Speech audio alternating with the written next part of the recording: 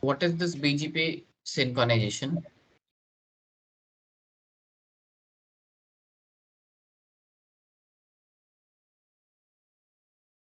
We cannot hear you. Yeah, can you hear me now? Hello? Yeah, now I can hear him. Okay, okay. Yes. So what is BGP synchronization? What is BGP synchronization rule says here? What does it say?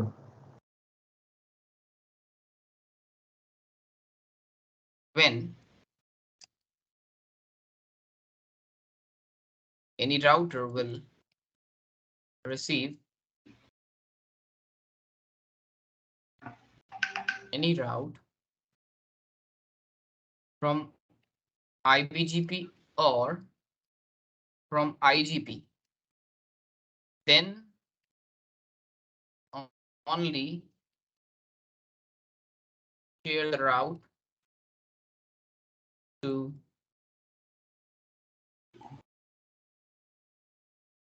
next neighbor. This is the route. It means when I receive any route from IBGP and from IGP protocol, this is the condition we can say. We are making a condition here.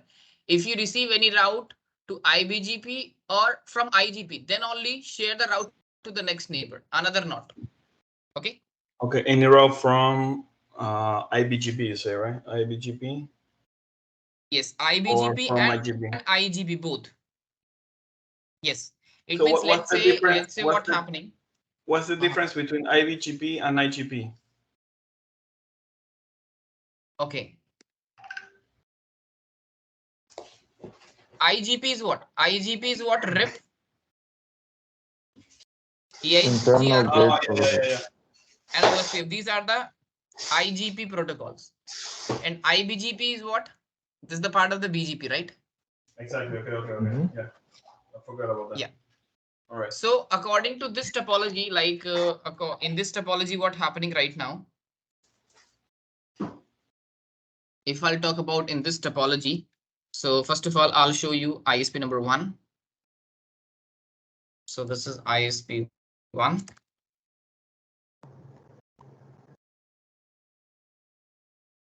In this ISP 1, do show IPBGP. Do show IPBGP. BGP is not there. Show on pipe section router BGP.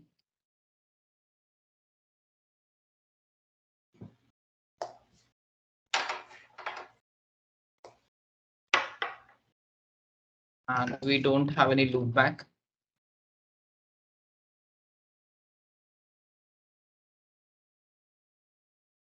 Yes, we have a loopback. So first of all, I'll make a neighborship with 30.30.30.30.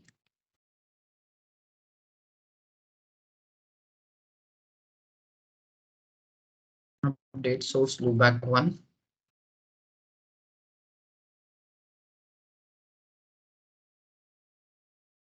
And on ISP 3.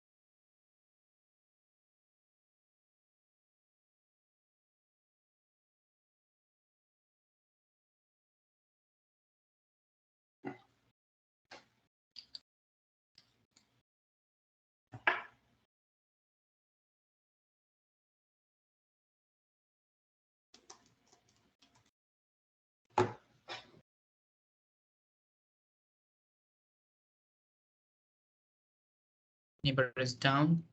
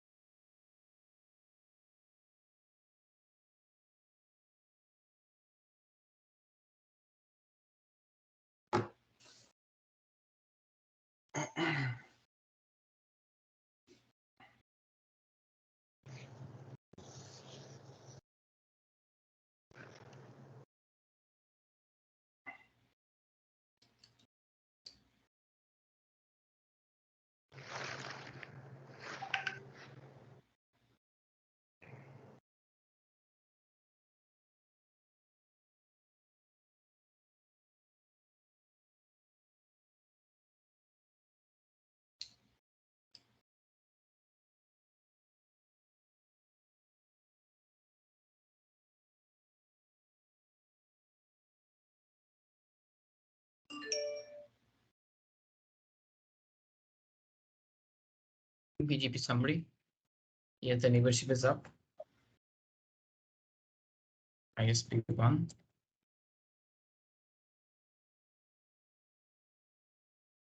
BGP summary. Okay, here the neighborship is down.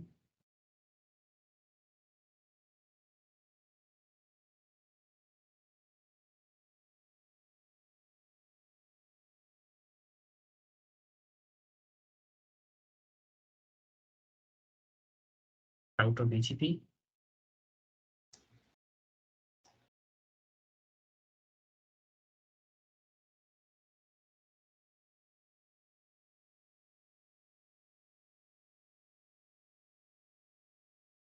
Thirty 100. Next hop self to clear IP BGP. Off. And on ISP3.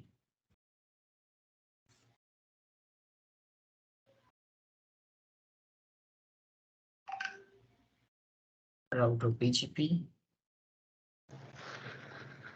I'm using this command. Yes, do clear IPBGP start soft to show IPBGP summary. And the neighborship is idle and idle. To clear IPBGP star. I'm doing hard reset. Let's go on R2. We need to check first of all the IP address. So there is no any IP address on R2. So first we need to configure the IP.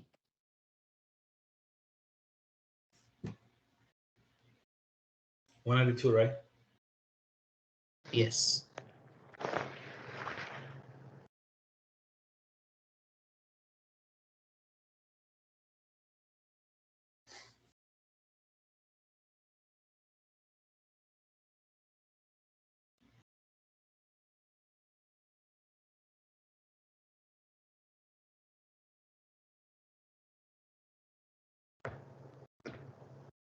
I'm saying my neighbor is 40.1.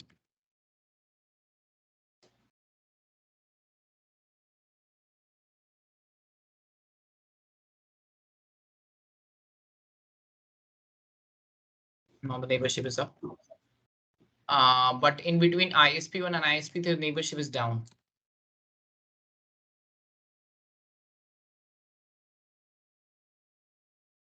See? Idle. Oh, idle. Yes. Here it will be showing what? In between ISP1 and ISP3. So what we need to do,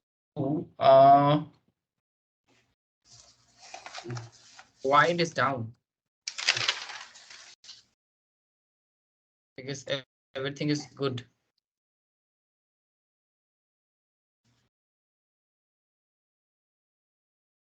Last time, the last command that we did was the EIGRP, right? To configure everything. I'll configure each and everything here. The But still, EIGRP configure? yes. Router. EIGRP 10.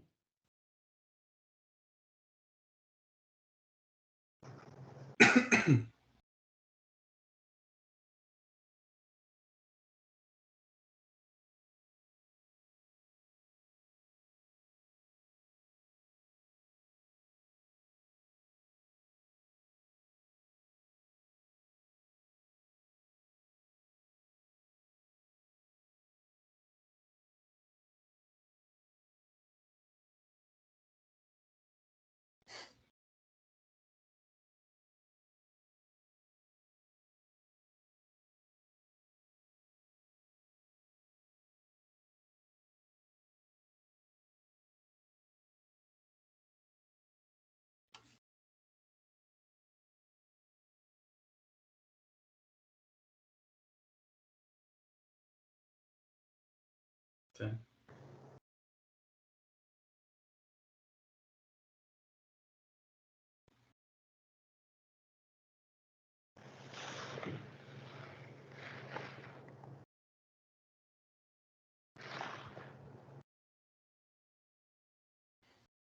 Yes, the neighborship is up now. Okay. Perfect. Everything is going good now. Everything is perfect. Let's go on R1. And just to check, this R1 will receive any BGP prefix or not. So it will receive 1.1.1.1, but they don't receive 2.2.2.2. So here we need to say what?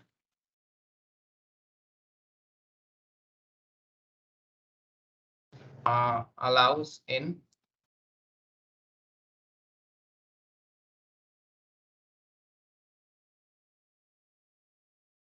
exactly same on R2.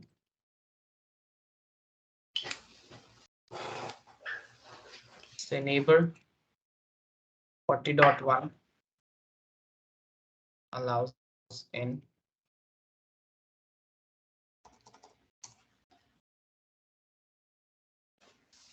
yeah. Now if I'll show you on R1,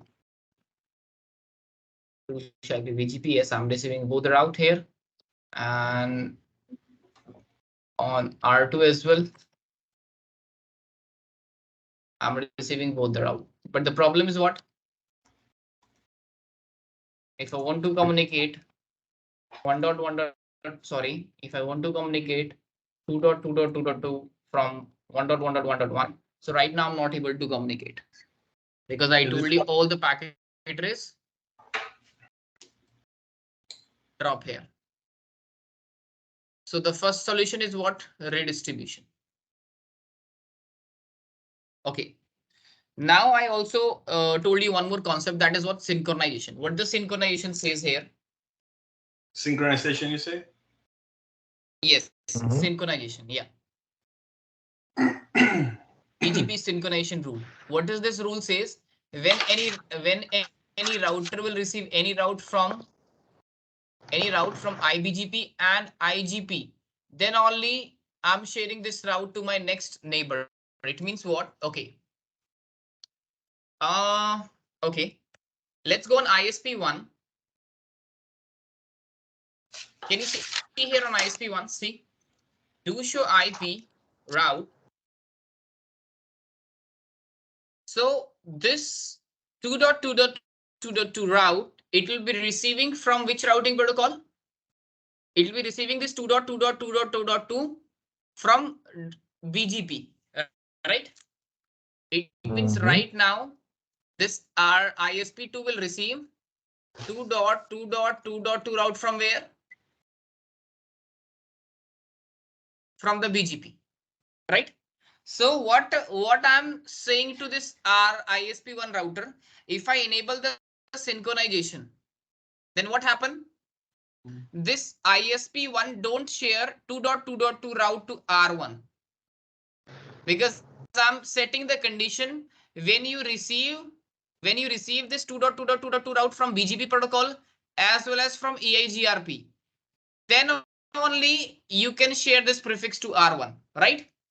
So right now ISP1, right now, if I'll show you in the BGP table, do show IP BGP, and if I'll show the routing table, so in this time, this 1.1.1.1 route, sorry, this 2.2.2.2 route, I'm getting from the BGP only, and I'm getting from where? I'm getting from 30.30.30. It means I'm getting this route from ISP3. Now what I can do, I'm enable the synchronization here. I'll say router BGP, sorry, say 100, and then say what? Synchronization. And then say enable. Okay. And now if I enable the synchronization, wait for a second.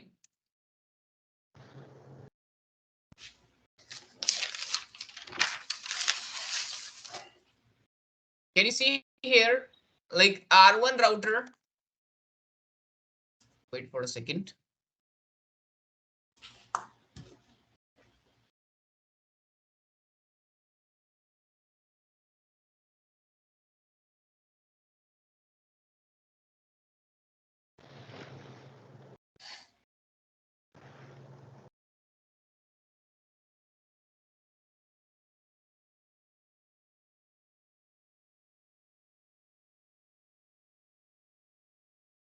Let's go on again.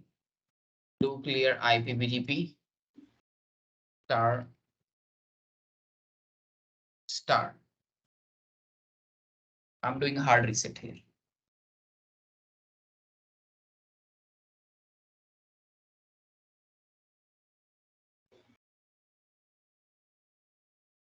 I'm enable the synchronization on these three routers.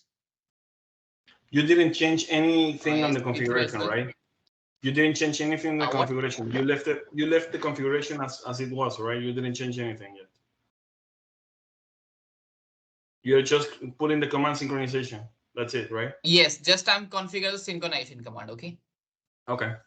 Yeah.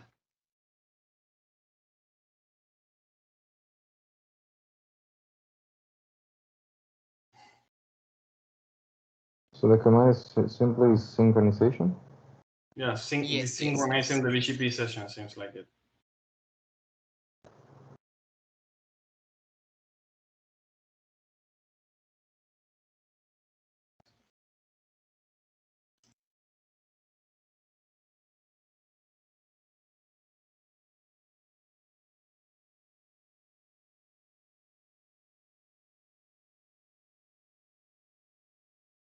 No.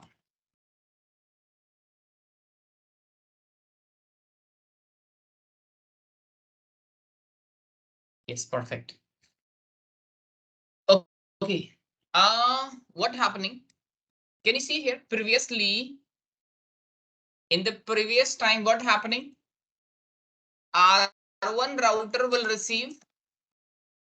Right now, R1 router is not receiving 2.2.2.2 route. Right or wrong?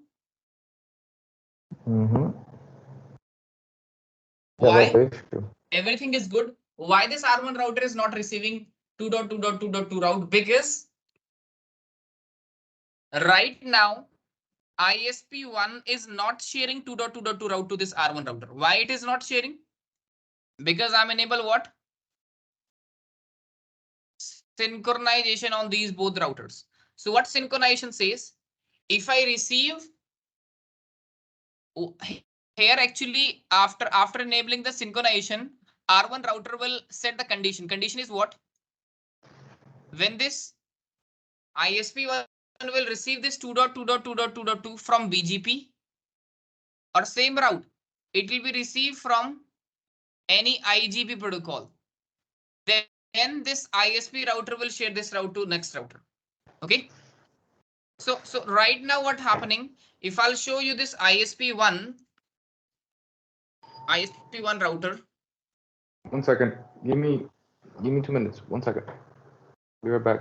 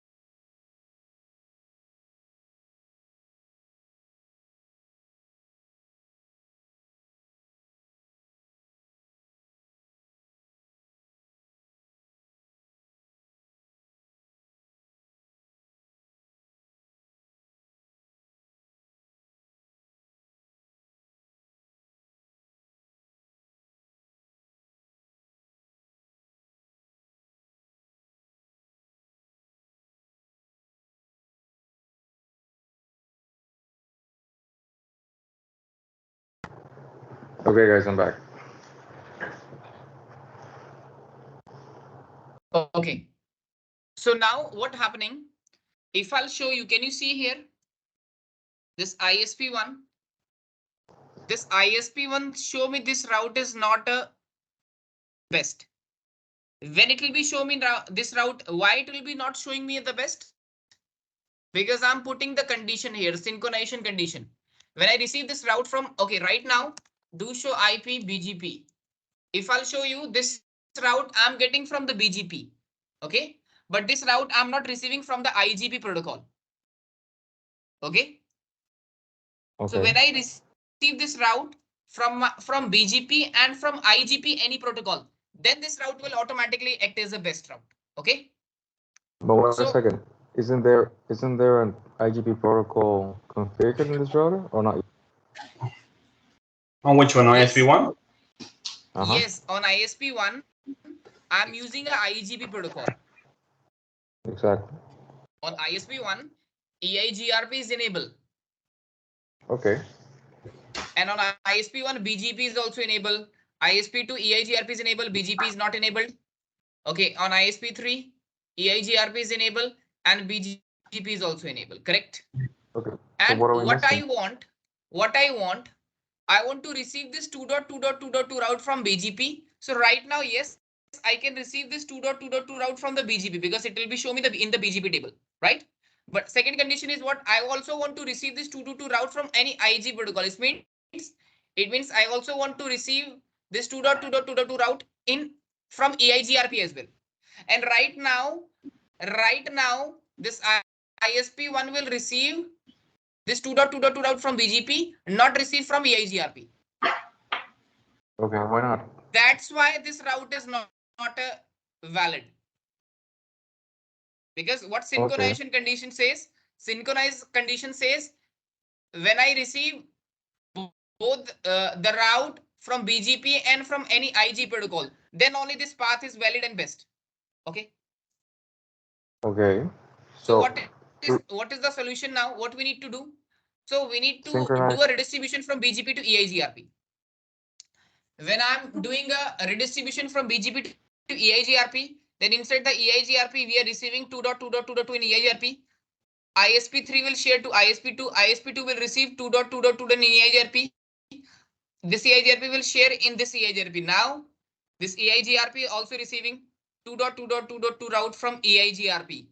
It means now the condition is done. The condition is complete because what synchronization condition says, when I receive any route from my BGP and IG protocol, then only I can share the route to my next neighbor, right? Okay, so then you have to use both synchronization and BGP distribution. Yes, correct. Okay, so let's go on ISP3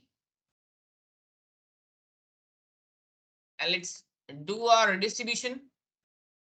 We need to do a distribution from BGP to EIGRP. So we need to say router EIGRP 10 and then say redistribute BGP, say 100. Well, and the matrix, and that's it. And enable the command, this command. So after this command, what happening? See, You will ISP, redistribute. yes, ISP1 to show IP route. ISP1 is also receiving this 2.2.2.2 route from EIGRP, right? I can receive this route from EIGRP as well and do show IP BGP. I can receive this route from the BGP as well. That's What is the R in the left? Yeah. Actually, previously they don't show me R, right? But now it will be show me the R. It means that is what rib failure. It means once it will be show me the R. It means this 2.2.2.2 route I can receive from the BGP protocol and the same route I can receive from any IGP protocol. It means this. Okay. Oh, so you're receiving it from both. Yes, I can receive the on both now. So and how do you exactly fix same that then? synchronization condition is also the same, right? Because synchronized condition says what? When I receive any route from my BGP and the same route when I receive from IGP, then only the route is what best. Then only that router will share this route to the next router. Now if I'll show you to R1 router, so yes, this R1 router, previously R1 router is not receiving 2.2.2.2.2. But now if I'll show you do shape BGP, so yes, I can receive this 2.2.2.2, right? That's it. wow. So this is what this is called synchronization condition. So wait, the condition is you need to receive, you receive the both routes from BGP and also from EIP, but you need to do BGP route distribution in the previous The synchronization. router. Oh my God. Yes. Same thing we are doing for 11111. Exactly same thing we need to do for 1.1. Sorry. Previously I'm doing the configuration for 2.2.2.2. Now we need to do a distribution for this 11111 as well. If I'll show you R2 router, see R2 router. So do show IP BGP. R2 router don't receive.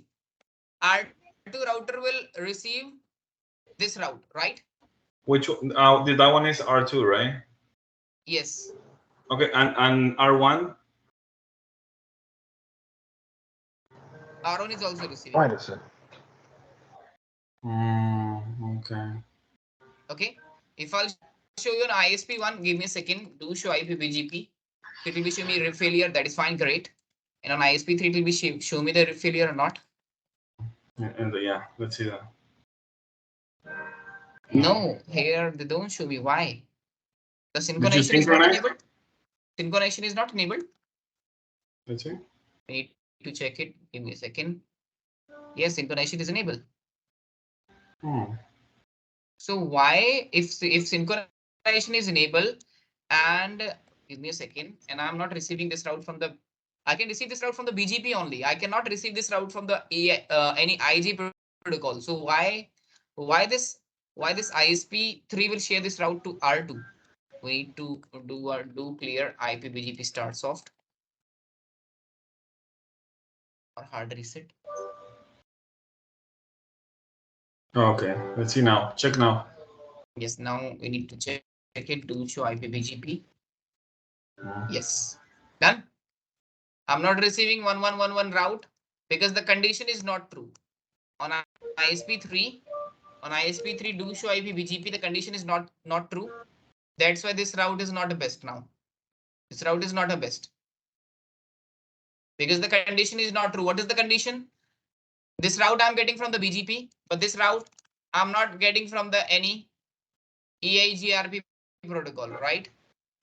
I'm not getting 1111 route from EIGRP, right? So what we need to do, Okay. let's go on ISP1 and perform the distribution router EIGRP 10, redistribute BGP, and then say 100, and then say matrix 100, 100, 255, 255, 1500, say enter. Do clear IP BGP start soft. Now if I'll show you on ISP3, do show IP route. So yes, I can receive this 111 route from where? From the BGP as well, because it will be show me from the EIGRP as well, DEX. Now if I'll show you the BGP tables, it will be show me the RIP failure. See, it means the condition is true. The condition is done. If the condition is done, now if I'll show you on R2 router previously, on R2 they don't show me 111. Now if I'll show you, so yes, it will be show me 1.1.1.1. Correct? Okay, so you need to configure both synchronization and BGP redistribution. Redistribution. Yes. Now if I want to communicate 2.2.2.2, source will be what 1.1.1.1. So yes, I'm able to communicate. So, but nowadays, now in the in network, in older network, we are using this synchronization feature. Okay. Nowadays, this synchronization feature is not using, right? So that's why we need to remove this synchronization and we need to remove this redistribution, right? So let's remove it from ISP1 first of all. Router. You should run 5/6 router BGP.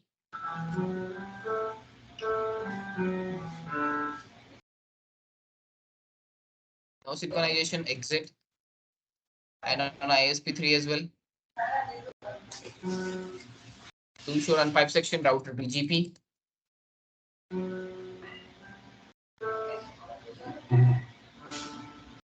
No synchronization, say exit. This one is SP3. So you mean no one is using synchronization anymore?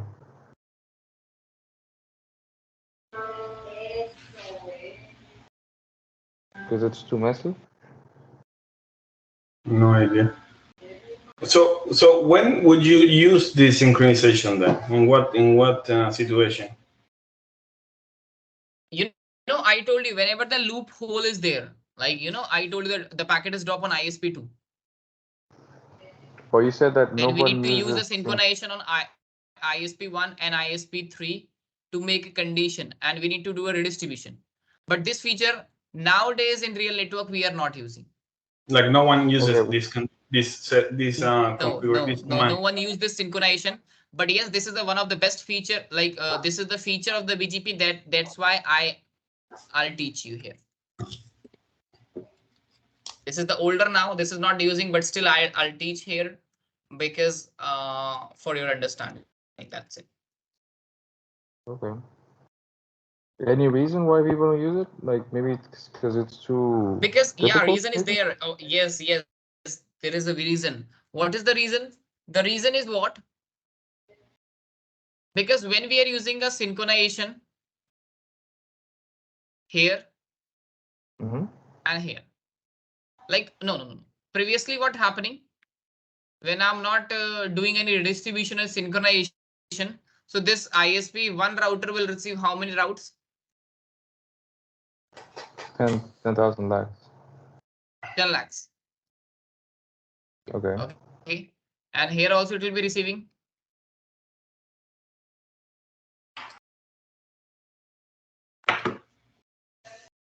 Right? But this router is not receiving this route. And if I enable the synchronization,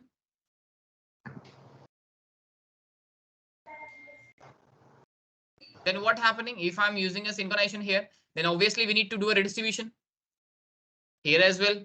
And here as well, we need to do a redistribution. So those 10 lakh and 10 lakh route, this ISP2 is also receives. It means ISP2 will receive 20 lakh routes. And no need to receive this route on ISP2. So that's why we are not using this synchronization feature. Because right now in ISP we have one in between these ISP we have one router. But in real network, what happening? We have multiple router here. Okay, if we have, let's say, if we have like these are the main routers, customer like provider routers, and after that we have this router and this router, and we have this router and this router and this router. So I don't want to receive those 20 lakh route on these routers.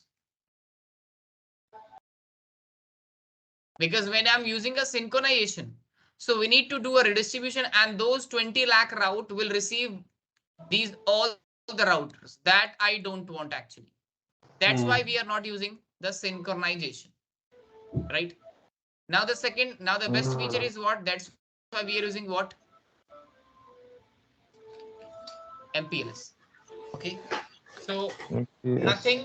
Yes. What happening again? I'll show you R1 router. Do show IP BGP. So yes, I can receive both the route here on R2 router. So I'll show you do show IP BGP. So yes, both the route I can receive here now. Now what happening? Yes, I can receive the route, but I'm not able to communicate. If I'll show you here, like do ping 1.1. Sorry, 2.2.2.2. Source 1.1.1.1. So I'm not able to communicate. Again, the packet is dropped on R ISP2. So what we need to do, we need to enable the MPLS. And we need to enable the MPLS on how many ports? This port, this port, this port, this port. Yes. Let's go on ISP1. But why we have to do that in this case? Why we have to do that in this case? Okay, because what happened? The packet is dropping here. Right now, this route I can share to R2 router, and R2 router is also share this route to R1 router. It means end-to-end route sharing is done. Right? Route so this is we are actually at this moment we are in the same situations that we were before. That we have ping and everything. That everything was okay, but we have no ping between them. Right? That's the situation. Yes, like right? In this topology, the problem is what everything is okay. The neighborship is up. Everything is okay. The routes is share, but the problem is what? Not able to communicate. This is the problem. Yeah, this is what happened before. Before we went to lunch, that we couldn't ping each other. Yes. Okay. So the solution is what? The solution was synchronization and redistribution, right? That's one way to do it.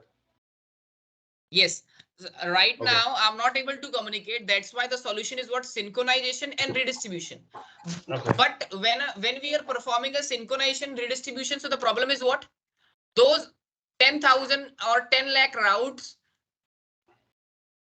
also receive, or we can say also install in ISP2 routing table. That I don't want actually. That's why we are using a MPLS. So let's go on ISP1 and just to say interface F0 by 0 and then say what? MPLS IP and exactly same command on ISP3 interface F0 by 0 MPLS IP and let's go on ISP2 as well and then say what? Just to enable the MPLS on both the interfaces.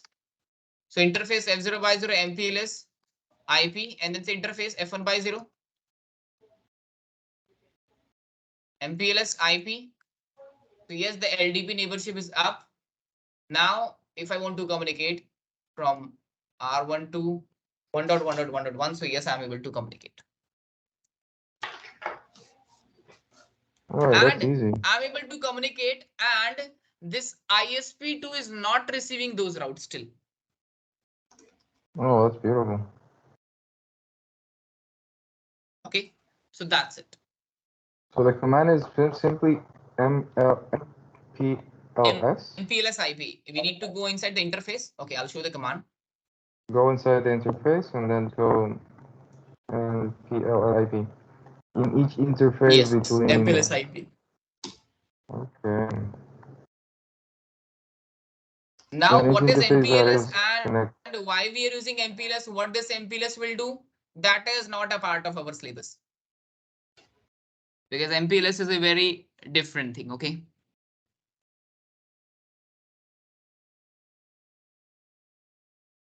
So in this topology, like what happening, always the packet is dropped on ISP2. It means this is we can also call the BGP backhaul. So to reduce this backhaul, we have a synchronization, and second we have a MPLS, right? That's it. So MPLS is way easier and way faster. And so it doesn't strain ISP2. So I don't understand. What is the difference between BGP redistrib and synchronization and BGP redistribution? When we did the BGP redistribution, it was basically the same result. I mean, we got traffic, but the router in the middle, the ISP2, still got receiving both lags and from both ends. So what is the difference using synchronization or just using BGP redistribute? Why would you use synchronization before? Like, what was the benefit of using sync and now using sync? Because at the end it was the same result. Synchronization, we don't have any benefit in the synchronization actually. Synchronization is only a feature of the BGP. Okay, that I told you. Actually, this is not on your syllabus, but still I told you here. Why? Because this is one of the feature of the BGP. So anywhere you can use this synchronization. Okay. If you want to make a condition like that. Okay. If you make a condition like that, when you receive the route from IGP protocol and same route you can receive from the BGP, then only share this route to the next router. If you want to make this type of condition, on that case, we are using a synchronization only. Okay. Okay. Yeah. So, guys, any doubt till this point? Anyone till now? Can you show me again the command of the? Can you show me the command again of the MPLS? Yeah, sure.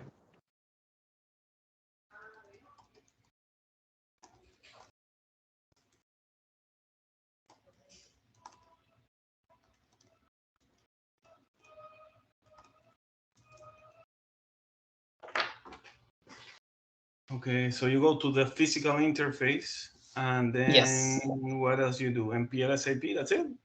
That's the whole Yeah. command? Yeah. Yes, that's it. Oh, it's easy. Pretty easy. That's it. So in this case, what is the function of MPLS then? Actually, I'm not able to tell those things because MPLS is a different thing actually. Okay. There are the very depth concept of MPLS actually. Okay. So from what you're telling me, from what you're telling me, you have another course on MPLS, right? Just I telling you the solution in real network. What is the solution? Because when you are using a BGP in ISP network, right? So basically what happened, we are using some mixing protocol, like we are using a BGP as well, we are using a MPLS as well, we are using a MP BGP as well, right? So on ISP, like how the BGP work on the ISP, that I can explain you here. If you are configure the BGP on ISP, so 100% we need to use the MPLS as well. In normal network, we don't use MPLS, right? But when you are using the BGP in the on ISP, and then yes, sometimes we need to use the MPLS as well. Okay. Okay. Right now, just I telling you the command of the MPLS, and that's it. This is not a part of your syllabus actually. Okay. Okay. Yeah, actually, what this MPLS will do, MPLS. Okay, I can explain you something. You know, like what happened router, whenever router will receive the packet here. So you remember the packet is drop here, correct? Why the packet is drop here? Because the route is not available in the routing table. But actually, when you enable the MPLS, so the router don't look up the routing table. A router will forward the packet basis of labels.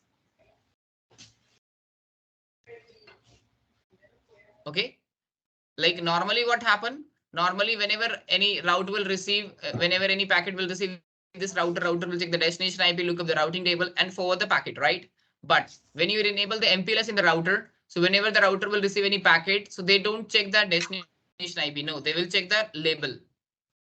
What is label? That we are not discussing here. Okay.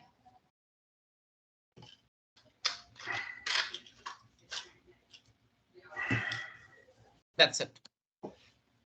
So this is all about the concept of rib failure is also I'm telling you, right? BGP synchronization, BGP redistribution we'll discuss later. Now let's discuss what BGP load balancing. This is what we want to know. Oh yeah, baby. Yeah.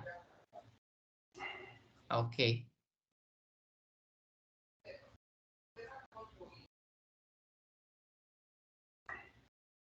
Wait a second, 1 second to organize my stuff. BGP load balancing.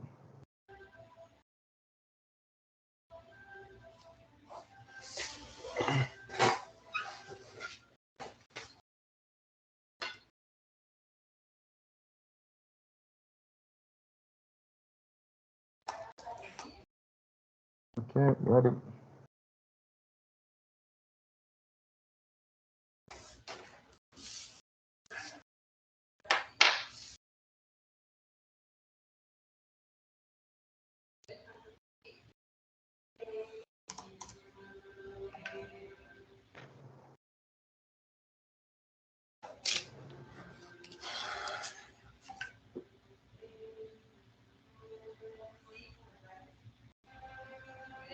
Now I'll make a topology.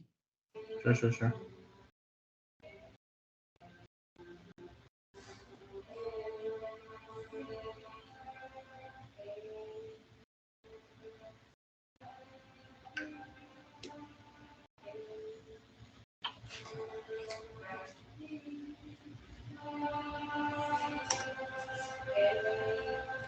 For the topology, can we do something similar as we have right now, so we can make more questions regarding that? Yeah. Okay, for example, in our case, we have one router, and then we have two different ISPs that are providing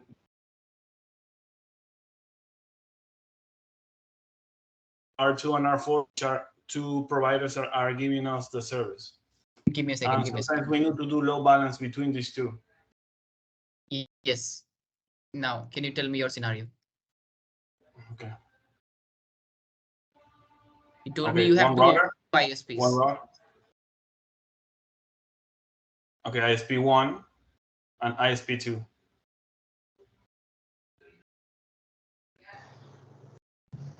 We have a router. This is an Arista that we have.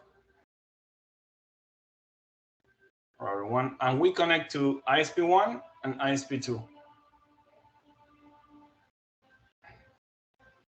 And we are establishing BGP connections with all our public routes to these two ISPs, basically. eBGP in both, exactly. That's how we have it right now. Okay.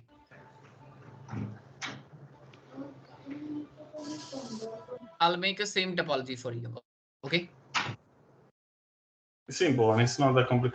Then I can give you more information about, because we have another router in another city, but for the moment we want to know how to make the load balancing this way. Yeah. Don't worry, I can explain. Let's say this is your company router, or we can call this is called edge router.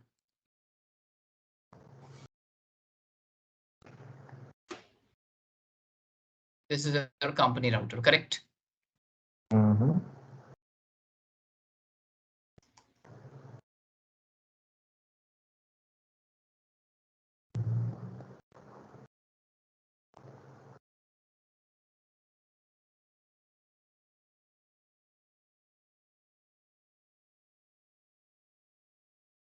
And you will take a two ISP connections from the ISP.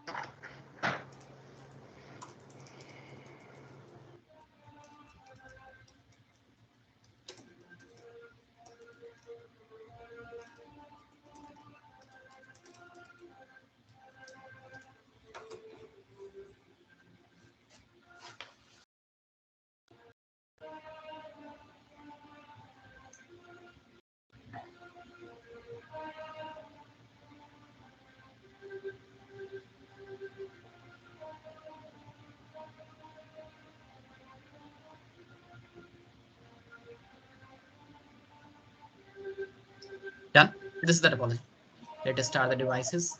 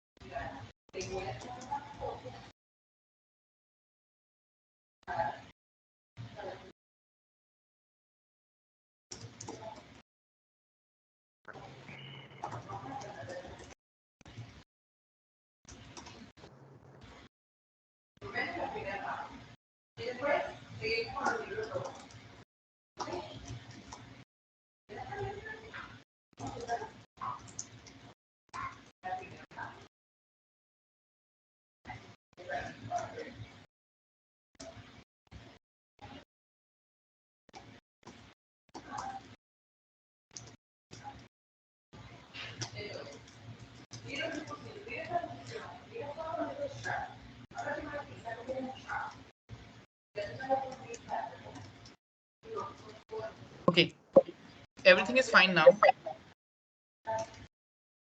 Now what I can do on ISP1, I'm using here what? AS100, right?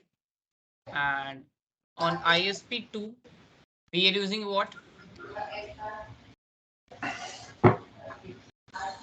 Again AS100. Okay. Well, in this case, we can do like we have different AS. For example, you can use AS200 and AS100. We can do the lab for different AS as well. Okay. First of all, I can explain you the same AS. Okay. Okay. Yeah, we will do both. And here also I'm using what? AS 100. And in between R1 and ISP here I'm using EIGRP protocol. See, EIGRP AS number 10. And here I'm using EIGRP 20. Correct? So let's go on first of all on R1 and configure the EIGRP. Router EIGRP 10, say network 10.0 and then say what? Network 1.1.1.1. Done? On R1. Let's do the same configuration on R4 as well here. Router EIGRP 10, sorry, not 10. Router EIGRP 20 now. 20. And then say network 30.0 and then say 1.1.1.1. Let's go on ISP1 as well. Router EIGRP 10 network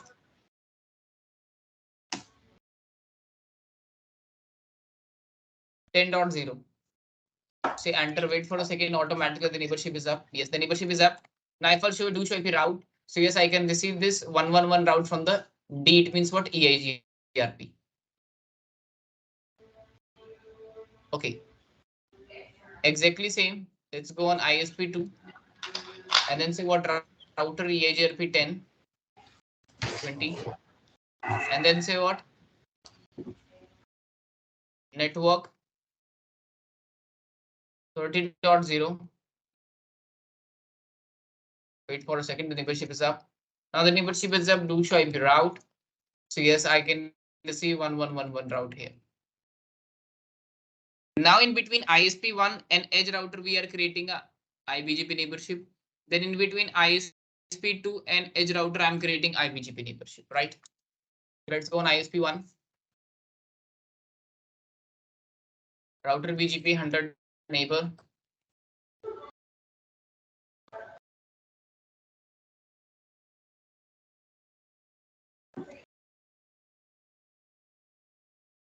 Okay. And here I'm saying what remote AS is what? It is 100. Okay. On ISP1, let's go on the edge device as well. Say what router, BGP say 100, and then say neighbor 20.1 remote AS will be what? 100. Wait for a second, the neighborship is up or not? 100, right? Because I cannot see it because it's to the right. There we go. Yes, the neighborship is up. Neighbor. I'm saying 192.168.40.1. And then say remote AS will be what? Again, it is 100. Now we need to go on ISP2 as well. Router BGP say 100. And then say neighbor is what? 40.192. Yes, 40.2. Wait for a second.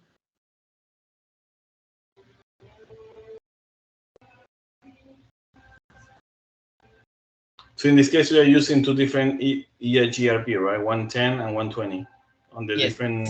Okay. Yes. Neighborship is not up. Why? Check edge router if you enabled the neighborhood with ISP2. In between ISP2 and edge router, the neighborship is not up. Yes. Maybe it's not configured in the edge router. I think configured the 20.1, but I don't know if you configured the 40.1. Okay, we need to check on edge router as well. Here I'm saying 40.1. You did. Strange. 192.168.40.1, that is good. And on ISP2, I'm saying 192.168.40.2, that is great. So why it will be showing me this problem? We need to check the IP addresses. Is it because oh, see? 40.4. And IP address is 40.1, right? Yep.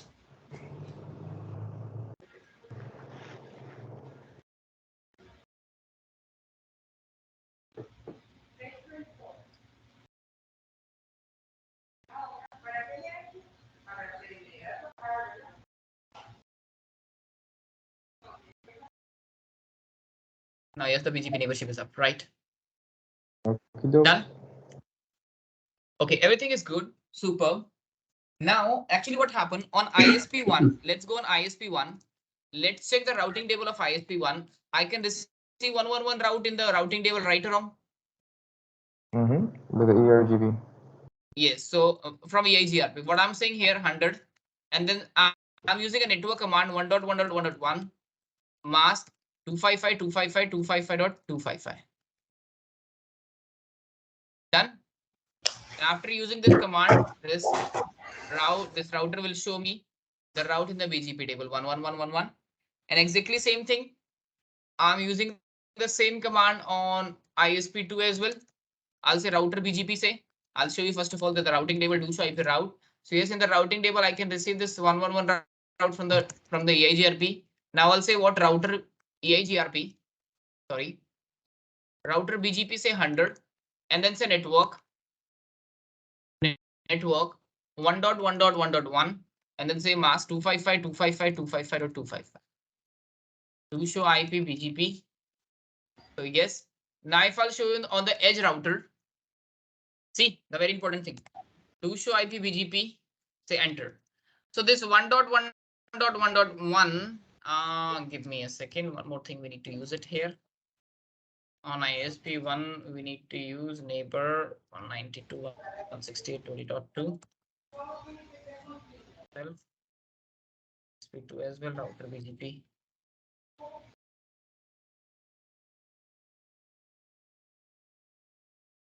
.2 next hop self.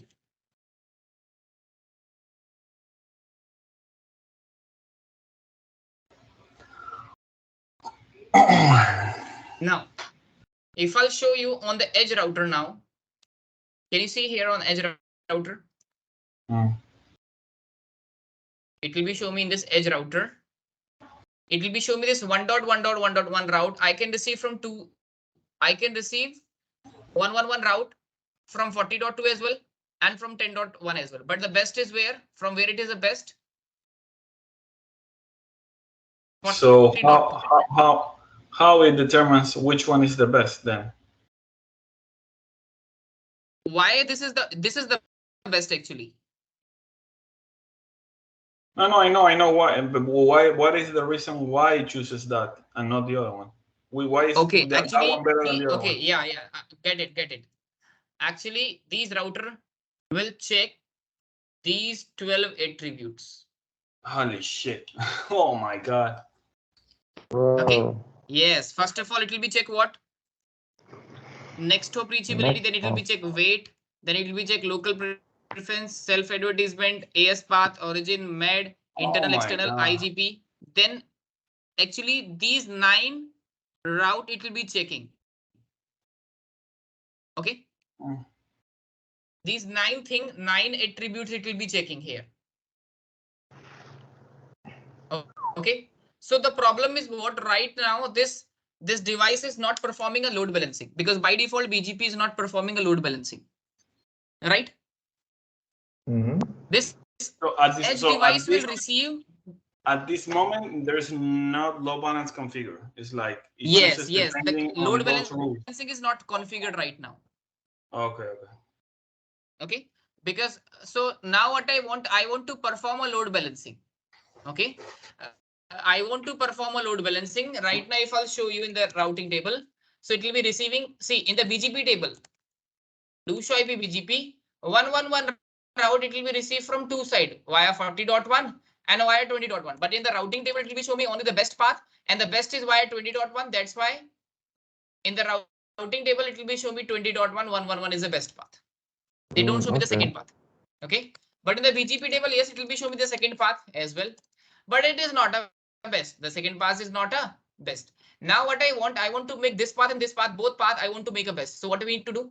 We need to performing load balancing. And how to enable the load balancing? Just to say router BGP, say 100. And then say what? Maximum path, IBGP, I'll say 2. If I'm saying 2, so if we have like two same paths, it will be show you 2. If we have 5, whatever, maximum limit is what? 32. So right now I'm saying what? 2 same path and then say enter. Wait for a second. Do clear. IPBGP. Start soft.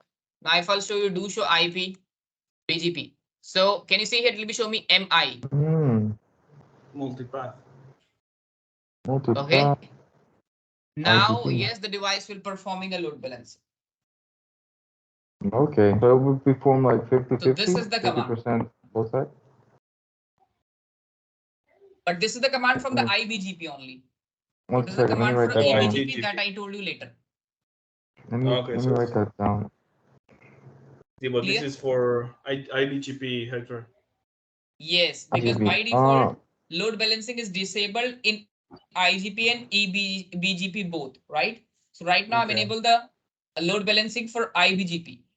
Exactly. And if you want to do a EBGP, what if we want more, like let's say more traffic to go to the other one, to the other connection? How do we change that? Then you need to say 3 or 4, whatever.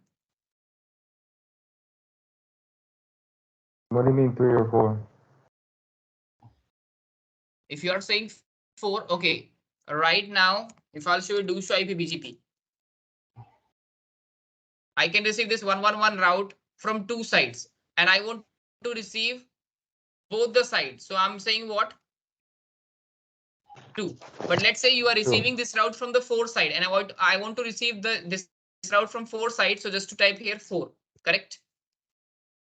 Okay, but what example I want to, let's say I want to receive from 20.1 75% and 25% only from 40. Exactly. No. This is, see, guys, you are telling me that is not load balancing. Actually, you don't know what is load balancing. There are 2 things, load balancing and load sharing. Okay. There are 2 things, load balancing and load sharing. You told me 50% traffic. You told me 50% traffic I want to send from here and 50% traffic I want to from here. So this is called what actually? So can we do load sharing in BGP? Load sharing. No. This is not. This is the load sharing. The balancing is what? Balancing is a different thing. Okay. Okay. Because one of the problems that we have is that, for example, we have a router, right? Our main router. Let's say that one, the edge router, right? And let's say that ISP1 gave us, let's say, 30 gigs of bandwidth. But then ISP2 gave us 10 gigs only. So, you know, sometimes it's kind of difficult to us to balance this traffic. Because on the other side of the router, we have a lot of clients that we have like a low balance right now, but it's not the way that we want it to be. It's like we want to, like Hector said, okay, we want, for example, let's say 75% go to this side, and then the other one is 25%. So we have more control actually. No. Wait. First of all, wait. First, I can explain you the difference between load balancing and load sharing. Then you can understand actually. No, we do you can explain it, okay, but we do kind of understand. But explain the load sharing if you want, and then the low balance, so maybe we can get something out of this. Yeah. First of all, I can explain the load balancing, right? Then we can do your task as well. Okay, don't worry. What is load balancing actually here?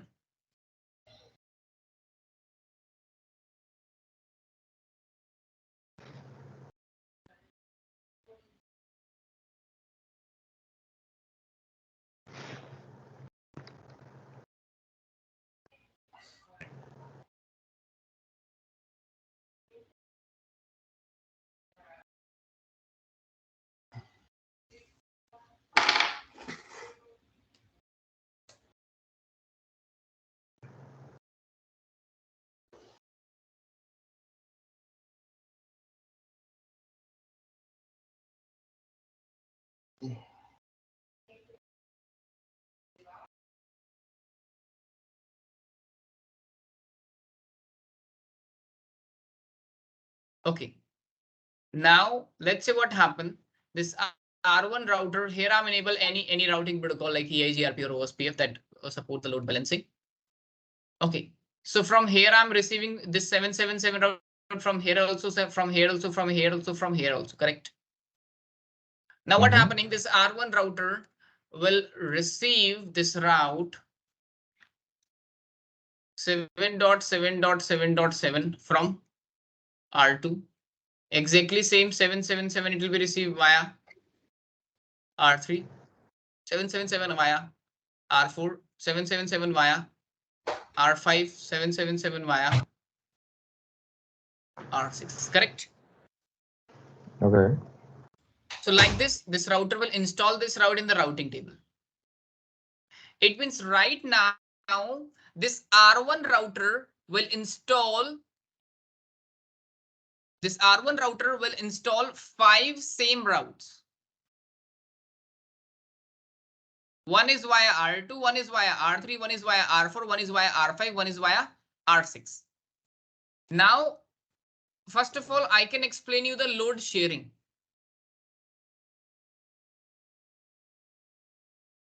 So in case of load sharing, what happened? Let's say this R1 router wants to communicate 7.7.7.7. So what happening?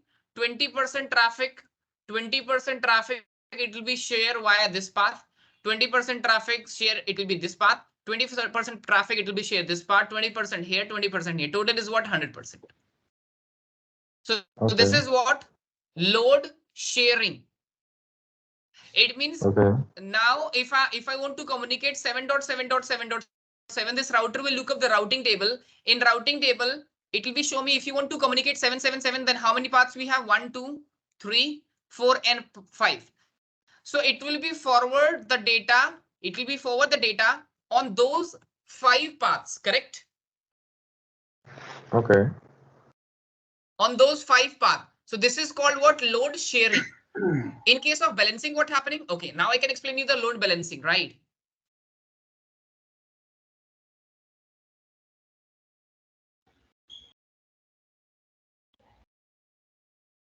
In case of load balancing, what happened?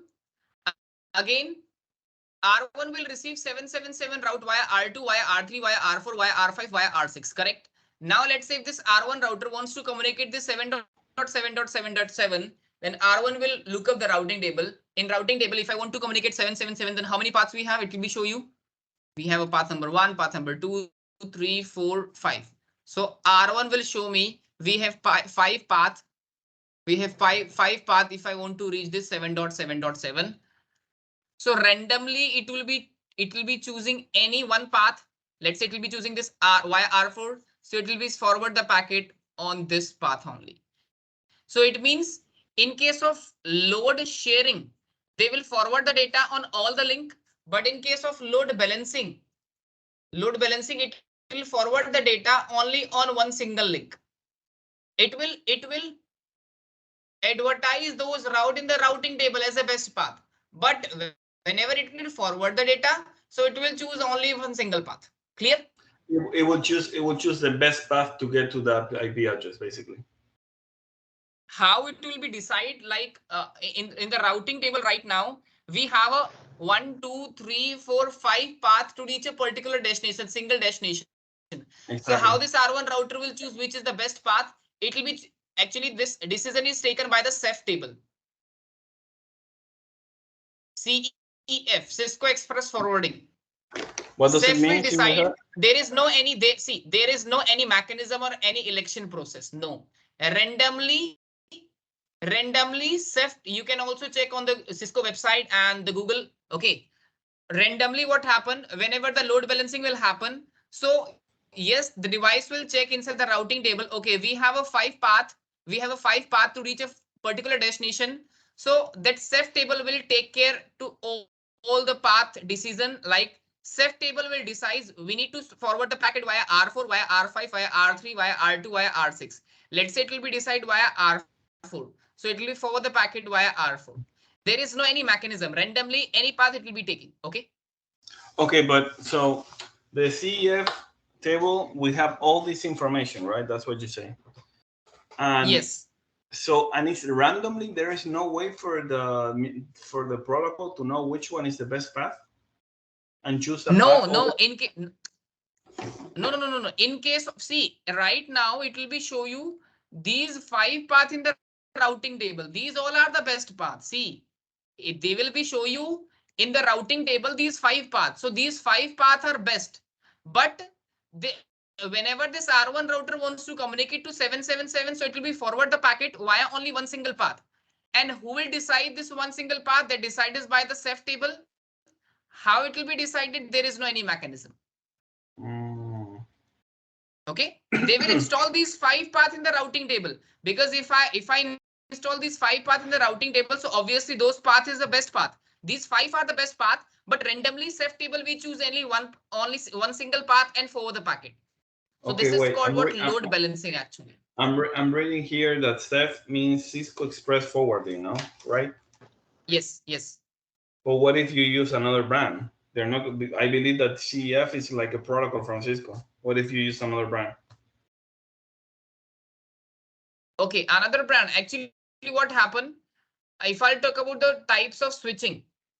Okay, I'll show you. Give me a second.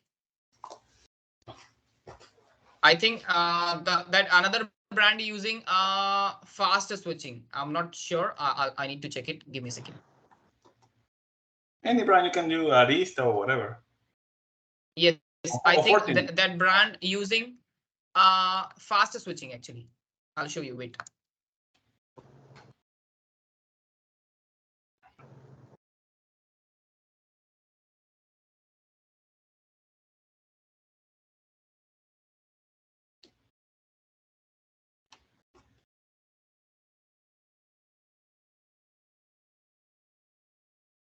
Yes, there are 3 types of switching: process switching,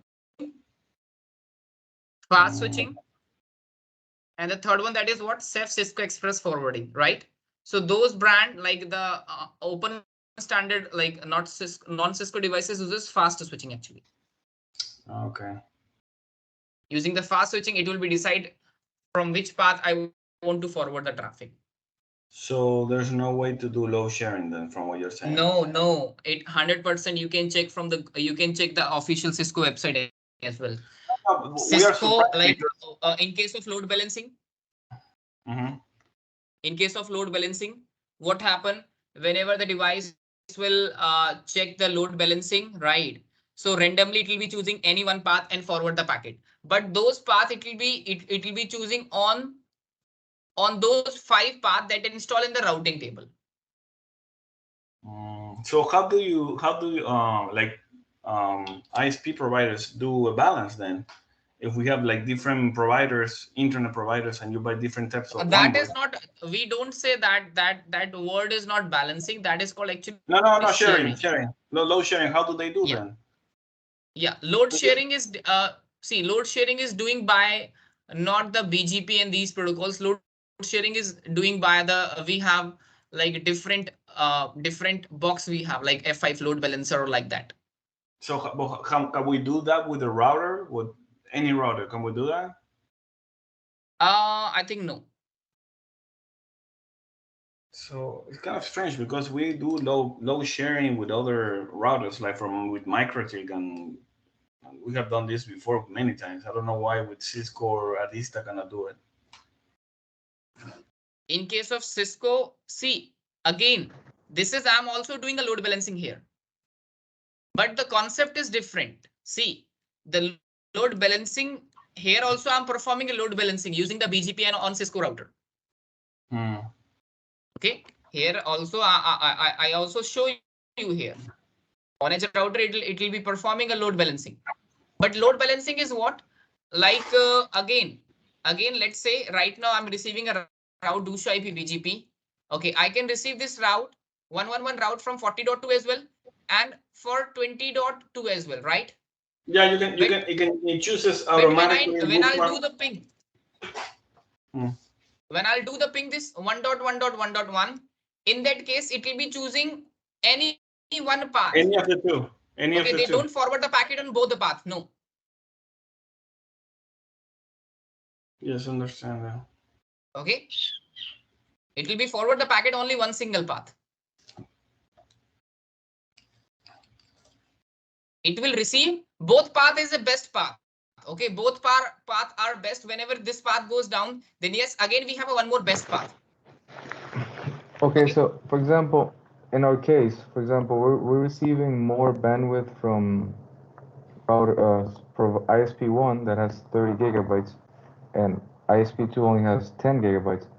But Okay, if on it divides ISP2, I'm receiving 10 gigabyte, right? exactly, and ISP1 And on has 30 ISP1, gigabytes. 30. 30 gigabytes. 30. 30. And the total consumption of our clients is 24 gigabytes. Then, but I don't want to saturate the 10 gigabytes. How does the router, instead of choosing randomly, the total device, yes, consumption is what? the consumption is 24 gigabytes. The total. Okay.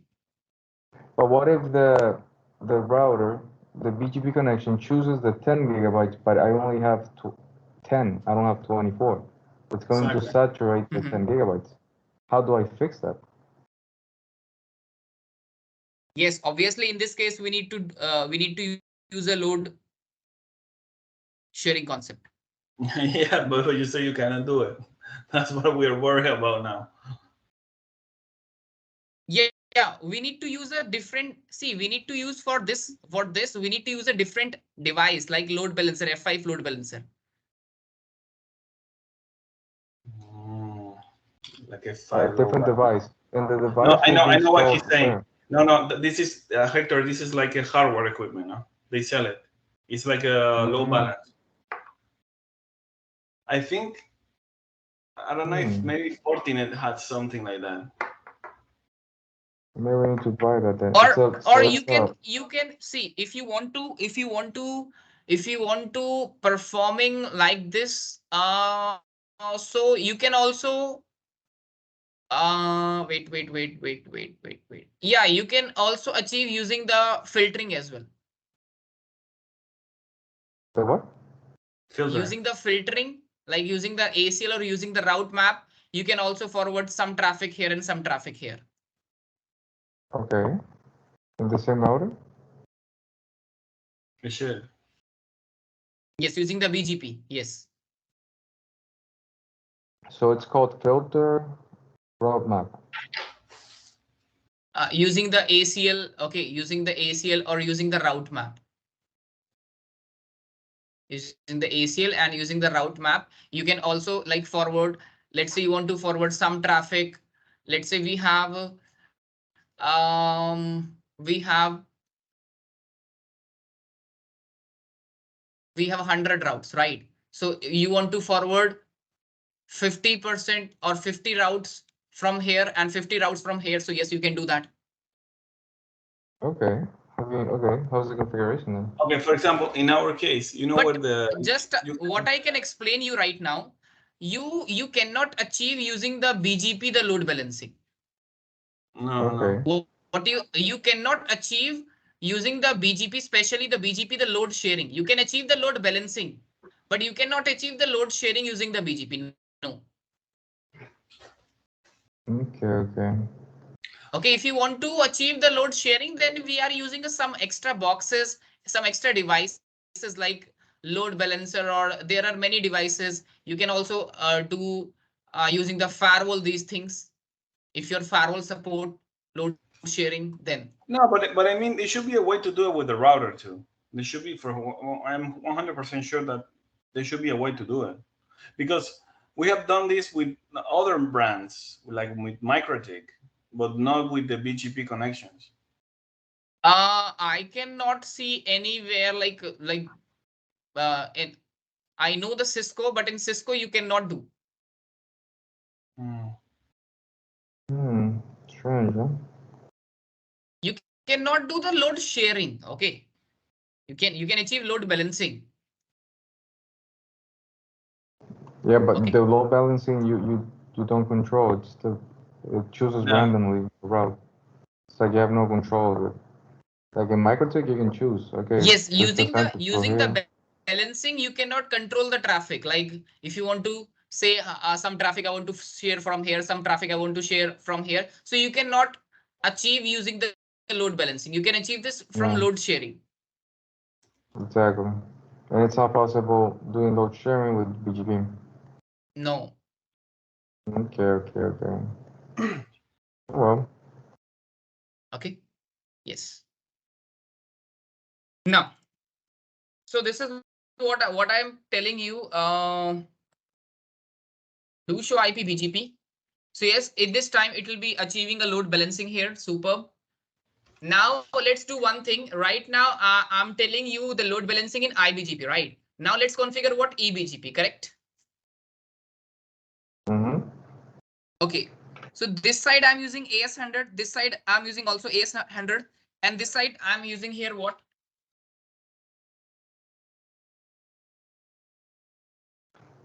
AS200. Okay. AS200, right? So let's go on ISP1. No router BGP and then say 100. On ISP2, just to say no router BGP say 100. And on the edge device also we need to say no router BGP and then say 100. Let's go again on ISP1 and then say what router BGP and then say 100. And then say neighbor. Who is the neighbor? 20.2 remote AS will be what 200. And let's go on ISP2 as well. And then say router BGP say 100. Say neighbor 40.2 remote AS will be what? Sorry, remote AS is not 100, it's 200.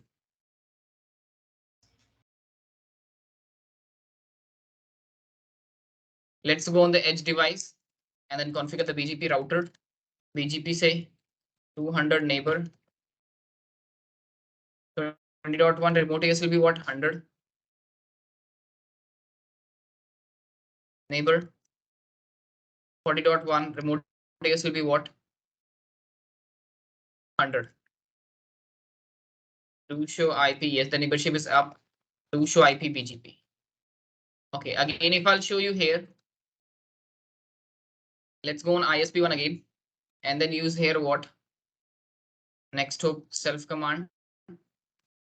And on ISP2 as well, use here what?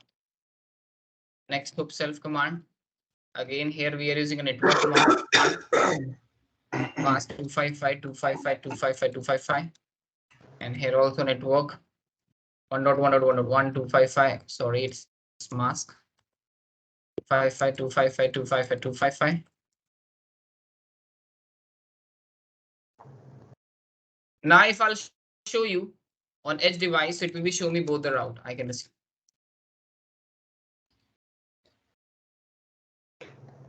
Yeah. Now I can receive this route from both the side, but they don't achieve the load balancing right now. And the route is best via 20.2. How it is best, that we will, because of attributes that we will discuss later. Okay. Now I want to make this path as a best path. So how we can do that? Just to say router BGP and then say 100. Sorry, 200. And then say maximum path. Maximum path 2.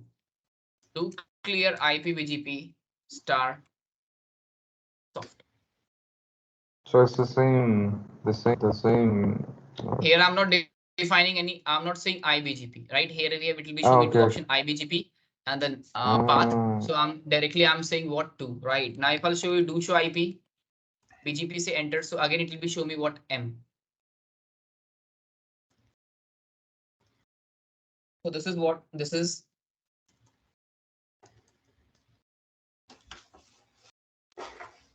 Okay. And if you think what? If you want to do, let's say on R1, sorry, this router you are using a AS200, right? And this router using a 300, sorry, 100. This router uses 100. This router uses 200. And if you want to change, this router uses 300. In this case, you cannot achieve a load balancing. Why not?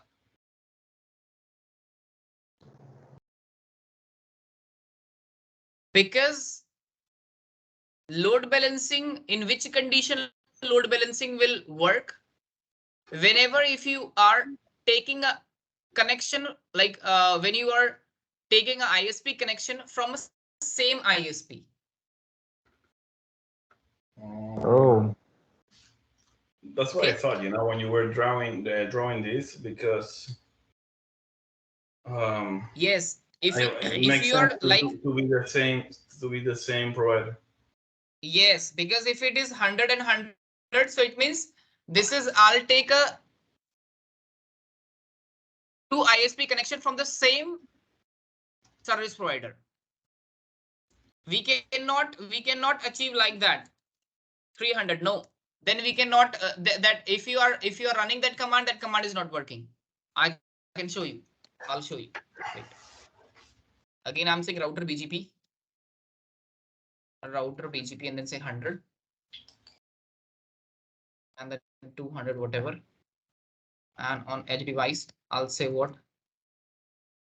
No router BGP. Say 200. On ISP2, I'll say what? No router. Now router BGP say 100.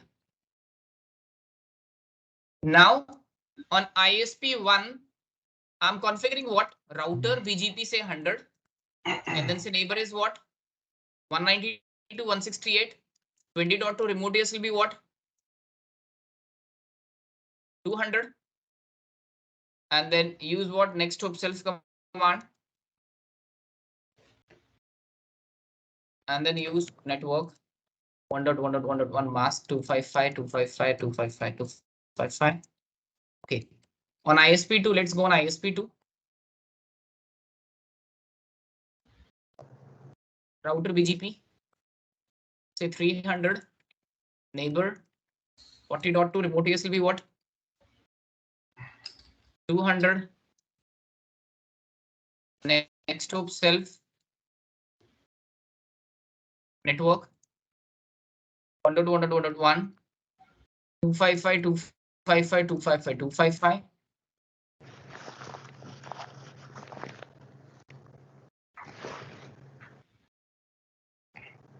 And then let's go on this edge device. Here I'm saying router BGP. Say 200 neighbor is what?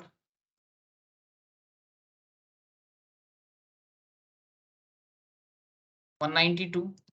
168.20.1 remote AS will be what? 100. Second is what? Second neighbor is 40.1. Remote AS is what? 300. The neighborship is up. First is up. Second, wait for a second. Neighborship. Yes, second is also up. Now if I'll show you, do show IP BGP. So yes, not receiving the route from both the side. Give me a second. It will take some time.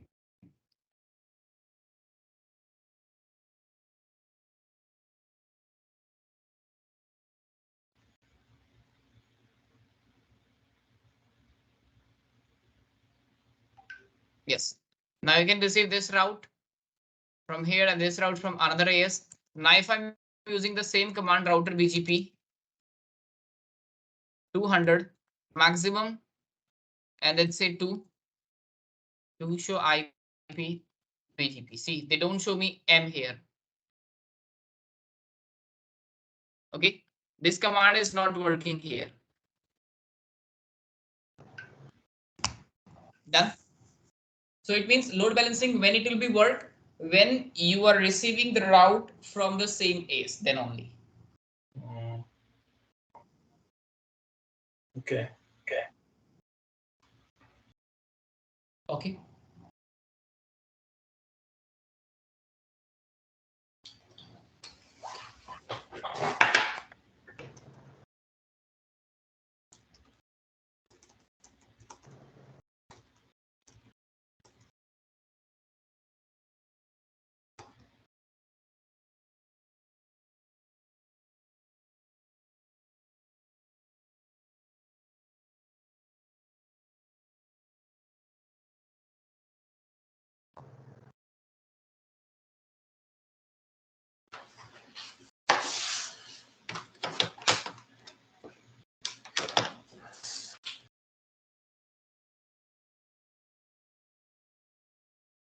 So yeah, guys, have any idea like normally how we are taking a connection, like how, let's say we have a company, right? Then how the company will take a ISP connection? Have any idea? Anything else? Well, What do you normally mean? it's establishing a eBGP connection with the provider. Oh yeah. Okay. Okay. One more thing I told you first of all. Okay, I'll make a topology. Let's take an example. This is the ISP. Right. So let's say if we have a small company, right? Then what the small companies will do actually? Small company, let's say in this company, we have some PCs. These are the PCs. Okay. And this PC is connected with the switch, right? Okay. And this switch is connected with the router. Let's say this is my R1 router. And this R1 router is connected with ISP, correct? So this is this like this is the small topology, small network. Normal network, traditional network, right? So in this type of network, what happening? Let's say here I'll take 99.1 and here I'm having 99.2 and here I'll have 10.100 IP address and here it is 10.1, 10.2, 10.3, 10.4 and then 10.5. So this is the topology. So in this condition, what I can do here actually, I'm using, default routing. Have any idea what is default routing? Default route or default routing? Yeah, wait, exactly same, default route. Yes. Default route is what? We will configure like this 0.0.0.0 like this, correct? Yeah. So what we need to do, we need to go on R1 and then configure the default route here 0.0.0.0 pointing towards 99.2. Right? So what happening after this configuration, what happening? R1 will show you a default route 0.0.0.0/0 pointing towards 99.2 default route in the routing table, correct? And we will also configure NAT here. Then yes, these users able to communicate with the ISP, correct? Yes. Yes. But so my concern is what if we have this type of network, like if we have a default route and I'll configure the NAT on the edge device. Let's say this is the edge device, right? So why we are using a BGP here then? What is the requirement? Like when we have a default route, easily we can communicate using the default route to the ISP. Then why we need a BGP? Yeah. Because you can get, like, for example, in our case, we get a range of public IPs, from for example, from LACNIC. And to distribute these IPs, we have to do a BGP session with the provider. This is the main reason why we use BGP. Instead of using the ISP's public IP, we use our own public IP. Exactly. Right. And the good thing is that if tomorrow, for example, I want to use the service from another ISP, I still have my own IP addresses and I can do BGP with my own IP addresses to the new ISP. Okay, so let's say you are saying I'm using a private IP address, right? So actually this 99.1, like 99.99.99.1, this is the public IP address. Okay. This public IP address I'll take from the ISP. Exactly. Right? So that's exactly how we do it. Yeah, we can also use here as well. Like we will doing a NATing here. Okay, we are doing a NATing whenever any traffic is came here. So all the traffic is NAT on this public IP address. Here also I'm using a public IP address with default route.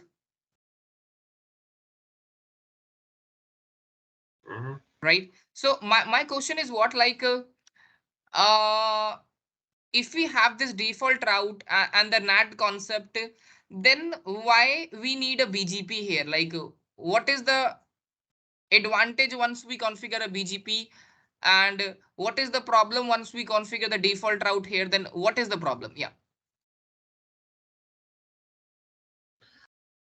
Well, technically, the thing is, if you are using, I mean, in this specific scenario, if you're using NAT, I mean, you're sharing not this specific scenario. Let's say, okay, let's say I'll actually what happened in this type of topology. If we have this type of topology, so no problem. This is a very small topology, right? But Exactly. Let's take an example. I'll give you one more scenario.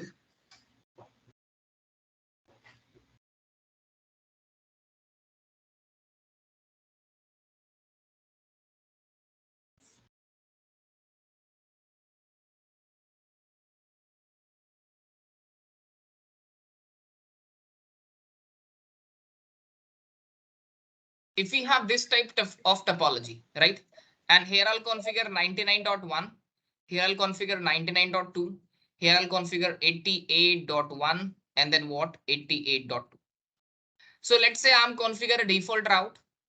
On R1, I'll configure the default route 0.0.0.0/0 pointing towards 88.1. Again, I'll configure 0.0.0.0/0 pointing towards 99.1. All right. So once I configure like this, then what happening? Then in the routing table, it will be show me 0.0.0.0 pointing towards 99.1 and 0.0.0.0 pointing towards 88.1. Yeah, you have two default routes in this case. So in this time, what happening actually? They don't like we don't have power to achieve a load balancing. Okay, Because when we configure like this 2 default route, so this router will install only 1 default route in the routing table. And we cannot achieve a load balancing here. So that's why we are using a BGP. That's why we are using here what? BGP. Okay, border gateway protocol. So what happening now? I'll show you here like types of customer. So the first is what? That is what? The first is what? That is single homed. Okay, single homed customer. The second is what? That is dual homed customer. And the third one, that is what? Single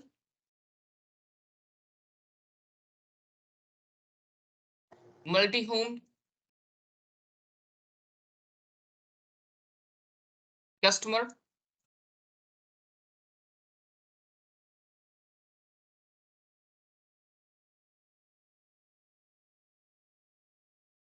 And the fourth one, that is what?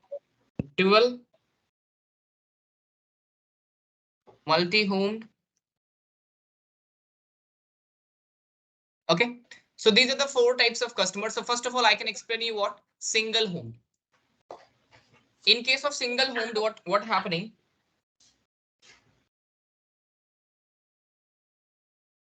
This is ISP.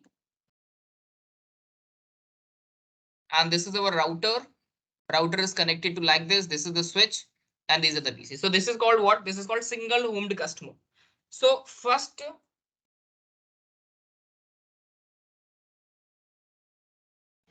so in this type of network, we are not configure a BGP.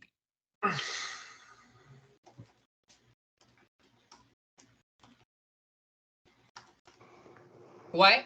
Because if you want to configure a BGP in this router, so first of all, we need a higher series of router, or we can say high configuration router, better configuration router, right?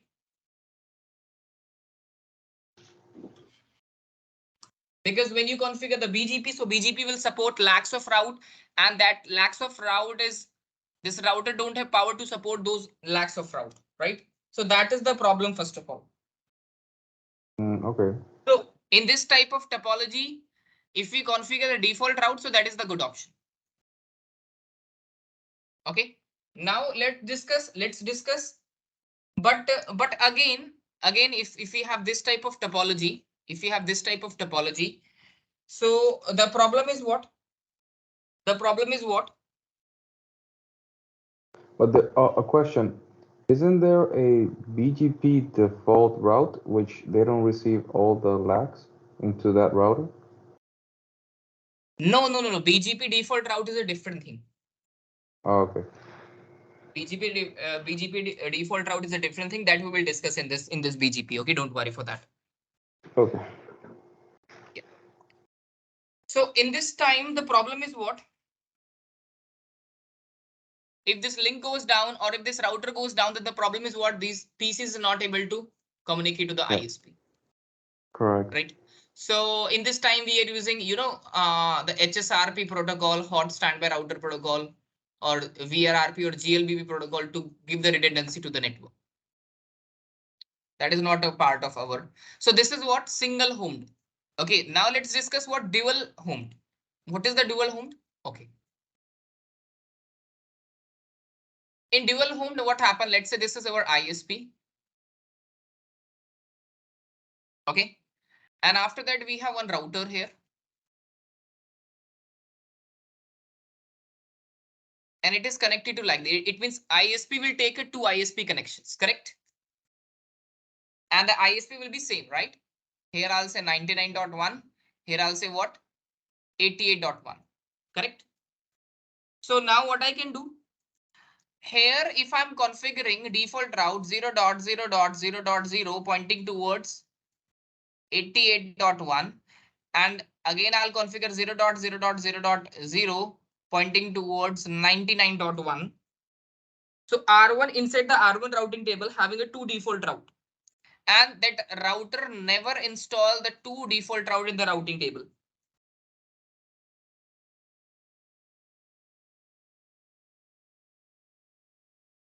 Okay, because they won't Okay. do load balancing. Yes, it means, or we can say that like if I configure the default route to default route, so what happen? Let's say first I'll configure this one 88.1. So all the traffic is go via the first one. It means the second is not utilization. It means if I'll take 2 ISP connection and if I configure the default route, then at the same time the one link is working. Let's say here you are taking 8 Mbps or link, or here you take 10 Mbps of link, okay, from the ISP.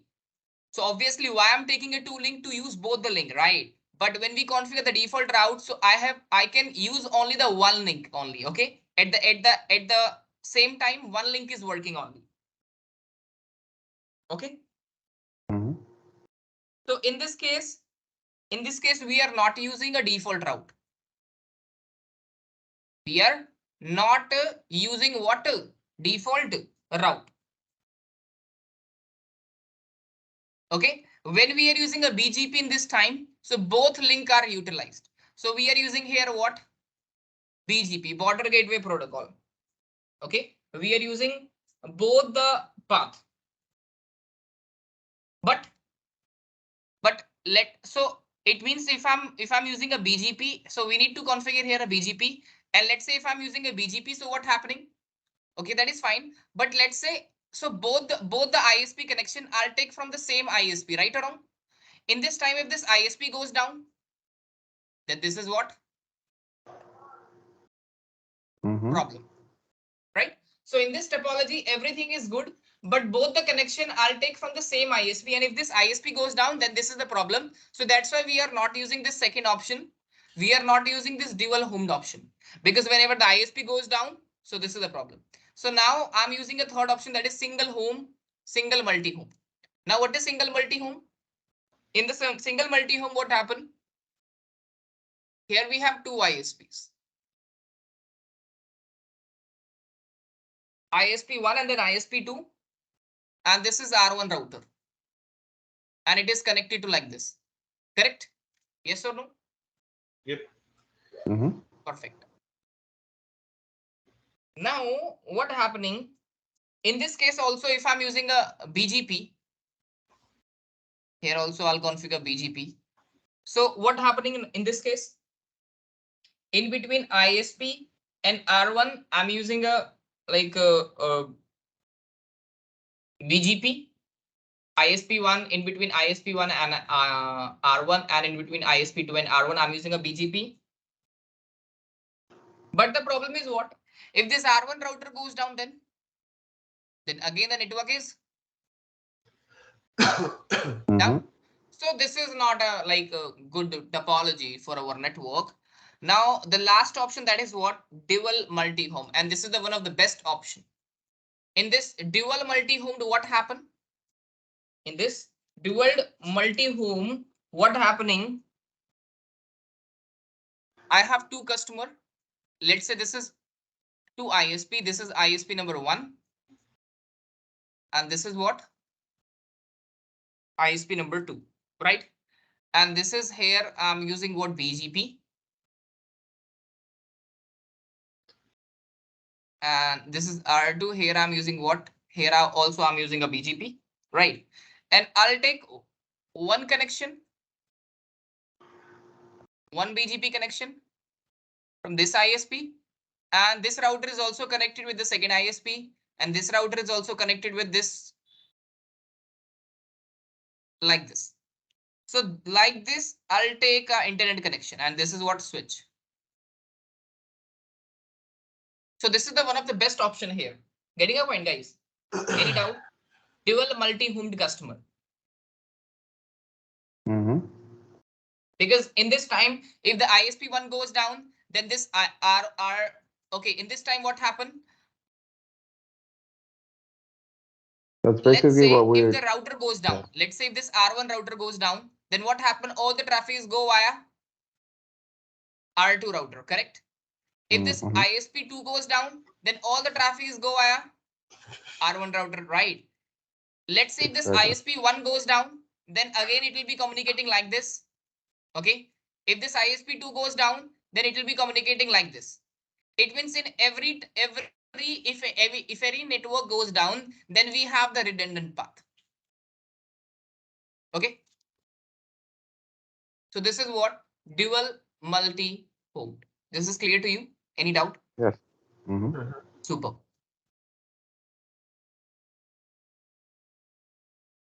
Okay. Now let's discuss here what customer types is done. Okay, one more concern, and this is we can say this is very depth part.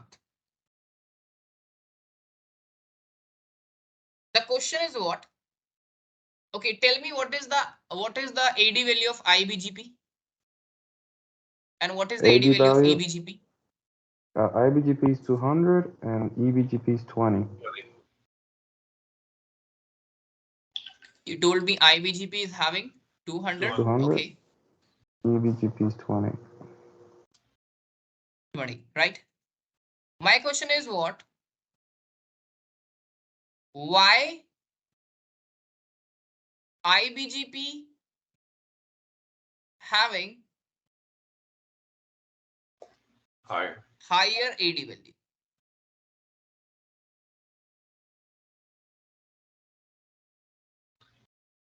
Is there any reason like IBGP having higher AD value and EBGP having lower AD value? Have any idea? I was going to ask you this question on the first day, I remember. Yes, I know that. So have any idea why? What are the reason like IBGP having higher? On that time, I'm not telling you why, because what I think first of all, I can explain you the BGP. Then again, I ask this question, then just I checking you. Now you know why IBGP having higher or EBGP having lower. Because approximate half BGP is finished.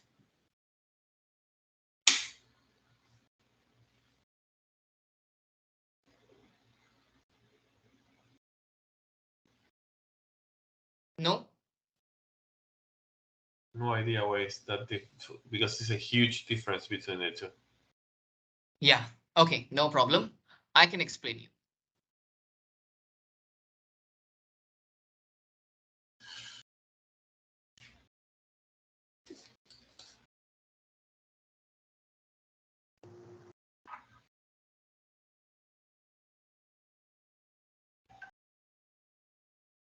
So let's take an example.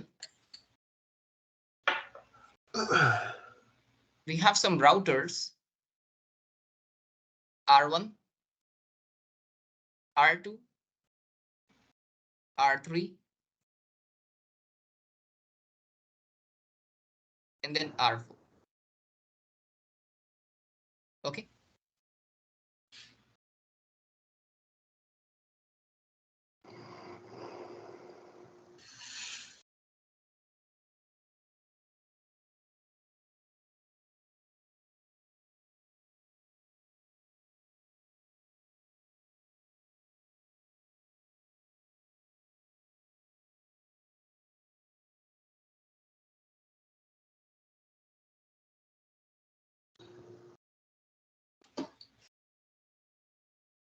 Okay, this is the topology, and in this time, all the routers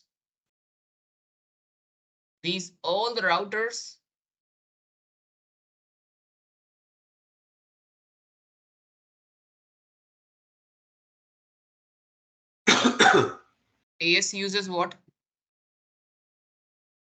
100. Okay. And here also I'm running a EIGRP as well. So EIGRP is also using AS, let's say 100. sorry, let's say 10, correct? Mm-hmm. And R8 router having 10,000 of routes, correct? Mm-hmm. Right or wrong? Okay. Okay, perfect. So in this time, what's happening? R8 router will receive 10,000 of routes, and what I want, and exactly same like R8 router will receive 10,000 routes, right? So it means right now what happening? R7 is also receiving 10,000 routes. R5 is also receiving 10,000 routes because the same protocol we are running in these routers, right? So it means what happening? This R2 router is also receiving what? 10,000 routes, right or wrong? Mm-hmm. Okay. So can you see here on R2 router? On R2 router, I'm running a two routing protocols. Which one? Yeah, GRP, BGP. BGP. EGRP. Perfect. BGP and then what? EIGRP. Super.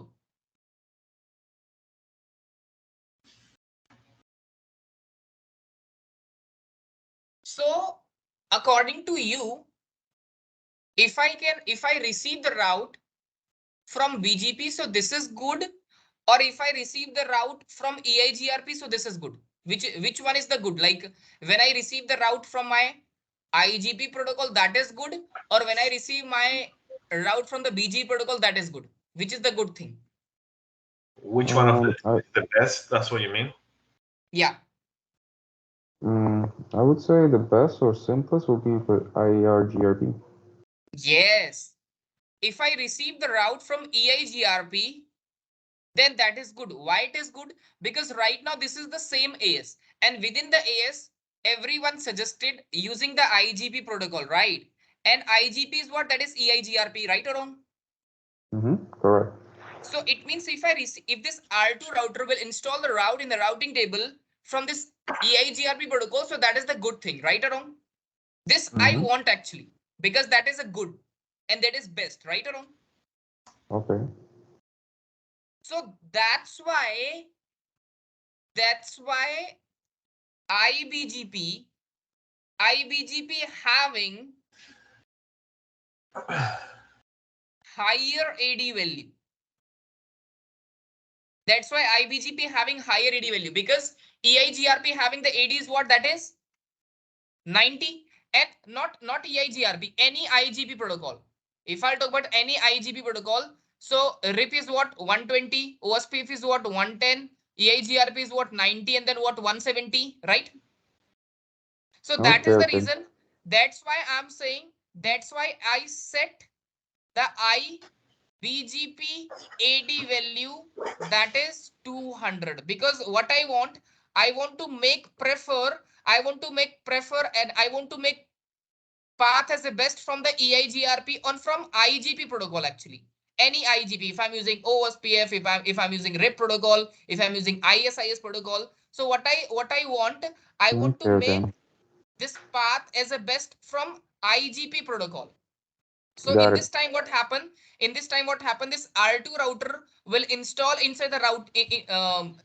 This R2 router will install the route inside the routing table from the IGP protocol, 100%. Because BGP, like IBGP having an AD value 200, and we know lower AD value is the best, right? Lower AD value is the best. So which one is having a lower AD value? IGP protocol. IGP protocol having a lower AD value. That's why this R2 router will install, and that's why R2 router will show me the route inside the routing table from IGP protocol. Correct? So this is the one of the reason. That's why the IGP having a higher AD value. Clear? Okay. This thing is clear. Got Any it. doubt? Yes. Yeah. So you basically Super. it's a rule to force the router to choose the preferred path, which is IGP, instead of using Yes, BGP, obviously, which is because we know the IGP protocol we are using within the AS, and I want whenever I'll receive any route from my same AS, So IGP protocol will install the route in the routing table, right? So that's why once we that's why Cisco will recommend, that's why Cisco will set AD value, set the IBGP AD value higher than all IGP protocols. Okay. Yes. Now the second concern is what? Okay.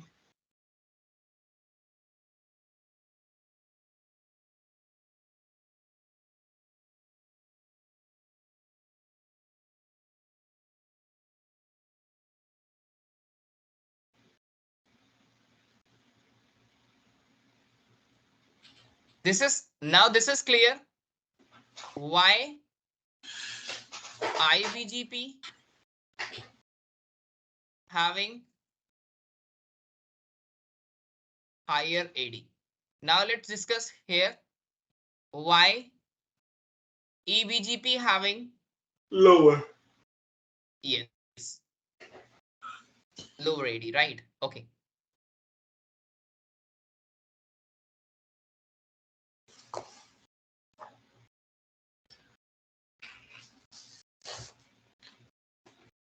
Guys, give me a second. Okay. Sure.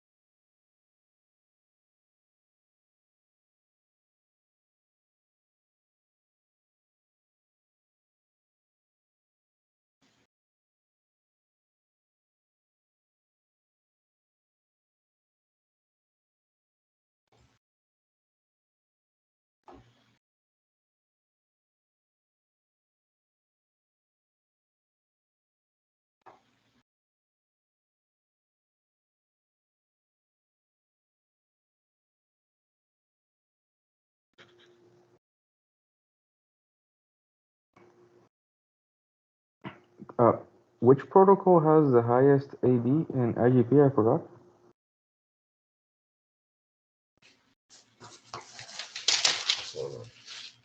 Was it OSPF or?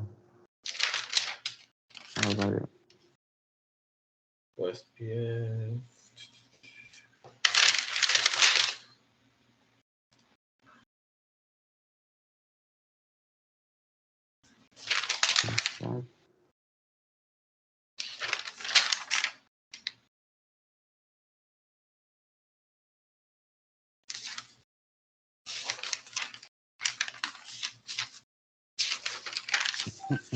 Mm.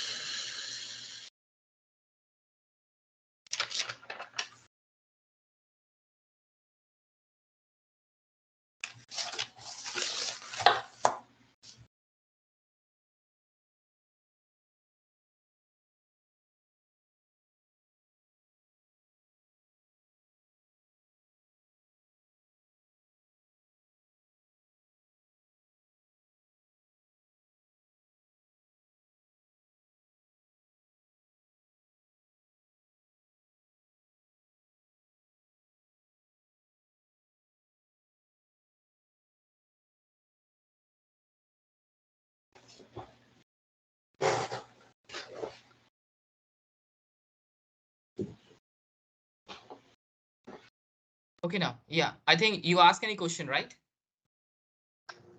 Yes. I was wondering what was Have any question? It's okay. It's okay. It's okay. I already found the answer. Thanks. Okay.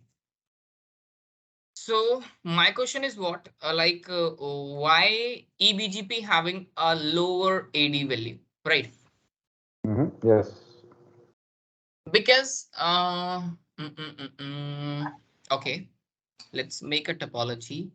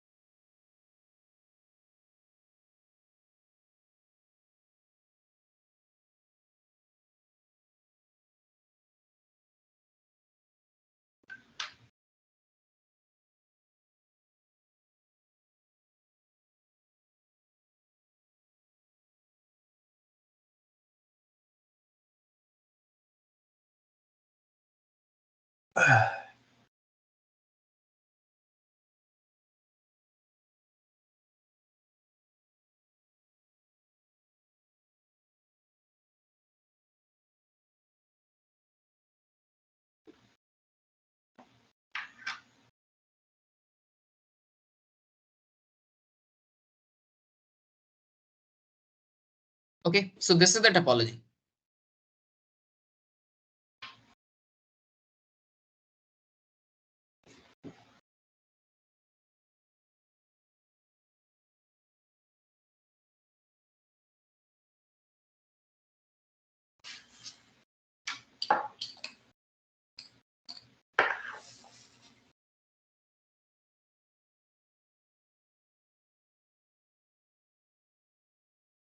So what happening?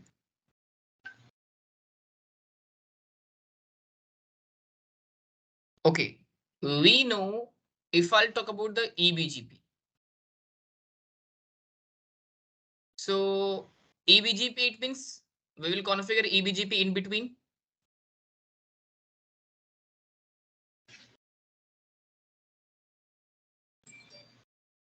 Different AS, correct? And if we have different AS, so obviously we are having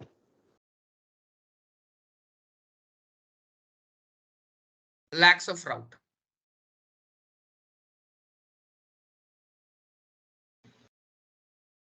Okay, we are having lakhs of route. Okay, so let's take an example.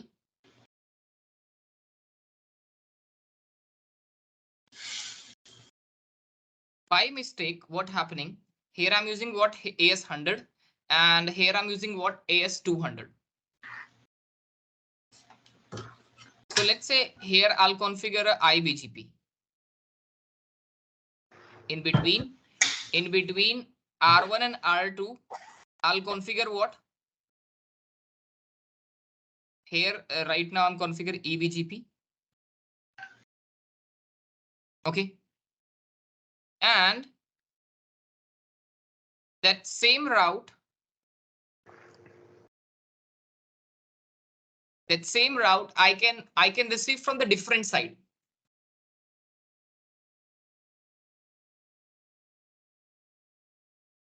Okay, that same route I can receive from the different side. Or let's take an example. Let's say we have one more router, that is R3.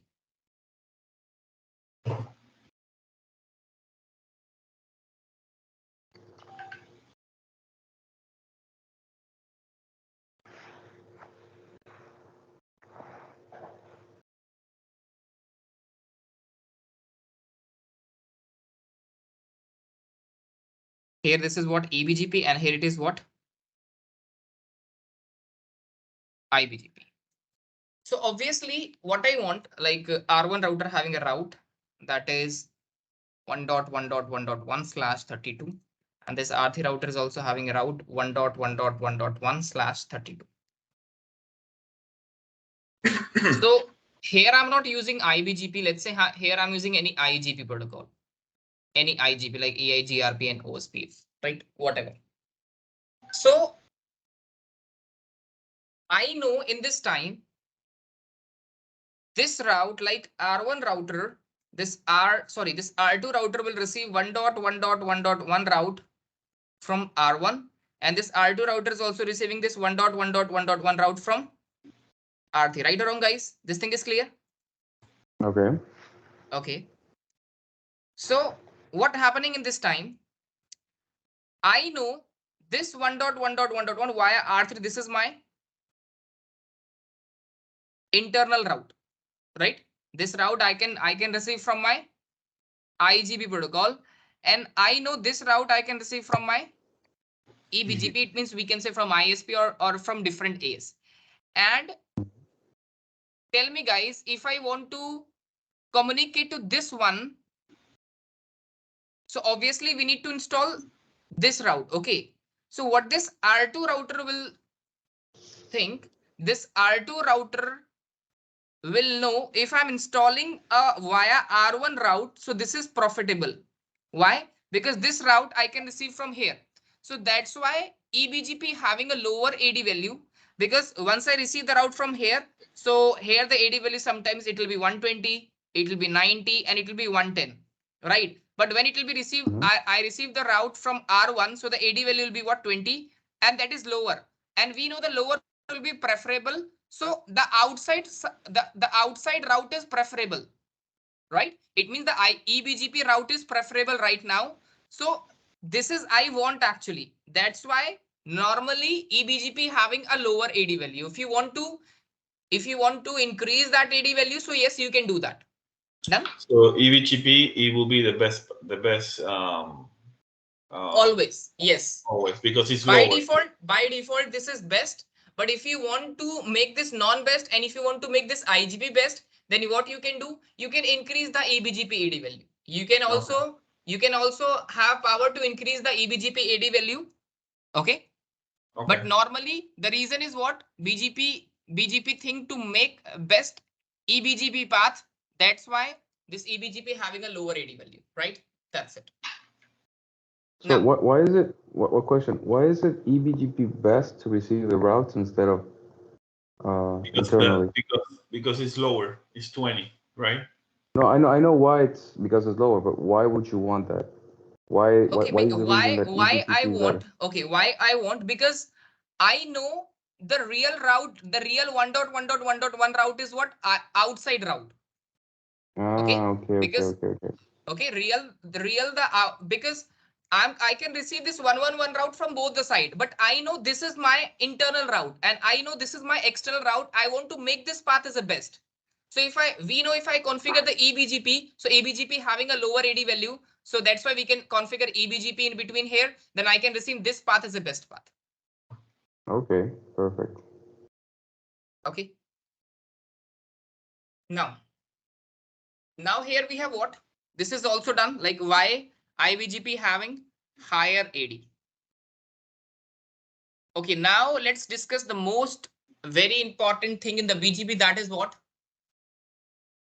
BGP states. So guys, have any idea BGP states? BGP what? Sorry? BGP states. We spoke about this the other day, right? BGP states. We have idled, active, what others? Have any idea like how many states in the BGP? I don't remember. Okay. Okay, no problem. Actually, what is these states? First of all, I can explain you the states. What happened when you configure the BGP? Let's say we have two routers, R1 and then what? R2, right?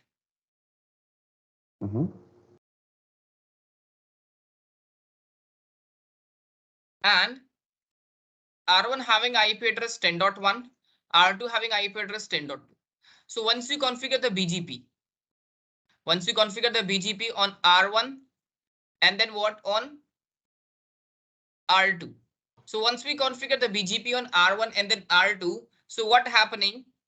First of all, these device will send what? I told you. First of all, these device will complete the three-way handshaking process.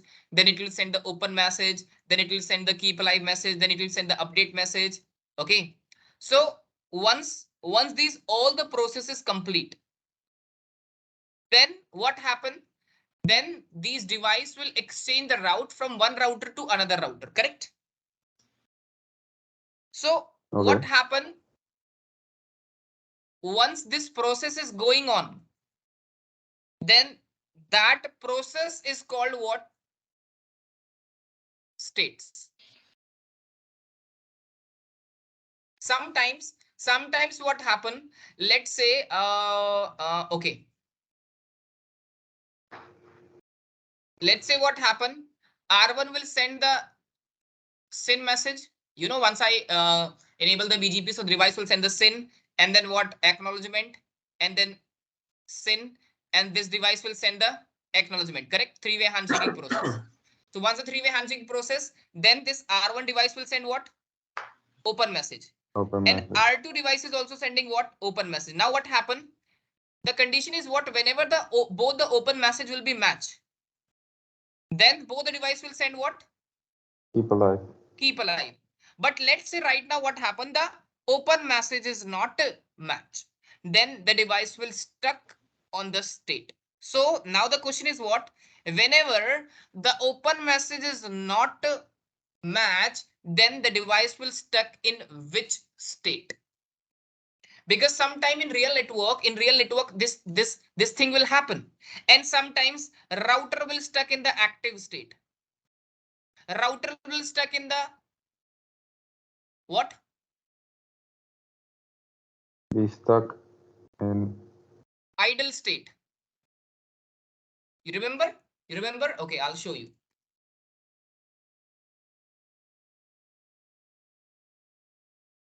I'll show the practical.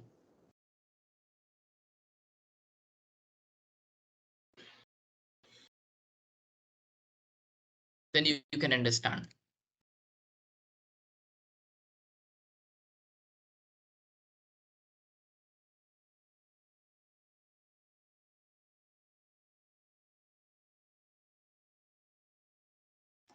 So how many states are there? Idle. Yeah, you didn't list them, right? Mm-hmm.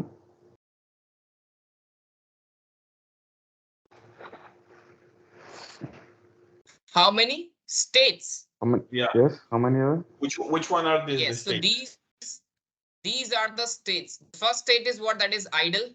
The second state is what? Connect. The third state is what? Active. Open send. Open confirm. And then established. The last one is what? Established. Once the neighborship is up, then it will be showing established, right? Can you copy this on the chat? Yeah, sure. Oh wait, I don't have a chat. So can I see them real quick so I can write them? Wait a second. Yeah. I'll show you. Don't worry. One by one, I told you what are the state and those all the things. First of all, I'll show you here practically how the device will stack. Okay.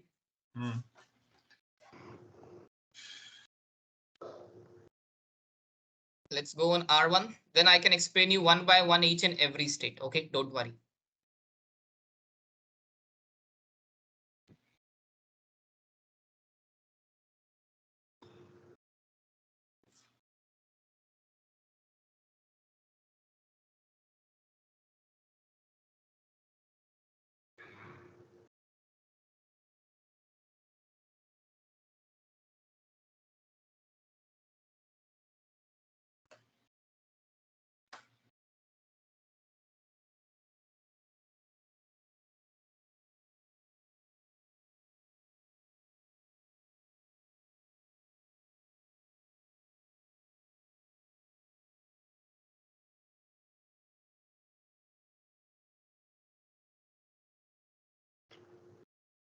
Okay, let's say I'm doing a wrong configuration, right? On R1, I'm saying what? Router BGP 100 and the neighbor is what?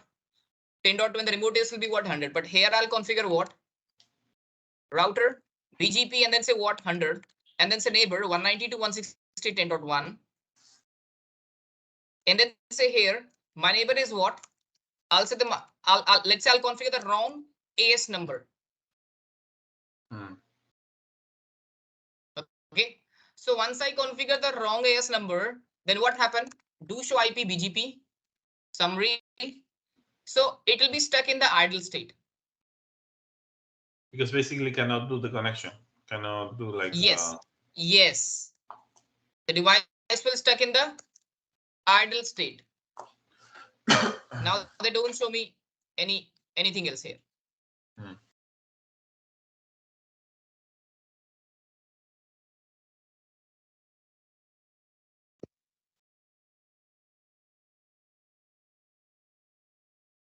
Now I'm saying it's no, and then say neighbor 192.168, or let's take an example. Let's go on here and then say no router BGP say 100,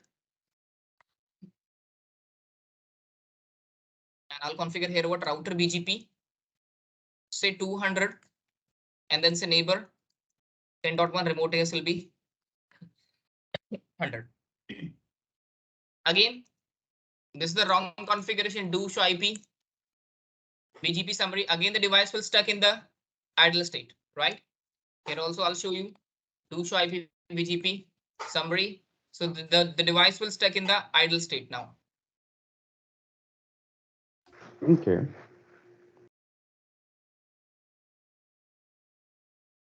Sometimes here it will be also show you active as well. I'll show you. Give me a second. Active as well here.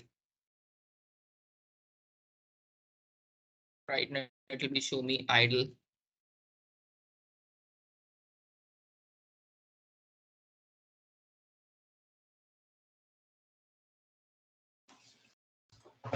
See, the state is what? State is what? Closing now.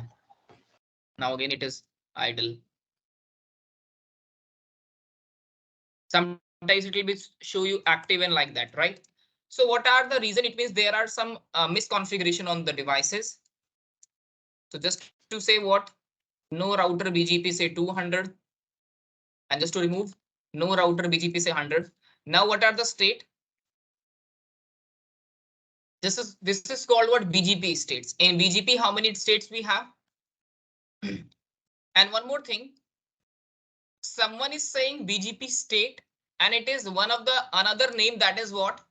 BGP FSM. FSM stands for finite state machine. Sometimes actually this word don't know anyone. BGP FSM. Everyone know the BGP states.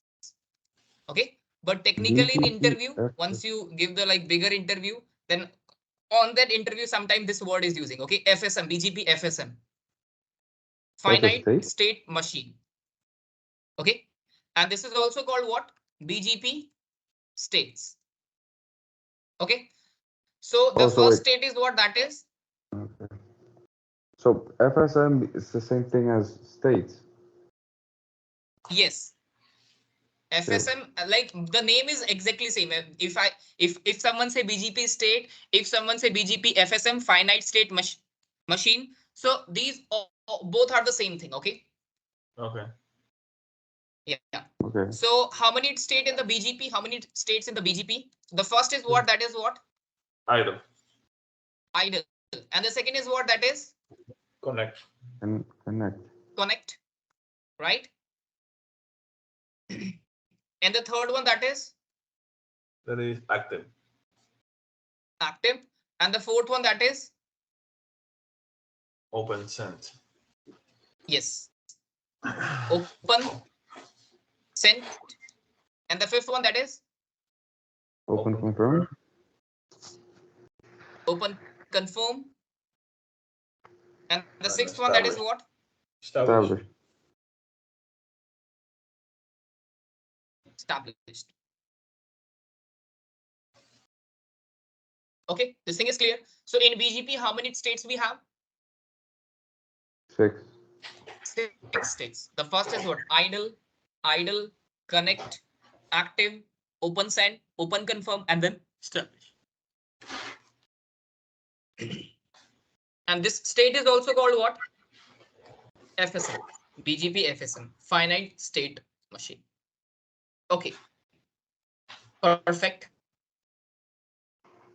Now I also show you on the Google one more thing.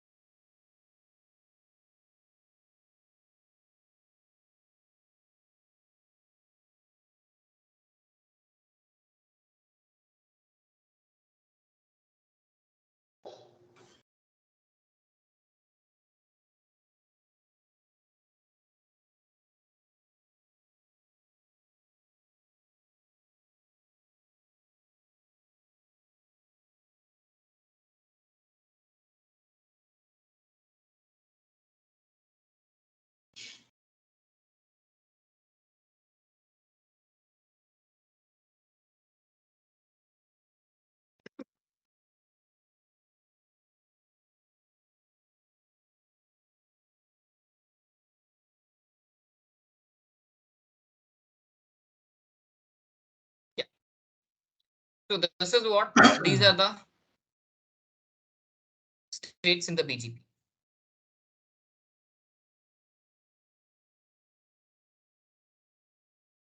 How it works, I can explain you. Okay. So the first is what? The first state is called what?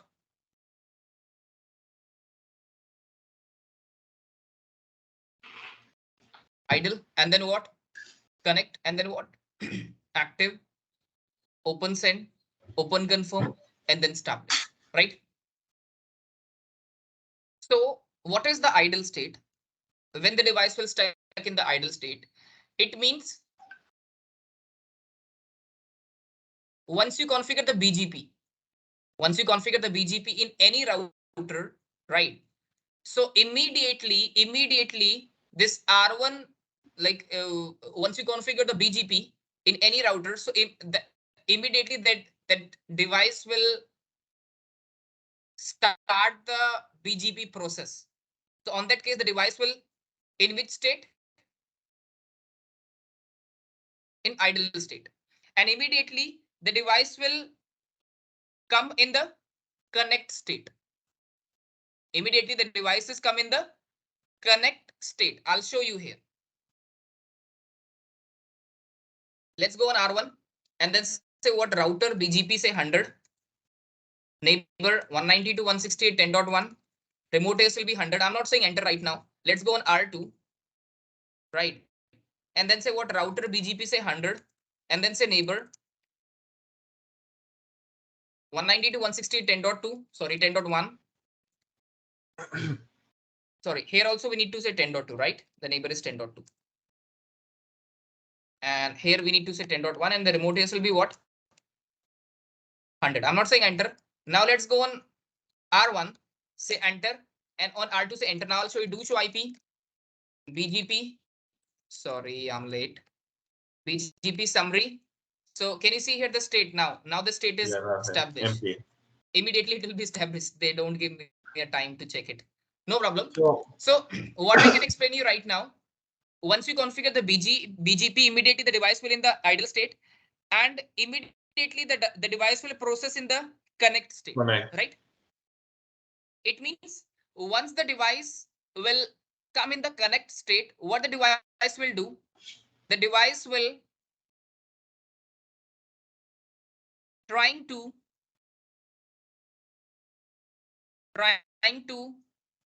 open the TCP connection.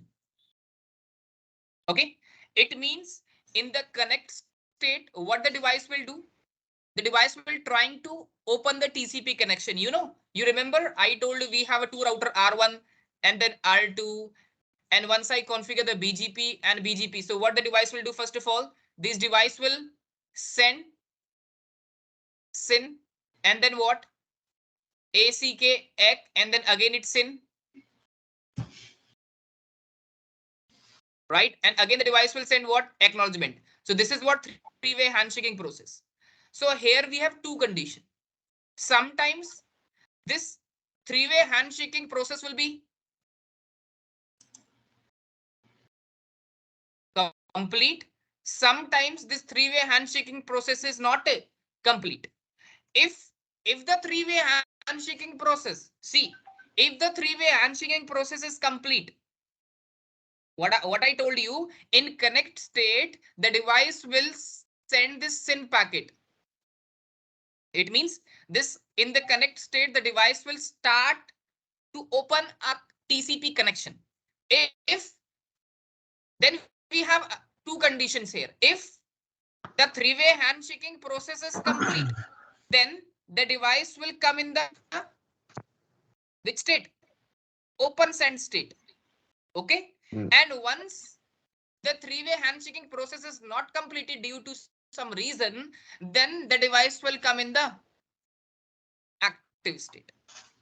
Correct? Okay. So once you configure the BGP in any router, so first of all, the device will in connect idle state. In idle state, immediately the device will come in the connect state. And when the device will come in the connect state, the device will start doing a three-way handshaking process. Once the process is complete, then the device will come in the open state. Once the process is not completed, then the devices come in the active state. Clear? Yes or no? Okay. If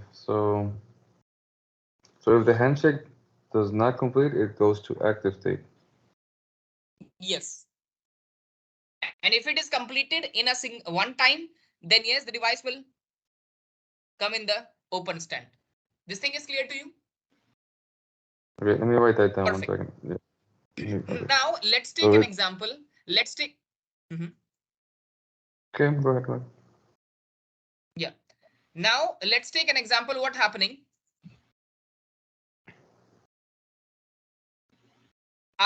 I'll enable the BGP in any router. So the device will come in the idle state first, then connect state.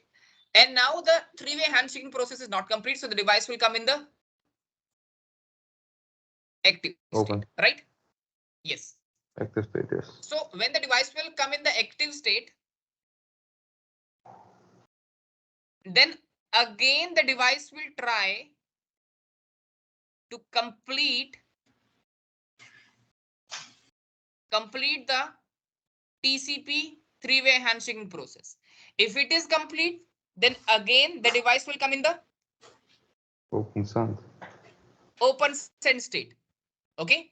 If it is not complete, then again the device will come in the idle state. Okay. This thing is clear?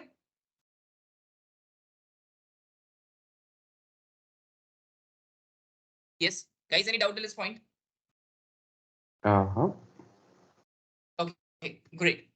Do you have do you have this diagram? Can you send us this diagram? This one, this diagram? This diagram? Yeah. Yeah, sure. I'll share with you.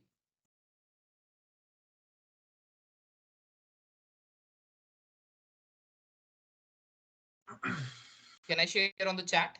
Yeah, go ahead. I'll send it to Hector when I download that.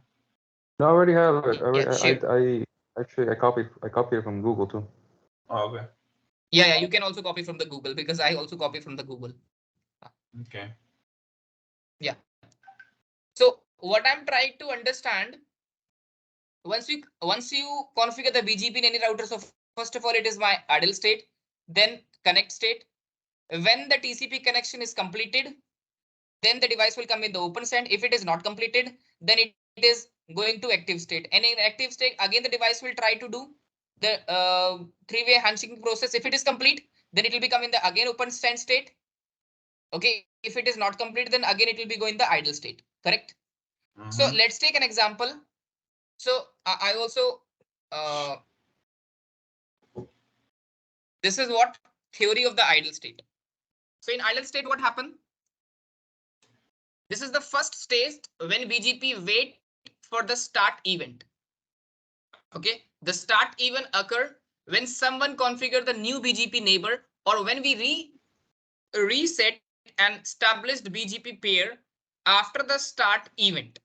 Okay, BGP will initialize some resources, resets, and connect try timer and initiate the TCP connection to remote BGP neighbor. Okay, it will also start listening for connection in case of remote BGP neighbor. Try to establish a connection. When successful, BGP remove the connect state. Okay, what happening? When when it is successful, then BGP will remove the connect state. When it is failed, then it will remain in the idle state. Okay, it means this is what this is. We can say the start event, or whenever if you are configure a BGP in a new BGP neighbor, then first state is what? That is idle state. Okay, after that idle state, then the device will come in the connect state. Okay, BGP is waiting to TCP three-way handshaking process. Same thing I told you. It means in the connect state, the device will try to make a TCP connection. If the TCP connection is completed, then it will be going the open state. If it is not completed, then it will be going the active state, right? So just to read this line, BGP is waiting for the TCP three-way handshaking process to complete. And when it is successful, then it will continue with the open send state. Same thing I told you, right? Okay. In the case it fails, it means the three-way handshaking process is not completed, then it will continue to the active state. Correct. Same thing I told you here. When it is completed, then it will become in the open send. When it is not completed, then it will become in the active state. Clear? Okay. After that, here it is what? Active. In active, what happened? BGP will try another TCP three-way handshaking process. You know, I told you when the device will come in the active state, again it will be trying to open a TCP three-way handshaking process. If it is complete, then again it will become in the open state. If it is not completed, then again it will become in the idle state, right? So here what it will be told you here, it will be telling you BGP will try another TCP three-way handshaking to establish the connection with the remote BGP neighbor. Again, we have a two condition. If it is successful, then it will move in the open send state. If it is trying again, then move back to a connect state. Connect state, or we can say again sometimes it will be moving in the connect state. Sometimes again it will be moving in the idle state. Okay. When the device will come in the active state, so in active state, again the device will try to complete the TCP three-way handshaking process. If it is complete, then it will come in the open state. If it is not complete, then we have two conditions. Sometimes it will be come in the connect state. Sometimes it will be come in the idle state. When it will become in the idle state and when it will become in the connect state. Okay. Let's say now the device will in the active state and the device will trying to do a complete the three-way handshaking process. But let's say immediately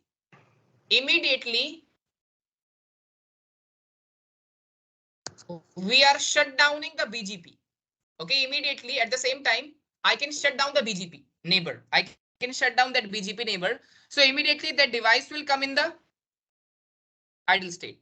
It means manually when we shut down BGP manually, then the device will come in the idle state. The device will come in the idle state. When I'm not shut down manually, then the device will come in the connect state, right? Okay. Will BGP is also keep listening the incoming? Okay, that's it. Okay, after that, here it is what? Open send message. Now let's take an example. Now let's take an example. In this time, what happening? In this time, what happened? First of all, I'll enable the BGP. So after enable the BGP, the device will come in the idle state. Okay.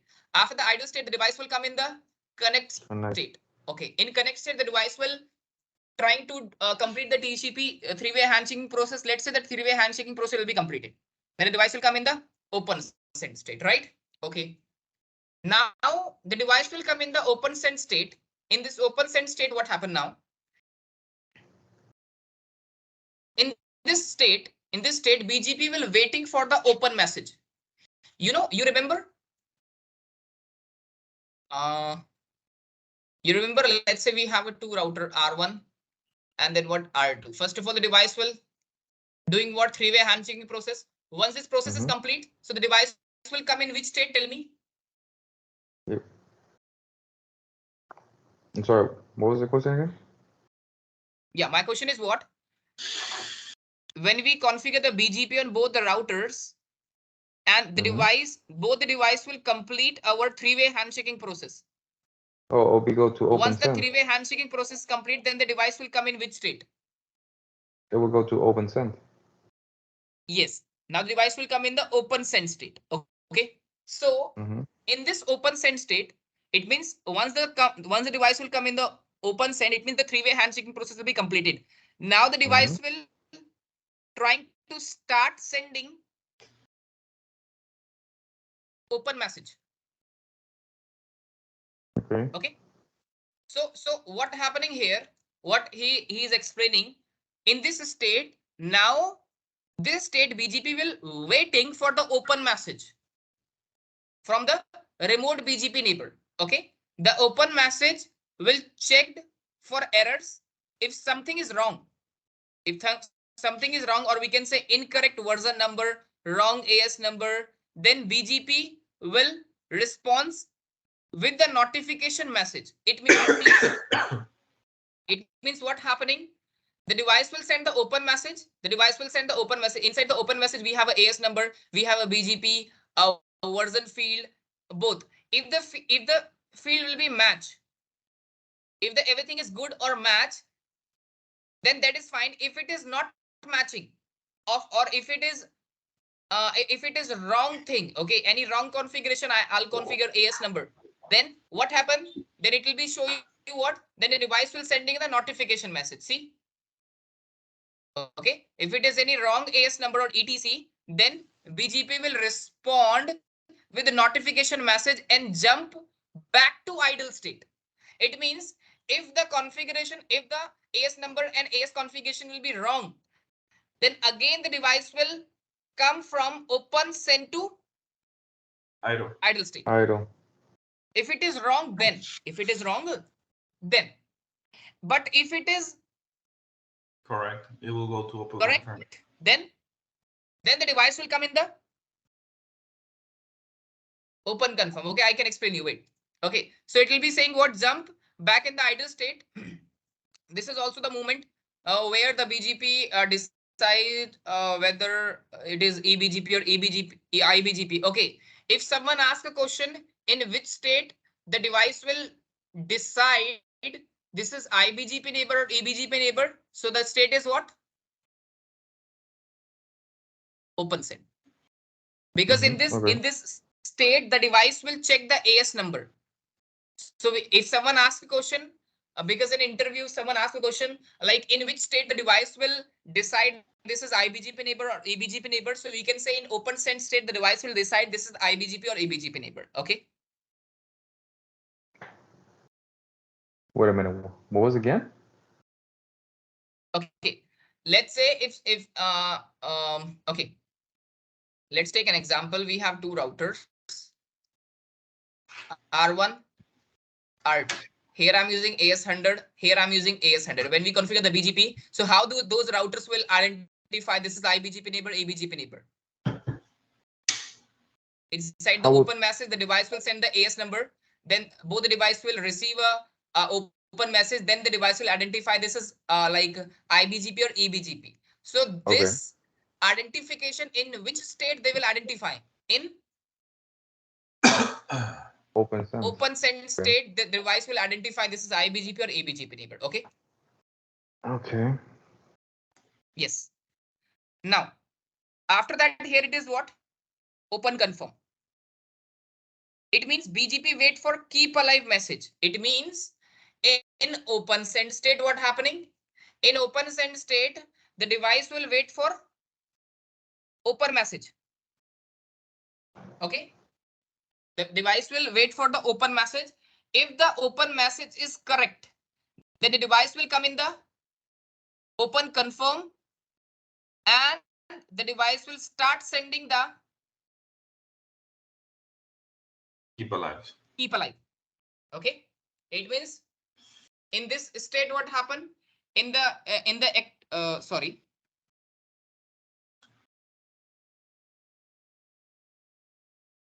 Yes. In open stand state, the device will waiting for the open message, and in open confirm, the device will wait for the keep alive message. Okay. Keep alive message from the neighbor, remote neighbor. When they receive keep alive message, can we move on the establish? Okay. When it will be received, when receive the keep alive, we can move to establish state, and neighbor agency will complete it. Okay. It means what happened? In this state, in the open state, what happened? Okay. Again, I can explain you. First of all, when we configure the BGP, so the device will come in the idle state. After idle state, the device will come in the connect state. Okay. Now here we have two conditions. If the TCP session will be completed, then it will move in the open stand. If it is not completed, then it will become in the active. Let's say it is completed, so the device will come in the open stand state.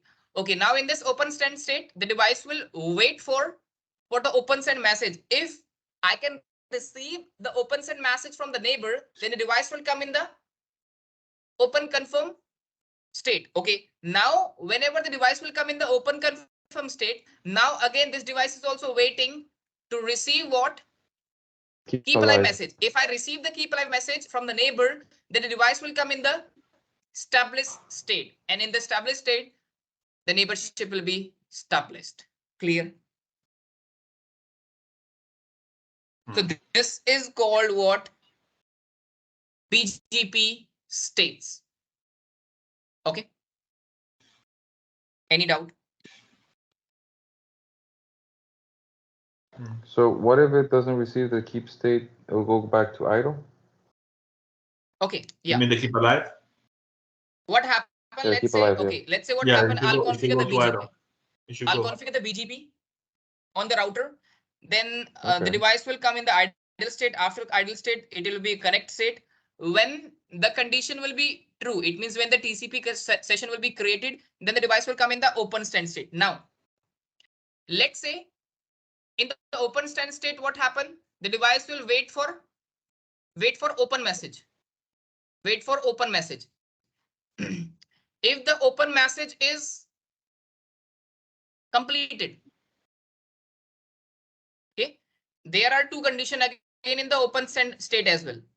There are two conditions. First, if I can receive the open message from the neighbor, then the device will come in the confirm. Let's say if I am not receiving the open message from the neighbor, then again the device will come in the active state. Come in the active state. And after that, one more condition is there. If I receive the open message from the neighbor, then the device will come in the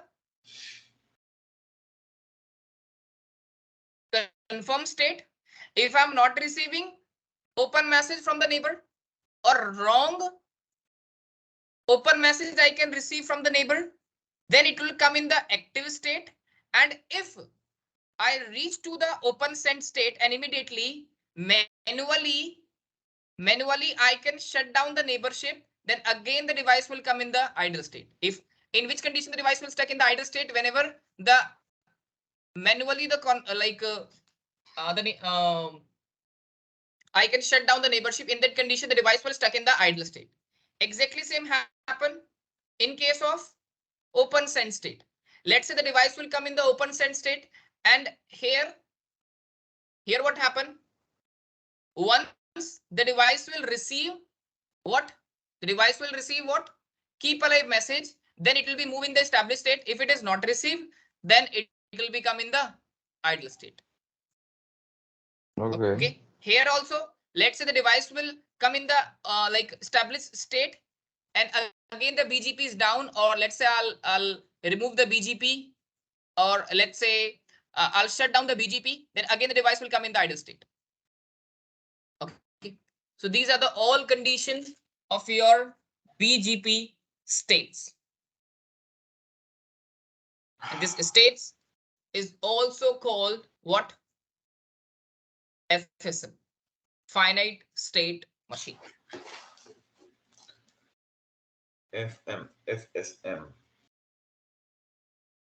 Yes, there are conditions like if What is and the else. name? If it is Finite? this. Finite what is? What is the name again? Yeah, this is also called finite state machine. State machine. And we can also call the BGP states. Okay, you didn't copy this on the chat, right? All this. Sure.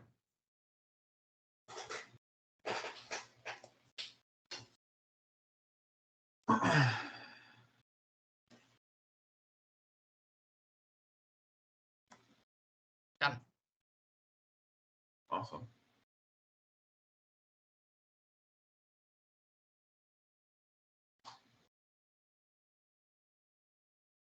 So I also show you like practically those things here.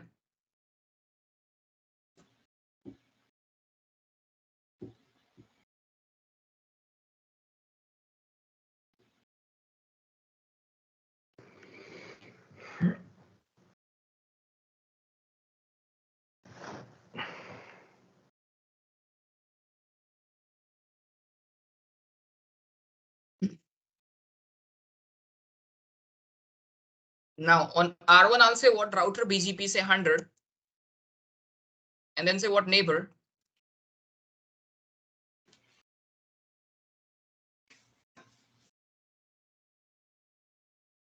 Do one thing first of all. Do show IP BGP summary.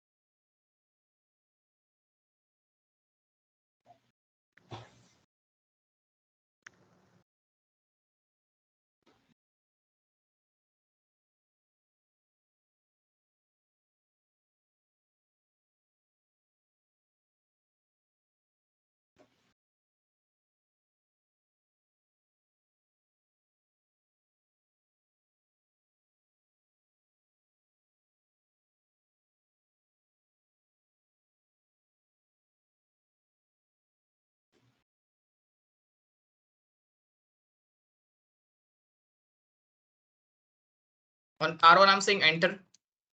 On R2 as well, I'm saying enter. Now let's go on R1. See, can you see here? It will be show me the state will be idle, and immediately it will become in the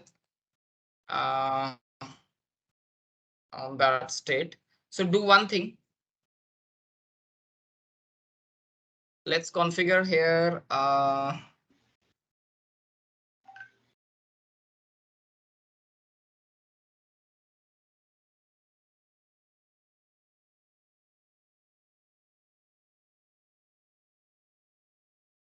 I'll configure wrong AS here.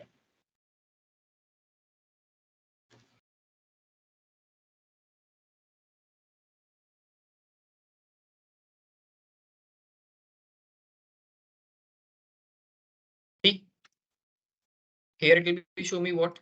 Can you see the state? Can you see the state here? It will be show me idle, closing now, closing. Or I also show you one thing. Do debug IP BGP.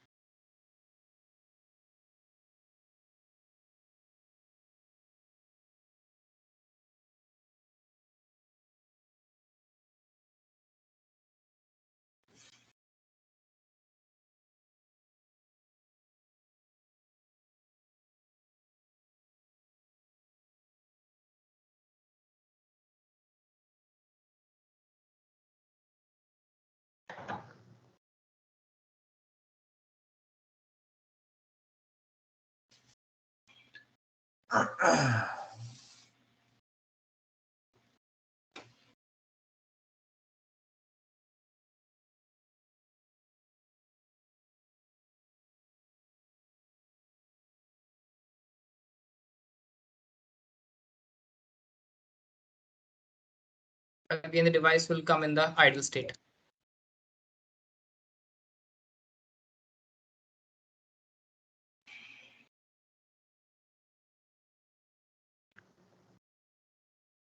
Sometimes it will also show you in active state. So just to remove it, that's it. Okay. I hope this is clear to you. Mhm.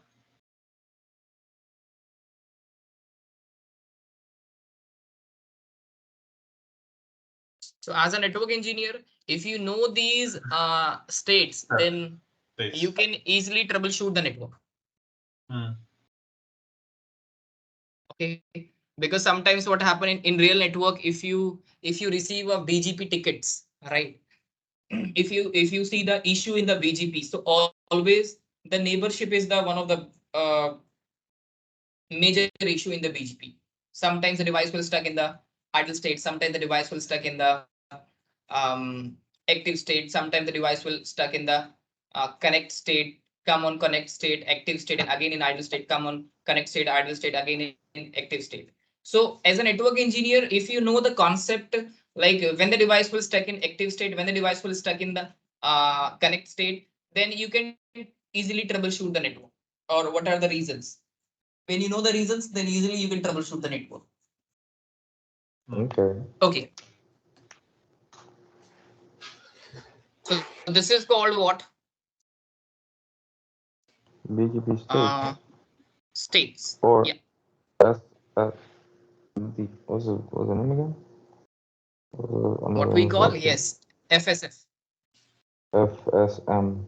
Finite state FSF. machine. Yes. Finite state machine. Finite state machine. Are we going to take a break, like a 10-minute break or 15-minute break? Okay. If that Let's is okay take with a you guys. break.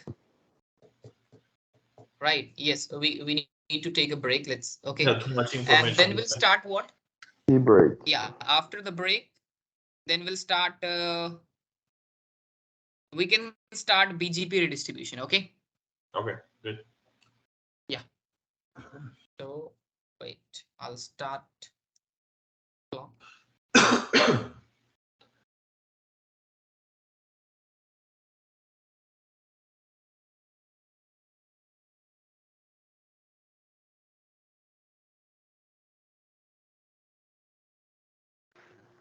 So we will start this class at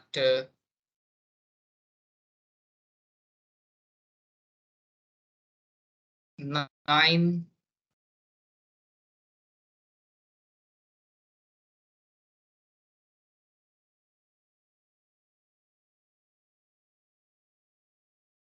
Okay. 30. Okay. Perfect. Okay. See you in 20.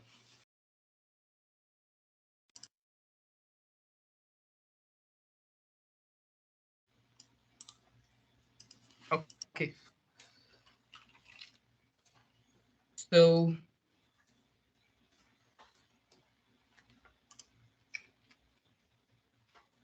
now let us start what? BGP redistribution, right?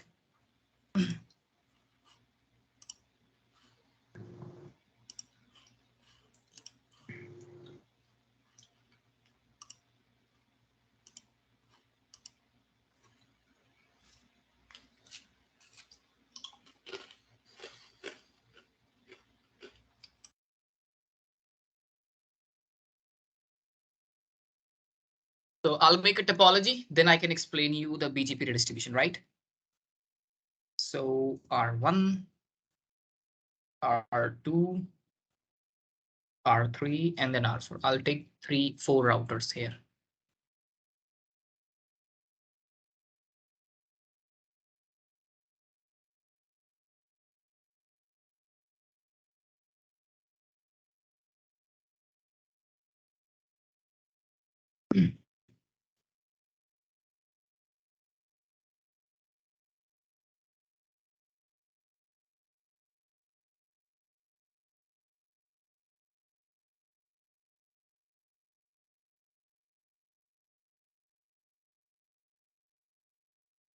So this is the topology.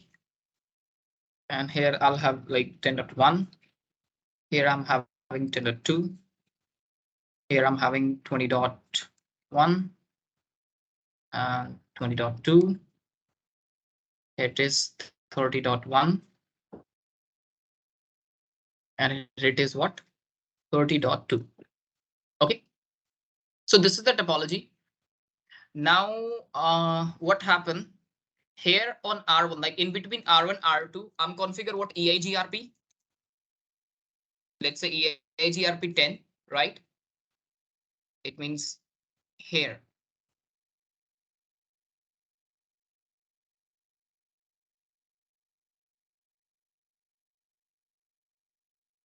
Here I'll configure what EIGRP. Okay. And here again, I'll configure what? Here I'll configure BGP.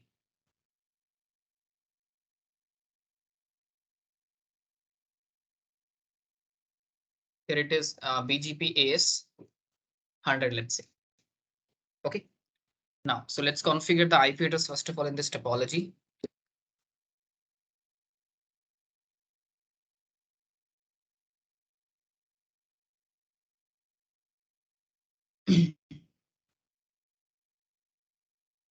So this is R1. And then here it is what? R2. Here it is what? So R3. And here it is what? It's R4.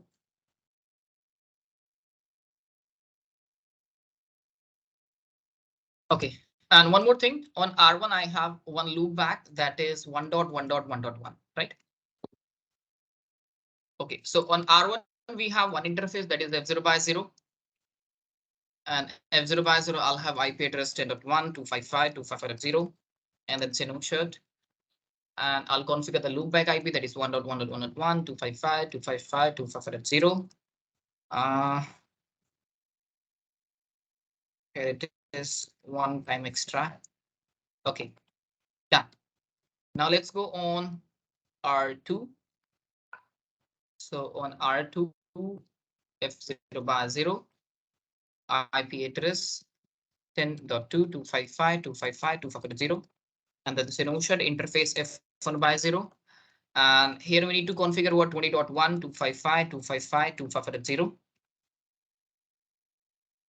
And then Synoshed do show IP interface brief on R2. So that's great. Let's configure R3 now. So on R3, on F0 by 0, I'm having 20.2.255.255.255.0. And then Synoshed interface F1 by 0. And here I'm having 30.1.255.255.255.0.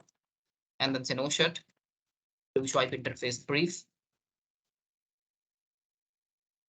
That's great. Now let's go on R4. Okay, on R4, just to say interface F0 by 0. And then say what 192.168.30.2.255.255.255.0, and then say no shirt. That's great. Perfect. So guys, IP addressing is done. Clear?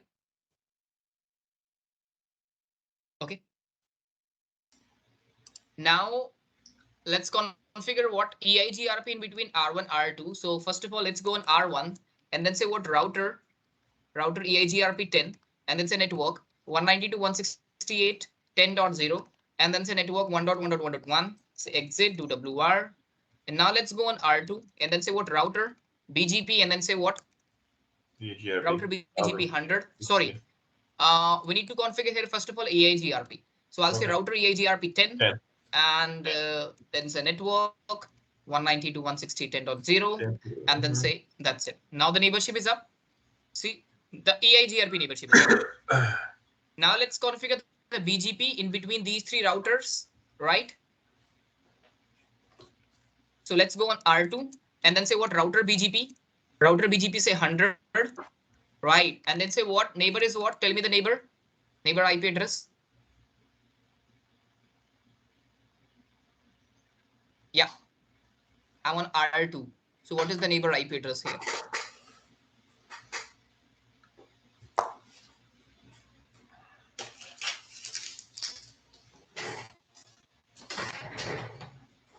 Oh wait, I'm sorry, I was muted.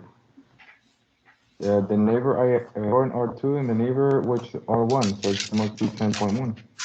No, in between R1, R2, I'll configure EIGR pin. Right now I'm doing a BGP configuration. And If it's a BGP I'm configuring in configuration. between R2, R3, and R4. Ah, okay.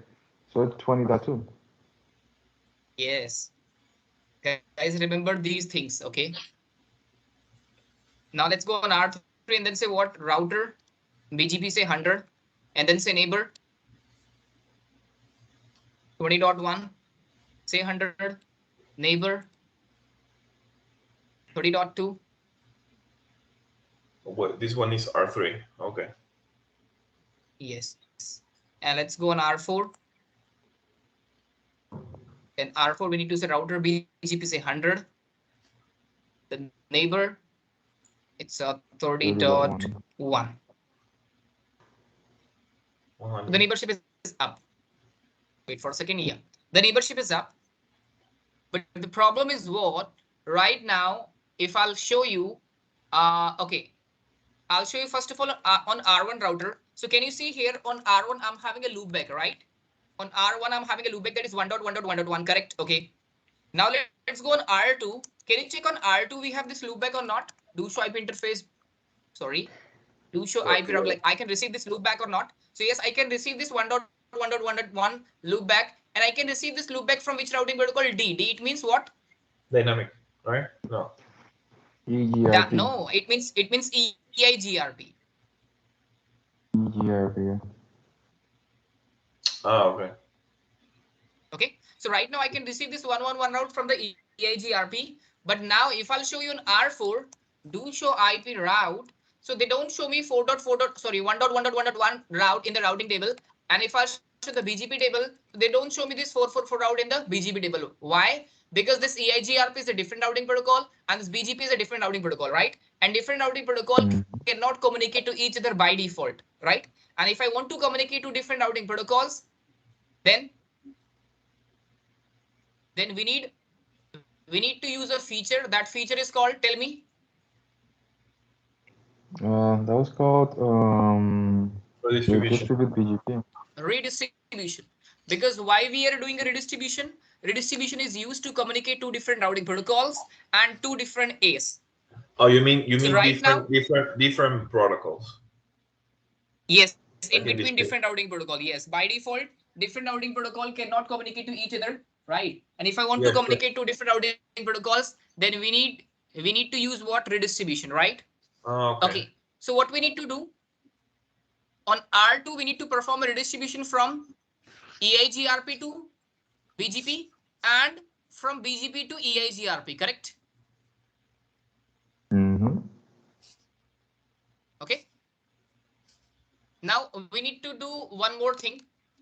Let's go on R4, and on R4 also I'm making a loop back that is 4.4.4.4 255 255 255. Okay. So right now, if I'll show you an R2 router, so yes, this R2 router will receive this 1.1.1.1 route, correct? But if I'll show you an R3 router routing table, do show IP route. So this R3 don't show me 1.1.1.1 route, correct? So what we need to do, we need to performing a redistribution, right? So first of all, what I can do, I can perform the redistribution from EIGRP to BGP, right? Okay. First of all, what I can do, I'm performing a redistribution from EIGRP to BGP. This thing is clear? Okay. So let's go on R2 router. Okay, guys, what was tell the command again? To do the redistribute BGP, that's the command? Yeah, command, I told you. I'm not writing any command right now. Okay. So right now I'm doing a redistribution from EIGRP to BGP, right? So I'll say what? Okay, I can redistribute the route from from which routing protocol? ERP to BGP. And I can redistribute this route in which routing protocol? Redistribute. In BGP. So first we need to say here router BGP, because I want to redistribute this route in the BGP. So that's a first of all, we need to go inside the BGP protocol, right? So I'll say router BGP and then say what 100, okay? And then say what redistribute. And I want to redistribute which routing protocol? EGP. EIGRP. And EIGRP uses AS number. Right now this EIGRP uses AS number what? 10. So I'll say here what? 10. And then say shift question mark.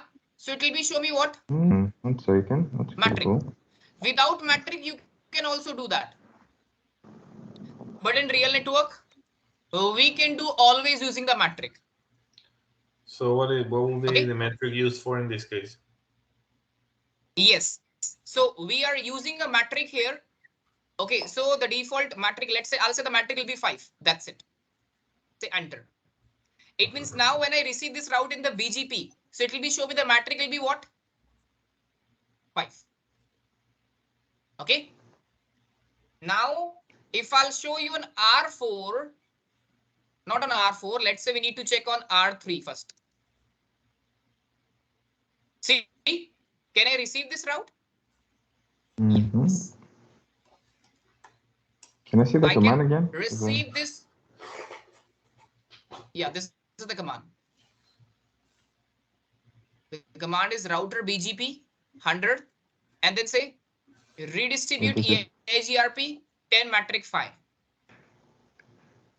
So, so I have to put the metric. Okay. Yeah, I'm putting the metric here 5. So, okay. Is there a different metric? Okay. Now, if I'll show you on R3, so it will be show me, yes, I can receive this 111 route. And here the metric will be what? 5. Right? Here the metric is what? 5. And if I'll show the routing table, do show IP route. So here also I can receive 111 route and the metric will be what? That is 5. Correct? Okay. Done. But the problem is what? This R3 will receive that route, but R4 is not receiving this route. Why? In R4 routing table, I'm not able to receive this route. Why? In which one? Route 4. Yes, on R4, I'm not receiving that route. On R3, Because yes. you need to use, On R3, I can because you receive need the to same route. use.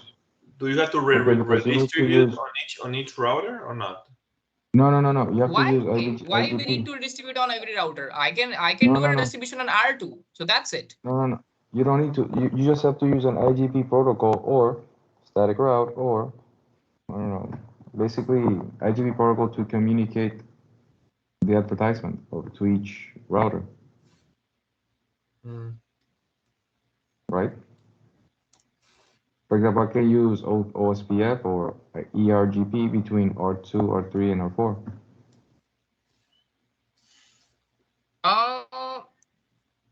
No, actually, this router will receive the route, but this router is not receiving the route because of. Yeah, the rule, the IBGP rule, and you need to do next hop. Yes, you told me. Perfect. Because of IBGP split horizon rule, right? That's why I'm not receiving. So we need. So what is the solution? If I want to receive the route on R4, so what we need to do? Allow us or next hop south. What? Next hop south and allow us in. No. Oh no, really? Or No. use an IGP protocol. I told you, I think 3 or 4 times allows AS command we are using in eBGP. Right. So you can use a IGP protocol to and next hop south. No. Next Right now I don't want to make this route as a best. I'm not making any route as a best. If you want to make a route best, then we are using IGP or these things. Okay. You guys, you are confused. So we have 2 methods to do this, right? We have the route reflector on the full mesh, right? Yes, exactly. Yeah, right. So let's go on R3 because R3 is a server and we need to make this R4 as a client. So If we do full mesh, we need to add the networks on each router, right? Yeah. Neighbor. Okay. If I want to do a full mesh, so right now I'll make a neighborship. I'm making a neighborship with R2 to R3, and we need to make the neighborship with R2 to R4. Okay. Then yes, this R3 will also receive and R4 will also receive. In case of full mesh. So let's go on R3 and then say what neighbor 30.2. What we need to say? Route reflector client. Do clear IP BGP. Start soft. Let's go on R4. Now yes, do show IP BGP. So I can receive this 111 route. But the problem is what this route is not best and valid. Now this route is not best and not valid. So we need to use Now what? you use IGP protocol. Yes, now we are using IGP protocol, any IGP protocol, right? So let's go on R2.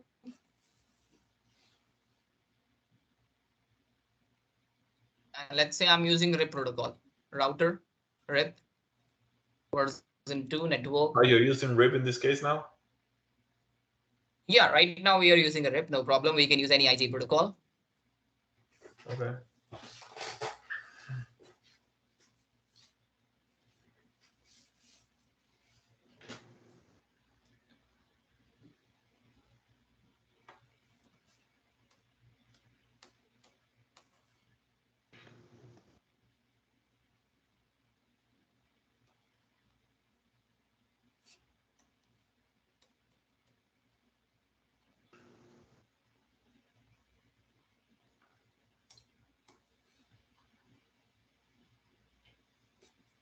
And we need to use on R2 next of self as well.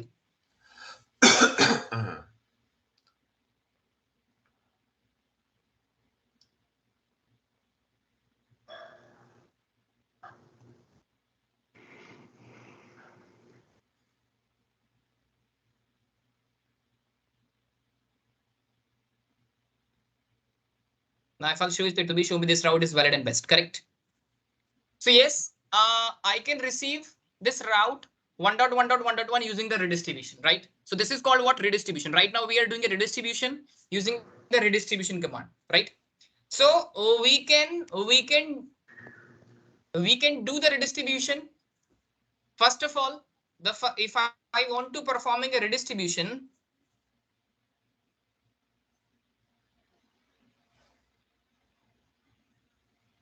so the first option is what? The first option is read this distribution command. The first option is what? Redistribution command. But if you want to redistribute the route in the BGP, then we have the second feature as well in case of BGP only.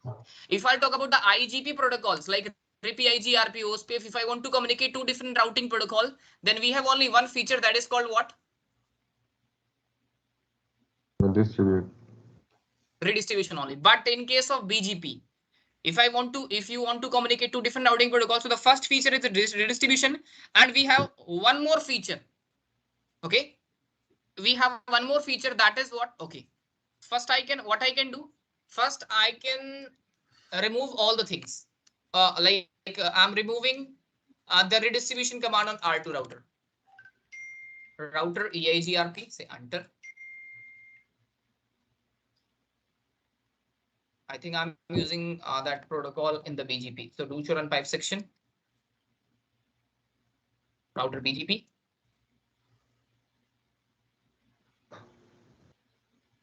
I'm removing this command here. That's it.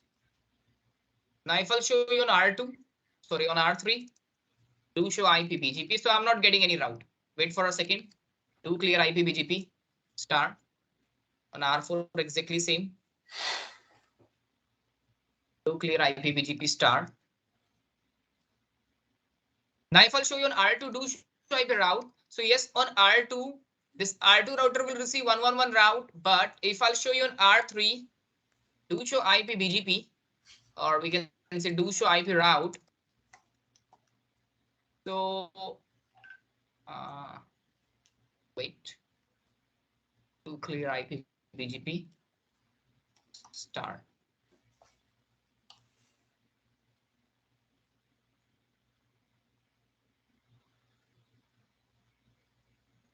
Now if I'll show you on R2, right? On R2 the routing table.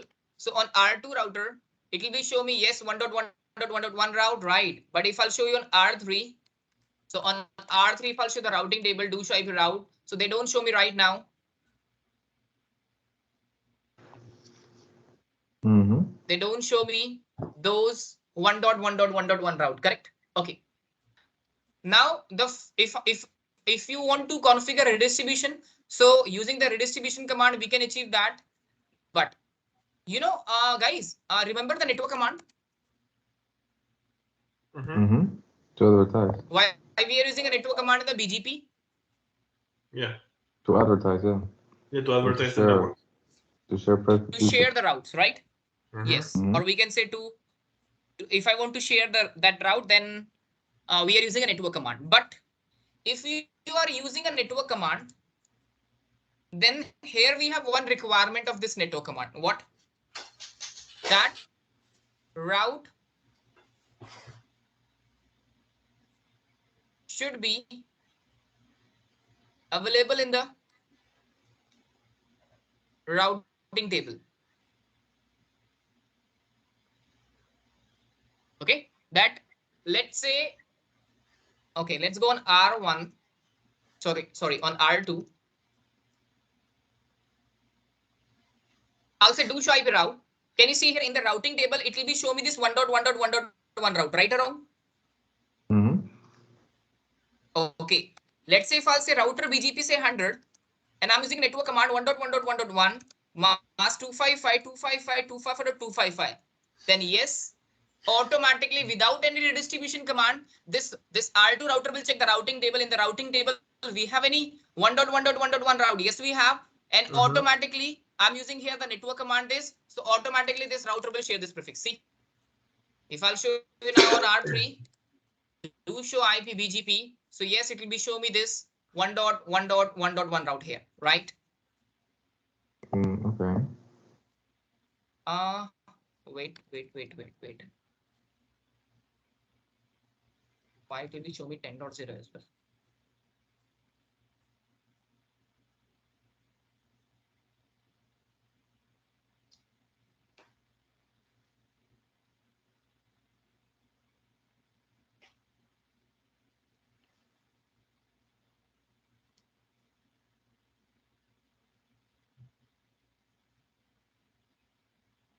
Yes. Now it will be show me only this 1.1.1.1 route, right? Let's go on R2 and then say what router BGP, say 100. Again, I'm removing this command 1.1.1.1 and then say mask 255.255.255. I'll say no this command. Do clear IP BGP star soft. Now let's go on R3. Now they don't show me in the BGP table any route, correct? So it means using the network command, yes, we can share the route. And right now, can you see here? Right now, this R2 router will receive this 1.1.1.1 route from the different routing protocol. Okay.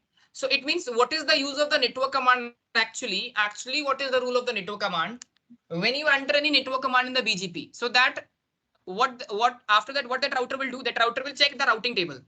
That route is available in the routing table or not. If it is available, that doesn't matter. That route I can receive from EIGRP, that route I can receive from RAID, that route I can receive from OSPF. What this router will do, this R2 router will share that route in the BGP domain automatically. Okay. So it means we can say if you want to perform the redistribution in the BGP, so we can also perform the redistribution using the network command in the BGP, right? This point is clear to you? Yes or no? Yes. Okay. Yes. So it means in case of BGP, if you want to perform a redistribution, so without using the without reusing the redistribution command, yes, we can perform a redistribution. We can we can receive the different routing protocol route in the BGP table using the network command only. Okay. One more thing I'll show you. I'll say here network. What?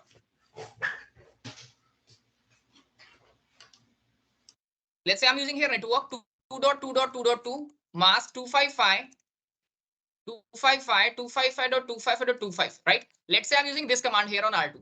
But if I'll show you first of all the routing table, first of all I'll show the routing table. The routing table, we have any 2.2.2 route? No. In the routing table, we don't have that 2.2.2.2 route, but I'm using this command network 2.2.2 mask. So in this condition, this device don't share this prefix. See, they don't show me any 2.2.2 prefix because that route is not available in the routing table. It means when this command is work, when the route is available in the routing table, if I'll show you do IP route, so yes, this 1.1.1.1 route is available in the routing table. And now if I'm saying 1.1.1.1 mask 255, now I'll say enter. And I first the BGP table do show IP BGP. So yes, it will be show me this route in the BGP table. Okay. So this is the one of the best feature of the BGP. Using the network command, we can also performing a redistribution in the BGP, right? Clear? Okay. Now we have one more feature. If you want to redistribute, then again one more feature. What? Okay. So for the redistribution, the first feature is what? Using network command. Like the first feature is what? Using redistribution. Second feature is what? Using network command. And one more command we have, that is using redistribution connected command. Okay. In this time, what happened? Okay. So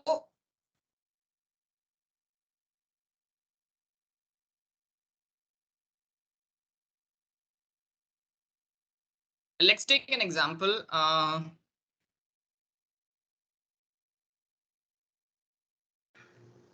Let's go on R2.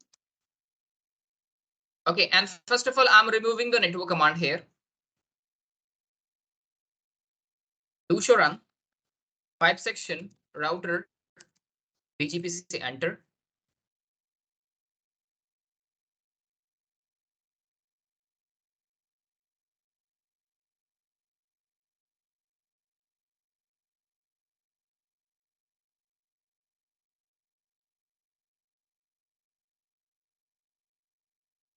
Okay.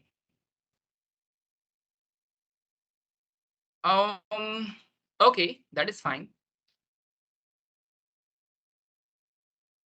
Now I'm saying what? Router BGP and then say 100 redistributed. I'm using a connected keyword. Okay, I'm using what? I'm using a redistribution connected. So what happened if I'm using this connected keyword? Let's say I'll say enter. So now if I'll show the BGP table do show IP BGP. So automatically what it will be do? Automatically it will be redistribute the connected route in the BGP. It means, just to tell me guys, with R2 router is connected with which network? R2 router is connected with the 20.0 network, right? Because here it is 20.0 network, and R2 router is also connected with the 10.0 network, correct? So once I'm using a connected keyword command like redistribution connected. So can you see here automatically it will be redistribute 10.0 and 20.0. It means do show IP BGP. After using this command, can you see here this 10.0 network is not belongs to BGP. This 10.0 belongs to EIGRP. Yes or no? So what's the command again that you put? Yeah, command is what? Redistribution connected. The command is what? Router BGP say 100 and then say redistribute connected. That's it.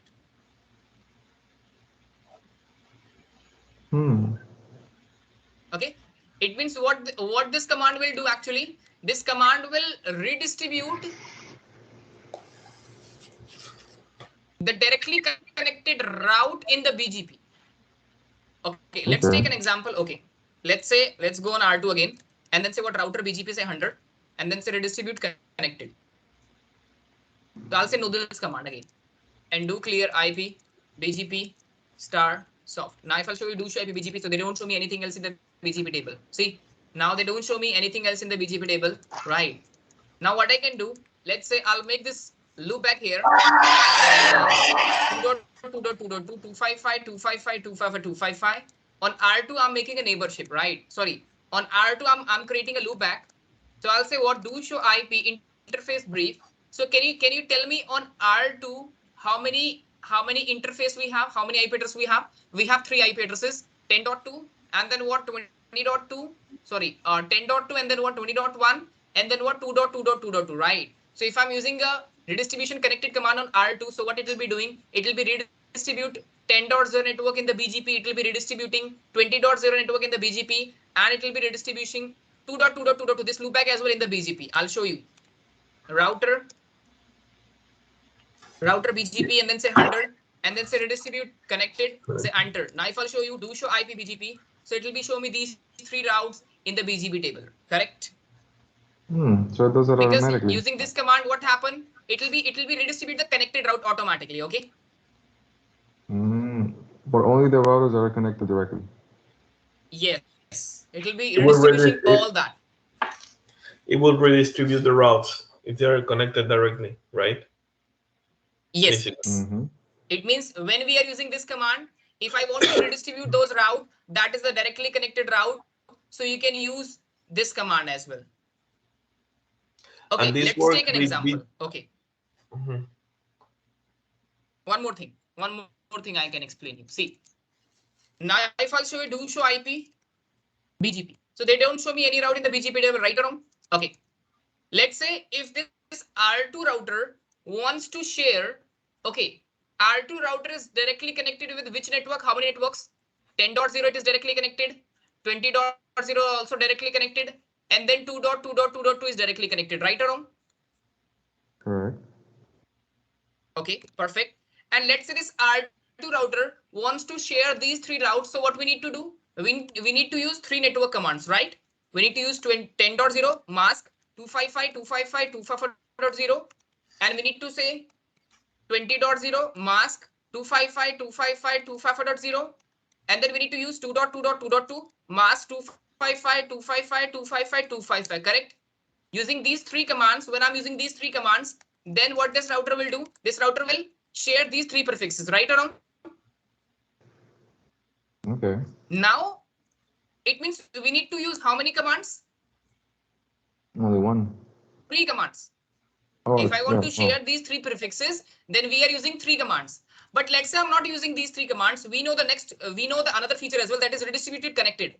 If I'm using this command, only one single command, redistributed connected, then yes, in this time, it will be redistribute these 3 routes using the single command, right? Okay. Much easier. Okay. Much. But okay.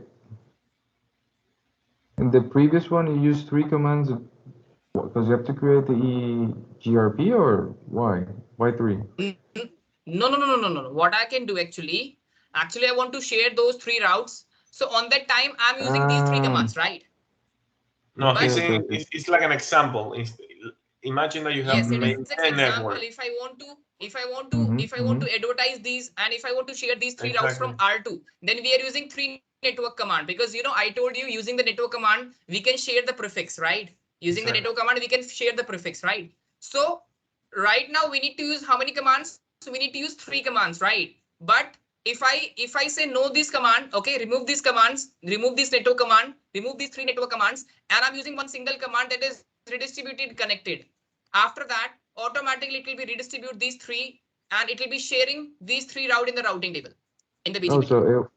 Oh, that's pretty cool. So it avoids me to use the network command. It will do it automatically. Oh. It will redistribute all the routes that it has in its routing table. Yes. So you don't have to do it manually.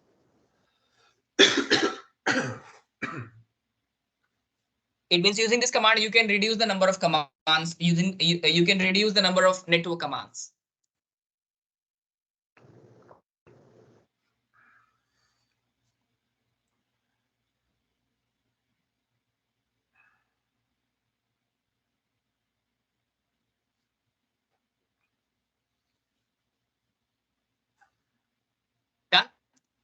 So this is called what? Redistribution. That's it.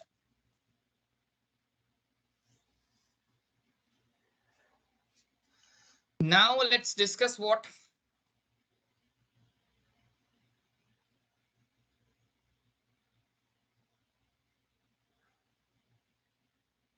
Okay, now here we have what? If you want to break a IBGP loop prevention rule, so we have two options. I told you we have two options. The first is what? That is RR, route reflector. And the second is what? The second is what? Tell me, guys. You told me. Okay. Yesterday. Full mesh. If you want to break this IBGP loop prevention mechanism, the first option is what? Route reflector. And the second option is what? Tell me. Create two neighbors and full mesh. Full mesh. And if you want to perform a full mesh, then yesterday I told you there are multiple commands is there, right? Many commands is there. And if you want to reduce those commands, then we have a feature that is IBGP neighbor peer group. Remember the last class? Yes. I'll make a topology, full mesh topology. Then you told me there are multiple commands. When we configure a full mesh topology, then there are many commands. And if you want to reduce those commands, then we have this feature that is IBGP group neighbor peer group. Yes. So now we'll discuss here what IBGP neighbor peer group. Okay.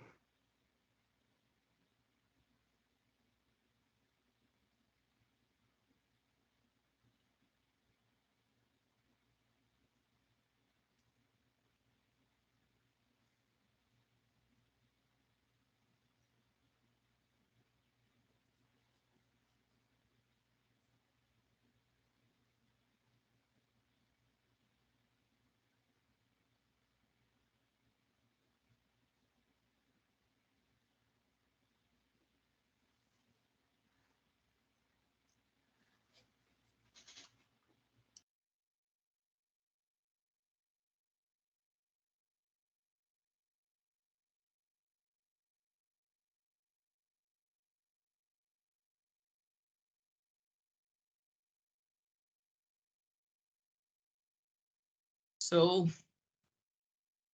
for peer group, we need to make a new topology.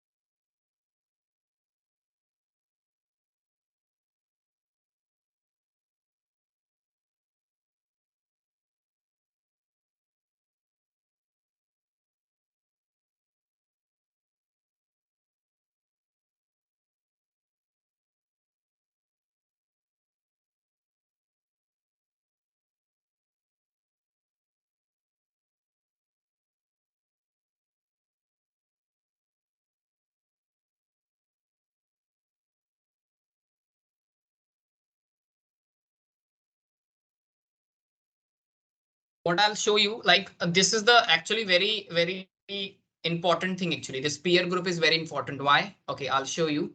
Actually, I also attend the CCA lab. So CCA lab H2. So if I'll talk about the CCA lab, so on CCA lab as well, like I'll show you the topology.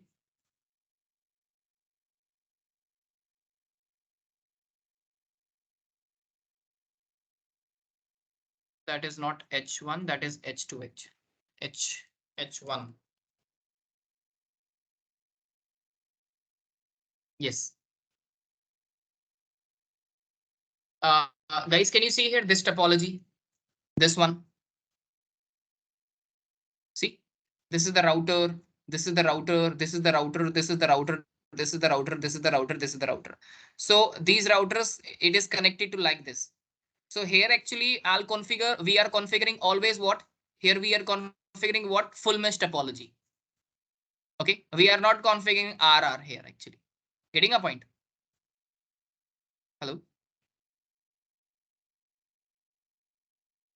Hello, can you hear me?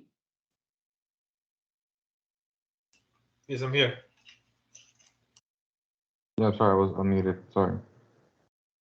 Okay. Are you understand what I'm saying here?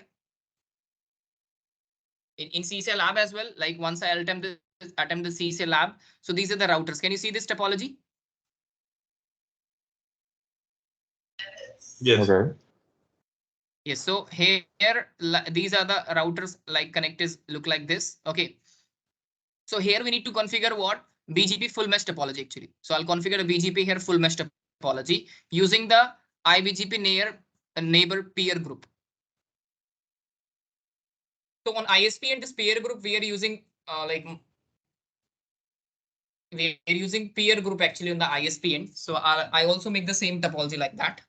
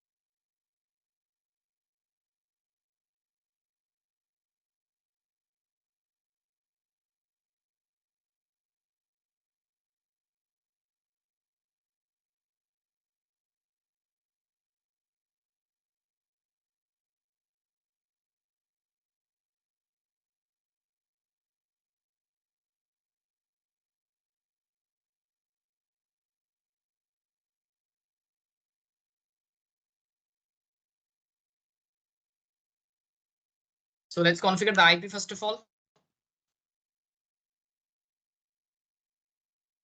10.1, 10.2, 20.1,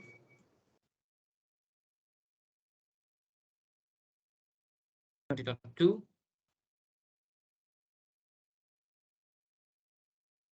30.1, 30.2, 40.1, 40.2,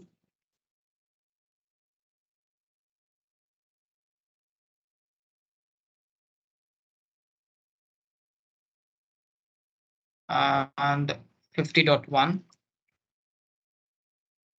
50.2,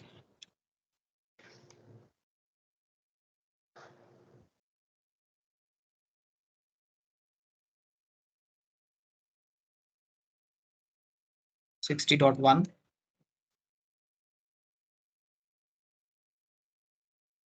60.2. And then here we need to say 70.1, 70.2, 80.1, 80.2,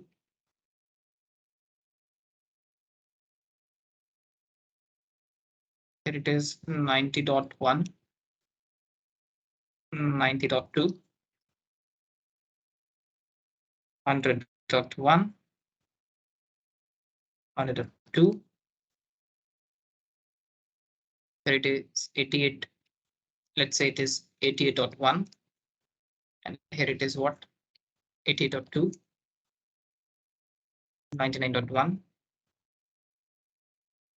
And then what? 99.2. Right? So these are the IP address, and every router having one loopback. Like R1 having R1 router name is what R1. So R1 having 111. R2 router is R2. So it is 2.2.2.2 like this. Okay. Perfect.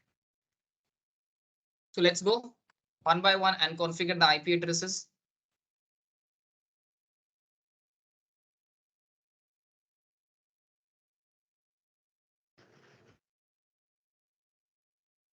One 192.168.10.1, 255, 255.0, and then say no shut. Interface F1 by 0. Here we need to say 70.1.255.255.255.0, and then say no shut.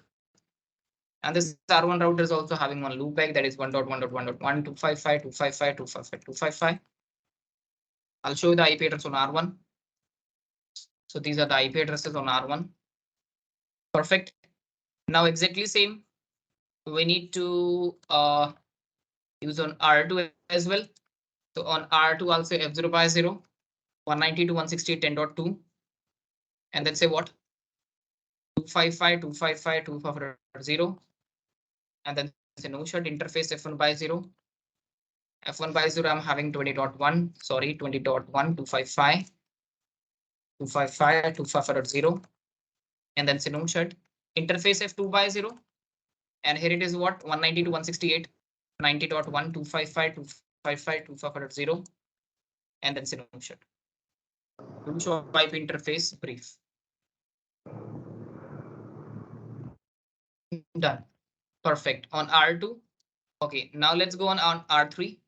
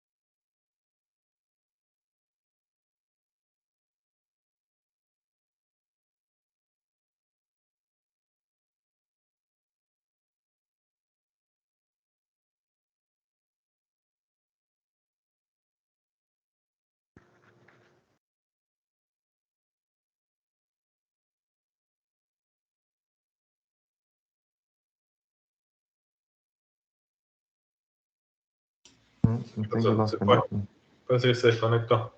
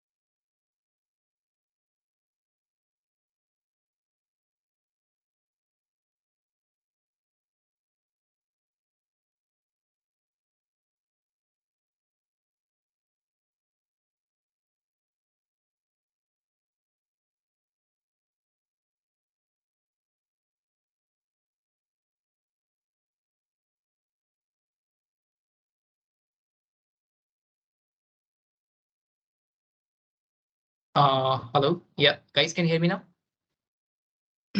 We're here. Okay.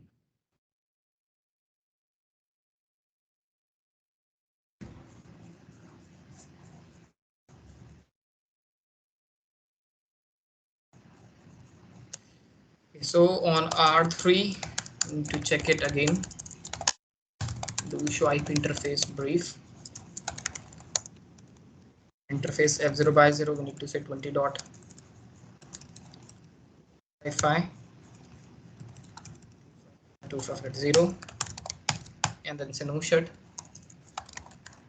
Interface F1 by 0, 168.88.1.255.255.255.0, and then say no shut. Show IP interface brief.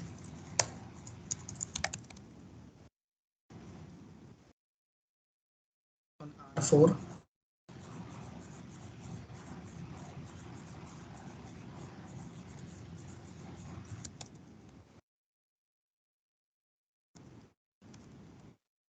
F0 by 0, we need to say 70.2.255.255.0, and then say no shut.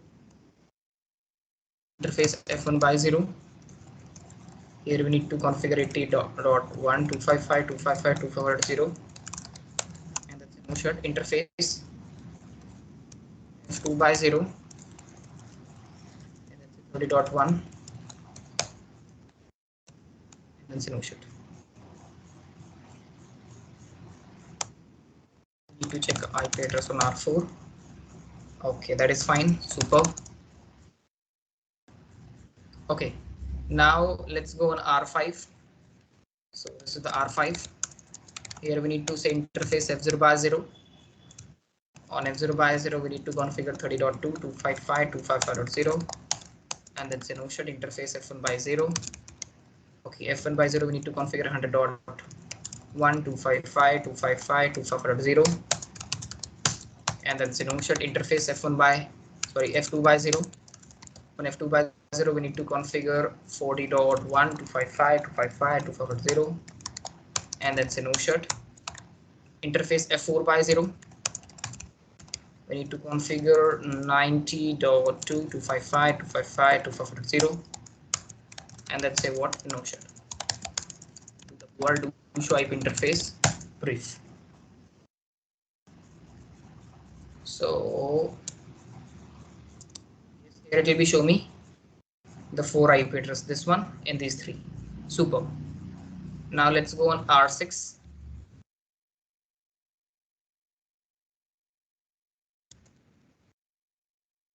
On R6, we need to say interface F0 by 0, and then say what? 99.1.255.255.255.0, and then say what? No shut. Interface F1 by 0. It's 40.2.255.255.255.0. Interface F2 by 0. 92.168.88.2.255.255.255.0, and then say no shut. So do show IP interface brief. R6, yes, I'll configure the IP address on R6 as well. Now let's configure on R7.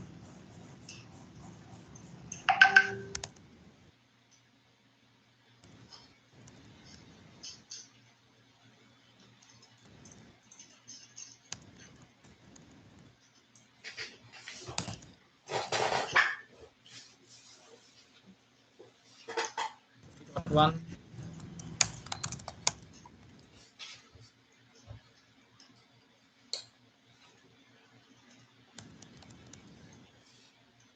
Okay, now on R8, I also configure this R8.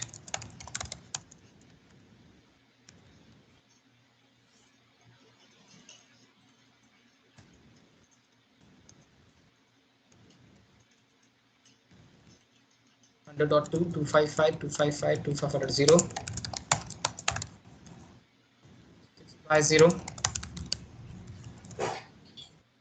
.1.255.255.255.0, and that's a no shut.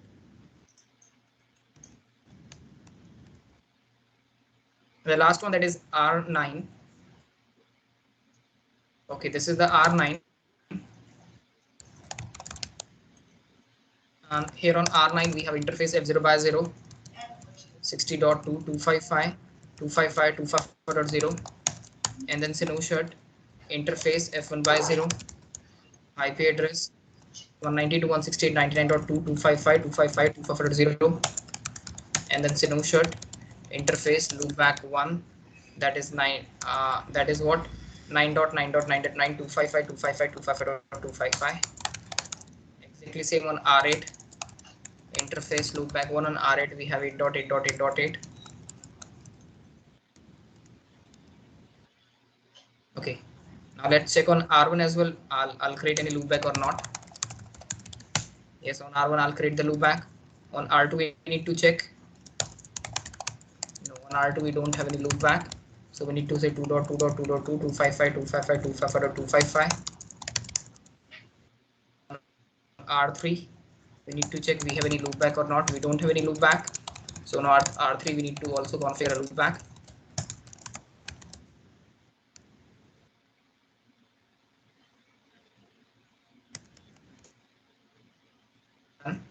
Okay, now we need to check on R4 as well. No, I don't have any loopback on R4.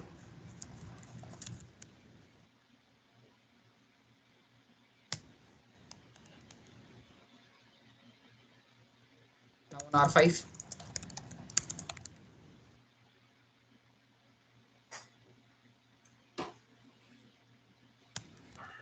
Now on R6.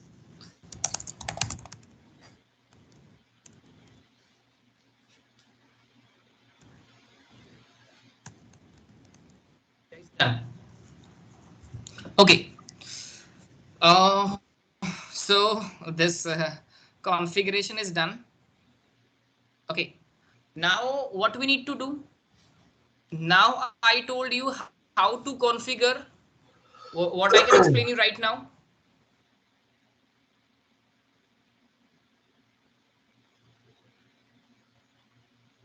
IBGP neighbor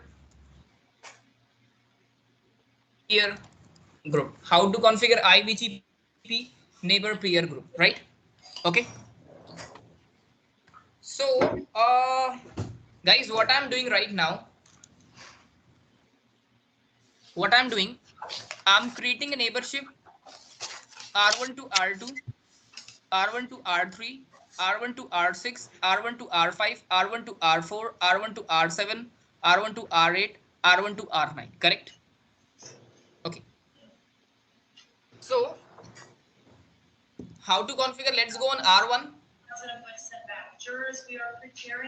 And what is the command? The command is what? Router BGP, and then say 100, right?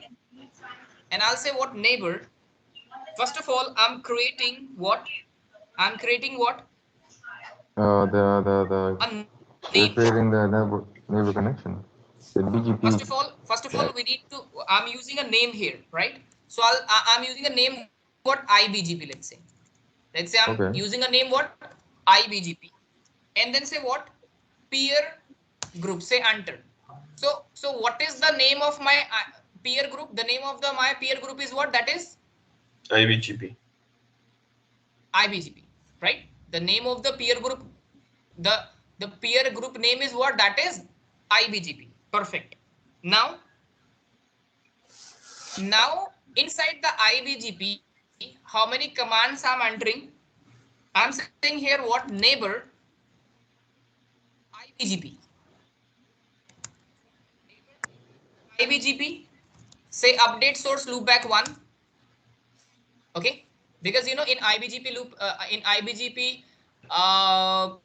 indirect neighborship, if I'm creating, so we need this command, right?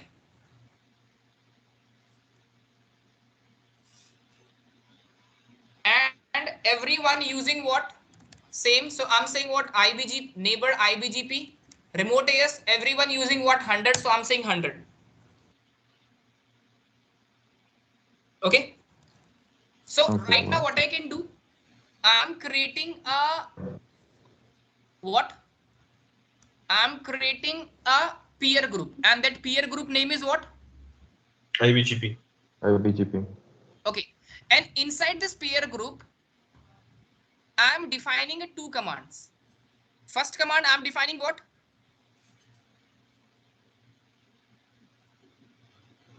Update source loopback 1. Second command I'm defining here what inside the IB inside this group. I'm saying what?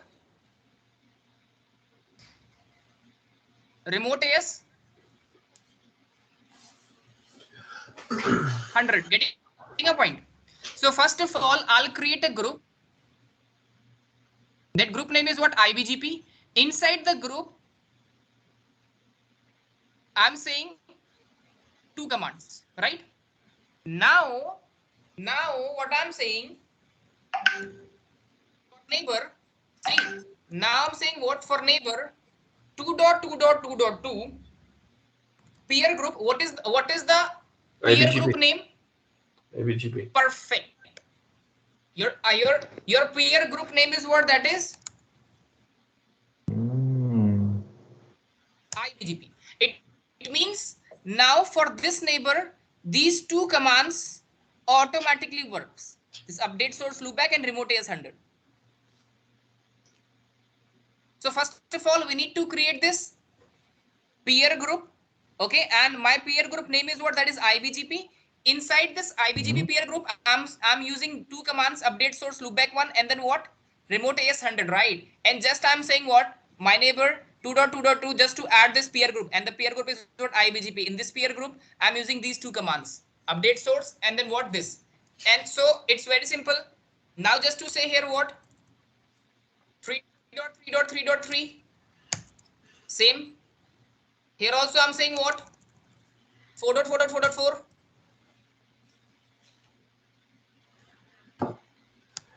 5.5.5.5. 6.6.6.6.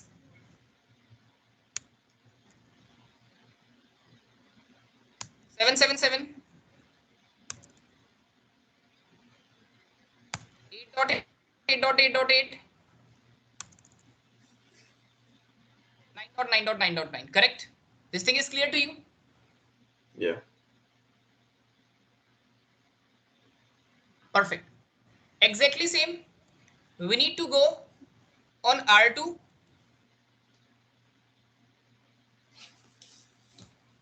Okay.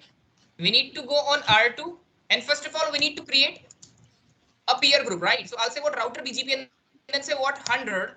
And then say what? Neighbor IBGP peer group, say enter. And then say neighbor IBGP and then say what? Remote AS 100. And then say what? Update source loopback 1. And then I think we need to do like this, then it is for me.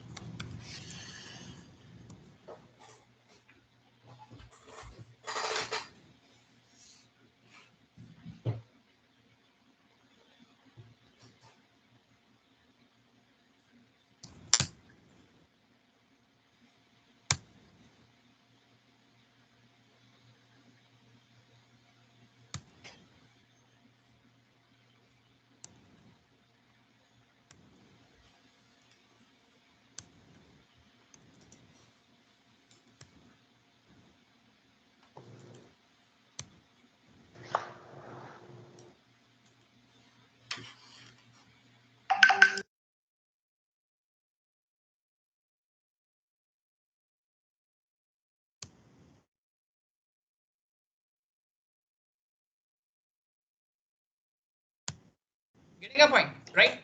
So right now I'm on R2.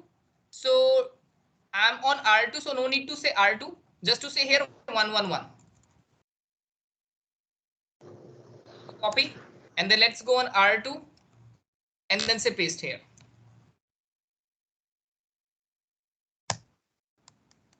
Wait for a second. Automatically the neighborship is with R1. Give me a second.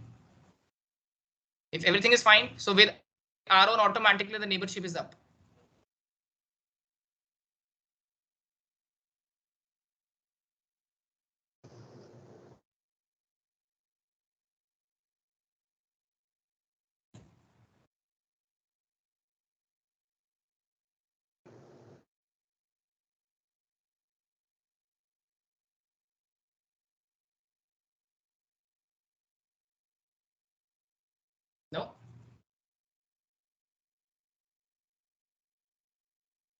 Okay, remember why the neighborship is down? You know, we need to use the reachability as well, loopback reachability.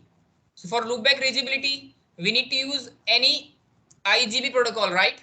So let's go on R1 first of all. I'm using what? Router AGRP 10 and then say network 000 do show history. So I'm using the same command on every router. R1,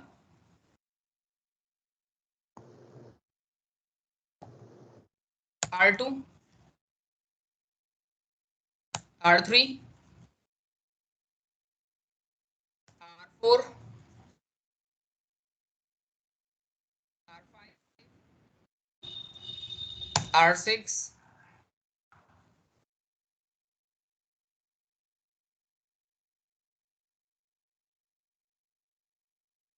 R7, R8, R9. EIGRP IGB protocol is enabled in this topology. Now what we need to do? Now let's go on. Okay, on R1 and R2, the BGP command is done. Now let's go on R3. And on R3, just to say here what? Just to say router BGP and then say 100. Enable IBGP peer group. We need to create a peer group. The peer, okay. And then say neighbor IBGP update source loopback 1. And then say what here? Remote AS 100. And then just to go on the notepad.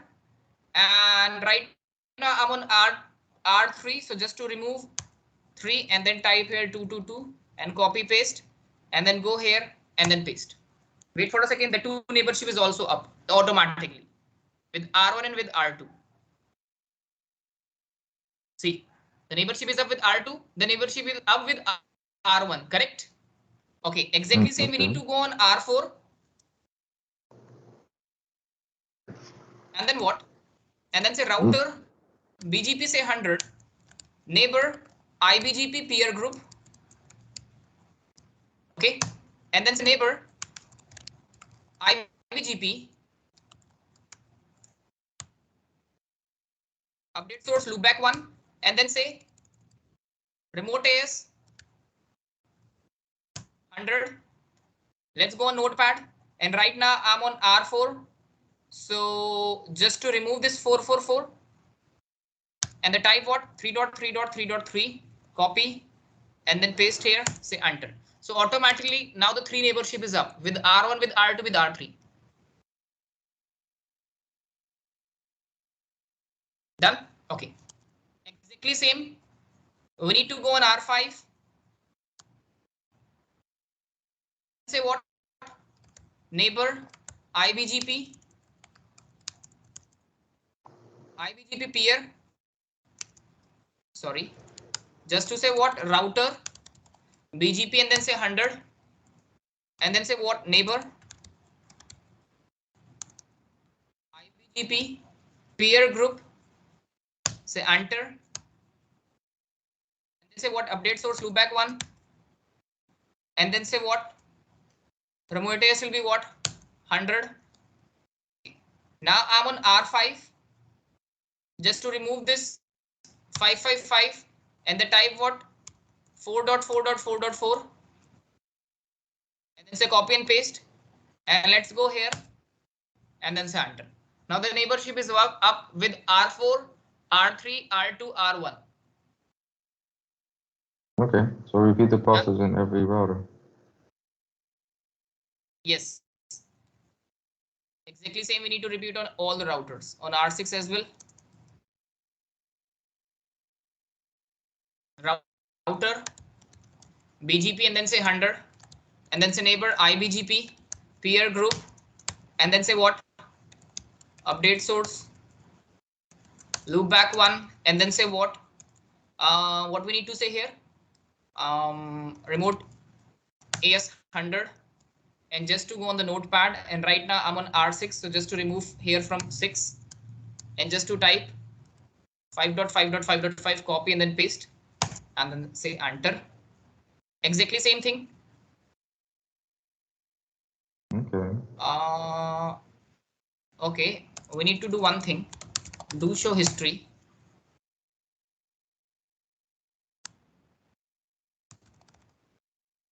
Do show run pipe section router BGP.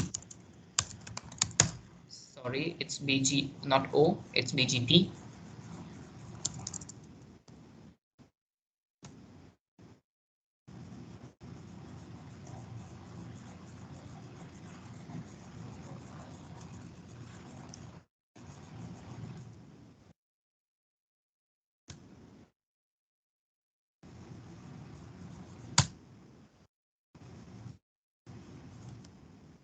Right now we need to do a configuration, R6 configuration done. Now we need to do an R7. So just to say here 6.6.6.6, copy paste, and then go on R7.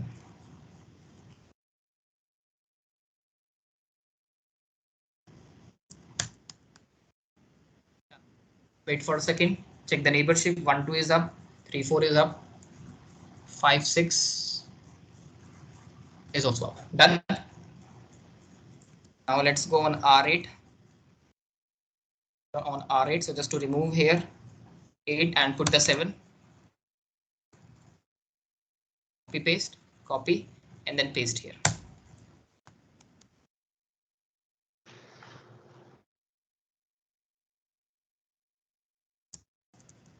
All the neighborships is up. Exactly same. We need to go on R9 and just to remove here this 9 and put here what 8.8.8.8 and then copy and then paste. All the neighborship is up. Perfect.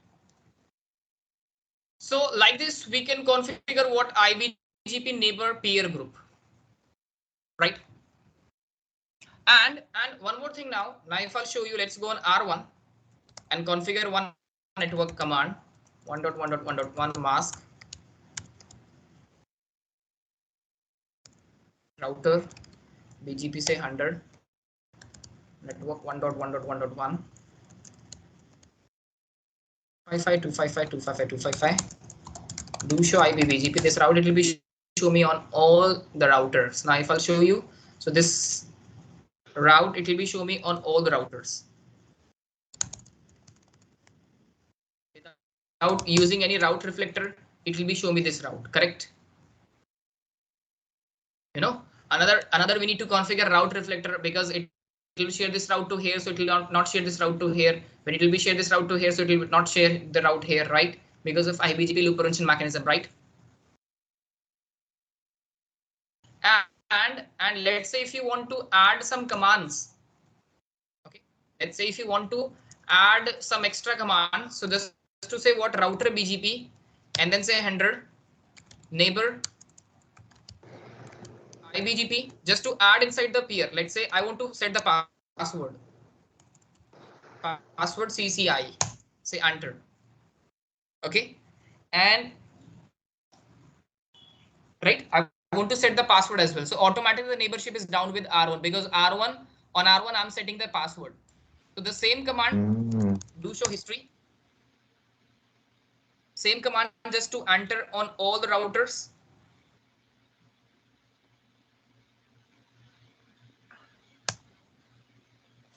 On R3 as well. On R4 as well. So this command will put with all the neighbors automatically because I'm putting this IBGP neighbor password CCI inside the peer group, right? So this peer group will add this command with all the neighbors automatically. Okay. No need to configure to set this command for each and every neighbor. That's it. Okay, yes. Okay. Another what happened? Let's say I want to set the password, right? So what happened for this neighbor? We need to use this command, separate command, password command. For this neighbor, we need to use this separate command. For this neighbor, we need to use the separate command. This neighbor for you. And right now, just I'm entering just one single command. Okay, and then yes, this command is work for all the neighbors, because I can put this command inside the peer group, and that peer group will add for all the neighbors, right? Okay, so when you configure the peer group in each router, then from there, you just have to configure one, and automatically, since it's in the peer group, everybody receives the same command. What? Can you repeat again? I mean, like, since you configured every single route inside the peer group, then any router can do any command inside the peer group, and then the other routers can receive that same command, right? Yes, absolutely. Just Okay. to put, okay, let's say what happened. Right now, this is IBGP. This is what IBGP, right? And you know, I told you in IBGP, in case of IBGP, the TTL value will be what? 255, right? In eBGP, we are using we need to increase the TTL value, right? But let's take an example. I want to use the TTL command. If I'll show you on R1, do show IP BGP summary. So how many neighbors we have?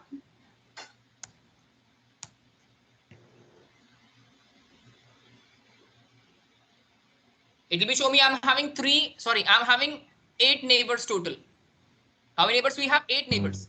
So if I want to use, let's say I want to set a TTL value for all the neighbors, what? 3. So normally what I can do? Normally what I can do, we need to go on R1 and then say what? Router BGP, say 100, say neighbor 19, sorry, say neighbor 2.2.2.2 eBGP multi-hop, let's say 3. And exactly same, we need to use the same command for each and every neighbor, right? But I'm not doing like that. No, this is I'm not do like that, because I also create a peer group. So what we need to do, just to say what neighbor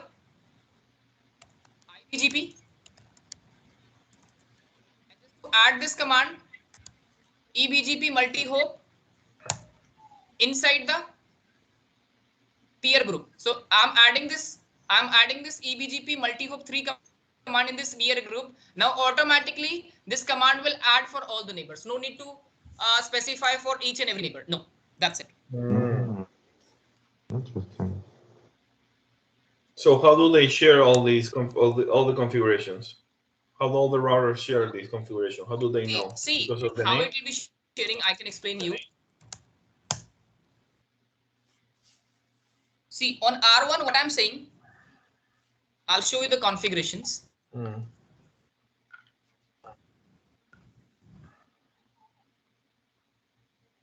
Okay.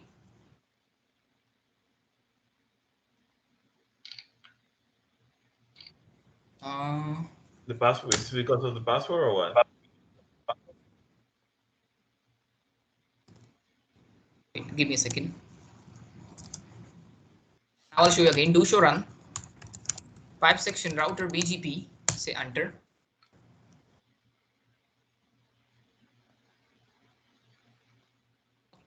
Right now, just I'll create. Okay, actually, what happened?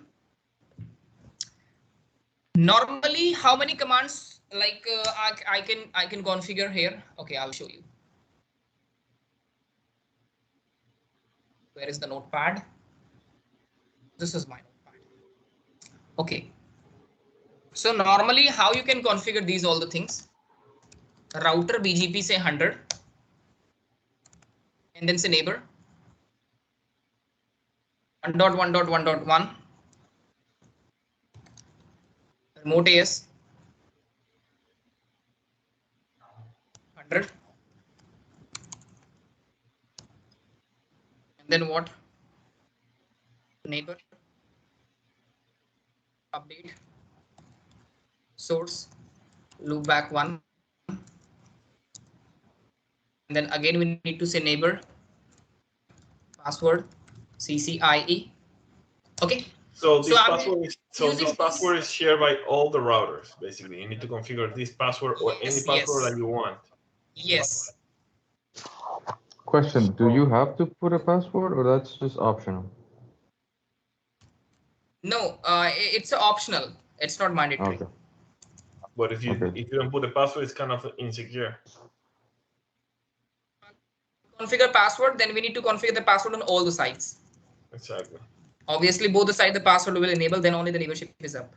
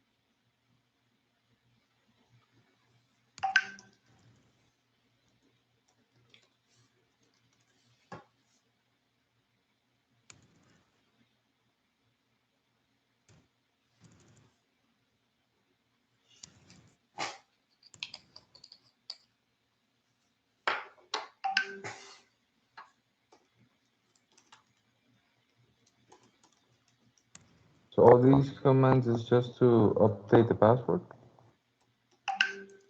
Yes. So can you see here? Normally on R1 we need to enter these commands, but using the IBGP peer group, the number of command is reduces.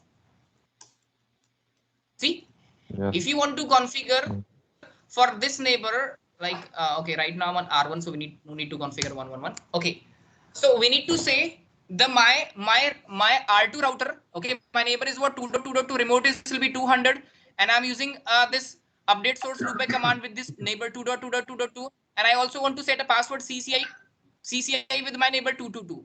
So that password command I can you see here that password command, this password command I can use for each and every neighbor one by one, right? One by one for each and every neighbor. But here I can enter this command only one time. This I can add this password inside this peer group. Then this password will enter for all those commands, all those neighbors automatically. Really? So Yes. if you How? wait, Okay. if you change the password, it will change the password on every router. Yes. Yes. See. Can we try that? Can you change the password here now? Like put another thing and see, check other routers. Like not every router. See, again I can repeat. What happen if I'm changing the password here? Then no need to enter, no need to change the password for each and every neighbor. For every neighbor, automatically the password is changed. I'll show you just to say no, and then say neighbor IBGP password. Let's say CCNP. Say enter. So that same command we need to use on all the routers now.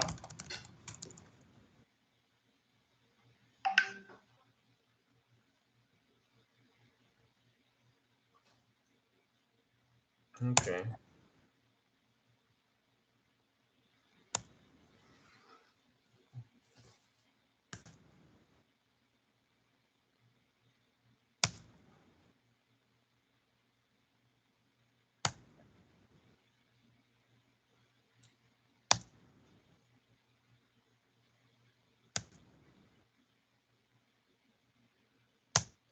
That's it.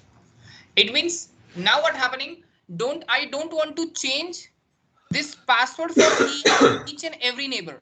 Just I can enter one single command on this router, then it works. Another, we need to set this password command for this neighbor 222 command, for this neighbor as well, for this neighbor as well, for this neighbor as well, for this neighbor as well, for this neighbor as well. It means I need to enter separately that command for each and every neighbor.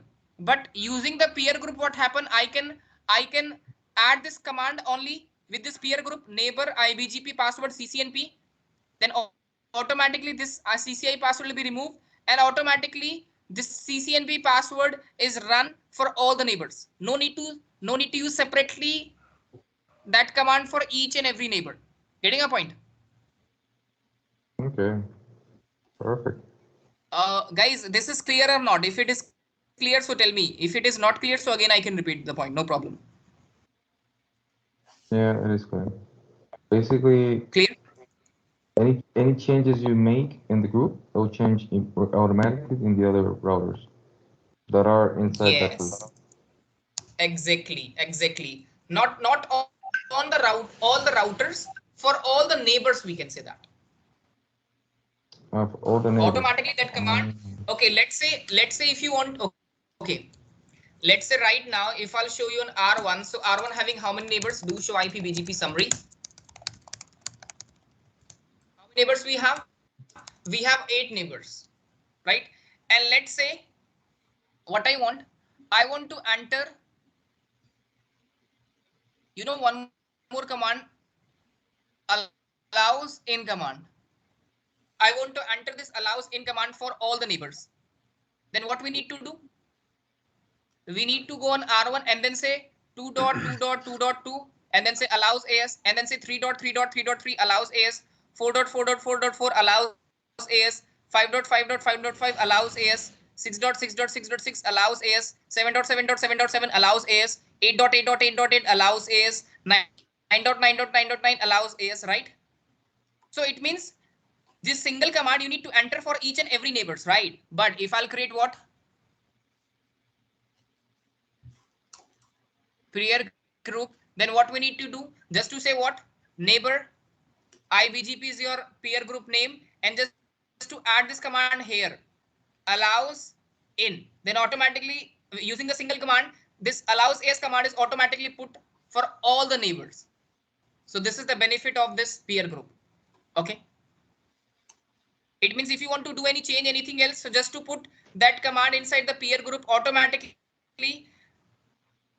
that command is work for all the neighbors. Okay. Okay. That's it. So this is called what? Peer group. Very handy. Yes.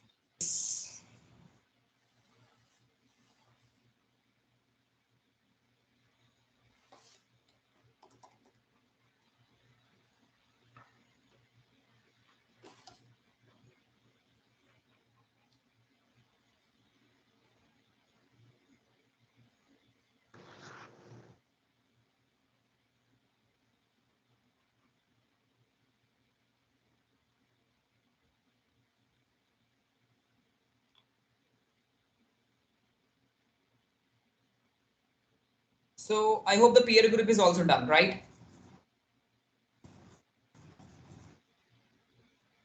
This is clear for you, correct? Okay.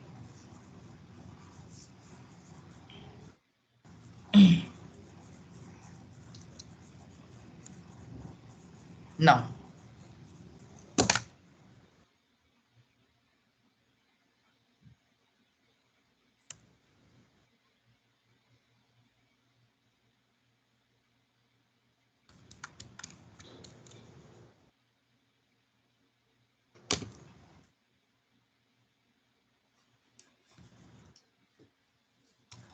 okay. So now the peer group is also done. So it means these all the things is clear to you, right? Till here. So far, Distribution is done. Ring failure is also done. BGP synchronization is also done. BGP black holes allows in command, disable connected check command, eBGP, direct neighborship indirect, IBGP, eBGP, BGP states is also done, right? How to make a reachability using IBGP. Okay, route reflector is also done. Okay, backhaul. What is the BGP backhaul? That's what when it causes. He explained yesterday. Yesterday explained it. Because, no, because this is you know that packet is drop on R2.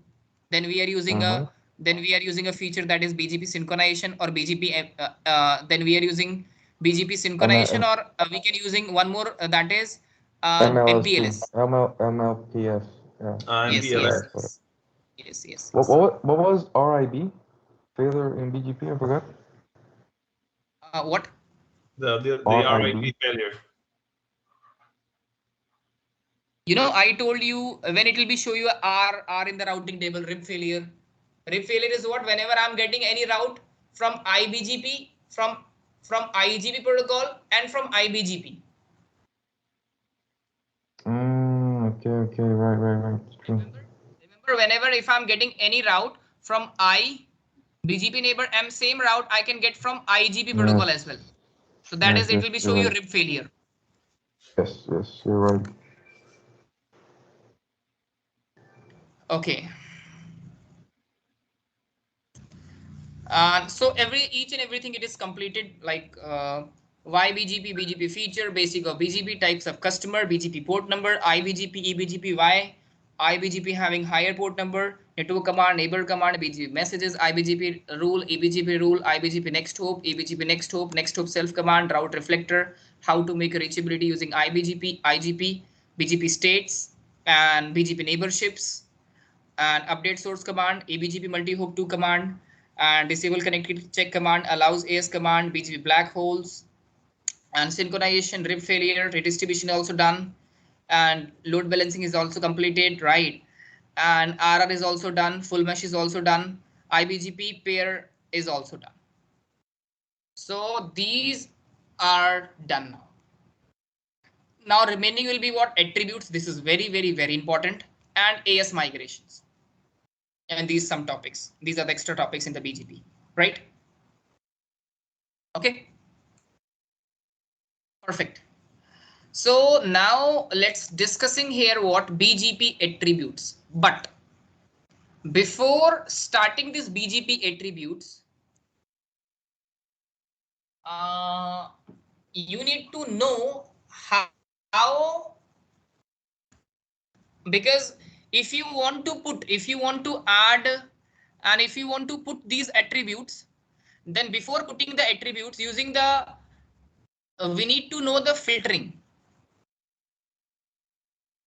like how we can use ACL, how we can use a prefix list, how we can use route map, okay, and how we can use prefix list, route map, distribute list. Okay, because when you know these four concepts, then it is very easy. You have what? ACL. ACL stands for access control list, right? Okay. Now, if I talk about the ACL, so there are two types of ACL. Have any idea what are the name of those two ACL, two type? You have a standard and extended, right? Yes. Standard. The first is what standard, and the second one that is extended. Perfect. After that, second thing, using the prefix list.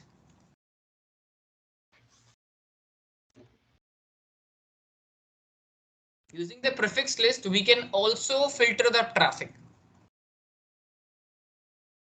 Okay. Have any idea what is prefix list?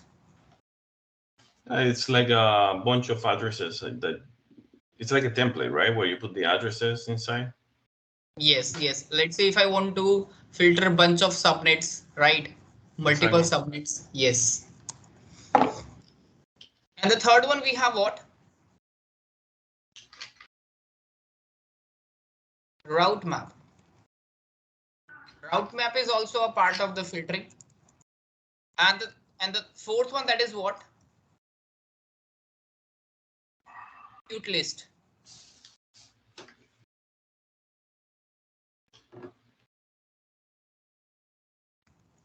That is what? Distribute list. So we have 4 ways to filter, basically. Yes.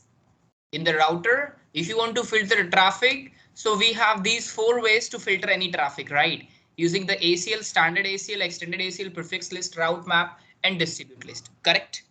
So why why they have like four? What is do they have like I can explain difference you, don't worry. between I can each explain one? you one by one.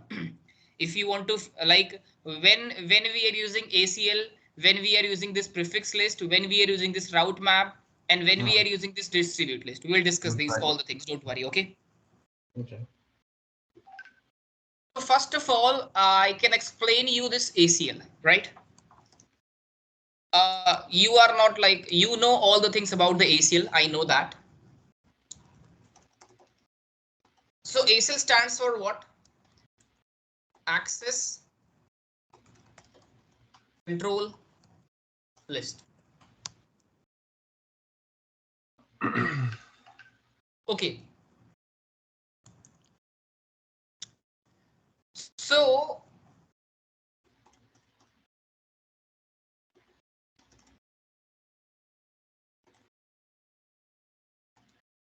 let's say if I want to filter any traffic, let's say I want to filter 192.168.10.1 IP, right? So we need to say what access list, and then say what, let's say 10, and then say permit. So let's say I want to deny this traffic. So I'll say what, deny.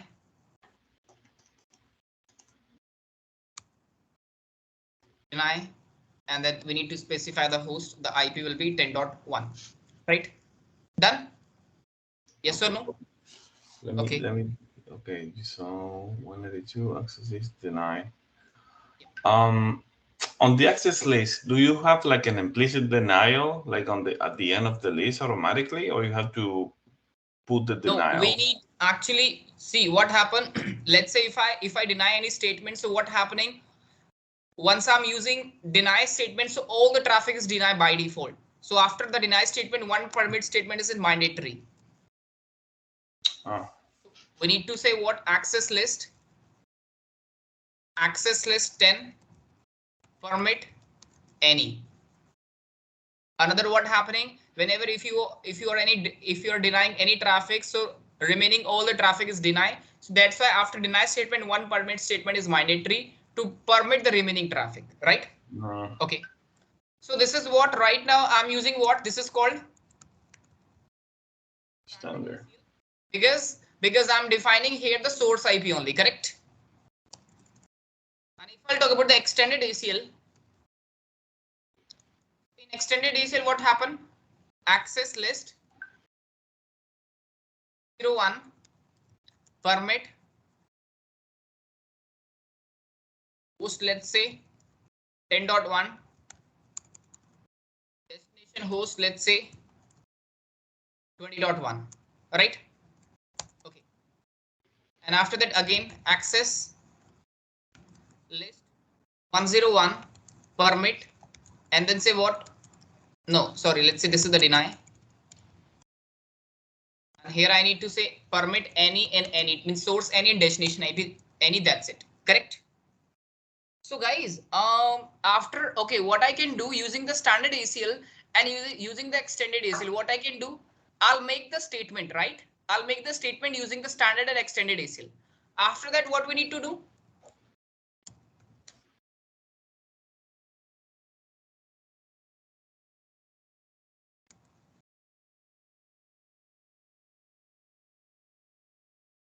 What we need to do? We need to apply this ACL or interface. Getting a point? So how to apply this ACL or interface? The command is what? Interface F0 by 0, and then say what? IP access group command, and group number is what, 10. Okay, let's say this is what, inbound. That's it. So what I can do actually, it means what we can say, using the ACL, like using the standard ACL or using the extended ACL, what we are doing here?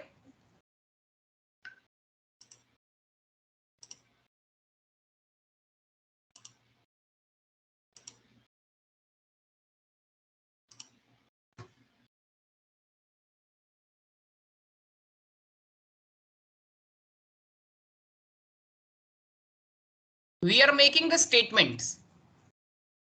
Okay. Using the standard ACL or using the extended ACL, using the standard ACL, or using the extended ACL. What we are doing? We are making the statement. And if I want to, okay, and if right now, if I'm not apply this ACL, then this ACL is not working. Yes or no? Right? After making this ACL, let's say if I make this ACL like this, then what we need to do? We need to add this ACL inside the interface. Yes or no? This thing is clear? No? Hello? Okay, I'm here. Yeah, can you hear me? Yes, it's in here. I was muted. Yeah. Yeah. So what I'm saying right now, what I can explain you, after making the statement, that statement is not working. After making the statement, what we need to do? We need to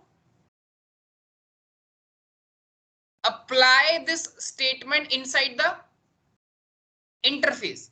Inside the interface, then this ACL is working. This thing is clear or not? Yes or no? Okay. Okay, perfect.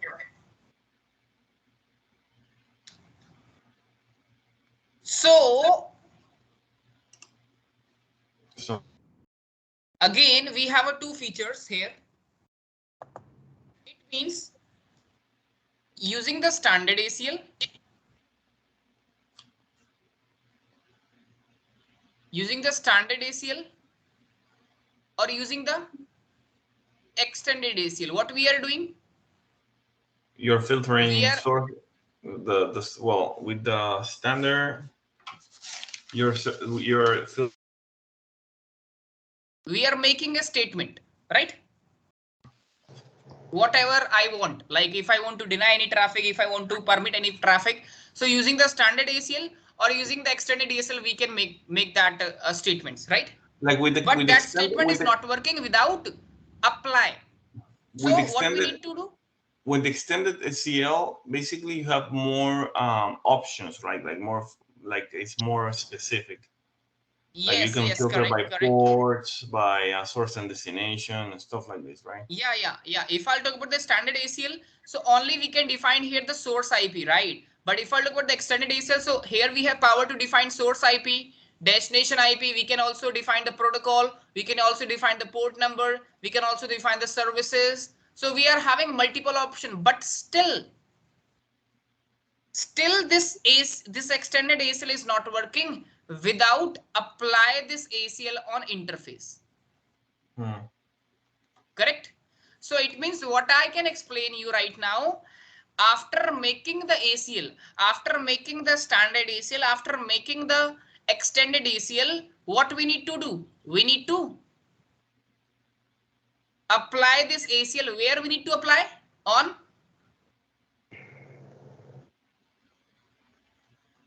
interface, right? Yes.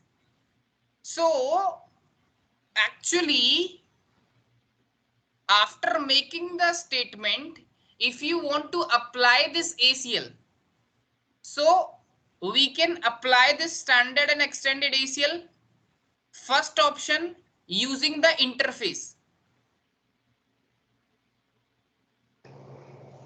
It means after making this ACL, how you can apply these ACL? Using the interface. This is the first option. And after that, you can also apply these ACL using the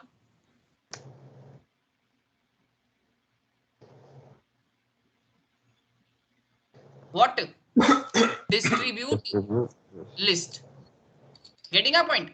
So it means after making the standard ACL and extended ACL, we can apply these both the standard and extended ACL using the interface base. And we can also apply the standard and extended ACL using the distribute list as well. So it means if you want to apply these ACL, then we have two features. The first is what? Interface. The second is what? Using the distribute list. This thing is clear, yes or no? Okay, apply an interface or distribute. Yes. It means for applying, we have a two feature, interface based and using the distribute list, correct? Okay. Okay, perfect. But right now the question is what? Let's say I'll make a extended ACL. Okay, I'll make a extended ACL and I can apply this ACL using the interface base, right? And let's say again I can make the same ACL and I'm using here what? Distribute list. Getting a point? So my question is what? What is the difference? What is the difference when we apply this ACL on interface? Then what is the difference when we apply this ACL using the distribute list? Then what is the difference? Correct? Okay. The difference is what? If you want to filter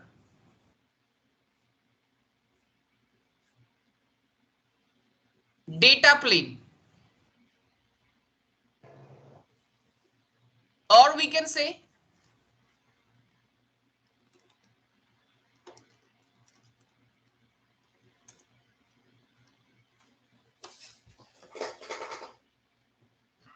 forwarding plane, then we need to apply this ACL on interface based. And if I want to filter control plane traffic, then what we need to do? We need to apply this using the distribute list. So what would be the difference then between the distribute list and the ACL? Yeah, I can explain you, don't worry. I can explain you, okay? So right now, I hope this is clear. Once we are using a standard ACL or extended ACL, so if I want to apply these ACL using the interface base, then what is the profit? Using the interface base, we can filter which type of traffic? We can filter data plane and forwarding plane traffic. And if I'm using what? Distribute list, then we can filter which type of traffic? Control plane traffic, right? So now I can explain you what is the meaning here, the control plane traffic, and what is the meaning here, the data plane traffic. Clear? Okay. Now,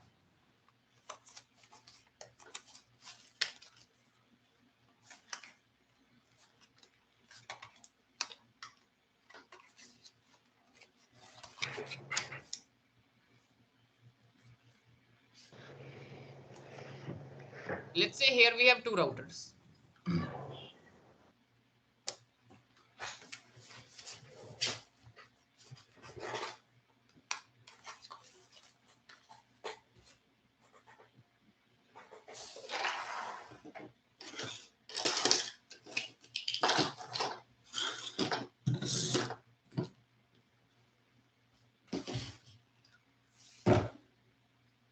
Right?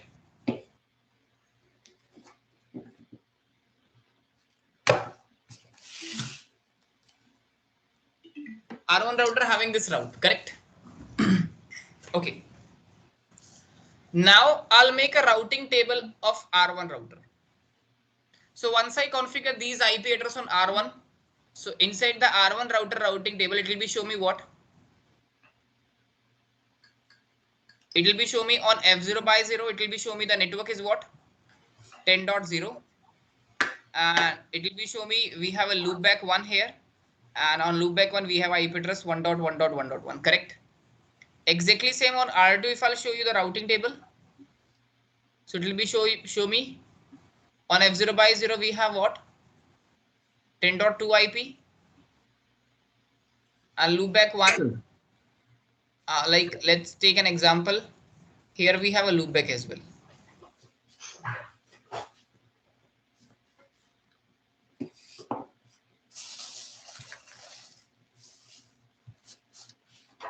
Clear? This is the topology, right? Once we configure the IP address, so automatically inside the routing table, it will be show me look like this, correct? Okay. Now let's say I'm enable the EIGRP protocol. on R1 and on R2. So after enabling the EIGRP, what happened? This R1 router will receive 2.2.2.2 route via R2, and here it will be show me I can receive 1.1.1.1 route via R1. Clear? Okay, guys, this thing is clear. Any doubt at this point? Okay. Okay. Now what happening? What happening? Let's say I want to filter the traffic. What I want to filter the traffic. Then what I can do? We need to go on R1 and just to make a ACL. We need to go where? We need to go on R1. And the task is what?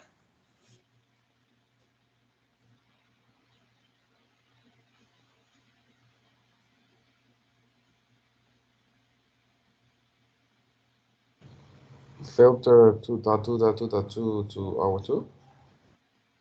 What I want here? Yes.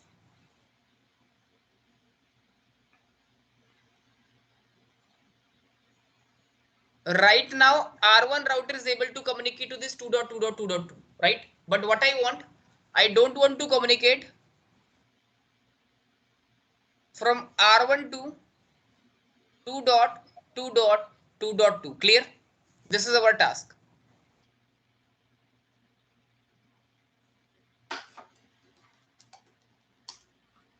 Okay, it means whenever this R2 will communicate 2 to 2, so it will be denied. So this is our task. So let's say on R2, let's go on R2. Okay, and let's make a ACL here. So I'm using a command on R2, what? Access list 10. What? Access list 10, and then what? Deny IP,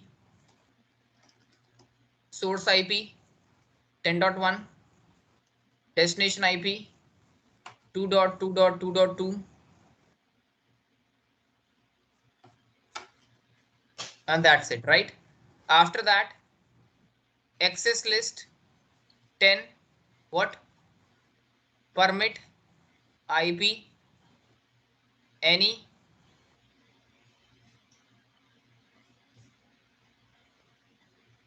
right? Yes or no, guys? This thing is clear to you, everyone? Yes, sir. Okay, great. So, Now what we need to do? Let's go on R2 router. Let's go on R2 router, and on R2 we need to go interface F0 by 0, and then say what? IP access group command, and the group number is what? Here it is what? 10. Okay, no need to take 10, it's 110 because it's a standard ACL, so we need to take 110. So here I'm saying what? 110 and inbound on interface F0 by 0 inbound. That's it. So I'm using this command, correct? Yes or no? Okay. Okay, so Now wait, let's say. so the third Yes. command is you have to go into the interface and write group 10. Yes, IP access group, and then say 110 and then inbound. Okay, on R2. To apply it, I guess, right? Yes, I can apply this ACL using the interface based, right? Okay. So when we apply this ACL using the interface based, then what happened? Now let's take an example. R1 router wants to communicate. R1 router wants to communicate 2.2.2.2, right? So once this R1 router wants to communicate 2.2.2.2, in that case, the source IP is what? 10.1, or the destination IP is what? 10.2. 2.2.2. Okay. Right? Okay. Now this R1 router will forward this packet. This same packet. Okay. R1 router will send this same packet to R2. Once this R2 router will receive this packet, it will be check the source IP is 10.1, destination IP is 222, and here also I'll create a ACL whenever any traffic is come with source IP 10.1, destination IP 222. So what we need to do? Deny it. So in this time, this R1 router will forward the packet, but R2 router is not receiving this packet because of ACL. So this type of traffic is called what?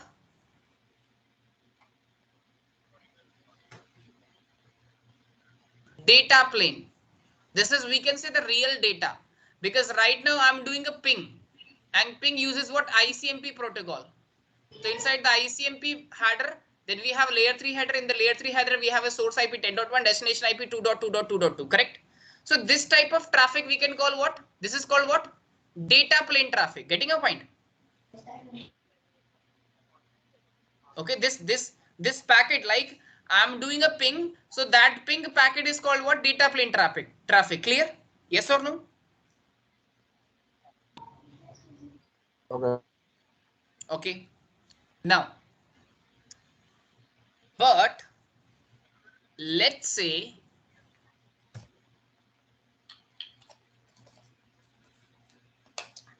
I'll make this ACL and I can apply this ACL using the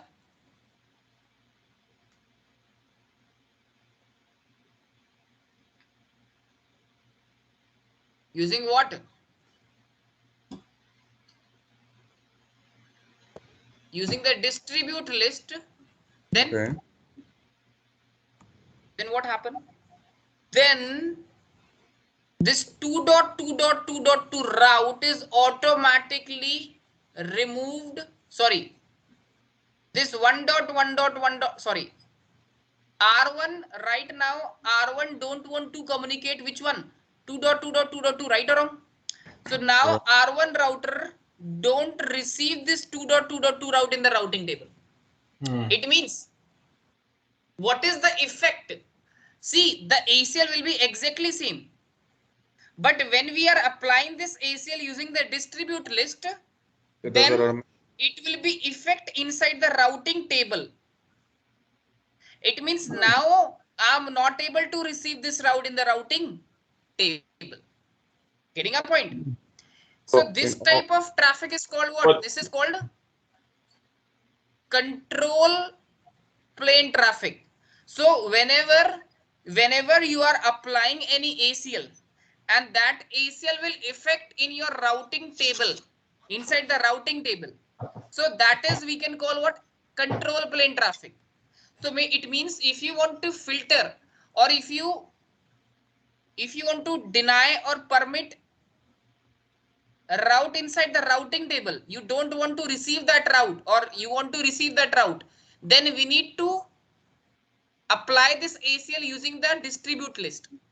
But let's say you don't want to effect in the routing table, only you can effect on normal packet, like whenever this router will send a source IP and destination IP packet, then that ACL is effect on that packet, like data plane packet.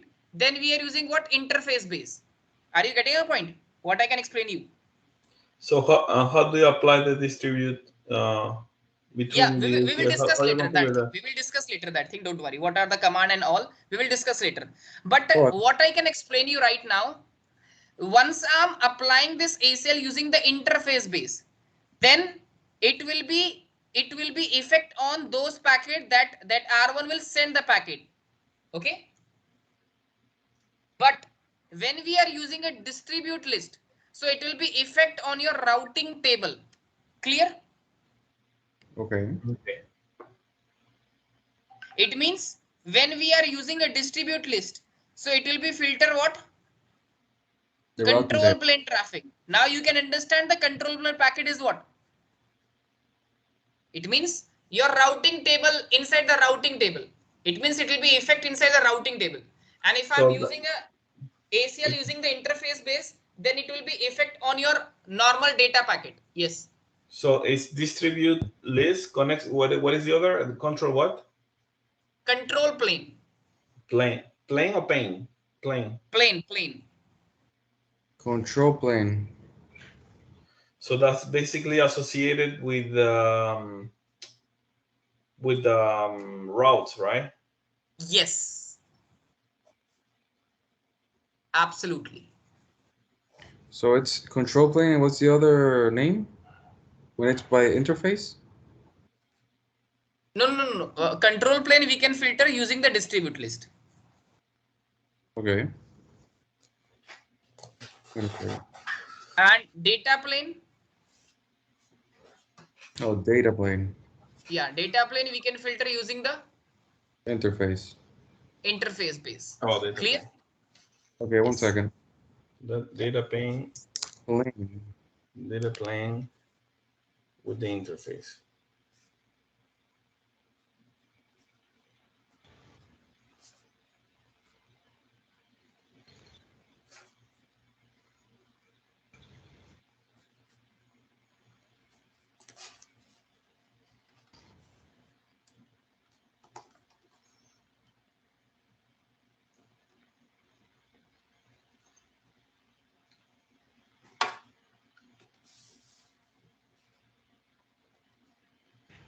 Done.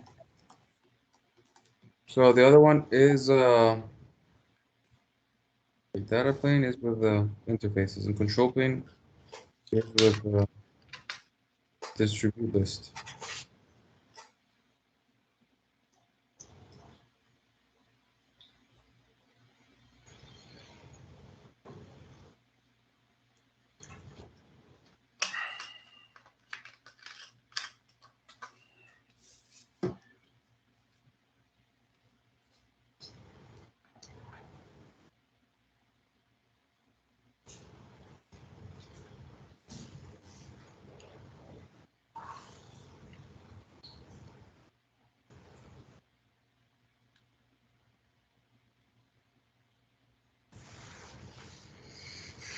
Okay.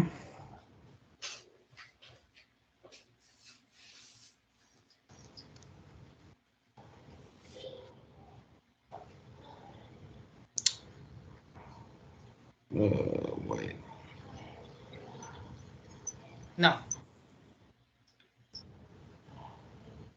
Now I'll create a topology. But what's the command of the distribute route? I can explain you, don't worry, okay? I'll make a topology, then I can explain you what are the command and what are the effects. Okay.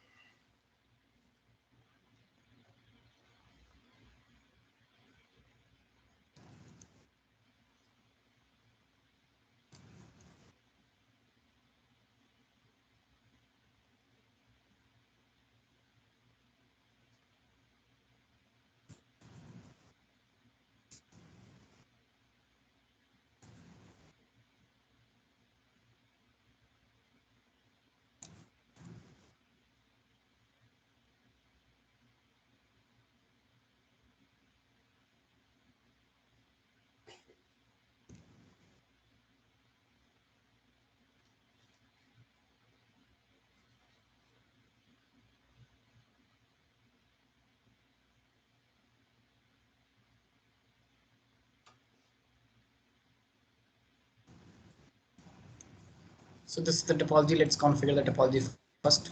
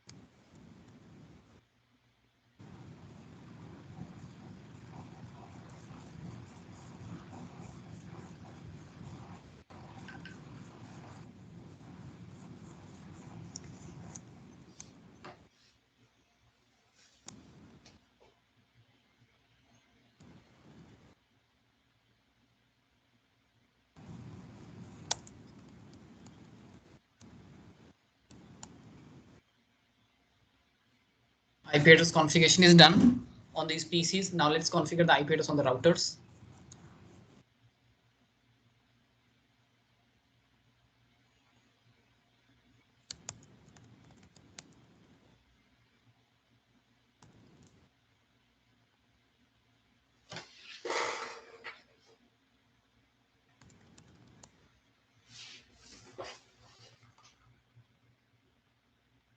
Guys, if you want to configure the IP address from your side, so you can do as well. You can access my screen and configure the IP if you want.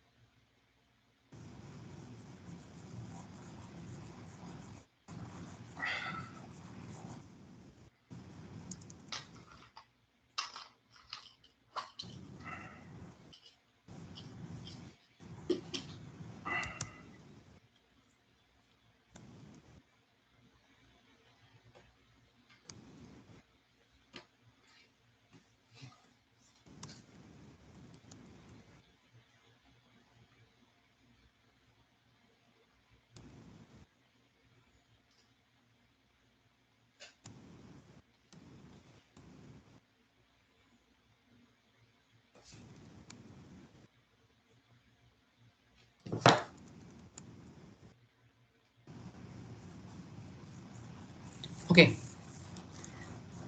So now IP address is done. What we need to do, we need to enable any routing protocol in between the routers. So let's go on R1 and configure what EIGRP.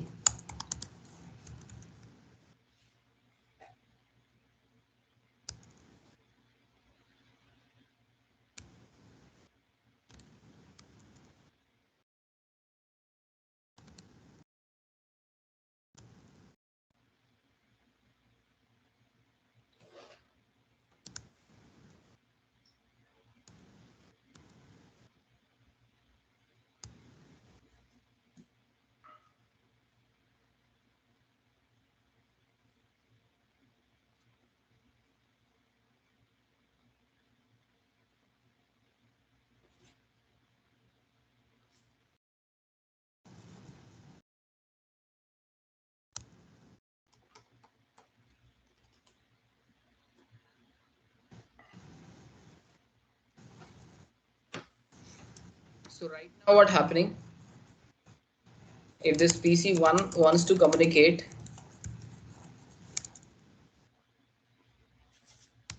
this 30.1, so yes, I am able to communicate, correct? It means right now what happening? PC1 is able to communicate everywhere, 40.1 as well. PC1 is not able to communicate with 40.1. It will communicate 20.1.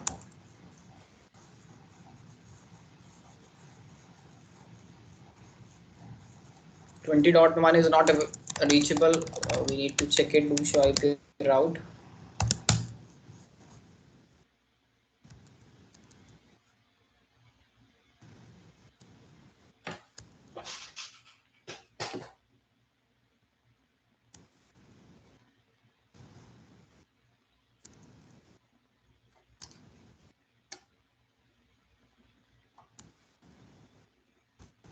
It means PC1 is not able to communicate with PC2 and PC4. PC3 is communicating. So we need to check on PC2 first.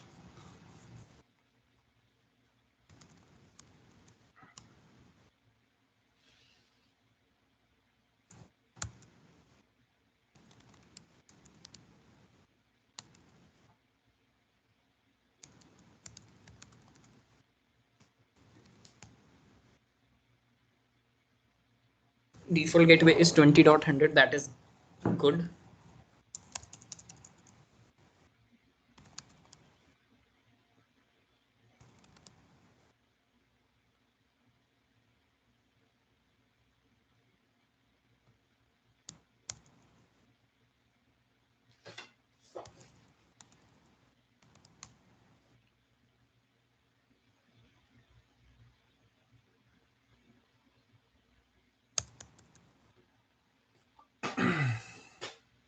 PC1 is communicating to 20 dot. We need to communicate 20.100 first. 20.100 is communicating. It means the problem is here on PC2. Let's go on PC2. Okay, actually the problem is what on PC2. I'll configure the IP on F0 by 0, and actually the interface is what F6 by 0. 0 by 0, no IP address. Interface F6 by 0. I'm having 20.1, 255.255.0, and then say no shit. Now if this PC1 wants to communicate 20.100, so it will be communicating 20.1. So yes, it will be communicating. PC1 is able to communicate PC2, PC3.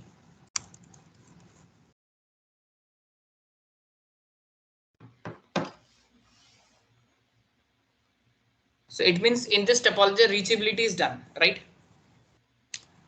Okay. Reachability is done. Now let's say what is the task here? The task is what? 10.1 not able to communicate with 40.1. Correct? What I want? Yeah. This is D9. This is D9. So let's go on the router. Well, you want to communicate from PC1 to PC4 basically. Yes. Right now PC1 is able to communicate with PC4 192. Okay, you want to deny. Okay. Okay, it says on wait. I'm not able to communicate. No, it says on ritual. Why? We need to check on R4. Sorry, PC4. Do show IP interface brief. It's down. 40.1. No, this interface is up. No IP. Do show IP route. 40.192.160.68. 40.100. It is a 40.100 is a default gateway. Is also good. Oh, let's do one thing. It will be communicate just 100 first. 100 is also not able to communicate. and let's communicate 70.2.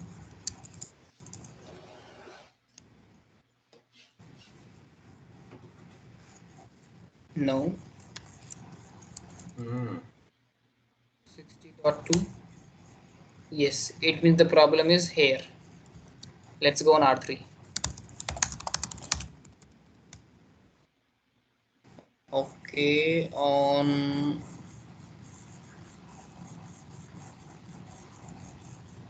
Well, the interface is like 2x0. And you enable the EGRP, right? 70.1, that is good. 60.2, that is good. Right? IP addressing is done, right? And the EGRP is enabled? I don't know. We need to check it, do show IP protocol. EGRP is also enabled, but still I can enable again.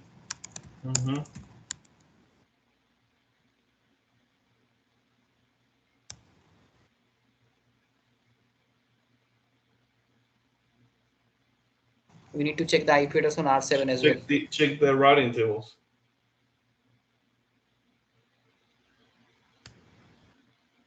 Okay, 0/0, I'm having 70.192.168, and here it is, what, this one.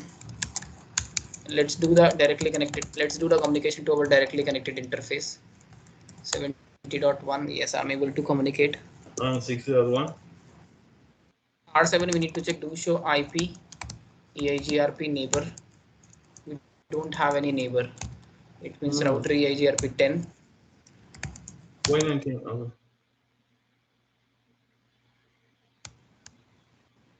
What about the R2? Yes, now the neighborship is up.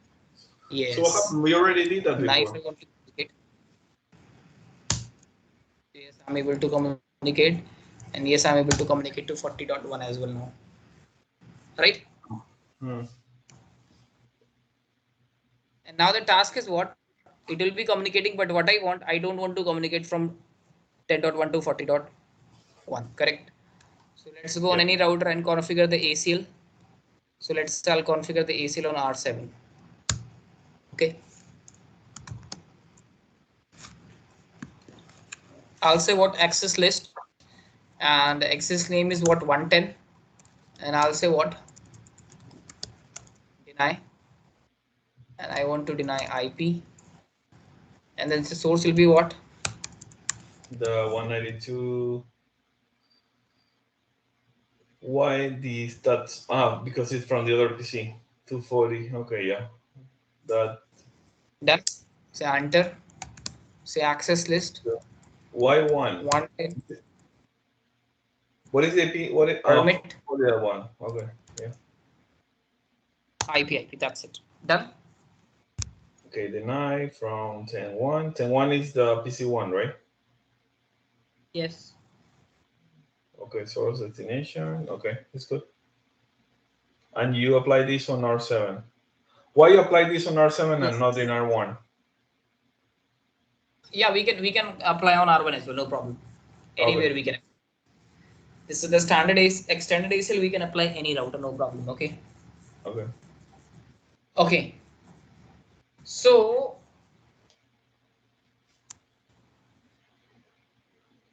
now we need to apply this on our interface. Interface. F00. Yeah, I'll apply this on F0/0. Then say what? IP access group. The group name is what? That is 110. That's the name. And it is what? Inbound. Wait for a second.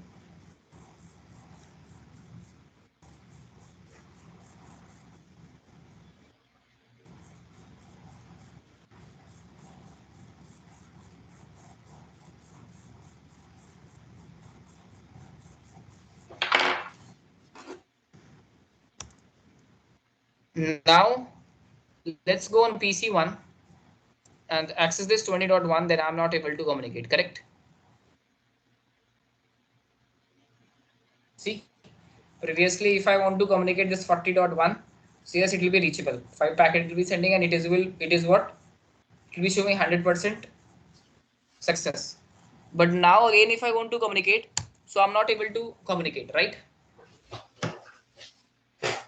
So using this, what I can do actually, using this, we can, it means right now if I'm doing a ping, so this using this ACL, when we apply this ACL in interface base, so what happening? It will filter, it will deny this traffic. Okay, it will deny this traffic. But if I'll show you on R7 router routing table,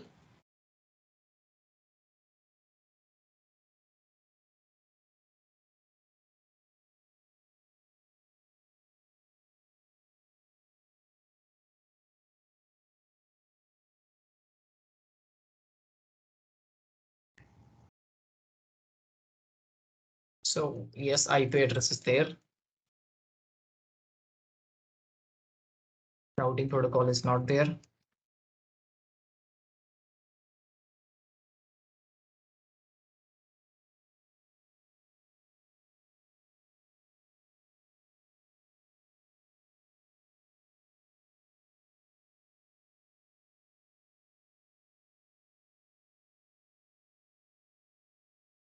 And let's check on R2 as well.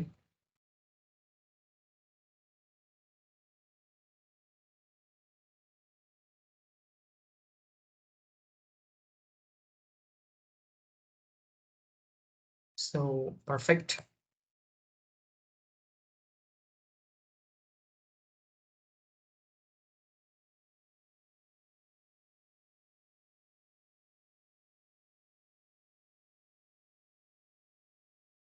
Let's check on R3 as well.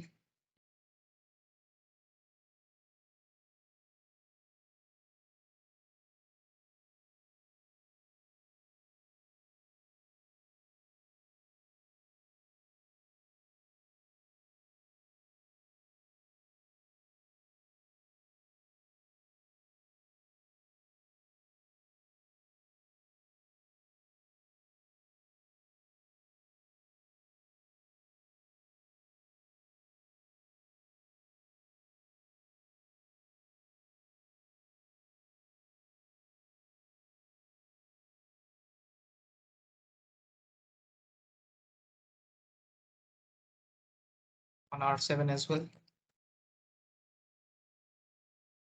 To show IP interface brief. Okay, on R7 we don't have any IP address.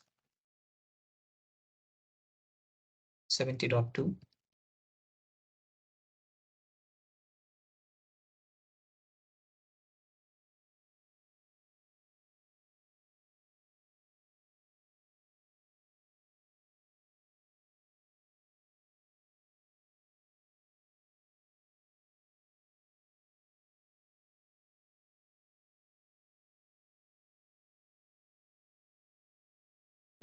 Router EIG RP10, network 00.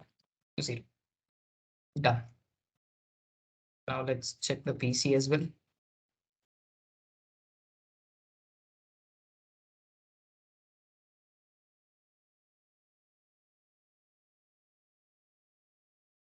Done. Now on PC number 2. So PC number 2, to show IP interface brief, show IP route. That's great. Protocol is down. It will be shown the protocol is down. Why? Okay. Here, no need to configure IP address on interface. No IP address. We need to configure the IP address 6x0 interface.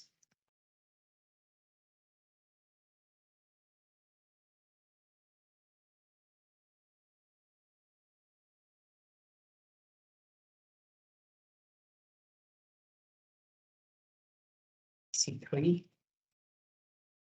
Check the IP address. You show IP route. No IP routing.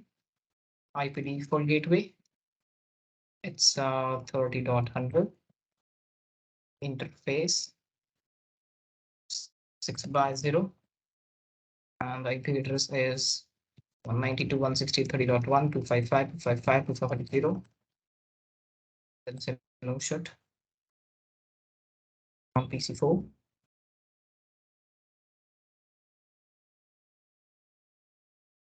Interface 6/0. 40.1, 255, 255.0, and then say no shut. Now IP routing. IP default gateway. 40.100. Swipe interface brief. Done. Everything is good. Now let's go on PC1. If I want to communicate this 40.1. So yes, it will be communicating. It means from PC number 1. It means from PC number 1. Yes, this PC1 able to communicate. Which one? 40.1. Okay. This PC1 is also able to communicate 30.1. It means PC3. Yes, perfect. And this PC is also able to communicate 20.1 as well, right? Correct. So guys, remember last class, what I told you in the last class, using the when I'm using a ACL, and when we deploy this ACL, when we apply this ACL using the interface base, okay, then what happened? Then it will be filter which type of data? Data plane. It will be filter what? Data plane. And when we apply this ACL using the distribute list, then it will be filter what? The IP. Control plane. Control plane traffic. Okay. Oh yeah. So yeah, when we are using distribute list, so it will be filter control plane traffic, right? Okay. Now what I can explain you.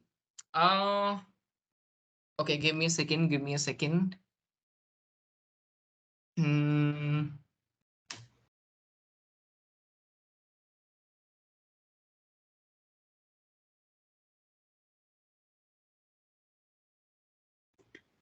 Okay, let's go on R1 router. Okay, on R1, I'll create a loopback, correct? I'll create a loopback 1.1.1.1 and then say 255.255.255.0 and then say no shut. Sorry, it's 255.255 and then say exit. So do show IP interface brief, right? So on R1, see what happening on R1 router having this loopback 1.1.1.1, correct? And I also enable the routing protocol. So what this R1 router will do? This R1 router will share this 1.1.1.1/30 route to R2. R2 will share this 111 to R3. R3 will share this 111 to R7. Correct? Now if I'll show you on R7 router. Do show IP route. So yes, it will be show me I'm receiving 1.1.1.1 route, right or wrong? Okay. Okay. Now what happening? What happening now?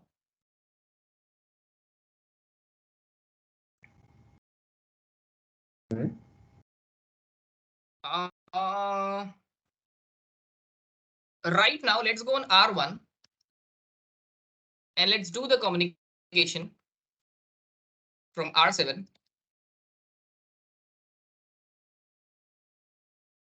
R7 is able to communicate to 7.7.7.7, right or wrong? Right. Okay, perfect. And can you see here, R7 router will receive 111 route or not? Yes. Okay. So in this time, let's say if I want to, let's say the task is what? Right now, if this R7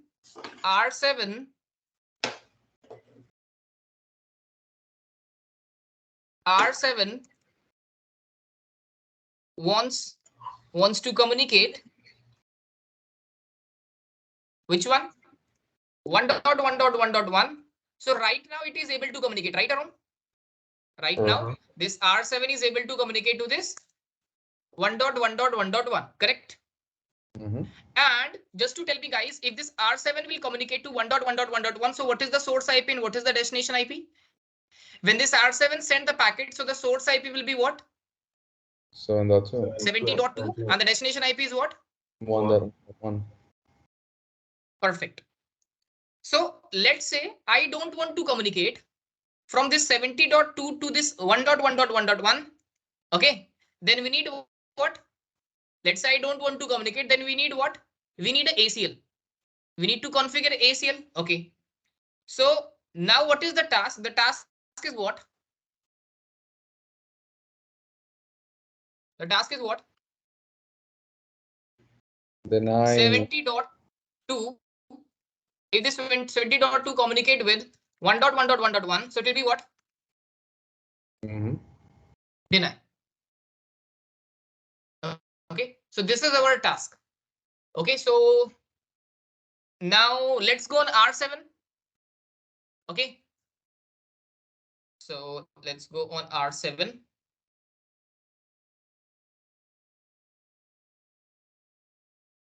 Just to configure what ACL, I'll say what access list 101.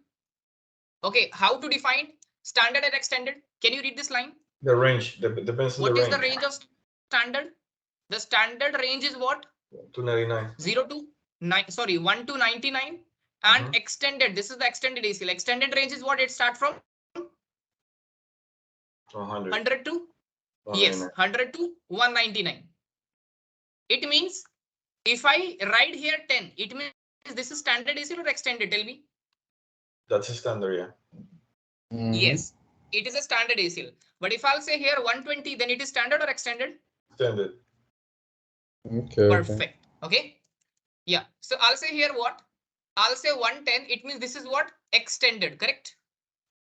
Okay. Okay. Now it will be saying, okay, I want to do a deny or permit. So I'll say it is deny. And then say what? IP. And then say it will be saying what? Source IP. So guys, tell me the source IP address. It's 192, 168, 72. Yes or no? And what is the destination IP? Now it will be showing me the destination IP. 1.1.1.1. 1.1.1.1. Right?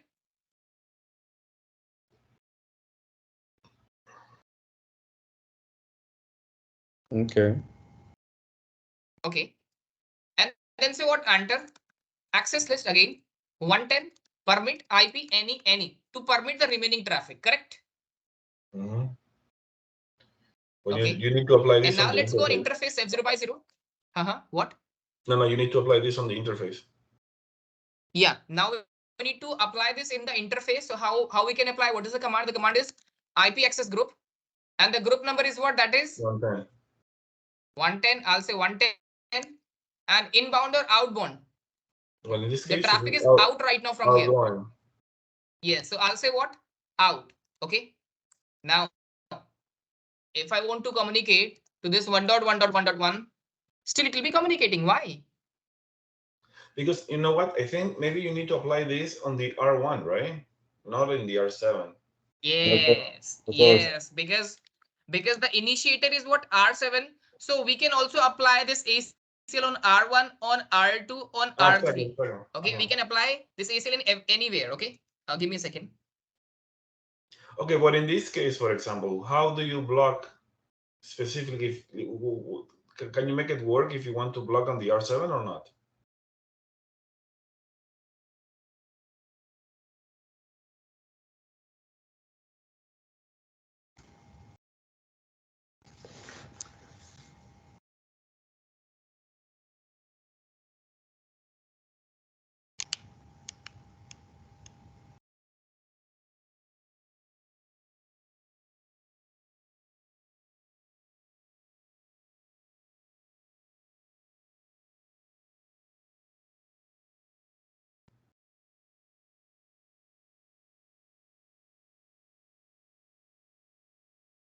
Yes, I think you have a question. Yeah, please.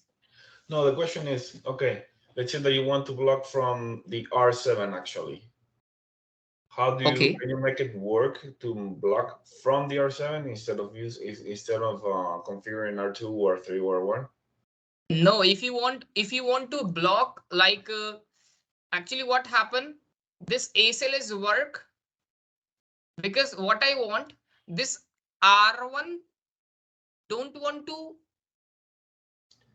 come this 70.2 traffic actually.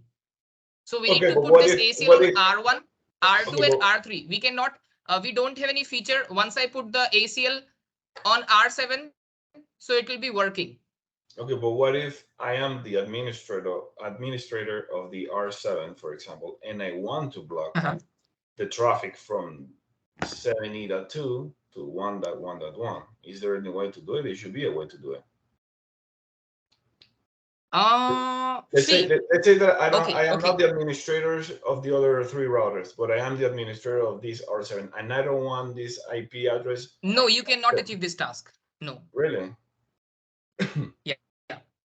Because why? Okay, why I can explain you here. Because this is R1 router, and right now I'm initiate this traffic from where? I'm initiating this traffic. Whenever if I'm initiating the traffic, so the source IP will be what? 70.2, and the destination IP is what? 1.1.1.1, correct? Okay. So actually what happened? Let's say if you are making an ACL on R7, right? Let's say if you are making an ACL on R7, right? The same ACL, whenever the traffic is communicated from 70.2 to this 1.1.1.1, then it will be what? Deny. Let's say you are making this like this ACL, correct?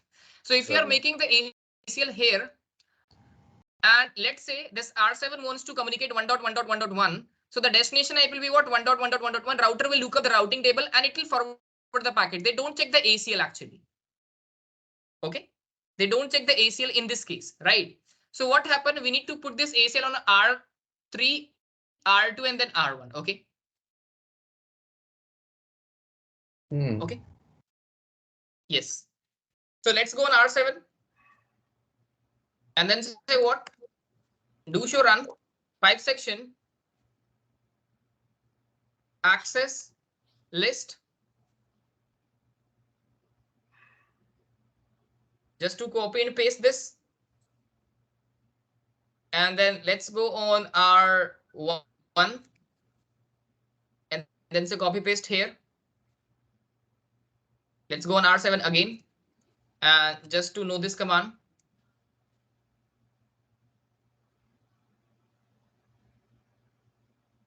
And on interface as well.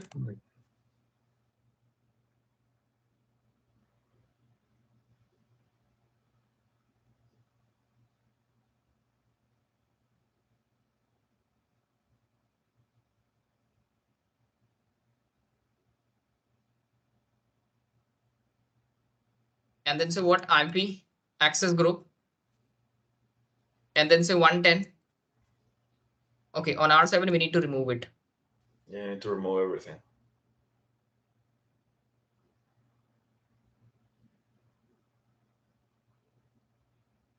And then say what? It's exit. And then say on R1 interface F1/0 IP access group 110. And we need to say here inbound or outbound? Outbound.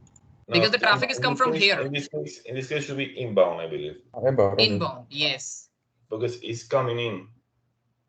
Okay. Yes, because the traffic is come from R7, and for R1 it is in traffic, right? So just to say in and exit, that's it, right? Now let's go on R7. Did you apply this on the interface? Looping. What? You already applied this, the ACL on the interface. Yeah. Okay. Yeah, it's done. Okay. Now, if I want to communicate to the 7.7.7, so I'm not able to communicating, correct? But I can receive this route in the routing table. Because of the EOGRP, no? Yeah. It means using this ACL, they don't stop this route to come inside the routing table. Okay. It means when we are using ACL, when we are using what ACL, using what interface base. So what happened? In this case, what happened when we are using ACL, using the interface base, then they don't affect in the route. Routing table. Okay. Okay. And what, okay. It means, right? They don't affect the routing table. But they don't affect the routing table. Okay.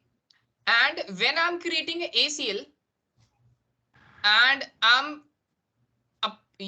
I can apply this ACL using the distribute list, then what happen? It will be affecting on the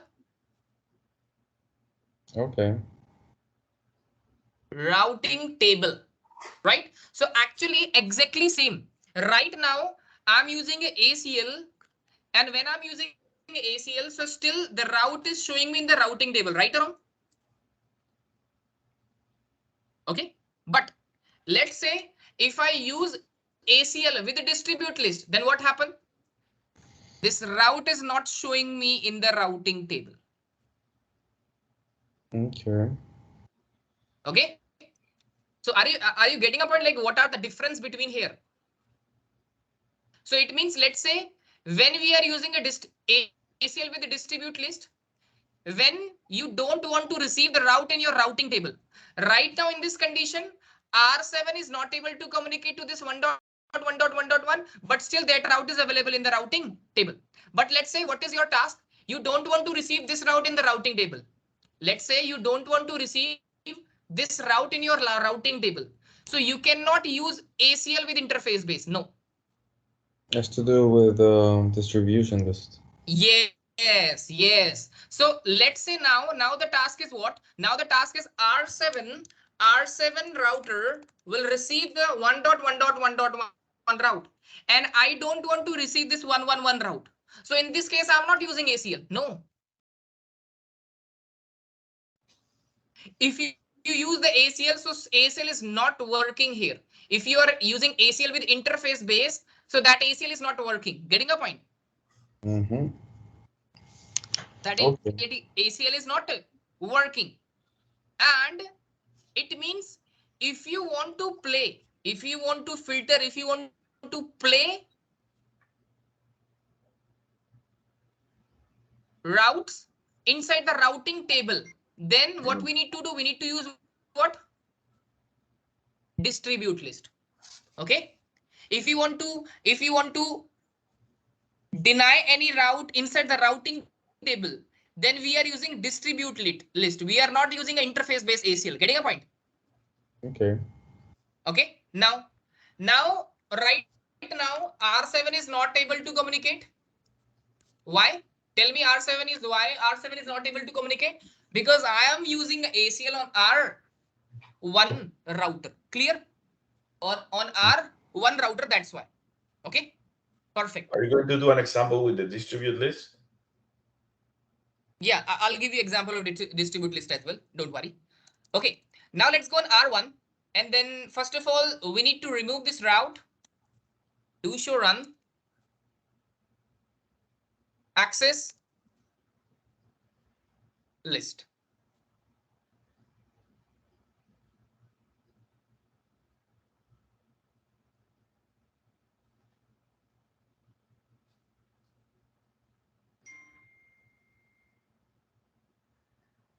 Done.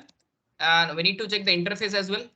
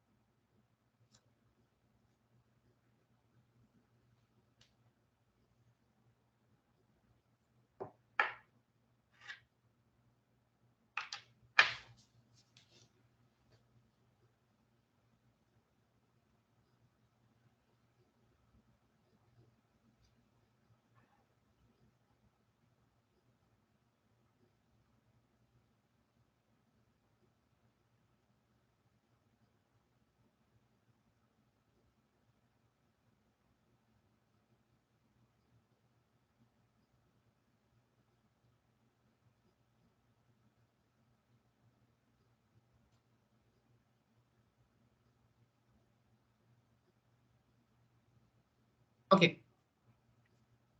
First, we need to remove it. Now let's go on R7 again.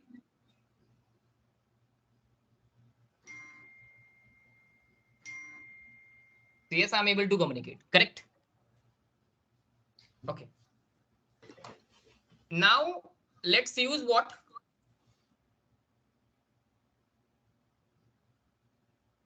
Distribute list. Okay. Okay. Now, what is the concern here? For using the distribute list, let's say if I'm using a distribute list. Okay. So let's go on R3 router and then check do show IP route. R1 router is also receiving this route. Okay. And the next hop IP will be what? That is 60.1, right? That is 60.1. So guys, in case of ACL, like when we are using ACL with interface base, okay, when we are using ACL with interface base, then what happening in this case? In this case, we need to define normal source IP and normal destination IP. Yes or no inside the ACL, right or wrong? Because you remember like source IP I'll define 70.2, destination IP will define 1.1.1.1. Very simple, right? Okay. But in case of when we are using ACL with the distribute list, so the concept is different. What? Okay. The source IP will be what? Inside the ACL, the source IP is what? That is your next hop IP address. It means your source IP will be 192.168.60.1 and the destination IP is what? Let's say you don't want to receive this 1.1.1.1 route on R7.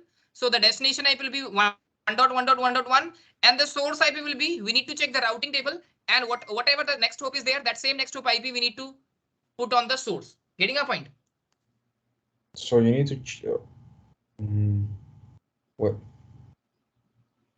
Oh yeah, because it's coming from R2. Yes. Okay. Oh, okay. It's not coming from R1. So it means here the concept is different. See, here the concept is different. It means when you are using ACL with interface base, then we need to put normal source IP and normal destination IP. But when you are using ACL with distribute list, then the source IP will be what? The source IP will be, we can say the next hop IP. Okay, 1 second. Okay, and the destination IP address is what? That is your, let's say whatever that IP you don't want to receive that IP, so that is your destination IP. Correct? So the source IP needs to be the next hop. Yes, always. In case of distribute list. Okay. So 1 second. Isn't okay? Isn't it, if I'm from R7, so I have to say okay. Right now I'm not on R7. Okay. Yes, now I'm on R7. Okay. We need to check here. Do show IP route. Sorry. We need to check here. The next hop is what? yeah, exactly. That's what I was like. Why 60.1 if it's the next hop is 7.1? Yes. So on R7 we need to say what?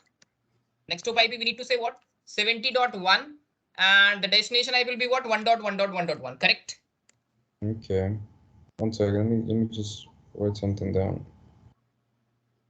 That's a good note to.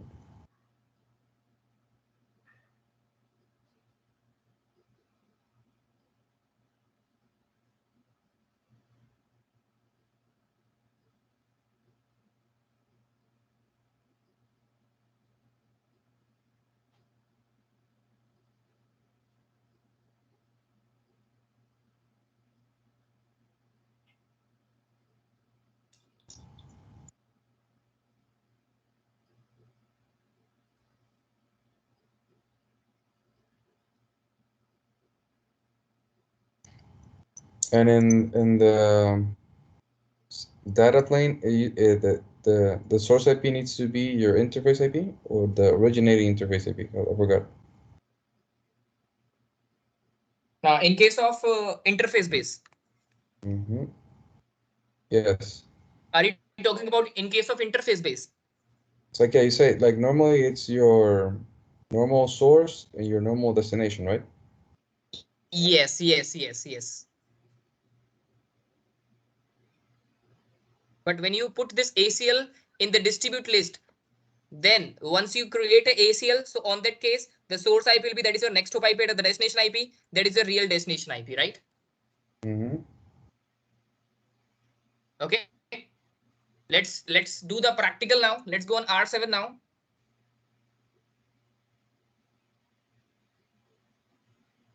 Okay. So let's say access list 110, and then say we need to say what deny.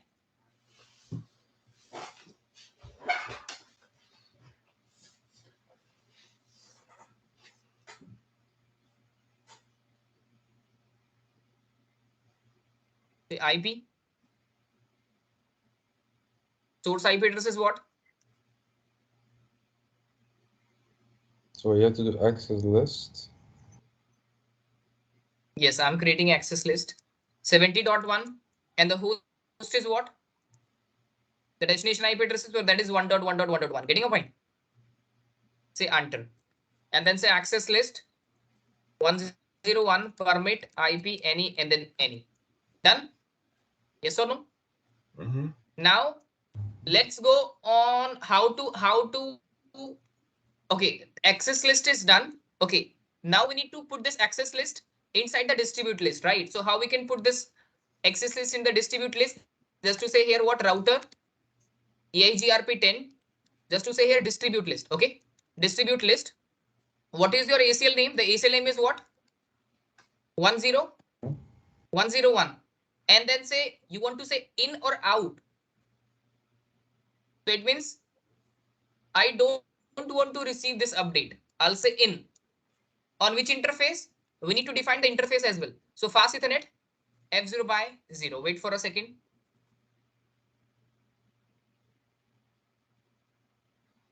So distribute list 101. Still I can receive. Wait for a second. After the racing log. See, now it will be showing the racing log. Now again we need to check the route. So still it will be show me that route.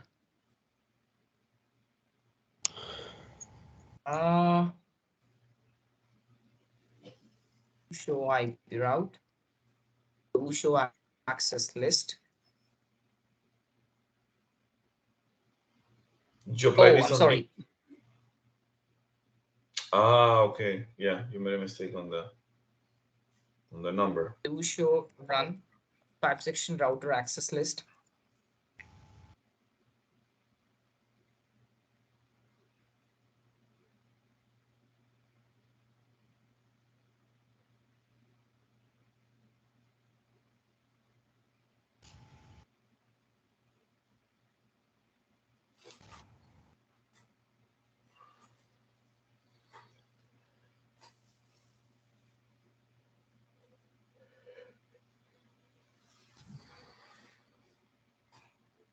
$110 to show run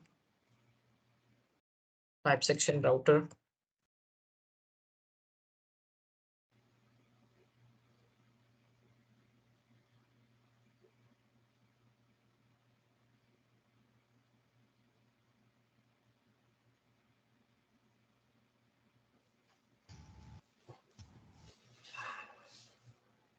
That should be 110. Yeah. 101, right? Or 110? It is. You need to change. And this is 101. Yeah, we need to change this. Yeah, but the distribute. Yeah, exactly. Do you have to specify in the command the interface also? You should, right? No. So you can, if you don't specify the interface. If I'm not specify the interface, then it will be this this condition is put on all the interfaces.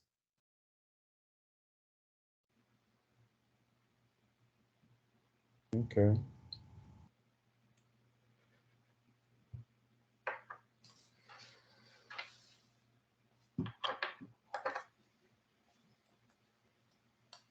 Now let's go on R7. See, now I'm not getting this 1.1.1.1.1 route, and if I'm not getting this 111 route, so I'm not able to communicate to this route.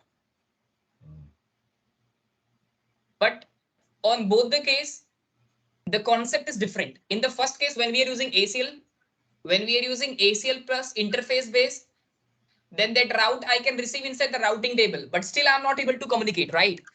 On that case, what happening? Once we are using ACL plus interface base, in this case, what happened?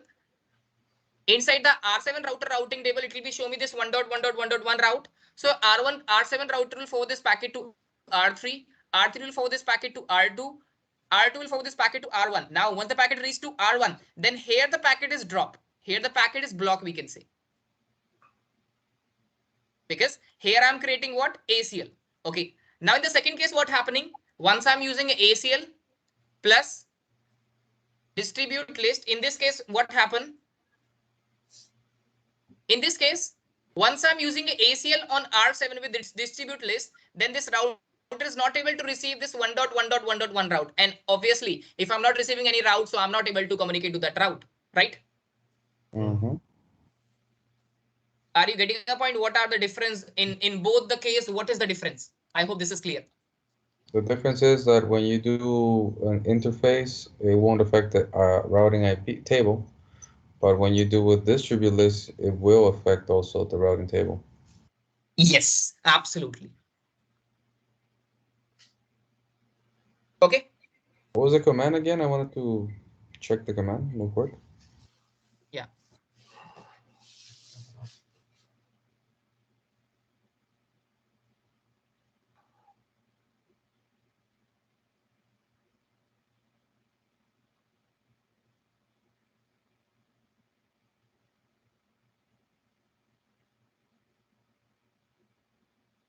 Okay, and then the other one was the distribute one was? Yeah, give me a second.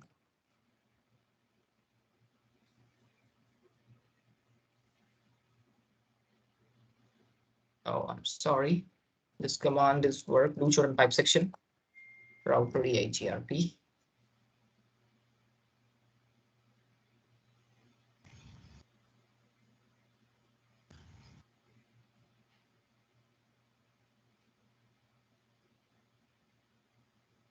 Yeah. Okay. This is the command. Okay.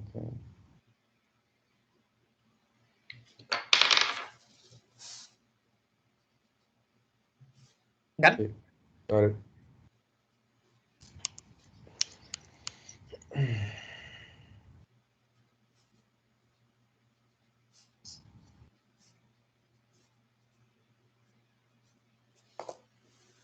So it's the same command Perfect. in the extended ACL, right? Yes. Okay, it's just the only difference that you need to, okay. You need to add it on the Yeah. distribute list inside the EIGRP, basically. Yes. On what happened in the first case, I can apply this ACL inside the interface base, but in this case, I can apply this ACL inside the routing protocol. Exactly. Okay.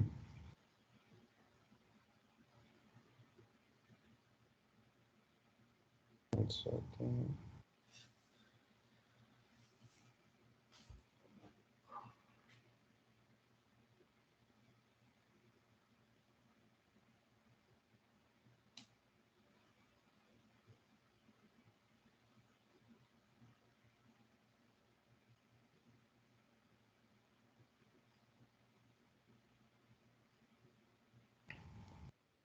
Okay. Super. Okay. Now it means we can say that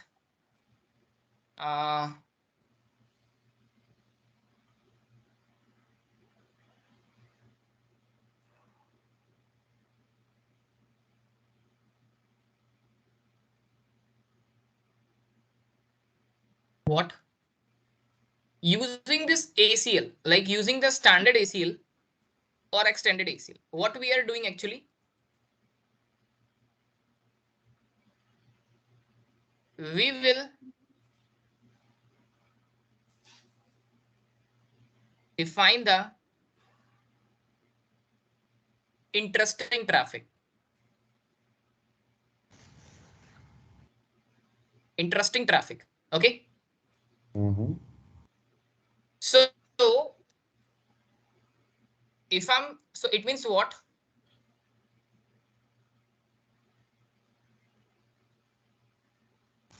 It means what here?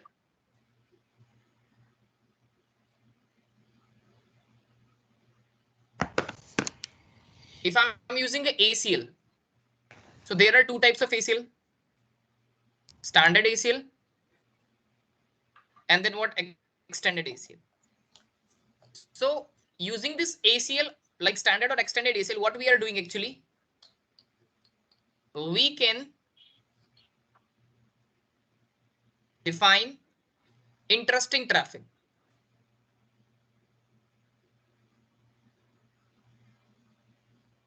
Okay.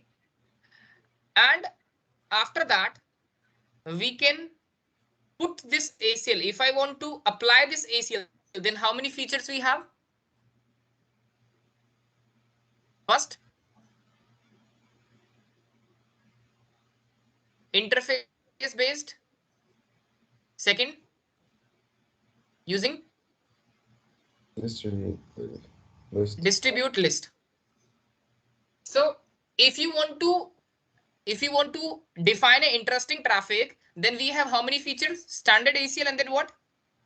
Extended ACL, right? For interesting traffic, one more concept we have, that is called prefix list.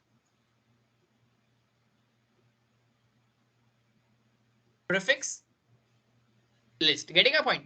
So using the standard ACL, using the extended ACL, and using the prefix list, we can define interesting traffic.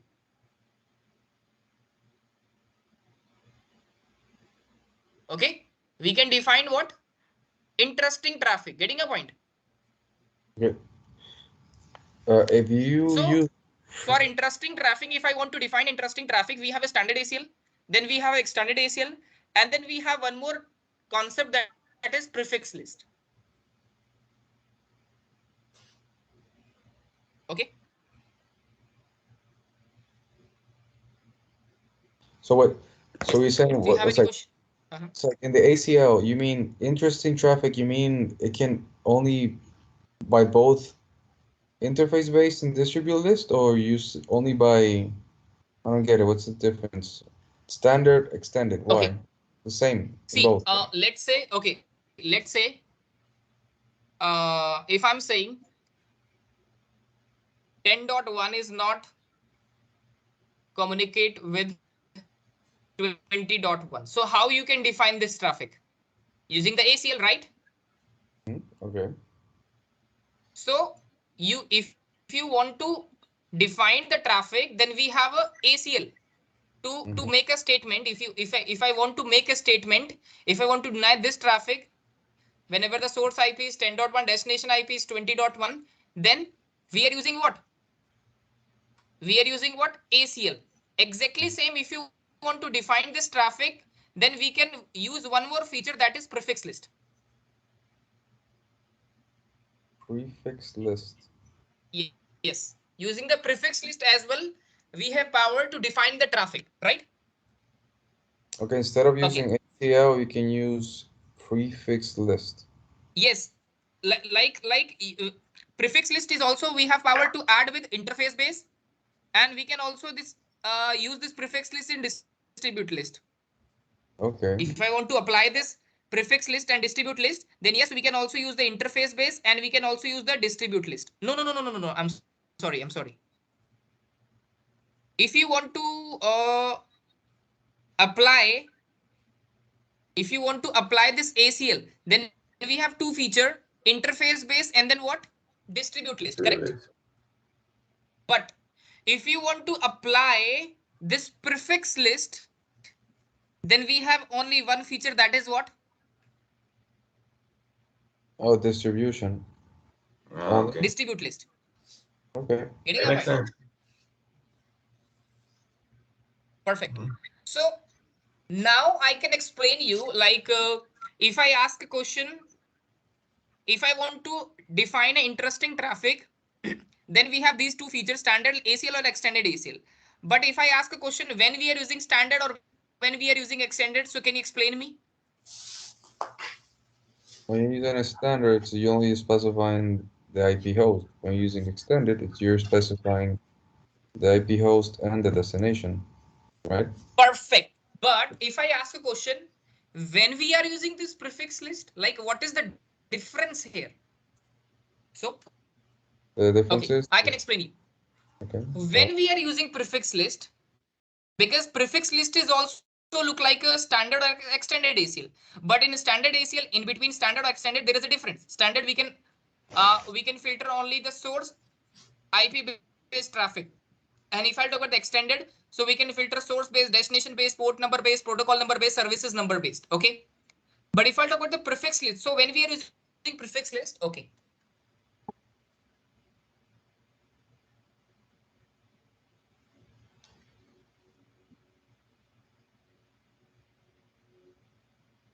Let's go on R1. Okay. And I'll show you first of all do swipe interface brief. So yes, we have this loopback IP 1.1.1.1. I'll also create one more loopback.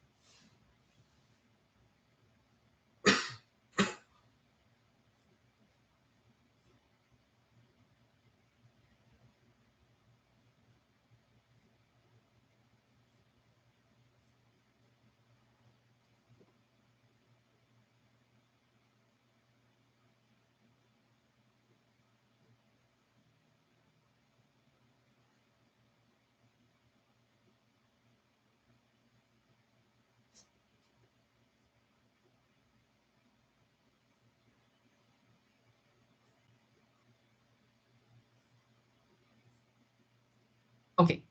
So now I can receive 1, 2, 3, 4, and 5, and then 6. Okay.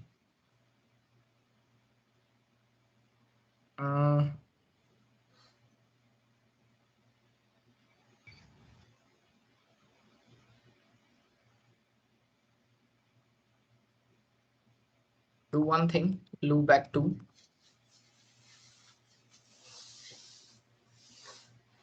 Loopback 3. Loopback 4. Loopback 5. Loopback 6. Okay. Let's go on R1 and then say loopback 1 IP address. Not loopback 1, it's loopback 2. IP address 1.1.1.2. 255, 255, 255 dot. I'll say here what? 252. It will be overlapping with this. So we need to say like this. Let's go on loopback 1 and then say no.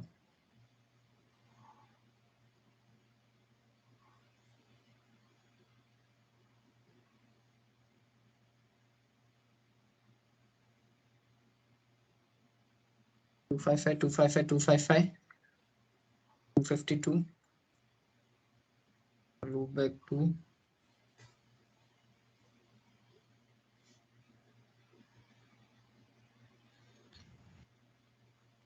We need to go on loopback 1.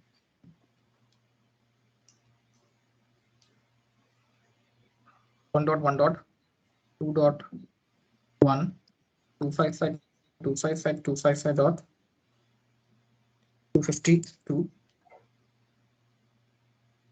and then say here what 3.3.1 and then say 248. 3. And then say what? 4.1. 248 and then say 240 and then say 4.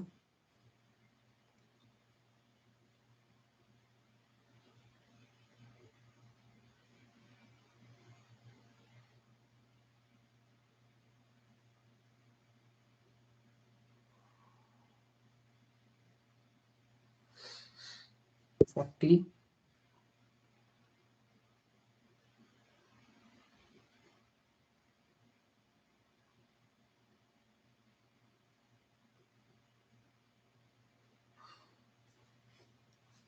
Okay. Can you see here now? I'll receive here what?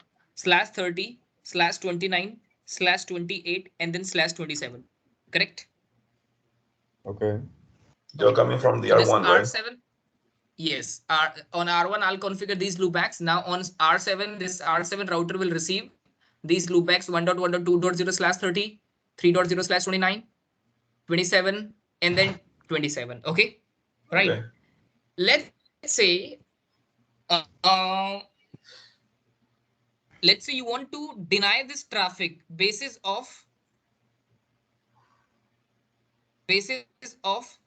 slash value. Okay, let's say I'll say here what 1.1.0.0 slash 16. Okay, /16 less than LE. What is this LE? LE is what? Less than. Okay, I'll say what? Deny this 1.1.1.1/16.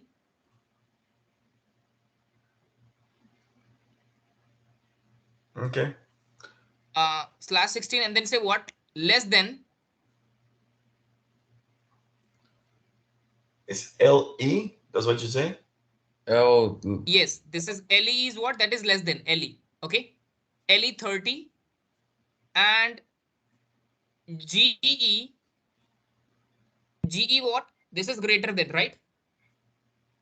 Okay. The GE what? That is greater than, less than 30. And then I'll say what? GE greater than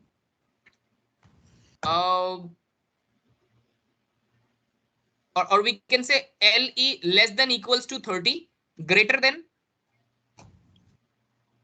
27. 27. So in this time, what happening? In this time, this router will check the routing table 1.1.0.0/16 and less than 30, greater than 27. It means what? 27, 28, 29, and then 30, right? Okay. Exactly. So you need to deny these traffic. Getting a point?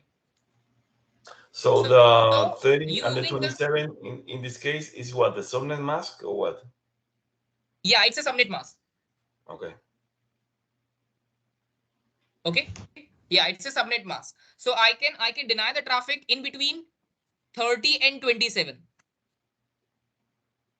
So it means right now I can deny this traffic basis of what? Basis of subnet mask, or we can say basis of slash values. So that's why we are using a prefix list. This is what prefix list actually. Okay. So wait, so prefix list only can block the subnet mask? Yeah, we can say prefix list will block network address as well. It means whenever if you put the prefix list, then it will check the network address as well, and they will check the subnet mask as well. It means you can filter the traffic basis of slash value subnet mask. Yes. Okay. So you cannot block one single IP with prefix list. Yes, you can block one single IP as well. How? Okay, I can explain you. Wait. To do /32. Don't worry. I can explain you. So first of all, right now, let's say I want to deny 30 slash value, which one? I want to deny 27, 28, then 29, right? Okay. I want to deny which one? 27, 28, and 29. I don't want to receive 27, 28, 29 in this routing table, correct? So I'll say what? How to apply this? IP prefix list. Okay, and I'll say the prefix list name is what? That is CCIE. And I want to say what? Deny. Okay, now it will be show me what? Please define the network address. So I'm saying here what? Because in these three prefixes, the common network address is what? What that?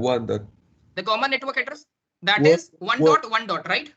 1.1 and then say .0.0. Okay. And then say what?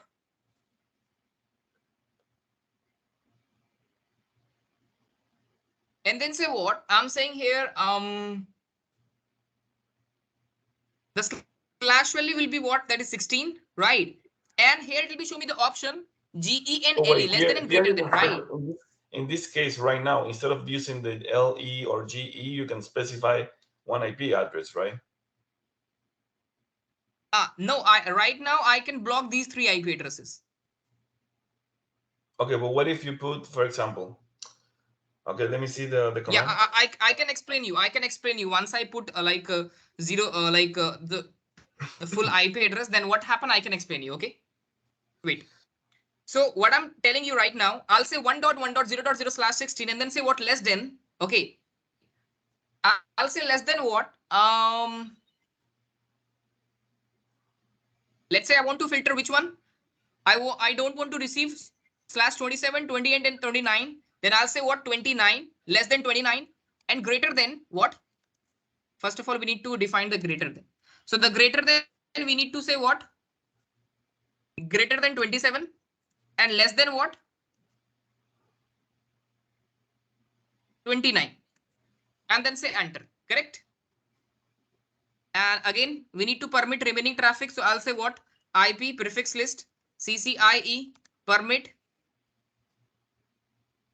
any 0.0.0.0/0. Okay. And then let's go on what? Router AGRP 10 and then say network, sorry. And then say what? Distribute list. Now here it will be show you. Can you see here the prefix list option? Prefix. So just to say here what prefix and what is your prefix list name? That is CCIE. And say what? In which interface? I want to apply this on interface F0/0. Correct? Here it will be show you EIGRP access list filter. I think access list is there. Do show run. Type section router EIGRP.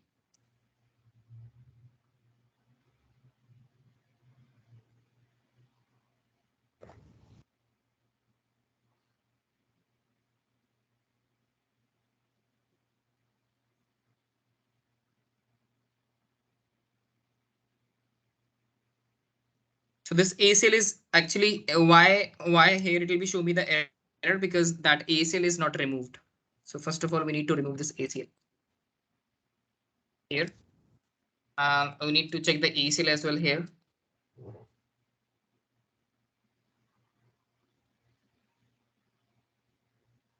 Access list.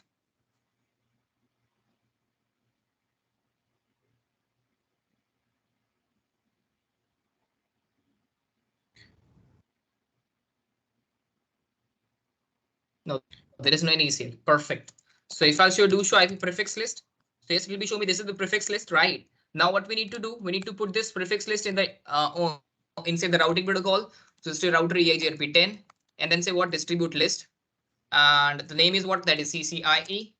And I'll say inbound. And on which interface? Interface F0/0. Wait for a second.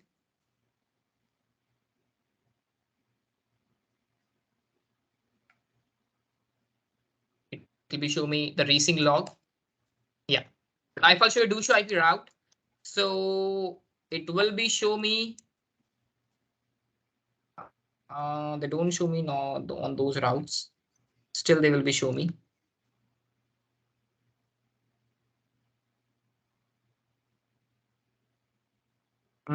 Why? Do show IP prefix list. Here I'm saying it's D9.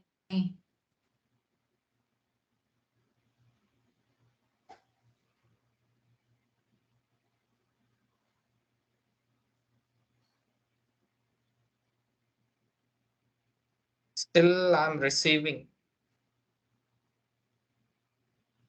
Give me a second.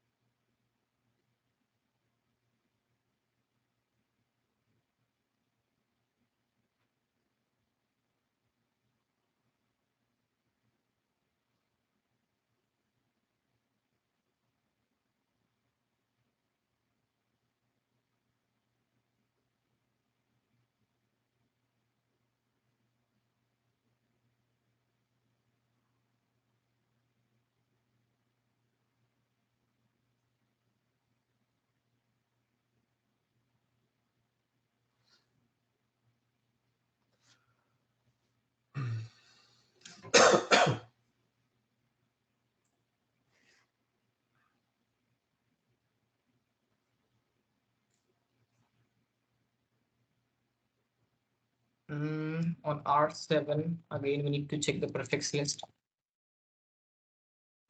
Prefix list is what that is.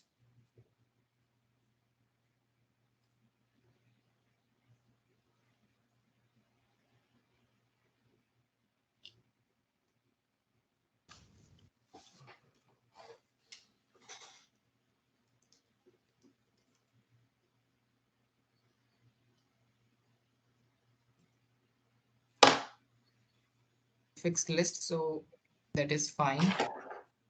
But here we need to say, this, and again just to say 0 and less than /30. Wait for a second.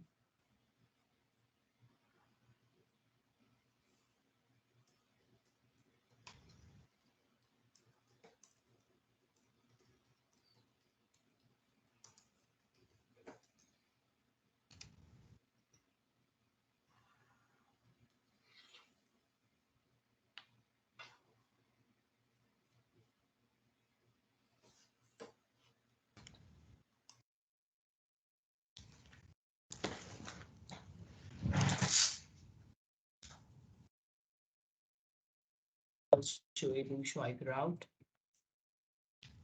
show IP prefix list.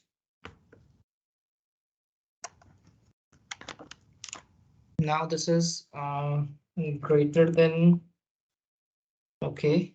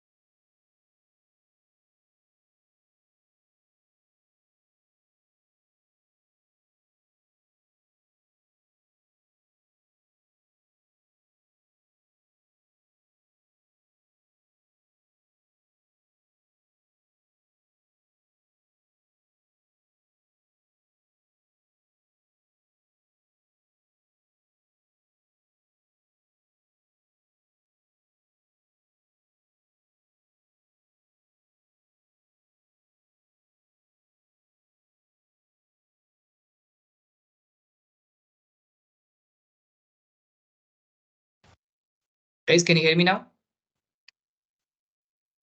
Yes, sir. Okay. Okay, so what is the problem? Distribute list CCIE in whenever the traffic is in, then on interface F0 by 0. This is perfect. IP prefix list. Prefix list name is what? CCIE. That is also cool. Again, we need to check what do show run 5 section IP prefix list. Wait for a second. We need to check the prefix list again.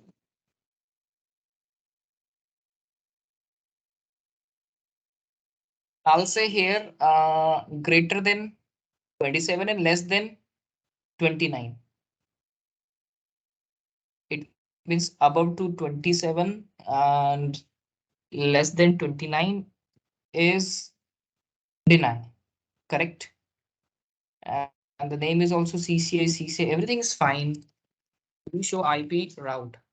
Still, I'm receiving those routes. Why I'm receiving those routes? What we need to do now? Okay, let's do one thing. First of all, we need to remove this. Okay, so do show run 5 section router EIGRP.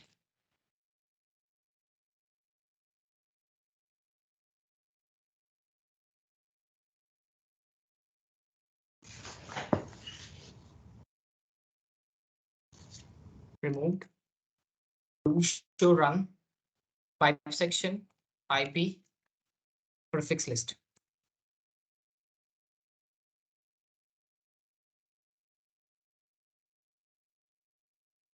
I can also remove this as well. Remove and remove. Okay.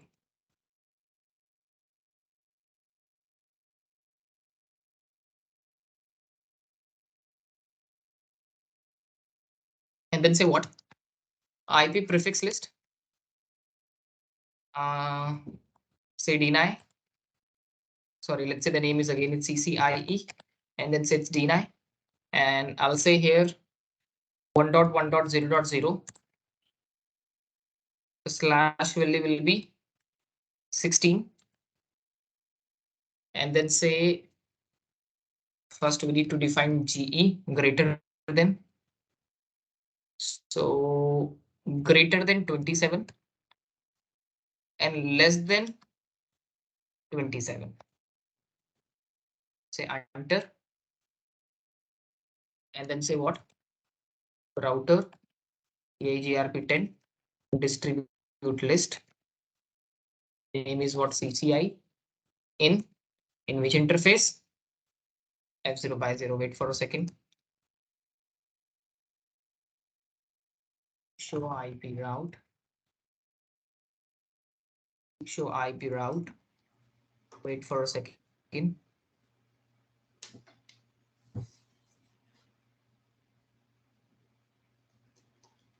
Still, it will be receiving 27, correct? To show IP prefix list. Less than, greater than, deny.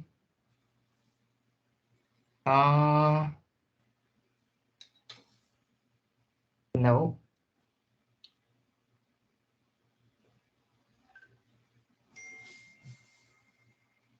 Okay.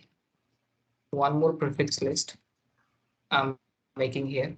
Wait, give me a second.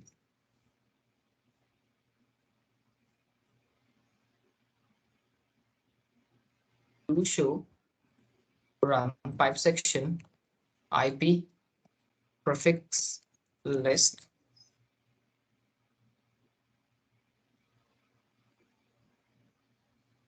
Just to say no this first, and then say IP prefix list CCIE, and then say deny.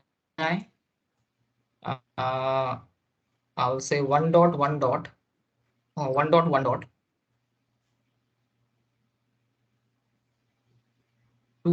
dot 1 dot 1 dot 2 dot what prefixes that I can receive here to show IP route 1 dot 1 dot 2 dot 0. Okay, so I'll say IP prefix list CCIE and then say deny. Okay, and then say what? The prefix is what? It's 1 dot 1 dot 1 dot 1 dot 2 dot 1 dot 1 dot 2 dot 0 slash 24 and greater than is what? 30.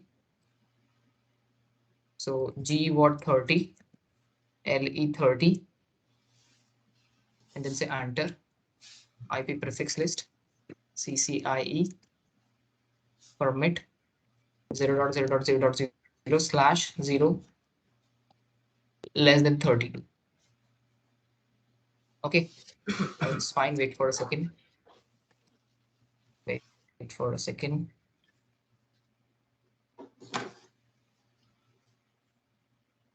Wait for a racing log to show IP prefix list. If that is cool. To show run pipe section router EIGRP.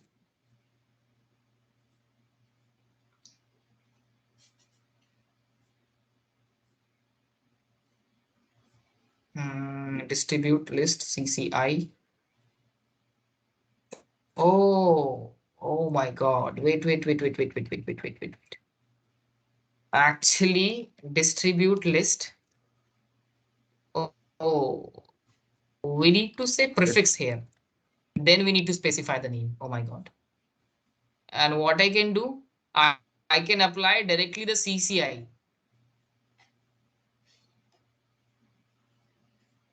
Oof. So do show run. That is the problem. Okay, I can explain you. Do show run pipe section IP prefix list.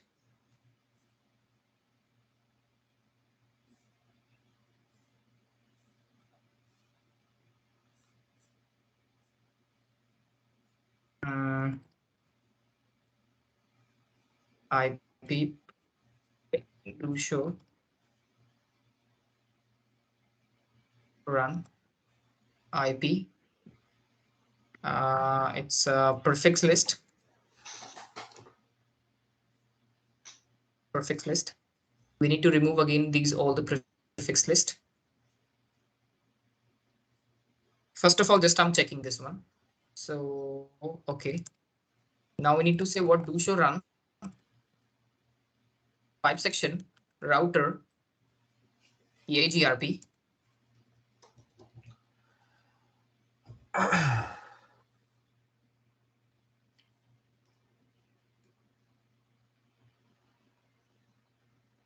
And then first of all, remove this command.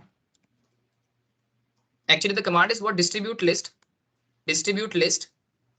We need to specify the prefix list as well. And previously, what I can do directly, I'm saying CCI. Okay. So we need to say what prefix list and then say CCI. And then say in. Now we need to define the interface that is F0 by 0. Wait for a second.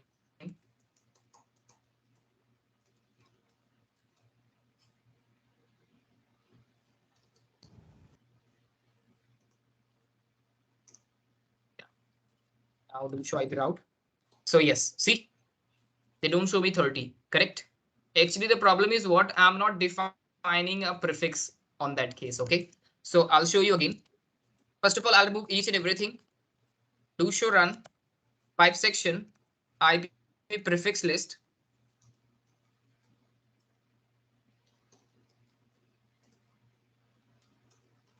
And then say remove this. And then say what? Remove this. And again, we need to remove this one as well. Do show run pipe section router EIGRP.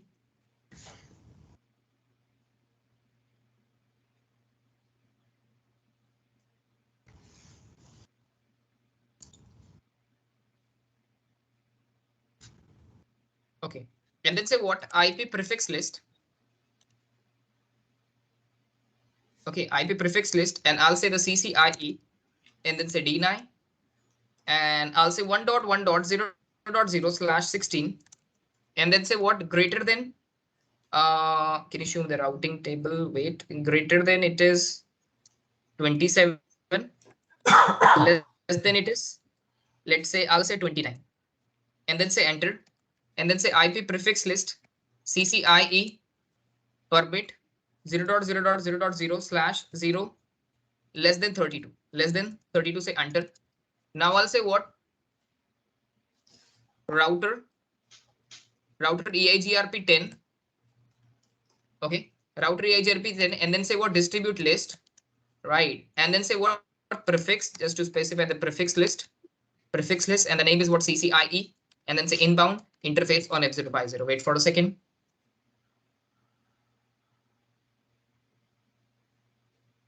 Do show IP route. So guys, can you see here now? I'm not receiving on those prefixes, right? If I'll show do show IP prefix list, so I can filter 27, 28, 29, right? And if I'll show do show IP route, so yes, they don't show me anything, correct? They will be show me only what 30. Okay. Because I'm not denying this 30. Do show IP prefix list. See, I'll say 27 to 29. Okay. So now, yes, now guys, tell me what's your question? Yeah, please. Okay, can I see the commands again? Like the following. First, you need to block, deny, then sure. you need to allow, and then you need to First, go into. I'll say what IP. First of all, I'll show you IP prefix list. Prefix list. Give me a second. So first of all, this is the command. These are the two commands. What are the meaning of those commands? I can explain you. Wait. Okay, so here I'm saying what IP prefix list CCI sequence number 5, and I'll say what deny, and I'll say 1.1./16 greater than 27 less than 29. I think this statement is clear. Any doubt in this statement? So No, yeah. Okay. Now what is this permit? What is the meaning here? 0000. Okay, I can explain you. Remember, you know, in ACL, what happened in case of ACL? Once I'm using a deny statement, so after the deny statement, one permit statement mandatory, right? Any, you remember? Any. So exactly same. This exactly same in prefix list is exactly same. In this prefix list, we don't have any option to type any here. So that's why I'm saying here what 0.0.0.0 and slash value is also 0. It means what? Any IP. What is the meaning of this one? It means any IP. It means only these slash value will be deny and remaining all are the permit. I'll say here permit 0.0.0.0/0. It means this. What is the meaning of 0.0.0.0/0? It means all IP. It means remaining all IP will be what permit, and this will be only deny. Correct?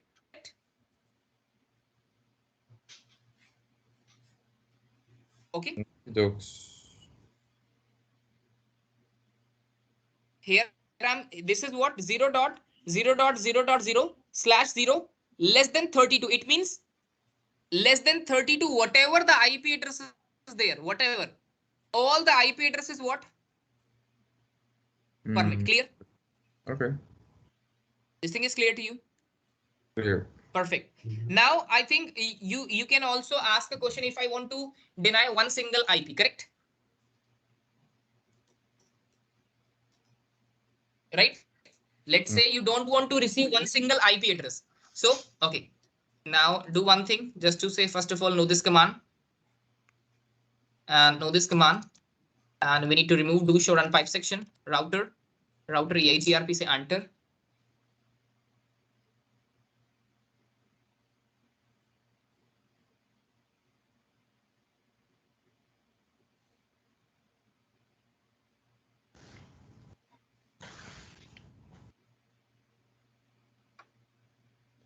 Okay. Now let's say again, if I'll show you do show IP route. So yes, now I can receive all the routes, right or wrong?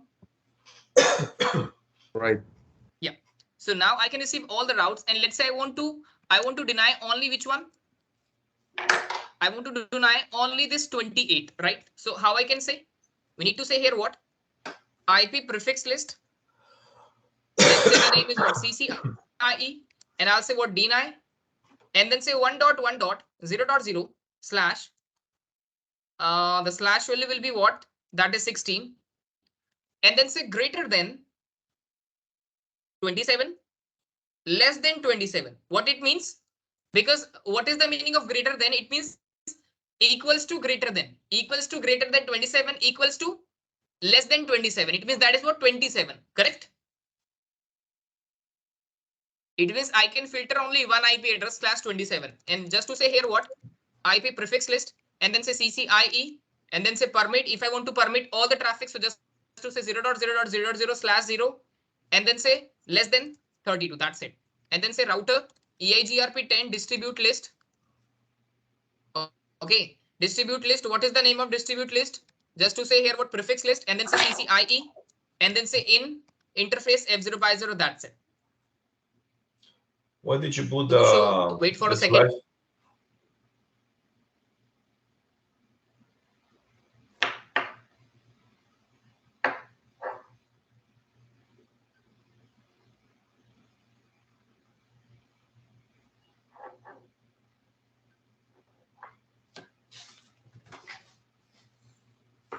Yeah, these are the commands.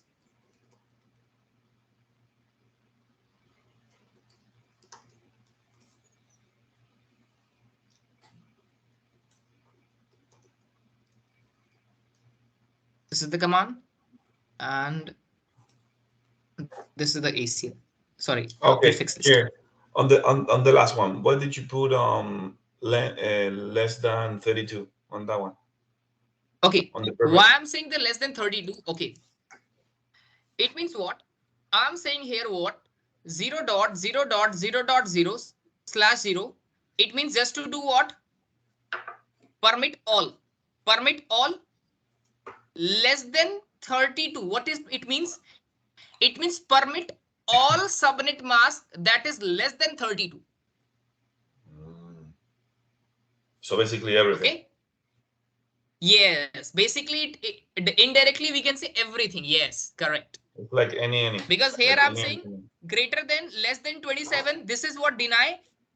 And I'm saying what? Less than 32. That is permit, right? Okay.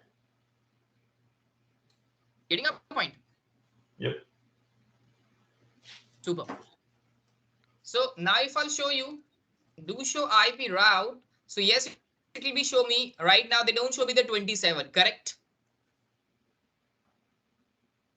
So it means if you want to filter a traffic basis of slash values, then yes, we can do using the prefix list as well. So this is one of the option we have.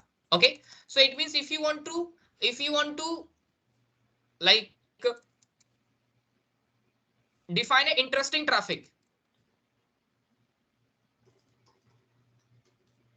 then how many options we have? How many options we have? The first one, that is what?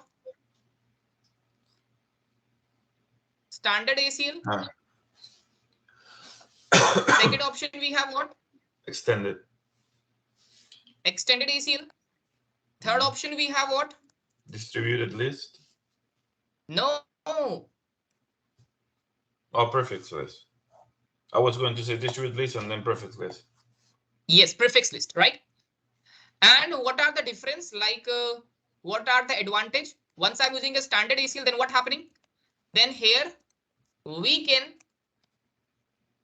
filter the traffic basis of source IP address, right or wrong?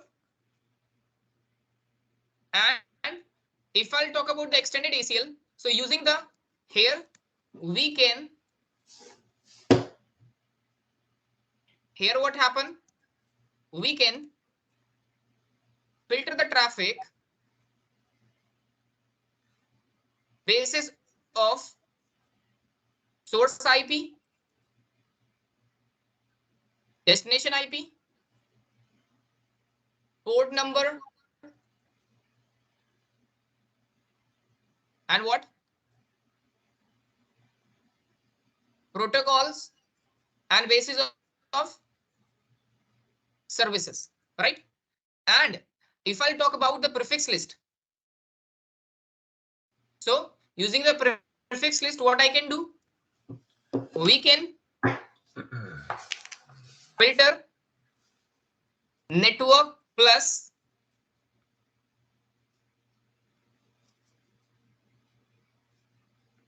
subnet mask. Network plus subnet mask. Clear? Any doubt? And if you want to, if I want to apply, so for applying, if I'm using like ACL, so we can apply this ACL using two things, using the interface base and using the distribute list. When I'm creating an ACL with distribute list, then we can filter what? Control plane traffic. It means routing table. We can filter the routing table, right? But if I'm using an interface base, then we can filter a data plane traffic, right? Okay, this thing is clear. Any doubt? Anyone? Yes. Guys, please tell me, have any doubt? No, can you put up the, you were taking notes on the router, right? I think just now, because I was taking notes on what you put there. Oh, it's erased. Oh, okay, no. Oh, there you go. Yeah.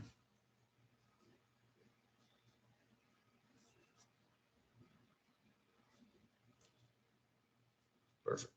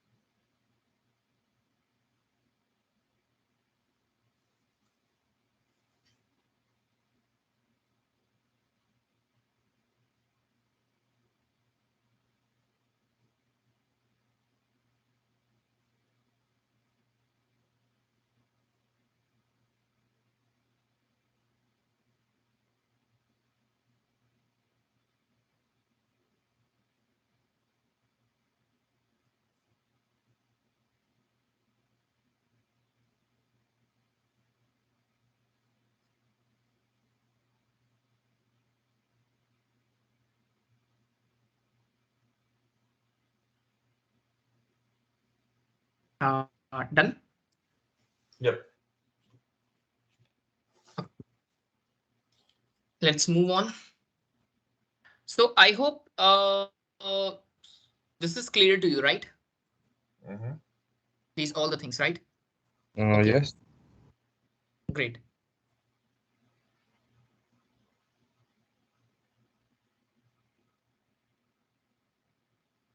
Now let's discuss what. Now let's discuss one more thing. That is what? That is very, very, very important thing. A route map.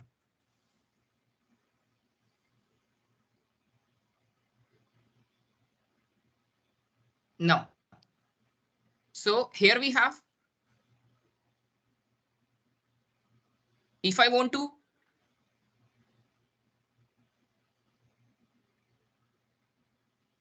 define a traffic, okay, it means if I want to define any traffic, then how many mechanism we have? We are having three mechanism. Access Standard list. ACL. Oh, And then what?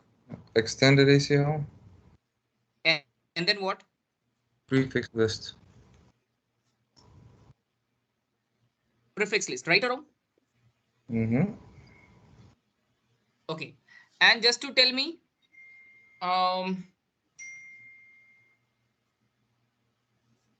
if I want to filter, sorry, let's say if I'm using prefix list, I have a question for you. Let's say if I'm using prefix list, then how many applying feature we have in the prefix list? How many what? Like how we can apply this prefix list? By distribute list. Using distribute list? Yes. Yeah. Okay. Can we use here the interface base or not? No, we can't. No, we cannot. Okay. If I'll talk about the standard ACL, then how many applying feature we have here? We have interface based and distribute list. Okay. Okay. Let's say if I'm using standard ACL with interface based, then which type of traffic we can filter? The IP source. No, like data plane, control plane, which type of traffic? Oh, data plane. Data plane, right? It means if someone asks a question why we are, once we create the ACL, then why we are applying using the interface base. So you can say, if I want to filter a data plane traffic, then we need to put this ACL in the interface. Okay. Now Okay. exactly same. If I'm using a distribute list, then which type of traffic we are filtering? Control plane. Control plane. It means we are doing or we can say we are playing with routing table. Routing table, yeah. Right. And once we are using prefix list with the distribute list, here also we can filter what? Control plane, and we are playing with routing table. Okay. It means once we are using a distribute list, so we can filter control plane traffic, correct? It means we are playing with routing table, right? Right. Okay. Now again we have one more feature, that is what? Route map. That is we can call what? Yes, route map. Okay. Now what is route map? Okay. So what happened? Like what are the profit? Why we are using this route map? So first of all,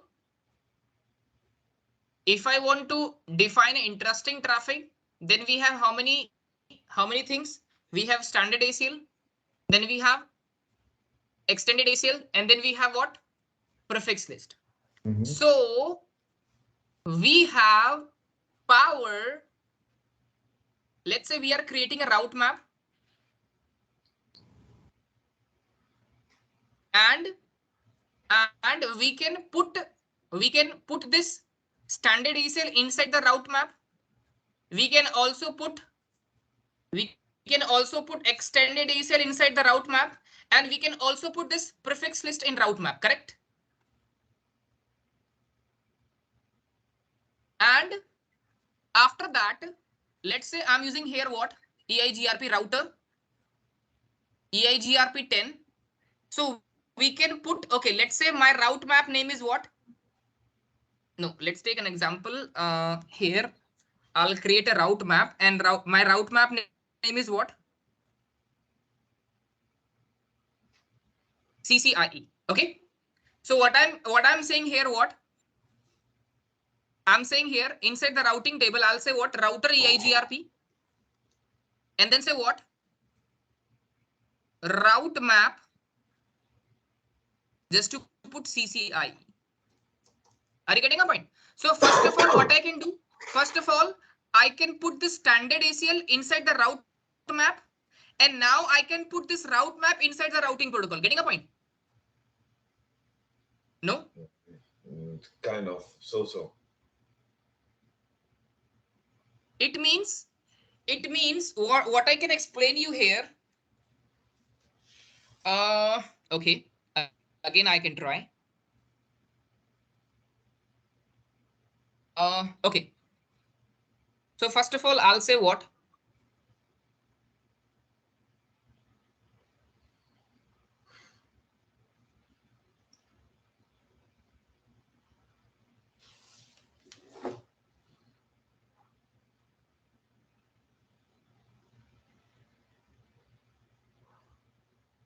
Now, here I'll create an ACL first of all. Access list, let's say 110 permit. Access list 110 permit, right? And then say here what? IP, let's say IP, and the source will be what? 10.1 20.1, correct? After that, I'll create here route map CCIE, and then say what? ACL 110. Okay. Now I'll say what? Router EIGRP 10, and then say what? Route map CCIE, and then say enter. Are you getting a point? What's happening right now here? Okay, hold on. So first of all, I'll create the ACL, right? And I can put this ACL inside the route map. What is your route map name? Your route map name is what? Your ACL name is what? Tell me. What is your ACL name? CCEI. Oh, 110. No. Sorry. 110, correct? And what is your route map name? Okay. Yeah. That is CCI. So now I can put this 110 inside the route map, correct? And now here I'll say what? Router EIGRP 10, and I can put this route map inside the routing protocol. Clear? Yeah. Now it's clear? Clear. Perfect. Super. Now and okay, right now guys, I can put this route map directly inside the routing protocol, right or wrong? I can put this route map directly inside the routing protocol. One more feature we have what? Okay. Now one more feature is there, router EIGRP 10, and then say what? Distribute list. Okay. And then say what? Now I'll say here what? Map.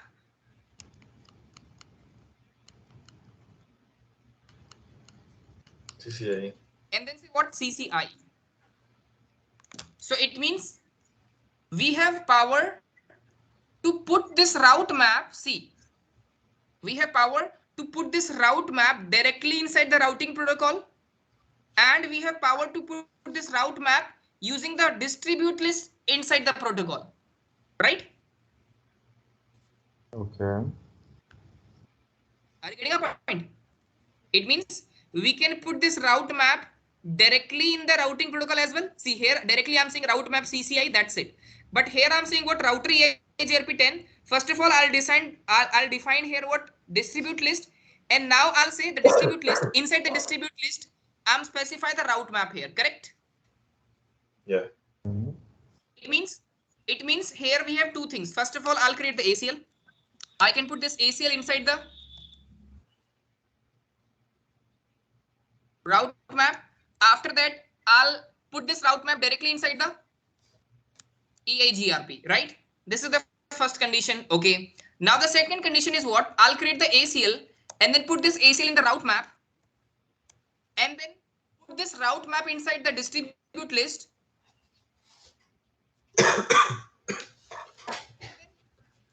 Distribute list inside the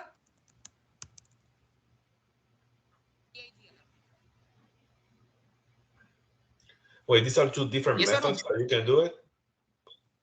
Yes. It means what happen if you want to use this route map, then we can put this route map directly inside the routing protocol. This is the first option.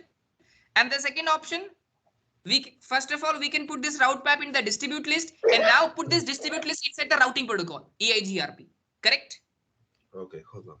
So it means if you want to use this route map, so we have two options to use this route map. The first, directly we can put this route map inside the EIGRP protocol. Second, First, I can put this route map inside the distribute list, and now I can put this distribute list in the EIGRP, correct? Yeah. Okay. Are you getting a point? This thing is clear to you? Yep. I hope this is clear. Once I'll do the practical, then it is crystal clear for you. Don't worry, okay? So it means what happening? We have three things. If I want to define the interesting traffic, then we have standard ACL, we have extended ACL, and then we have what? Prefix list. Okay. And let's say this is my route map. So inside this route map, you can put standard ACL as well. You can put here extended ACL as well. And you can put here what? Prefix list as well. After that, let's say your route map name is what? CCIE. Now you can put this route map directly in the EIGRP. And the second option, you can put this route map inside the distribute list. And now we need to add this distribute list in the EIGRP. Clear? Yes or no? Yep. Yeah. Tell me, guys. Okay. Okay. Now I can explain you the practically. Okay. Okay.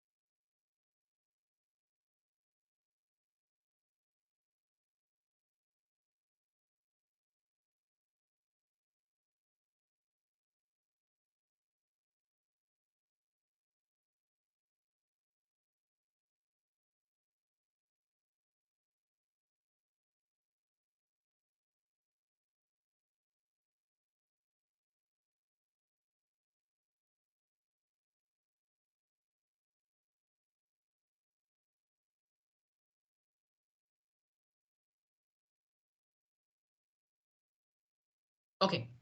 See. Let's go on R7. Let's check the routing table. First of all, we need to remove all the things here.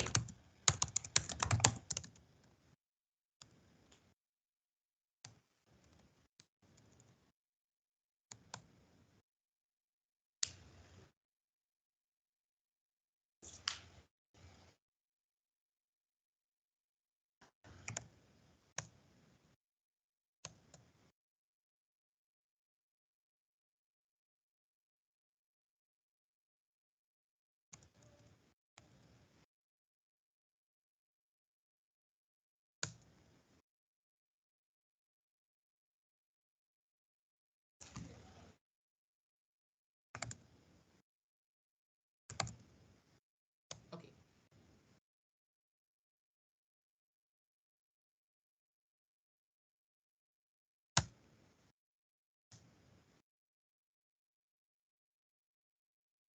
Now,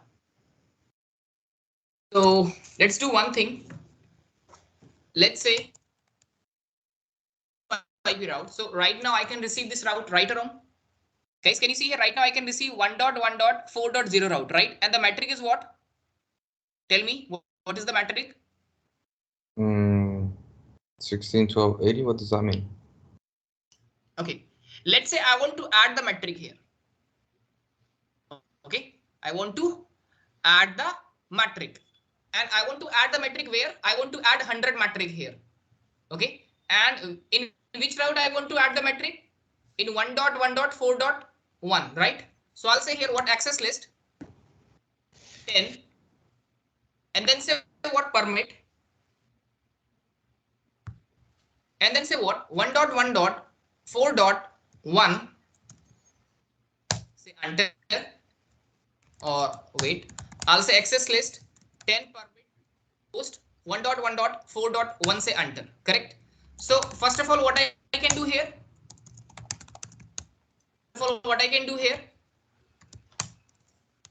I'll create an access list here.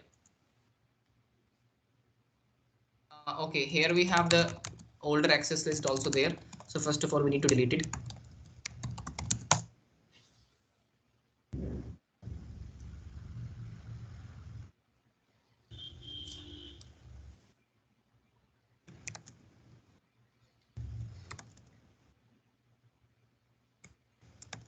I'm deleting all. Now again, I'll create from scratch. I'll say access list 10 and then say what permit, right? And then say host. Host is what 1.1.4.1. Done. First of all, what I can do, I'll create an access list. Clear? This thing is clear, guys? Yes. Okay. Now, after that, what I'm saying here, I'll create a route map. I'll say route map, and then say what? Let's say the name is CCIE. And then say what? I'm saying what? Deny. Route map CCIE deny. And then say what? The access list, right? Match. Yes, we need to add. See, now I'm creating access list. Now I'll create what route map CCI, and I'll say deny, right? And now what we need to do, we need to add this ACL inside the route map, correct? So how Exactly. I can add? I can add what match IP address, and here it will be show me the option to define the route map. Sorry, to define the access list. 10. And to define the prefix list as well. So I'll say the access list. So my ACL name is what? That is 10. I'll say 10. And then say enter. You can use the word, right? Or not? What is the name of the... Yes, we can also use the ACL word as well. Yes. Okay. Okay. And I'll say here what? And then you need to add match. this. We need to add match metric. Okay. Let's say I want to add 100 metric. Well, what is that? Okay. I'll say 100. I'll say what? 100. I want to add 100 metric. In which route? I want to add 100 metric in route 1.1.1.4.1. Okay. Can you see here? Previously, it will be show me the route inside the routing table for 1.1.1.1 161.162.80, and I want to add a metric here, right? So that's why I'll say here what match metric 100, or no, let's say I don't want to add it. We need to say what? Okay, again I'll show you. Do show run 5 section route map. So here I'm saying what? First of all, I'm using a command route map CCI deny 10, and then say what match IP address 10, and I'm saying what? I'll say no this command. Okay, and then say what match metric. Okay, the metric is what here? The metric is what? 16. This is the metric. Copy this metric and then paste here. Say enter. So what happened actually? Now what it will be doing? What it will be? It will be doing. If I receive any route, 1.1.1.1.4.1 with metric 161.280, then what it will be doing? It will deny this traffic. Okay, it means right now I can deny this traffic basis of metric. It means now whenever the device will receive this IP 1.1.4.1 with metric this, then Okay. it will be denied this But traffic. Okay. one question: how this metric is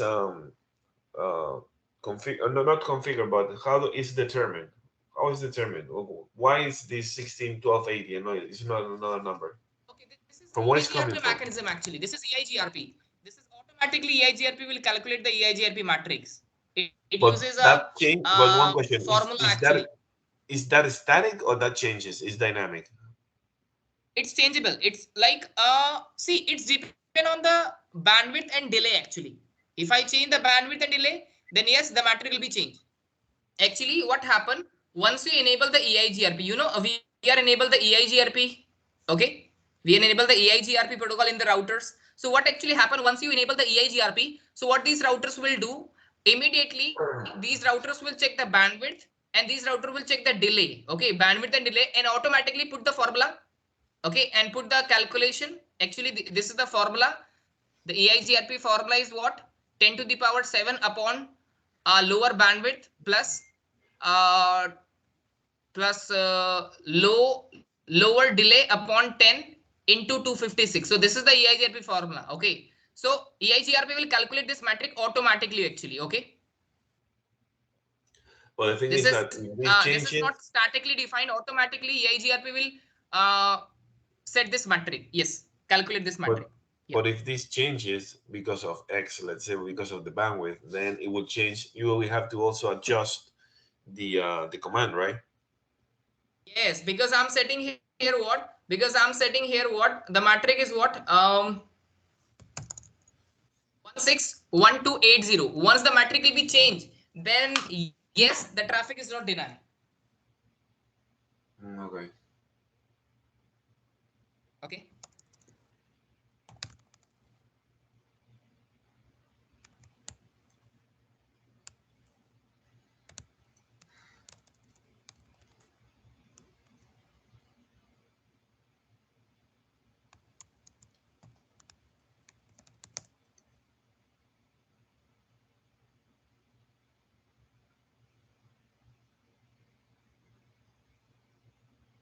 See, here I'm saying what?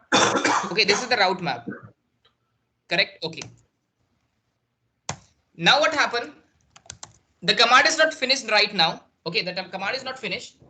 So you are saying what? Deny.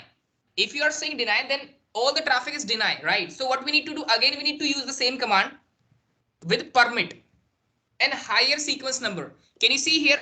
Automatically it will be taking a sequence number what? 10, right? So once you create a route map CCIE deny 10, right? Then automatically all the traffic is deny, right? So what we need to do?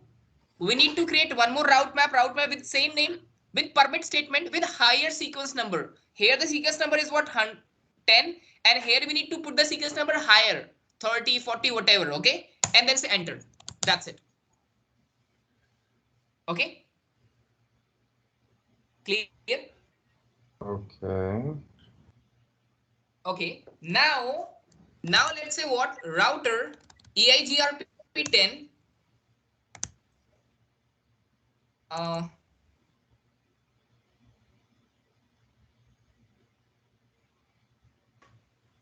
We don't have option to put this route map directly, I think.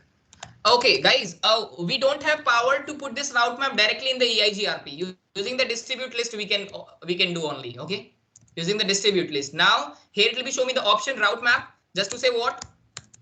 Route map. What is your route map name? I think it's CCI, right? CCI, and then say what? Whenever the traffic is in interface F0/0. Wait for a second.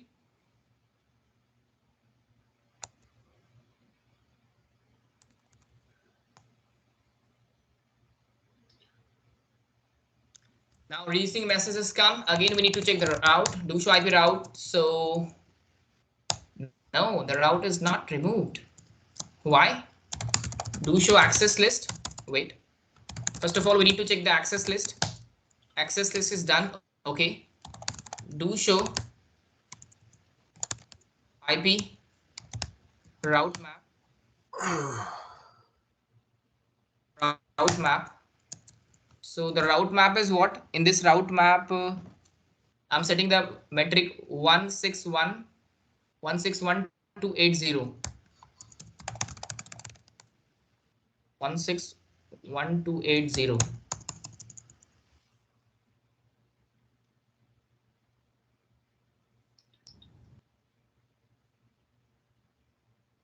Okay, actually the problem is what? Do show run pipe section, access list.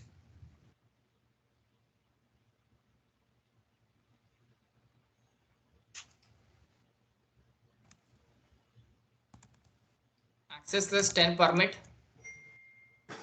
And then say what 1.1.1.1.4.1. Then say the wildcard bit is what? Here the slash value will be what? That is 28. So 28, it means 255.255.255.4 bit is on. So 24, it means 240.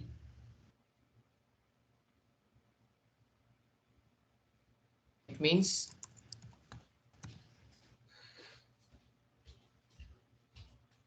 what is the wildcard bit? Can you tell me what is the wildcard bit of 28? Any idea? The what? Wildcard. Wildcard bit of slash 28.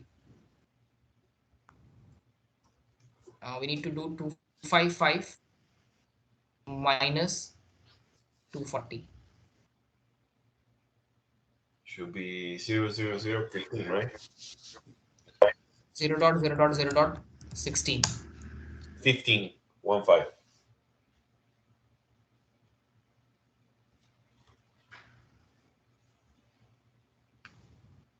a second.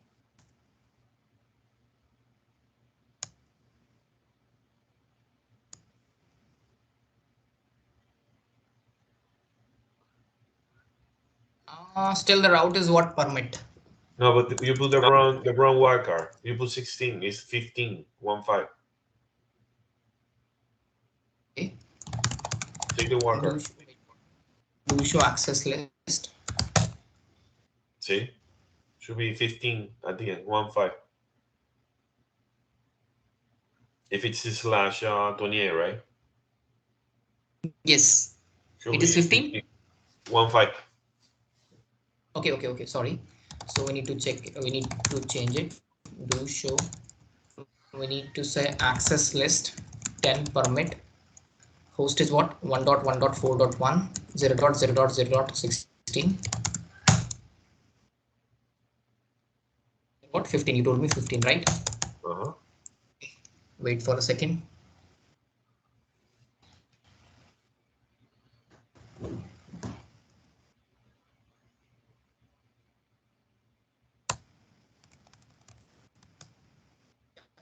Perfect.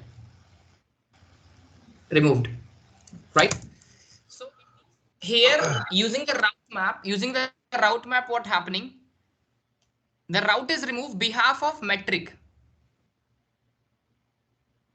Because of metric. So it means in using the route map, we have power to make conditions. If and else condition, we can say. Using the route map, right? I hope you understand how this route map is working. Okay. Again, I'll show you all the configurations. Do show run. Pipe section access list. First of all, I'll create an access list. Okay. And then after that,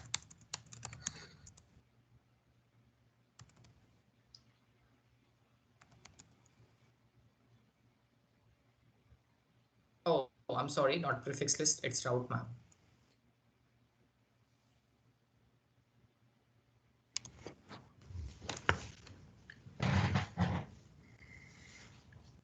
Then I'll create what route map here like this.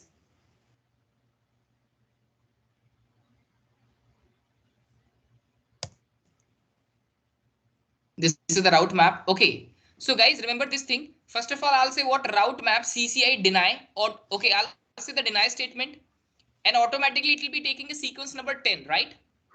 And then say match IP address 10, and then say what match metric And then I'll say what? Route map CCI permit 20. So this is a mandatory. If I'll say route map CCI deny 10, so we need to make another permit statement with higher sequence number, correct? To permit the remaining traffic, right? Okay. Any doubt?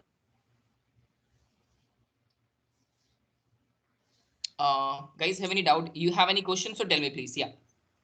If we want, we don't have to use the metric, right? As a match. What? Can you repeat again? If we want on the route map, we don't have to use the metric.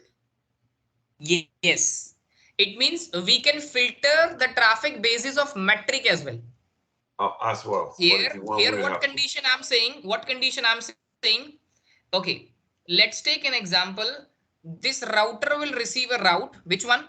1.1.1. Sorry, 1.1. Let's say this router will receive a route from two sides. This is the side number 1 and this is the side number 2, right?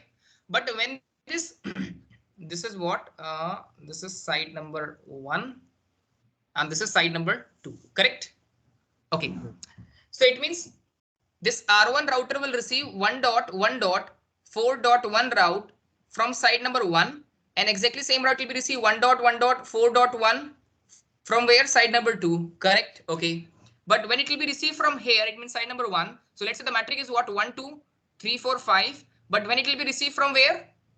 When it will be receiving from R side 2, then the metric is what? 161.280, correct? Okay. And what I want to deny 1.1.4.1 from where? That route I can receive from site number 2. This route I want to deny. But if I'm using an ACL here, if I'm using an ACL, so it will be deny both the routes actually. Because on ACL only we have power to define a IP address. So when I'm using a ACL here, okay, let's say I'll say 1.1.4.1 and then say what? Deny. So this router will deny both the route. But what I want to receive the route from here and I don't want to receive the route from here, correct? This task I want to achieve. So we cannot achieve this task using the ACL. No. Getting a point? Now, in this condition, we need to make conditions using the route map. So here I'll make the condition what? What condition I'll make? Whenever if I'm receiving 1.1.4.1 route, so what we need to deny? What we need to do? We need to deny. But in which condition we need to deny? When the metric is what? Metric is different. Then also, only you can deny this route. So you can basically use this to control the traffic in the BGP. Like I'll say I want this traffic to go from here, denied from the other router. I mean from the other BGP section. Can you do that?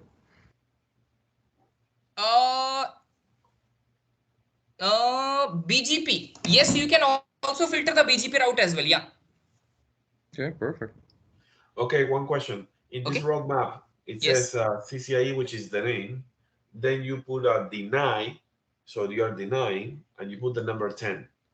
And then you put, okay, so so you're denying this part, the IP address of this, and then your permit. In the permit 20, what does it show on the permit 20?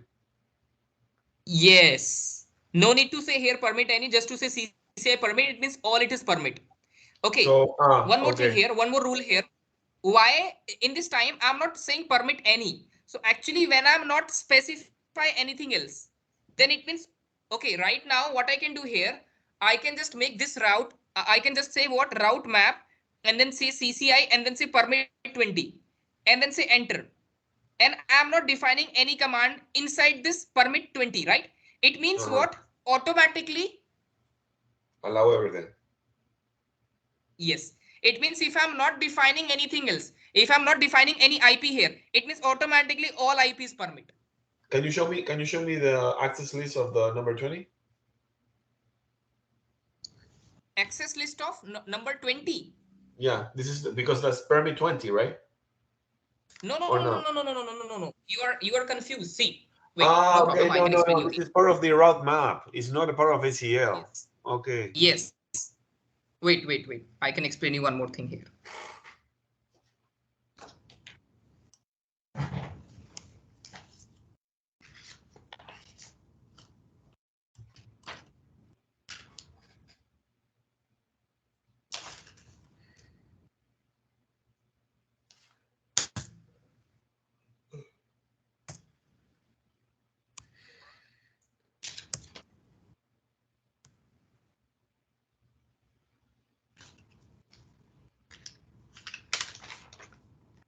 See,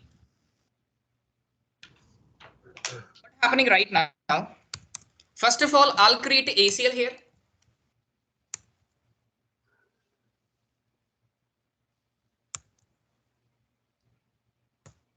After that, I also create here what?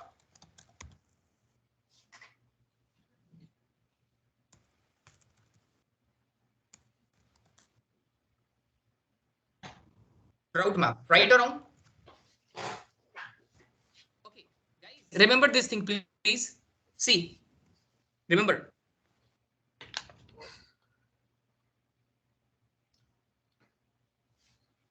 Let's say here we have a router. And right now this router will receive 1 dot 1 dot. This router will receive what? 1 dot 1 dot 2 dot 1, 1 dot 1 dot 3 dot 1, 1 dot 1 dot 4 dot 1, 1 dot 1 dot 5 dot 1. Correct? And every route having what? Metric is what?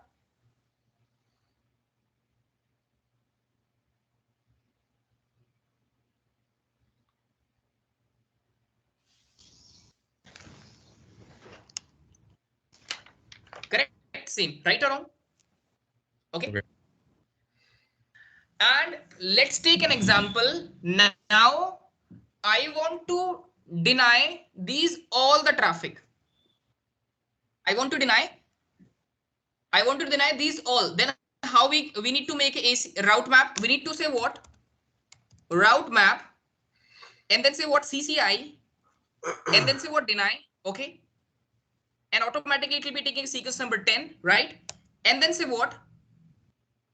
Match metric 161280. And then again we need to say what? Route map CCIE permit, and then say 20. And that's it. Once you do that, it's that you are allowing everything. That's it.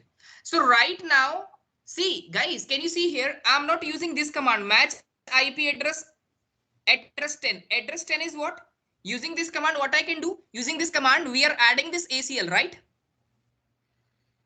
Exactly. And here I'm not using those commands, right or wrong? Exactly. It means here I'm not specifying any particular IP, right or wrong? No, in that case, you are blocking everything that matches the metric. Yes, exactly. That I can explain you. It means right now I'm not specifying any IP. It means automatically it will be taking what?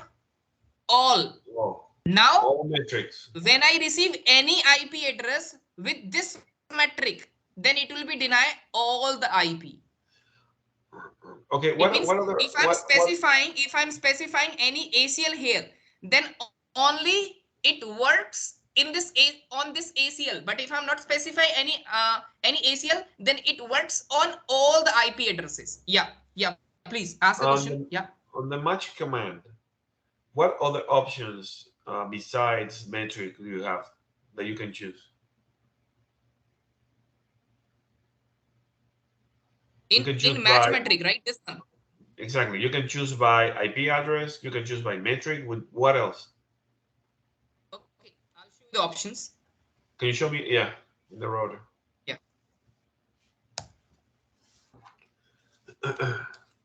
Route map. To do one thing, do show run pipe section route map.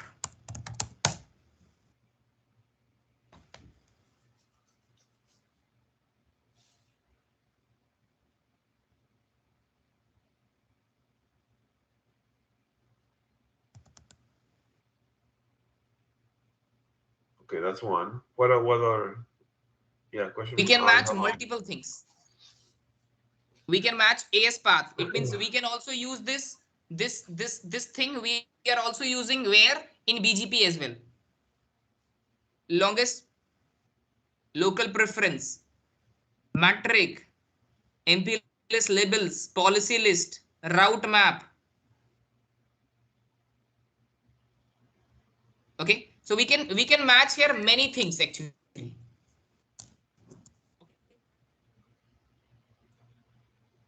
Okay. So guys, this thing is clear. Any doubt at this point?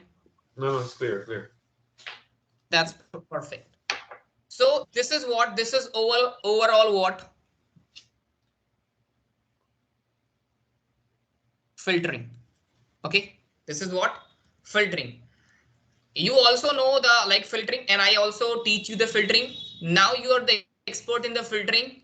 Now when we start the BGP attribute, so this is very important for you. Okay, so let's do one thing. Let's take a break. Okay. Okay. Then we'll start the BGP attributes, correct? Perfect. Okay. Oh, wait. Yeah.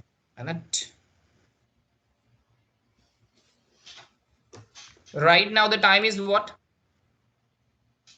No, in our size 12. In my laptop, it's 11. It's 21:54 in my laptop, right? Can you see my screen? Yep. Right now in my laptop, the time is what? 2:54. So we can start at the small break, 20 minutes only. So can we start at okay, I'll show you the clock, then it is easy for you and me both.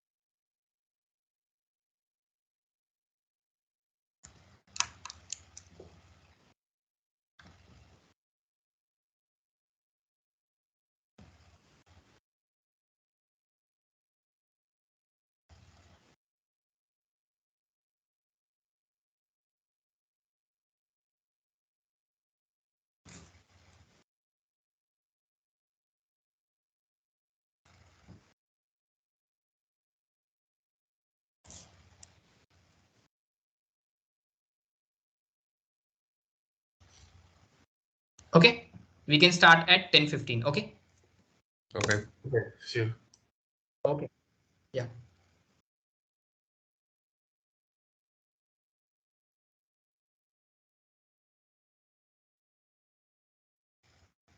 Okay, so guys, shall we start the class?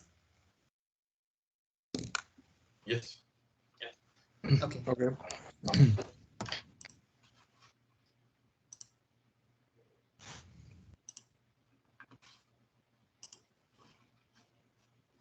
Let us start now. What?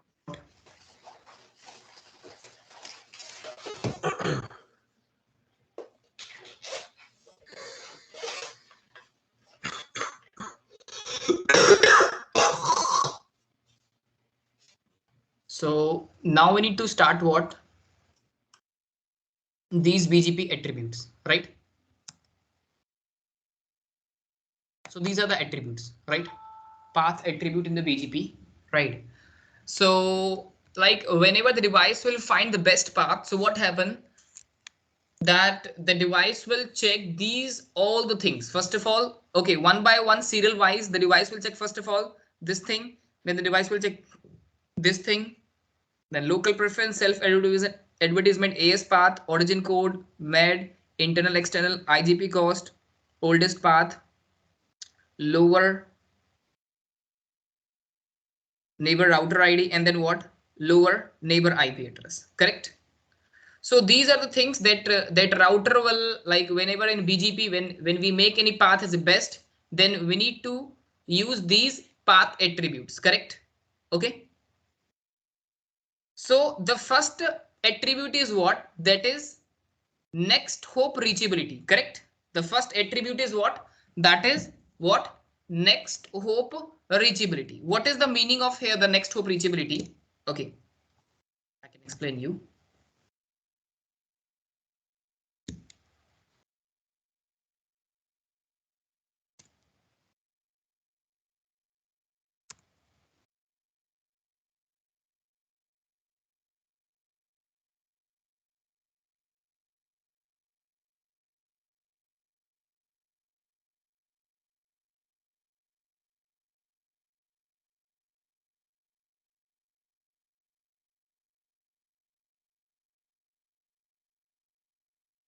Okay, so the first attribute is what? That is what? Next hop reachability. It means what? Let's take an example.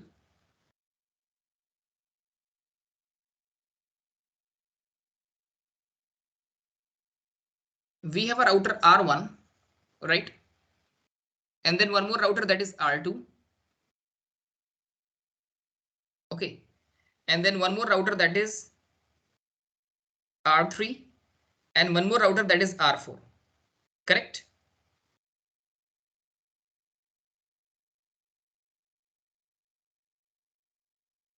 Okay, guys, this is the topology. And R4 router having a loopback that is 4 dot, or let's say R4 router having a loopback IP that is what? 1.1.1/32. Okay. And R2 is also having what? 1.1.1.1. The screen is frozen. What? Class 32. Hello. Can you hear me, Okay, guys? again, I'll share the screen. Wait. Again, I'm sharing the screen. Yeah. Can you see my screen now? Can you see the topology? Let me see. Nope.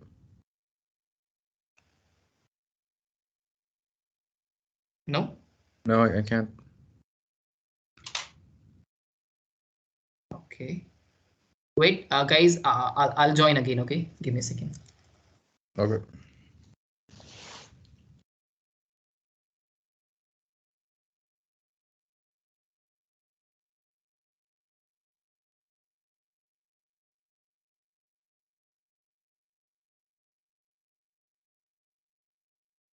Yeah. Now, can you see my screen? No, for some reason, no. Let me rejoin myself. I'll rejoin. 1 second.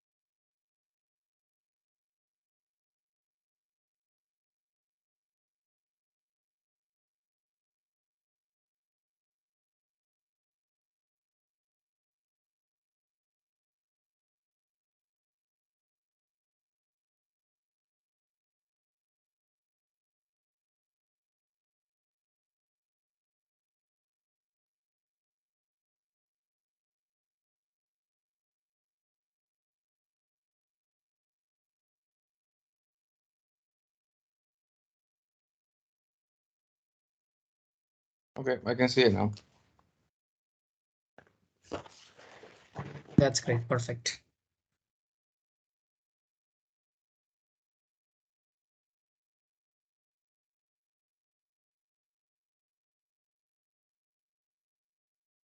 Okay. So what happened right now?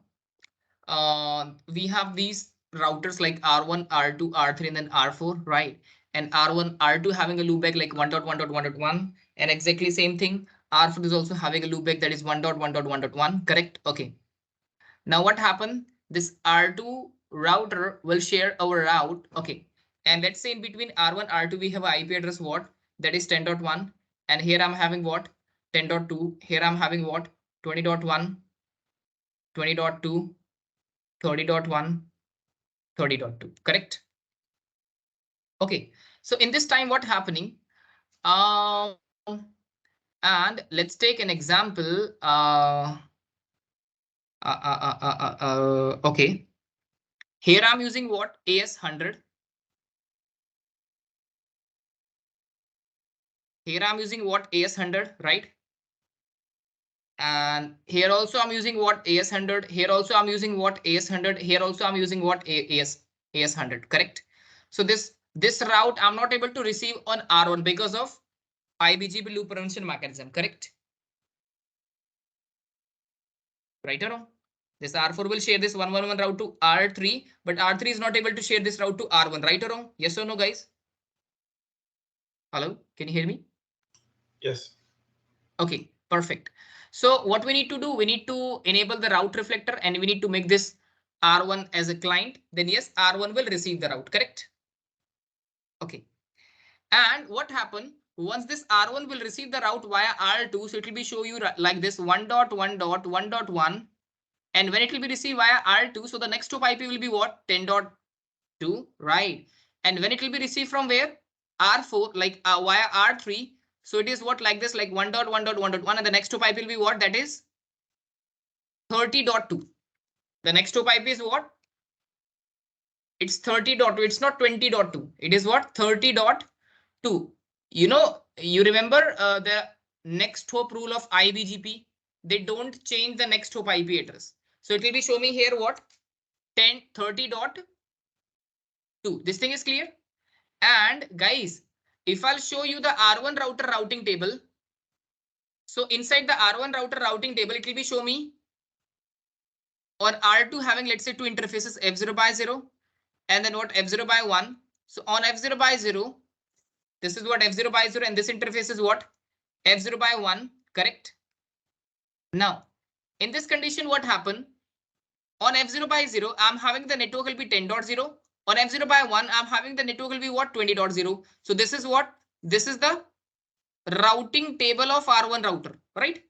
So guys, can you see here on R1, once I'll receive the route 1.1.1.1 with next hop 10.2. So the network address is what? That is 10.0. And here 30.2, I can receive the network address is what? 30.0, right? Okay. So once I'll receive the route from here, like from R2, from here. So the next hop IP address is what? Tell me. 10.2. It means the network address will be what? 10.0. And this 10.0 network is available in the routing table, right? It means this next hop is reachable, right? Yes or no? Yes or no? Okay, which one? The 2? 10.2, right? Because 10.2 network address is what? 10.0 and this 10.0 is available in the routing table, right? Yes. Okay. It means yes. It means we can say what? It is a reachable, right? Okay. Now, can you check the next hop, like the another next hop IP? The another next hop IP is what? 30.2 and the network address is what? 30.0. Can you check inside the routing table 30.0 is available or not? No. Yes or no? Okay. Because it's the same AES or? Yes. So it means what happened? This next hop IP is reachable and this next hop IP is not reachable, correct? Right or wrong? Yep. Okay, perfect. It means if the next hop, okay, from which side the next hop IP is reachable? Via R2, the next hop IP is reachable. Via R3, the next hop IP is not reachable. So it means via R2, this route will show me like this, star and this symbol, because this route is what? Valid and best, right? And here it will be show me only the star, because this route is not a best route. This is only a valid route, correct? Yeah. So it means what happened? Next hop, the first attribute is what? Next hop reachability. It means first of all that router will check what attribute? Next hop reachability, from where the next hop is reachable. Okay, clear? Clear. Okay, now let's take an example. Let's take an example on R4, not on R4. Okay.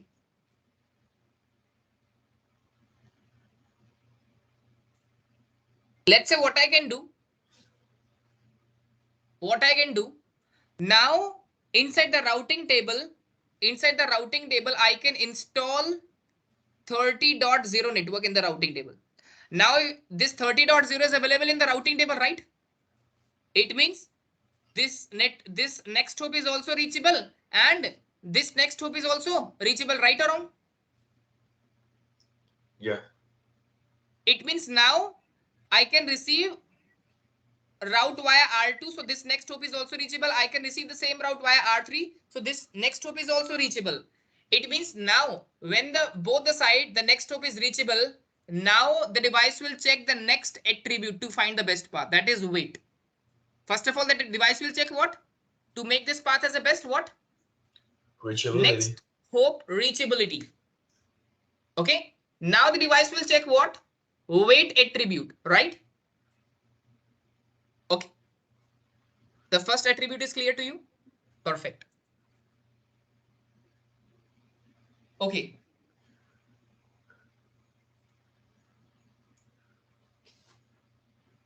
Now what is wait attribute actually?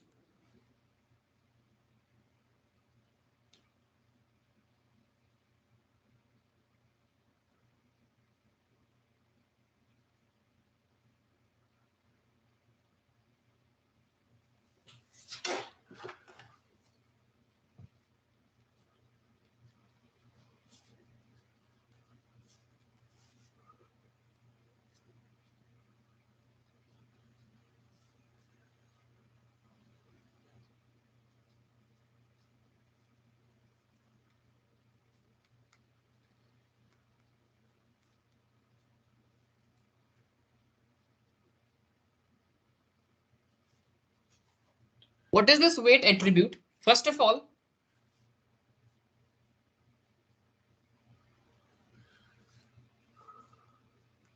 it is a Cisco proprietary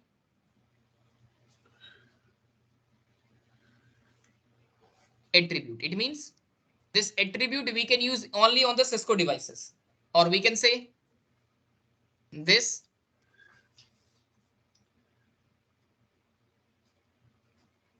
attribute is, or we can say this attribute supported by Cisco devices. Clear?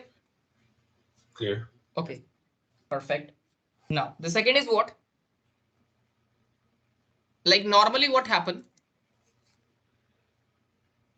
Normally in case of what? In case of next hop, when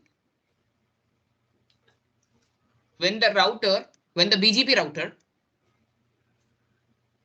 router will send the update, so it will share the next hop IP address.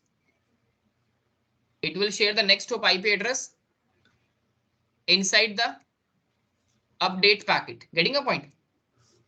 Inside the update packet. It means whenever the BGP router will send any update packet, so inside the update packet, the next hop IP address is available. Correct? Okay. But if I'll talk about the wait, so what happened when the Cisco device will send any update to the neighbor router,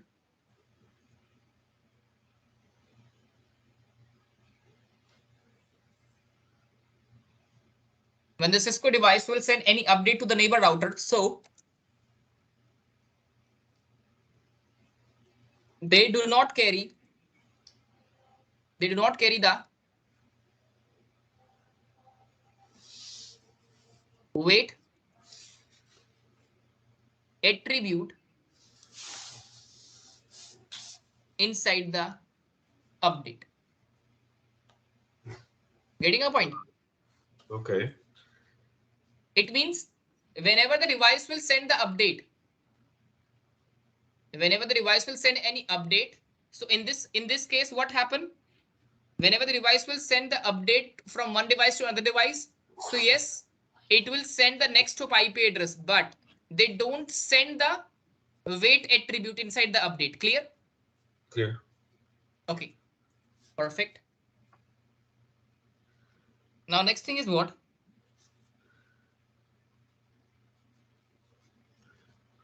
By default,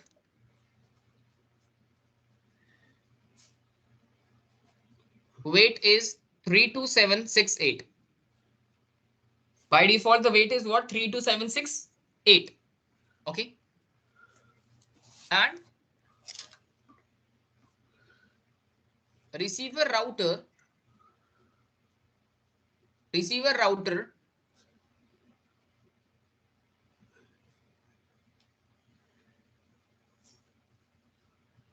will receive the weight 0 always. Okay, receiver router will receive the weight 0 always. Why? Okay, I can explain you here.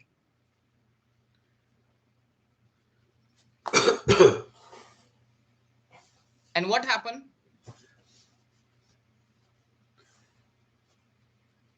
By default, self advertise route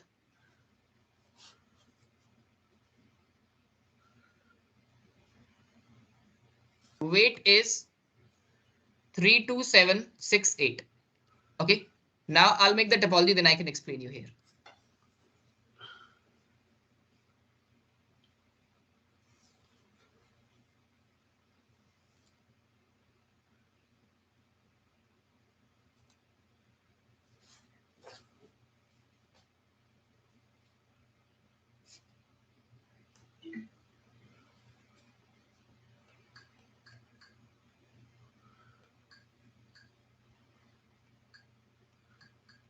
R1, R2,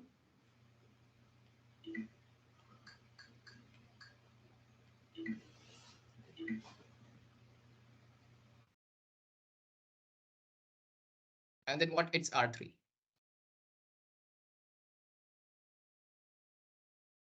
Okay, and now it is connected to like this.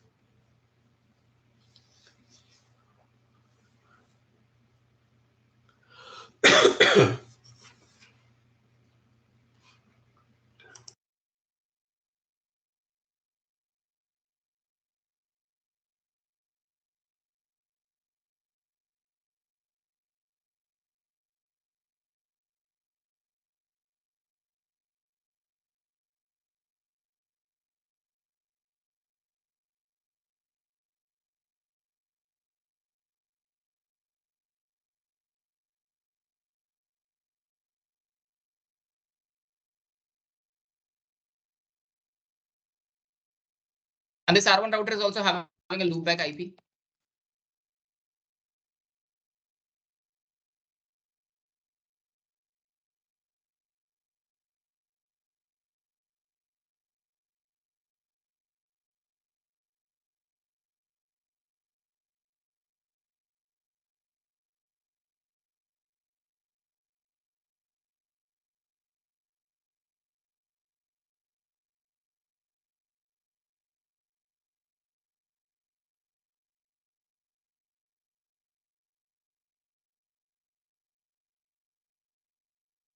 Now on R3.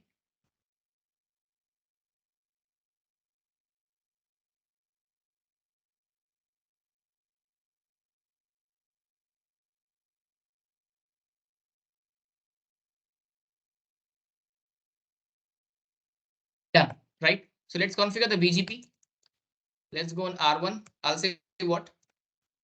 Router BGP say 100. Neighbor 10.2 primitives will be 100. On R2, I'll say router BGP say 100. And then say what? Neighbor 190 to 168.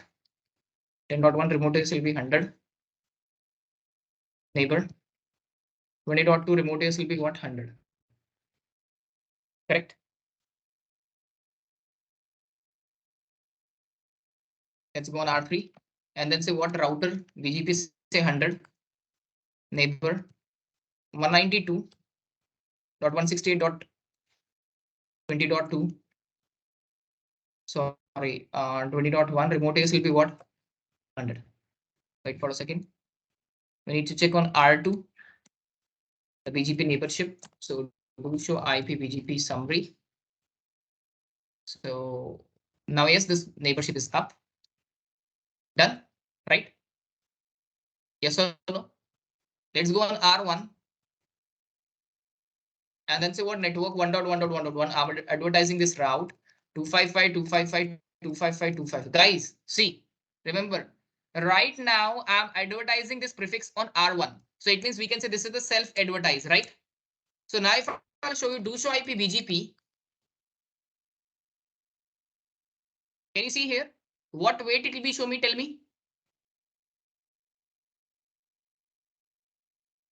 Yeah, that's at 32,768. Right, 32768. So what I told you here, by default self-advertise route weight is 32768, correct? Yeah.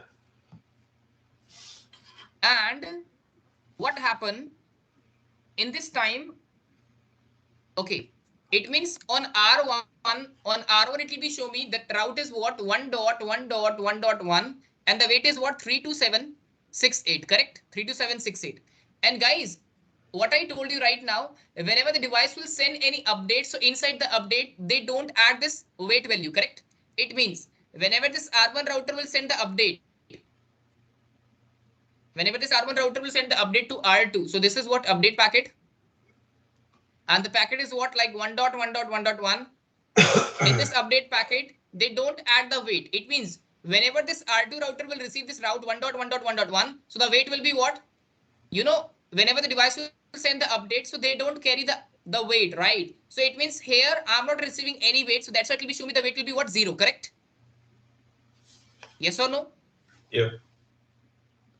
It means right now here the weight will be what? 32768, but whenever the device will send that update, so inside the update they don't add or they don't carry this weight. It means whenever this R2 router will receive this route, on that case it will be show me the weight will be what? 0, right or wrong? But I'll show you on R1 what it will be show me the weight. okay, but this weight is part of what? Of the BGP, right? So it adds yes, this, right. this weight automatically, basically. Yes, automatically it will be taking a weight. It will be 32768. Yes. Always. Okay. But now if I'll show you on R2 do show IP BGP, say enter. So can you see here the weight is what? Nothing. It's 0. Why? Because whenever the device will send the update, so they don't carry the weight, right? So that's why whenever this R2 will receive that route, so the weight will be what? That is 0, correct?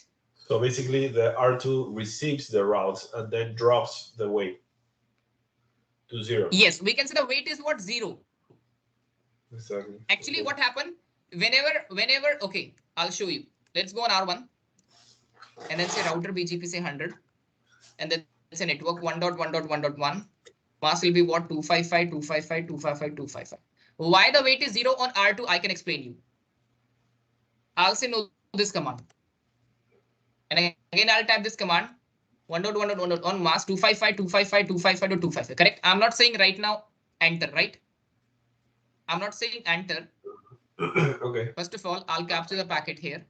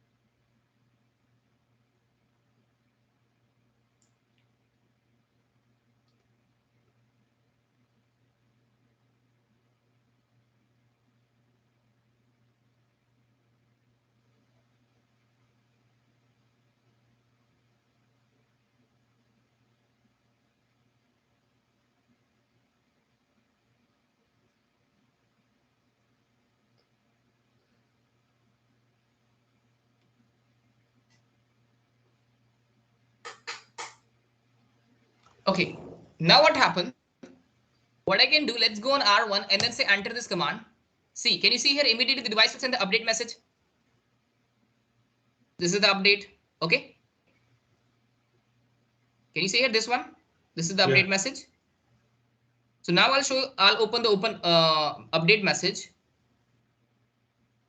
So what happened? These are the attributes. And in this attribute, it will be share origin code, AS path, next hop, med, local preference. We here, they don't show me weight. Can you see here the weight here? No. It means when this R1 router will send the update from R1 to R2. So here on R1 we have a route that is 1.1.1.1 with weight is what 32768. But whenever this R1 router will send the update to R2, so only it will be carry what the route that is 1.1.1.1. They don't carry this weight. That's why once this R2 router will receive this route on R2, so it will be show me 1.1.1.1, and I can't receive.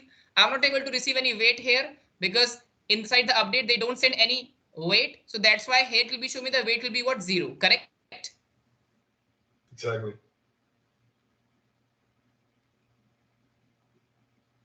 So that's why on R1, if I'll show you, do show IP BGP. So yes, it will be show me here the weight is what 32768.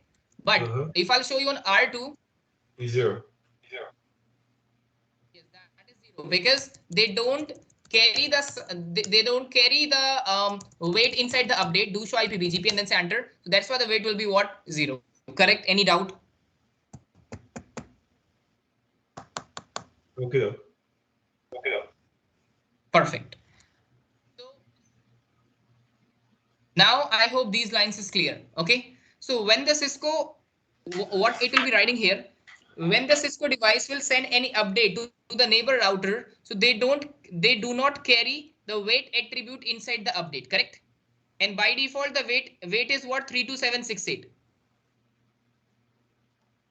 And receiver router will receive a weight what always 0. I told you R2 router is a receiver. That's why the weight will be what 0. Correct? Yeah. Done? Any doubt here? Let me take note of that. Yeah.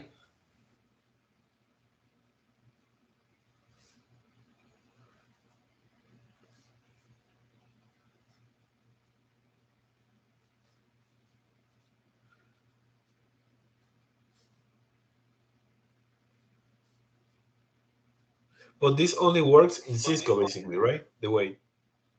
Yes.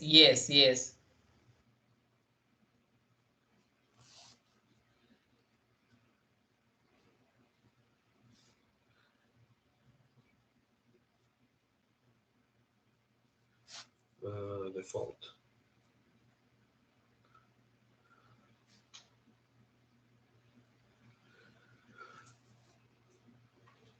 But the receiver will always be 0. Yes.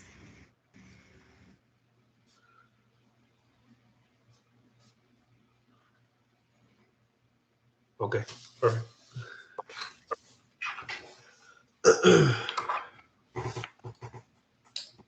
Perfect.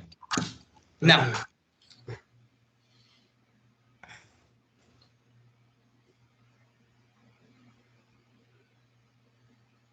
and what happened?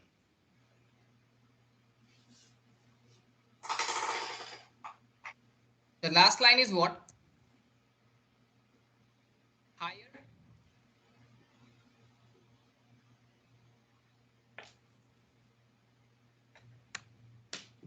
Weight is best route. Oh, higher. Okay.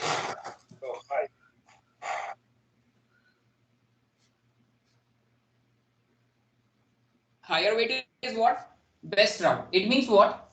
Okay, I can explain you. Now let's take an example.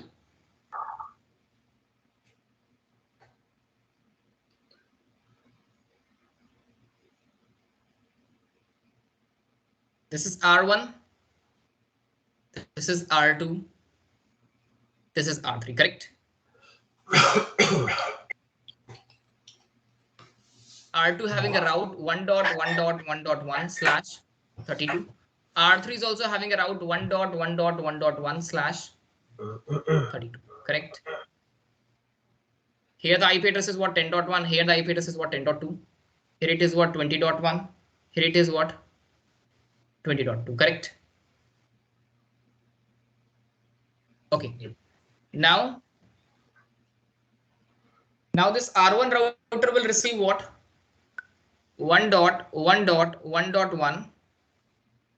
Next hop is what? 10.2. 1.1.1.1. Next hop is what? 20.2. Correct? Okay. Yeah. So right now on R1 router routing table, let's say this interface is what? F0 by 0. This interface is what? F0 by 1. Okay. F0 by 0. F0 by 1. So on F0 by on F0 by 0, here the network address is what? 10.0. Here the network address is what? 20.0. Correct? It means right now both the next hop IP are reachable. Correct? Yes or no?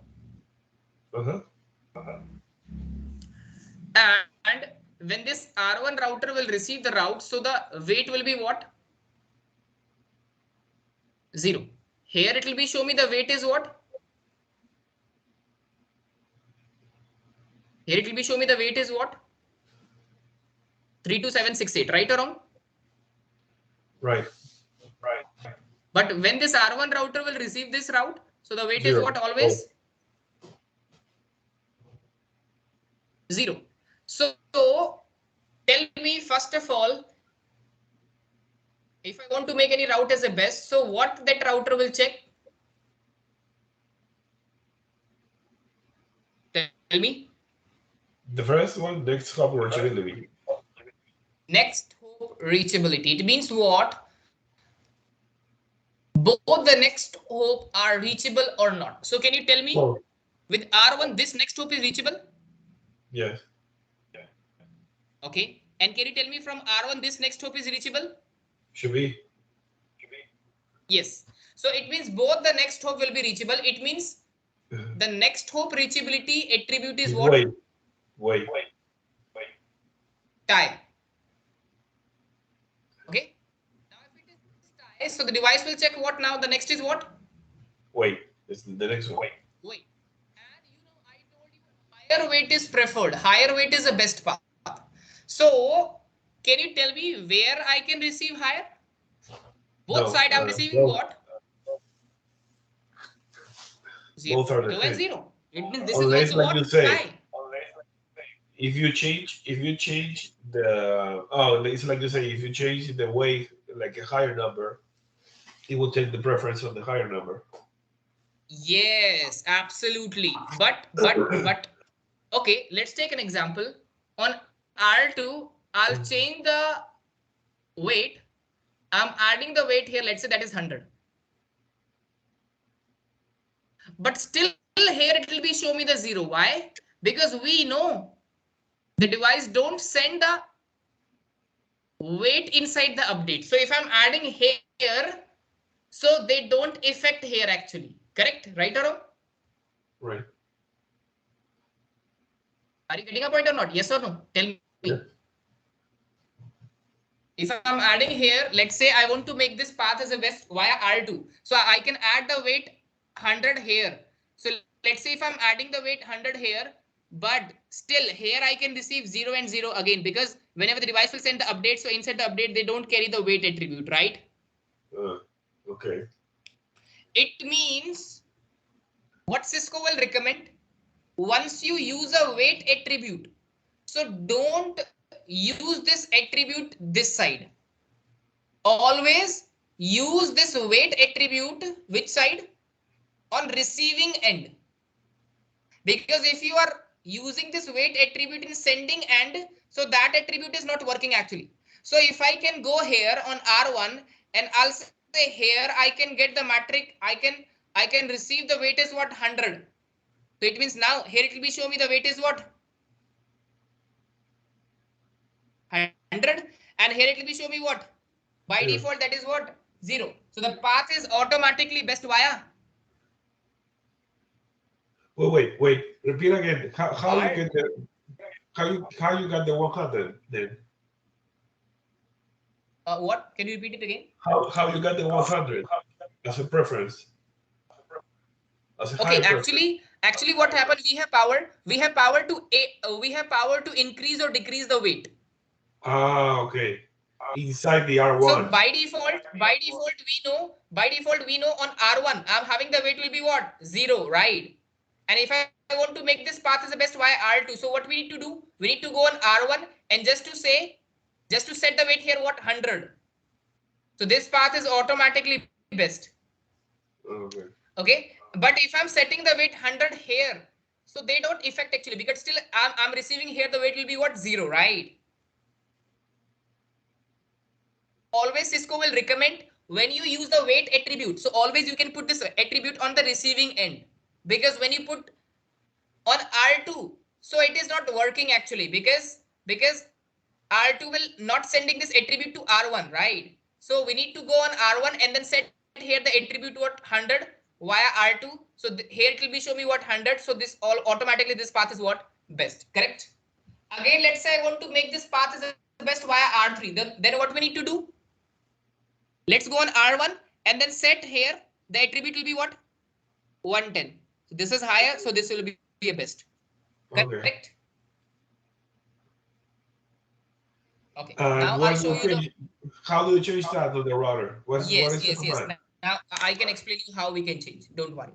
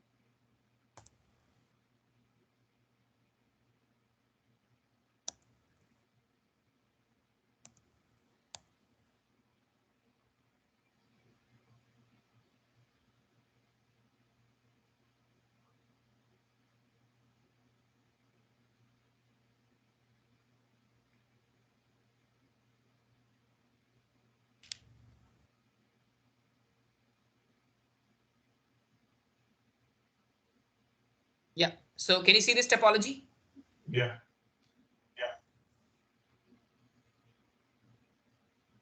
Remember the AS. Remember the AS. In between R1, R6, I'm using AS 100. In between R4, R5, I'm using AS 200. On R2, I'm using what? AS 300. On R3, I'm using what? AS 400. Correct? Yeah. So let's start this topology.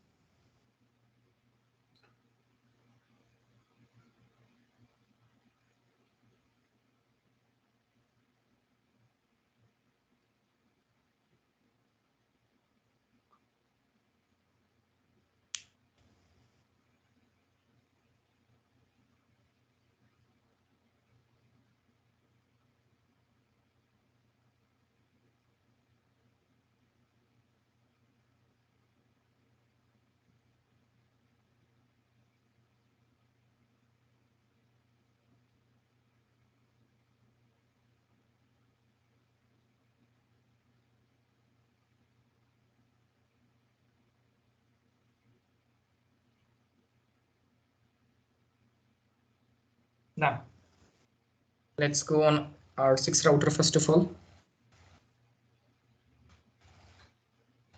We need to check first of all the configuration. Okay.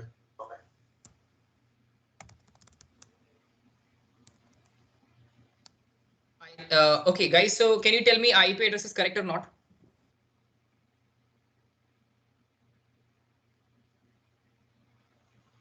Yes. On R1, like on R6, we have IP address what? 10.1, correct? here it is what? 10.1, and here it is what? 10.2.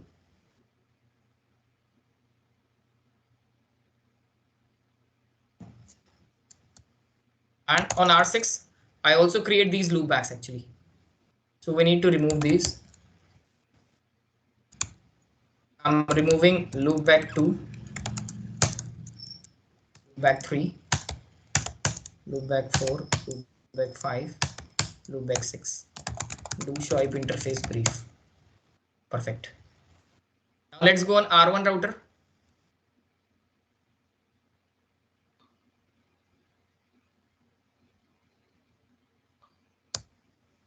Okay, guys, I'll show you do show IP BGP summary. So how many neighbors it will be show me right now?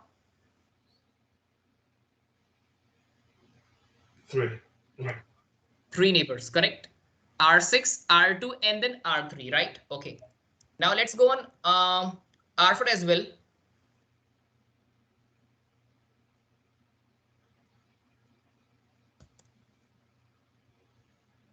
Do show IP BGP summary. So how many neighbors it will be show me? 3. 3 neighbors. Okay, perfect.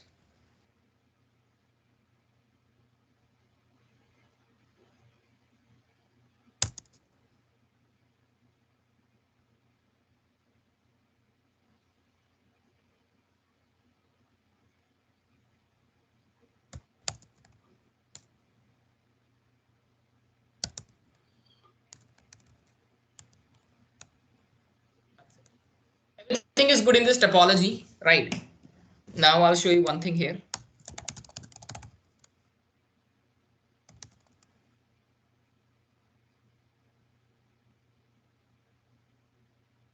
So here we have interface loopback 2.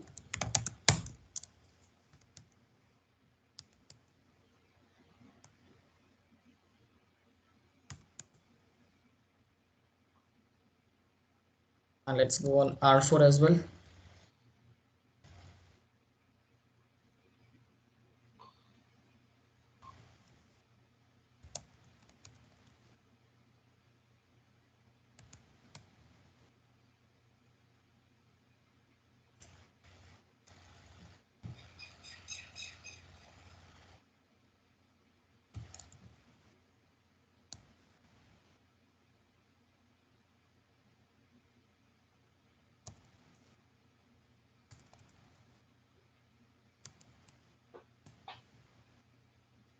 Here it will be show me 20.0 network on R6.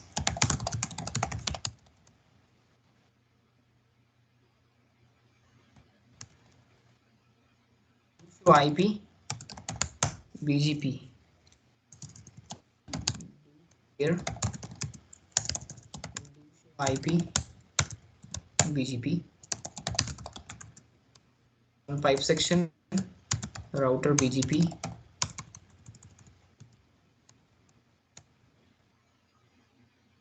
Now on R5.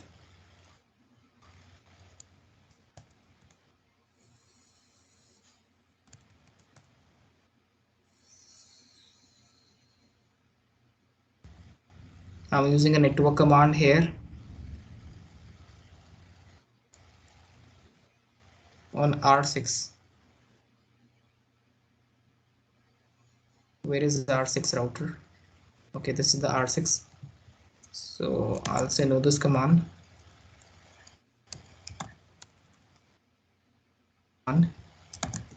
No this command. This command. Let's go on R5 as well. On R5 as well, I'm using these commands, network commands. So just to say no first these commands.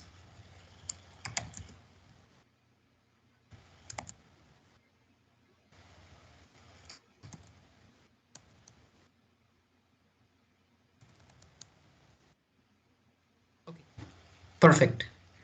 So let's go on R1, sorry, on R5. Do show IP BGP. Right now we don't have any route in the BGP table, right?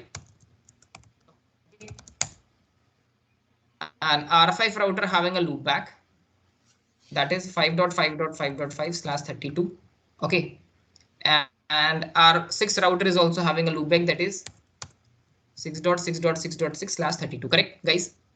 Let's go on R. Let's go on R5. Let's say we need to go on R6. And then say what router? BGP say 100. Okay, and I'm using a network command 6.6.6.6 say mask 255.255.255.255. Correct.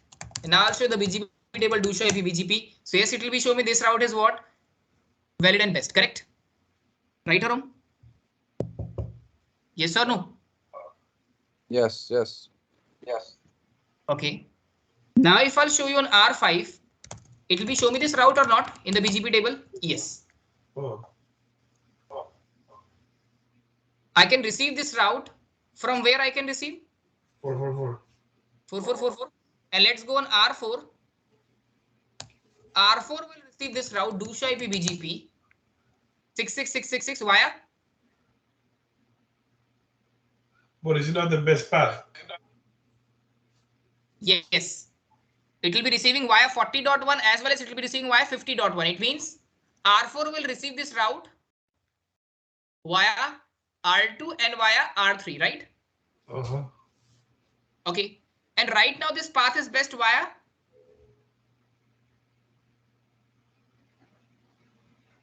50.1, let's say, right?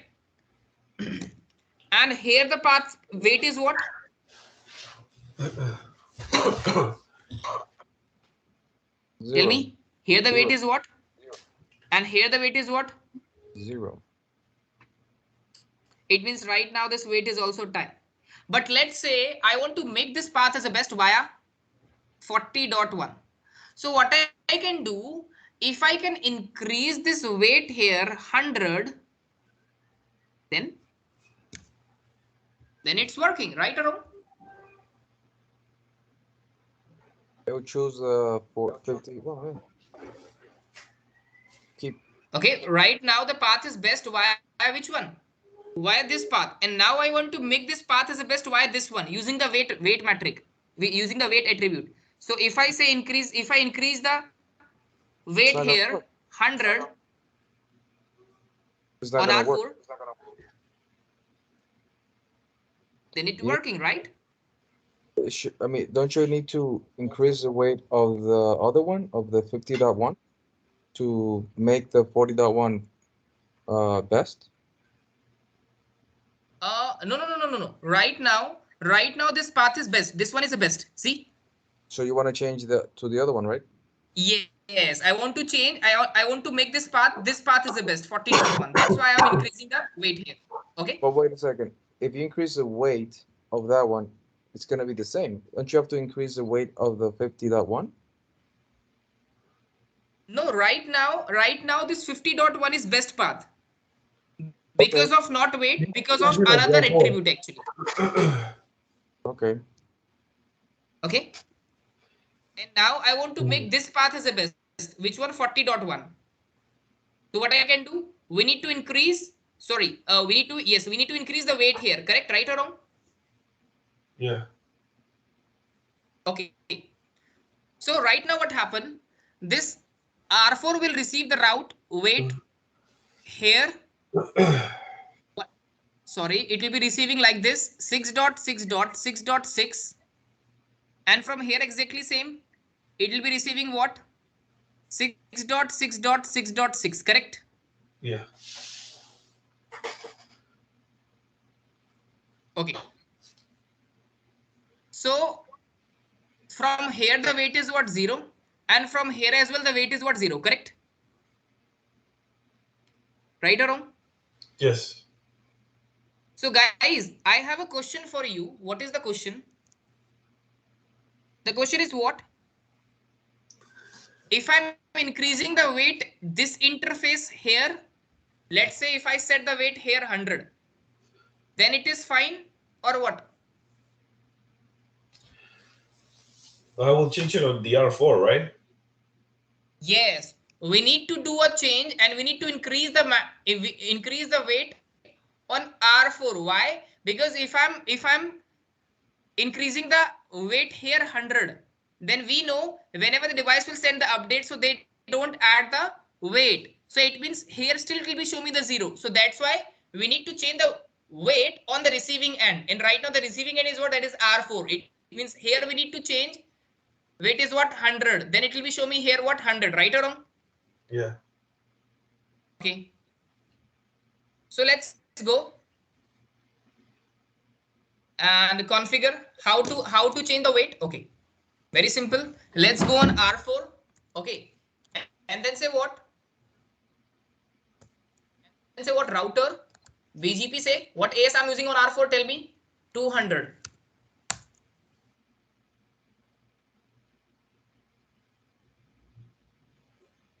Okay, what AS I'm using here on R4, that is 200.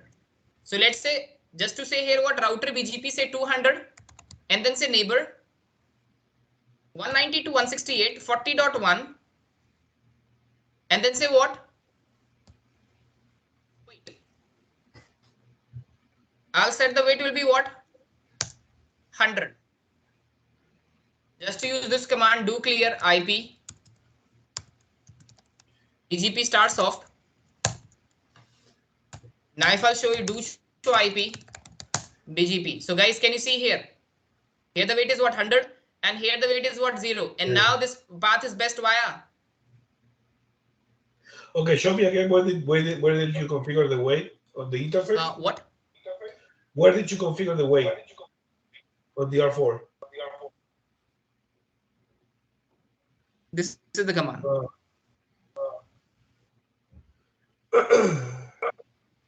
Router BGP 200, and then the neighbor 40.2 weight will be what? 100.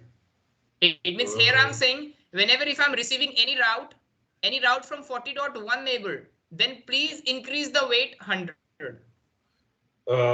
You can also configure this on the interface itself or not? No. Okay.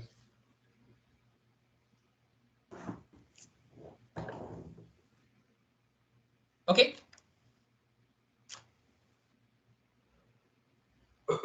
Okay. So I hope this is clear to everyone, right? Yeah. You both. Yeah.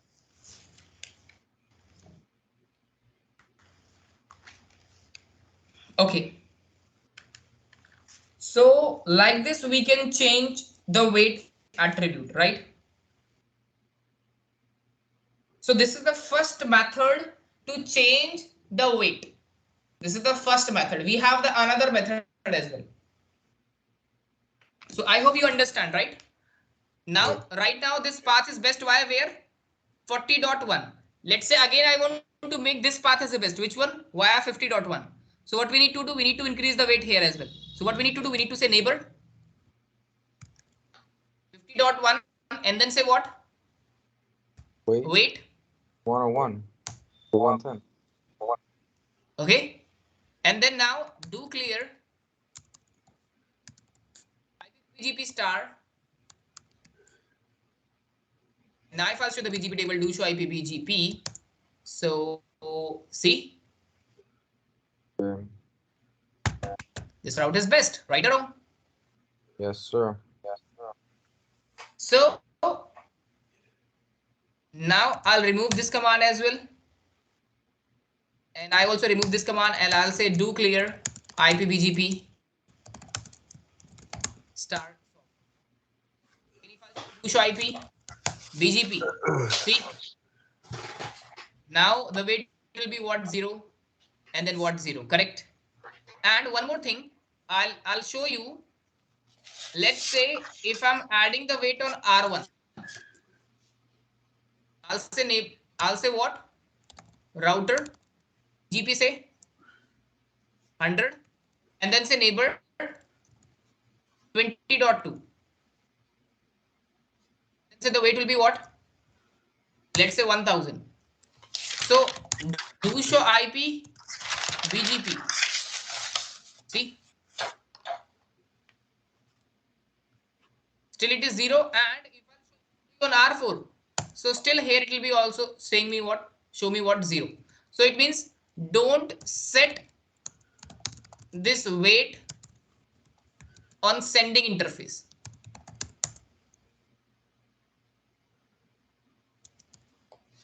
Yes or no? Yeah. Okay. Yes.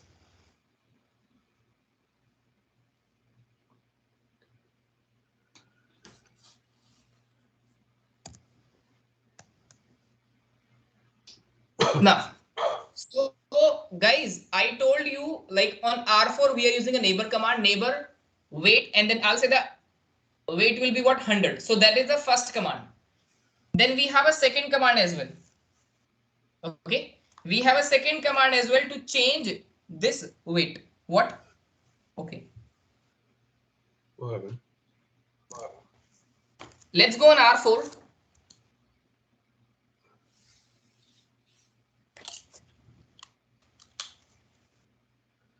Let's go on R4.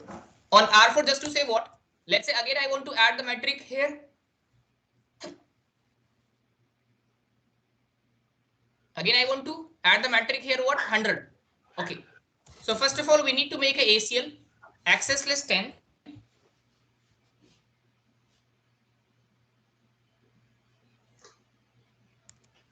And then say what permit host.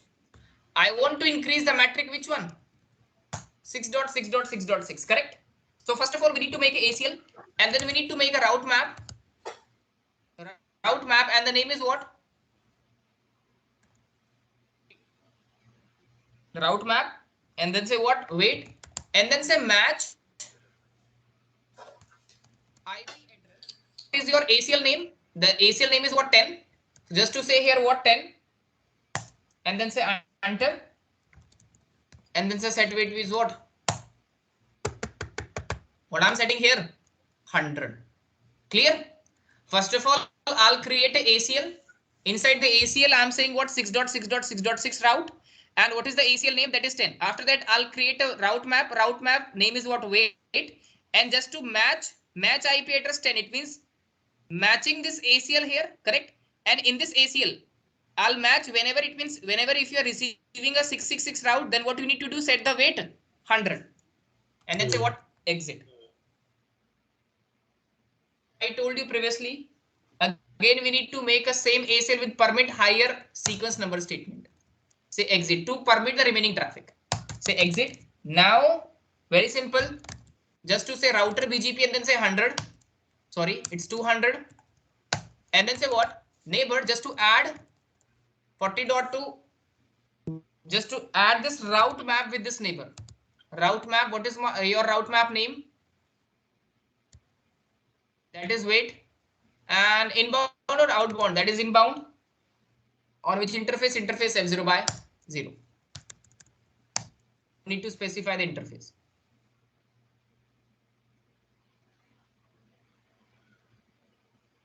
And the neighbor is what? That is 10.40.1. Sorry.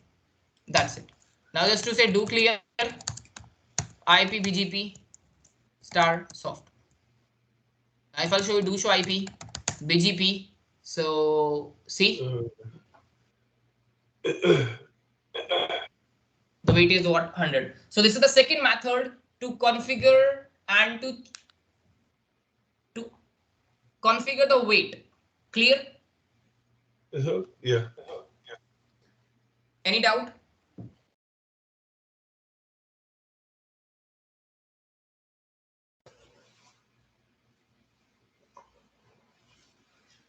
Can you show us the command again? Yeah, I'll show you.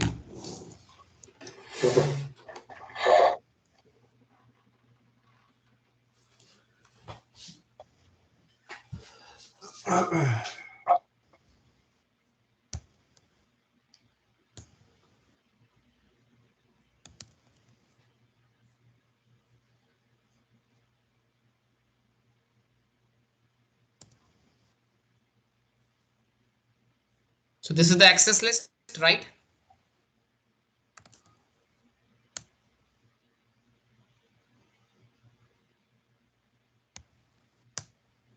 Again, I'll show you.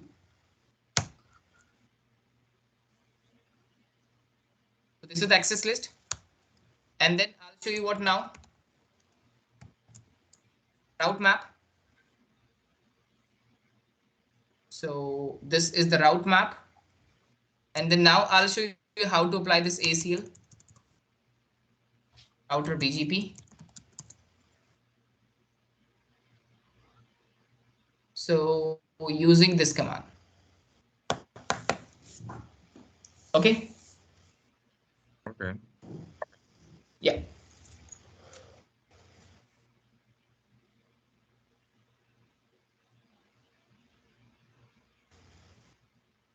1 second.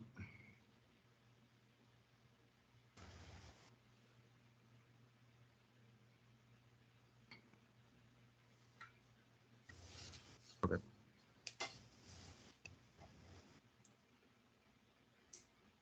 Done. Yes. Okay. Super. And you can also do one more thing.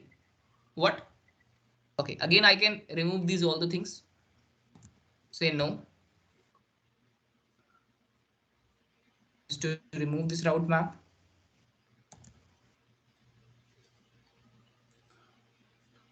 And this configuration as well. I can remove each and everything. And just to use do clear IPBGP start soft. Now if I'll show you do show IPBGP. So again, this route is best via. No, it is not removed. Here, IPBGP start soft.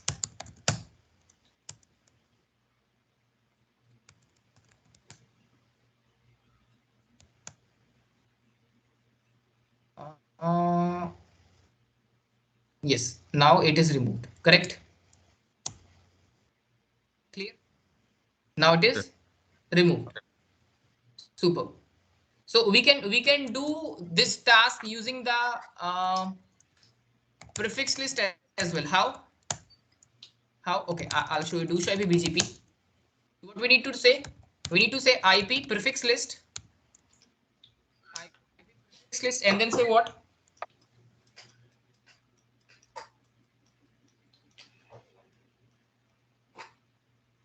IP prefix list. And what is your prefix list name? That is CCIE. And then say what? Permit.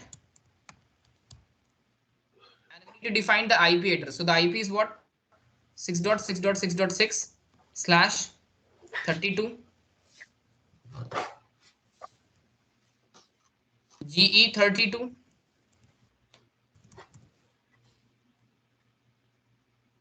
LE32 invalid prefix range.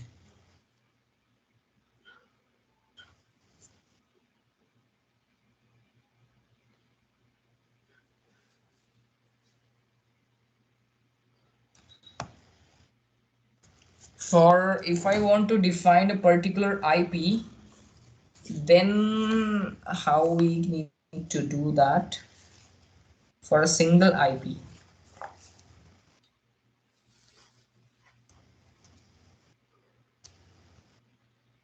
Using the prefix list.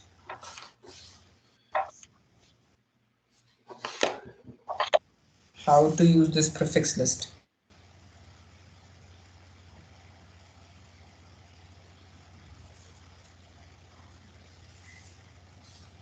For what? For the way? Actually, this is not accepting this one. So what we need to do, we need to create this, not like this, in a different method. So what are those methods that we need to, that I need to check it?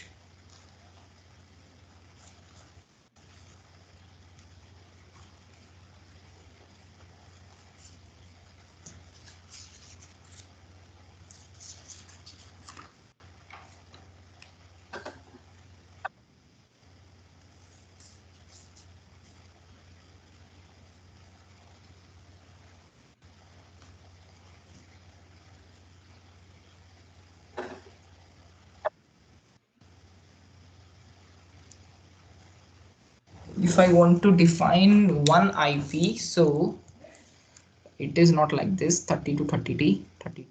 Wait. In the routing table, it will be show me the route is what. In the routing table, it will be show me what, where is 666. This is the route and that is slash 32, correct? It means IP prefix list CCI permit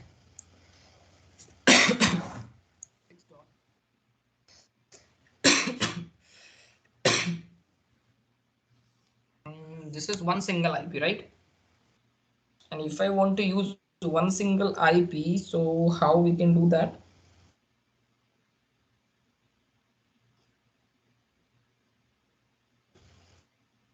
Six dot 8 less than, sorry, greater than 32 less than 32. Perfect. IP prefix list CCI. First of all, what we need to do?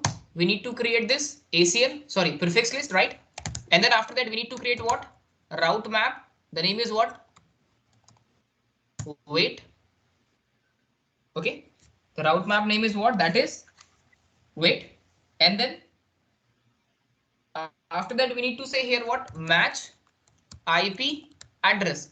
Previously, I can write here 10 because I want to add the ACL, but now I want to add what?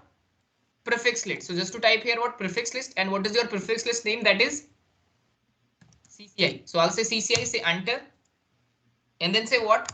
Set wait will be what? Let's say I want to wait add 200. And then say what? Permit route map, say exit, and then say what? Route map wait permit, and then say what? Now just to use router BGP. The neighbor is what? Router BGP, and then say 100. Sorry, it's 200. And then say the neighbor is what? It's 40.1. And first of all, we need to add here what? Route map. Route map name is what? That is wait. And then what? Inbound. On which interface? That's it.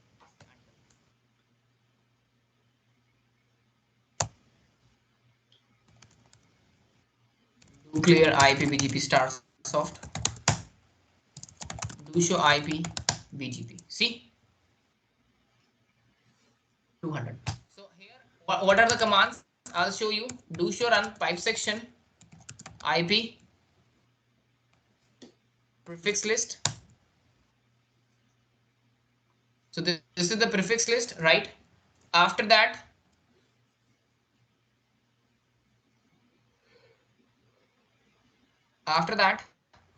I'll create what route map, the same route map, the older one.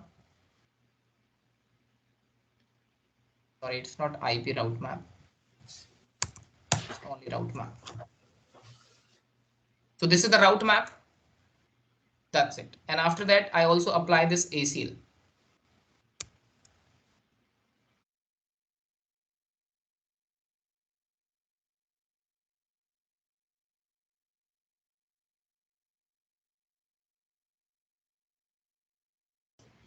Hello. You there? Cannot hear. Yeah, sure. Local.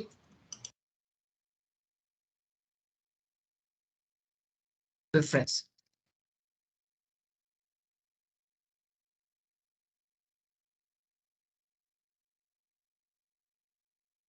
Now, what is this local preference?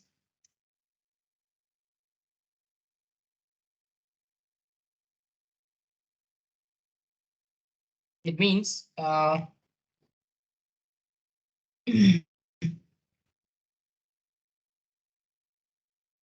what happened when the router will share the update to our IBGP neighbor.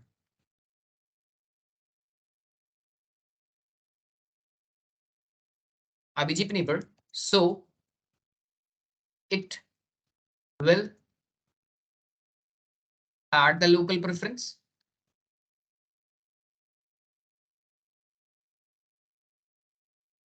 Okay.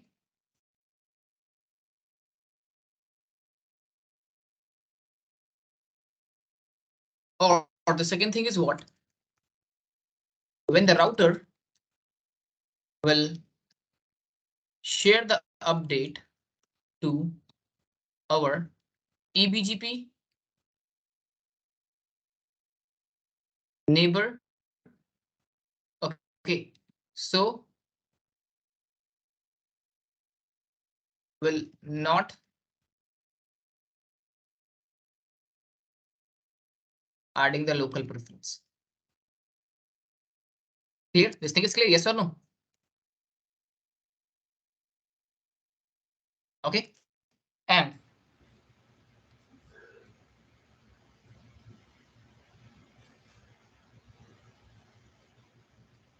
by default, local preference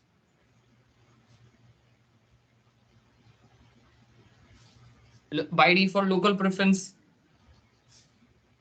is 100 in outgoing update. Okay.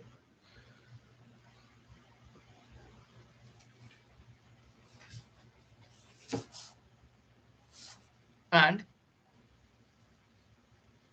higher local preference is best path. This thing is clear? Yeah. It means now if I'll show you on R4,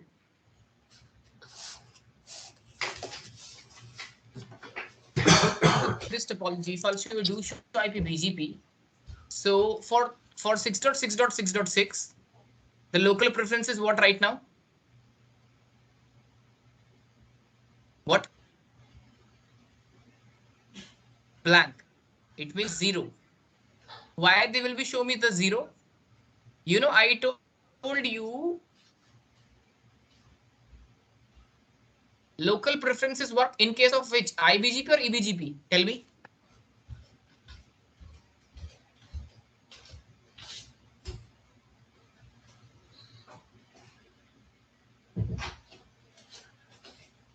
When a router will send the update, so in which condition the local preference is add, or in which condition the local preference is not add?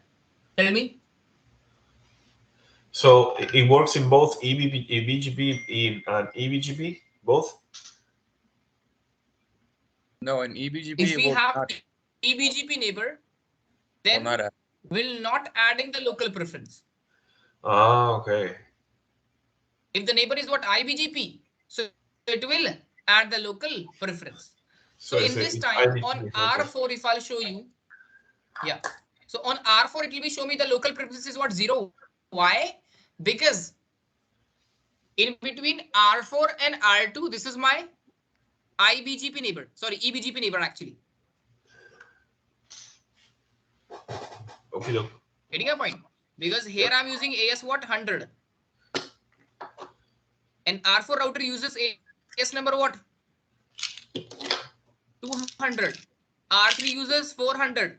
R2 uses 300. So it means R4 having two eBGP neighbor. This one is also eBGP. This one is also eBGP. That's why local preference is not showing me here. And that's why it will be showing me the local preference is what? 0. Clear? This thing is clear? Yes or no? Yes. Okay. And if I'll show you on R6, do show IP BGP. So right now here it will be showing me the local preference is what? Blank. But now if I'll show you on R1, do show IP BGP. So here it will be showing me what?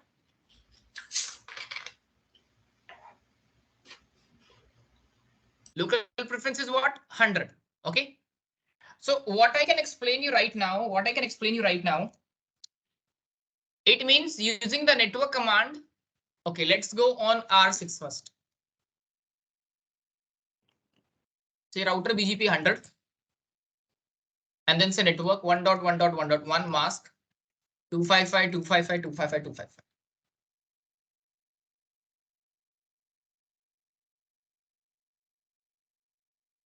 Done. Now they don't show me any route in the BGP table. Still they will be show me. Wait for a second.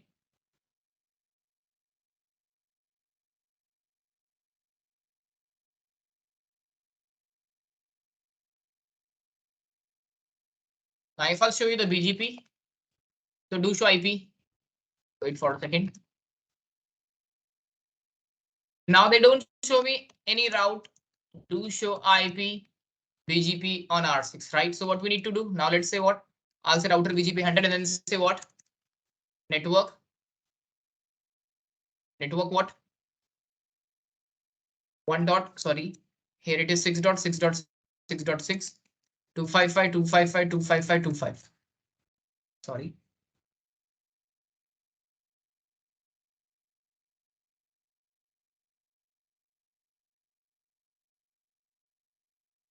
We need to type here mask as well.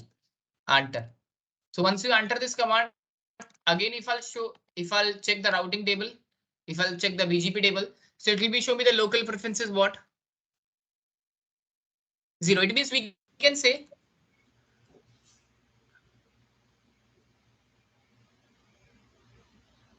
self-advertised route having a 0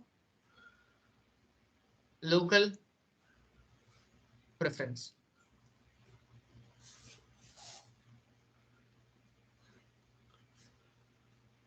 Self-advertised route having a 0 local preference. So can you see here on R6, this is a self-advertised route. For R6, this is the self-advertised route. And here the local preference is what? 0. But when this R1 router will receive, so here it will be show me what? The local preference is what? That is 100. Why? Because R6 and R1 is a IBGP neighbor.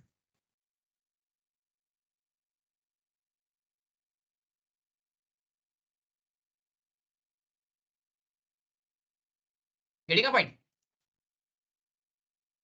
So if I'll show you on R4, so on R4 also it will be show me what? On R4 also it will be show me the local preference is what?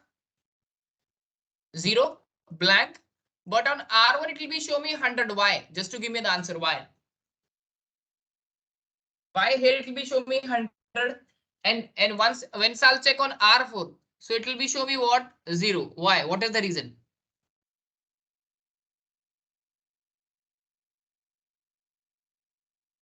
Yes, guys, tell me. Yes, we're here. Yep. Yeah, my question is what? My question is what? Right now I have a question. If I'll show you an R6 router,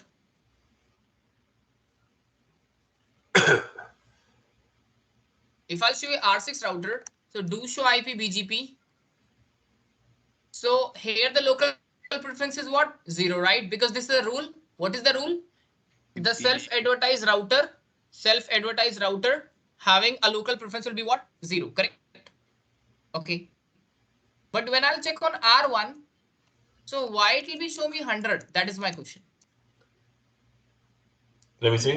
Why it will be show me local preference is what? 100? Yeah. Let me see R1. Can we check on R1? It's because Okay. the neighbor 6.6 Yeah. IPGP connection. Yes, because the neighborship type is what? That is IBGP with R6. In between R1 R6, it's IBGP neighbor. So yes, this R6 router will share local preference 100 to R1. Correct? Exactly. Okay. Yes. And why this R6? So what happens on the next router between R1 and R2 if you do the same thing? Like if you're on the same. So if you check on R2, so on R2 it will be show you the same thing. On But R2 R in this case is AS 300, right? It's not within the same AS. yes, so here it will be show me the local preference is what 0 and then 0. Exactly. But And here imagine if also you it have, will be show me the okay. But imagine if R2 is part of the AS 100. What will show? It will show like 100 again, or what is it going to show? Okay, it means you are saying, let's say here it is what 100. Here it is what 100. R2 is also having 100, right? Okay. This thing, this topology you want. Okay. So in this time, what? Here to here, it will be showing me what? On 100. R6, it will be showing me what? 0. But on 0, R1, it will be showing me what? 100. 100. And R2 will also show me what? 100. Oh, 100. Yes, 100. Okay.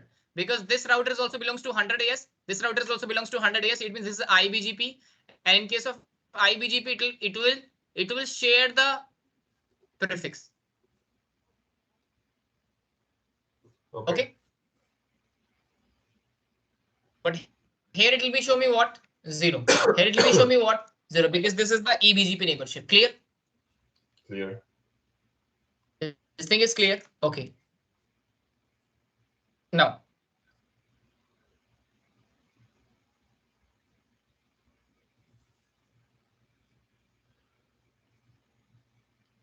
if I'll show the BGP table. So, guys, can you see here? Here, the local preference is what? 0, right? And the path is best via where?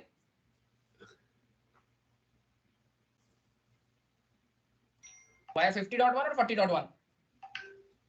40.1. Yeah.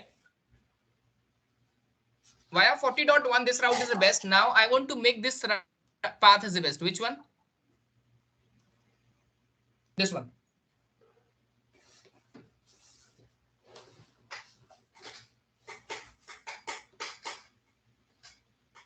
Okay. Now what we do? What we need to do? Very simple.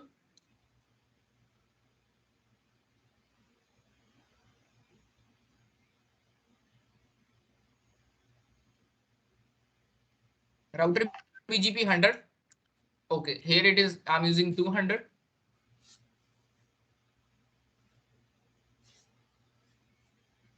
And then what? BGP default local preference. That is what? 101. Okay. Now if I'll show you here, first of all, we need to do two clear IP BGP star soft. Now on R4, we need to check the route to show IP BGP. So still the local preference is nothing else. Local preference is not changed. Why?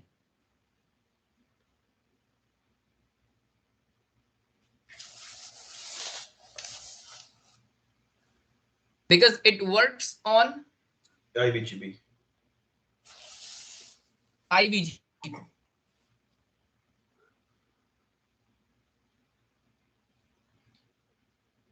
Okay. And let's say if I want to make this path as the best via R4.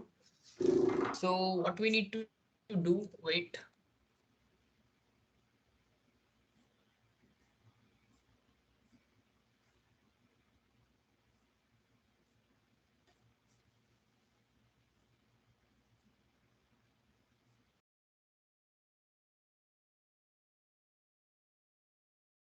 I can receive this command. I can put this command on R4.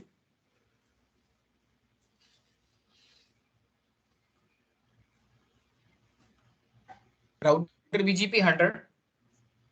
Sorry. 200. First of all, we need to remove the previous command.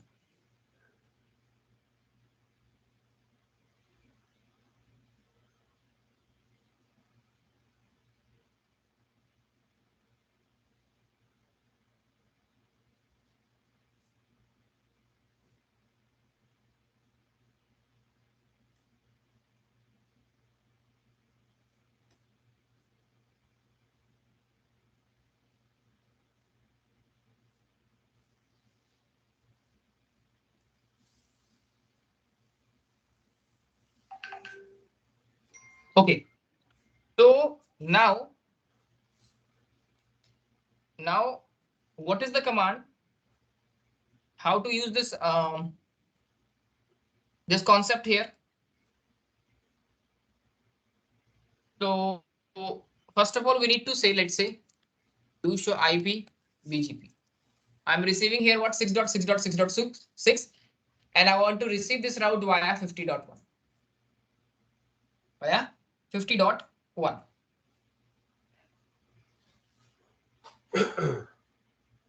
But okay, so let's make a ACL here, access list 10 permit, and then say host. Host is what? 6.6.6.6. Done. ACL is done. Now just to add this ACL inside the route map. So just to create a route map, route map LP, it means what? Local preference. Just to say here what? Permit, and then say what? Match IP address. Now here it will be show me the option. So I'll create here what? Prefix list. No. Previously we are creating a ACL that is 10.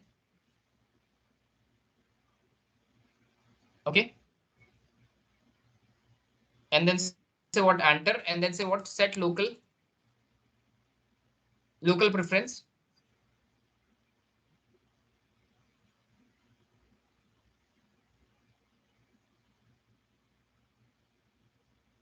Okay. So just to say here what? Local preference.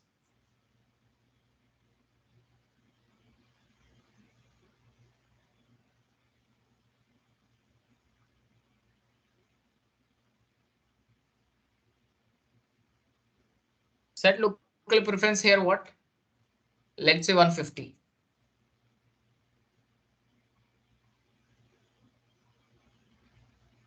Router.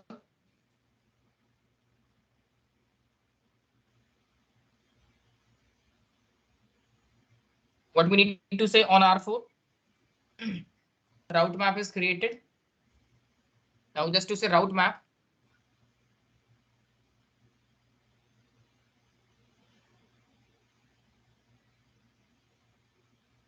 Route map, what is the route map name? That is LP. LP. And permit 20.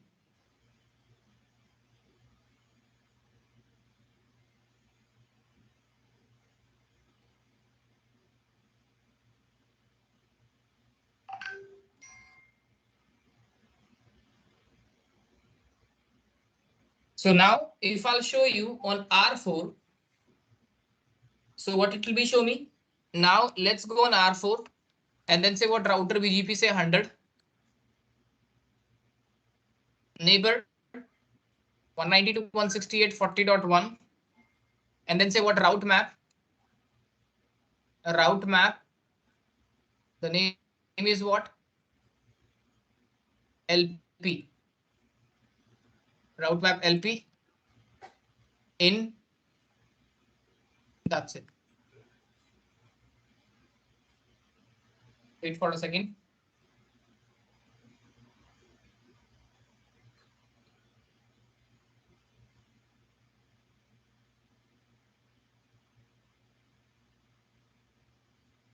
Now let's go on do clear.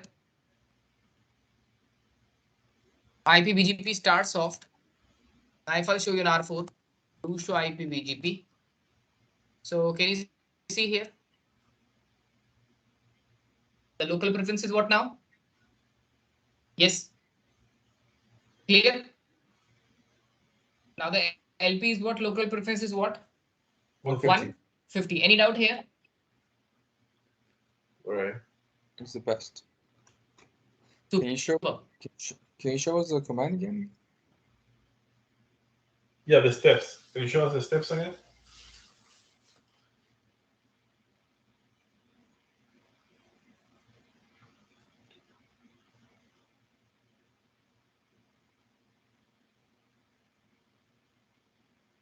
Now 150 is what? That is your local preference. And I can put here on R4 because if you are putting on R, it means we can say ACL. Sorry, if we can say local preference. So local preference is this one, and local preference is what? Like it will show me the effect on the neighbor router.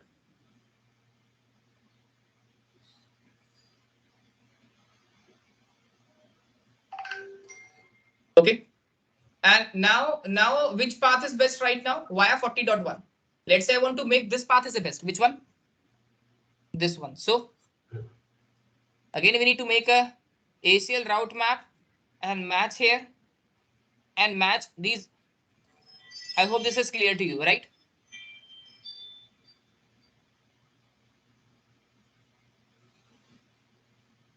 I'll show you on our R4. What are the commands? Do sure on pipe section, access, list. Okay.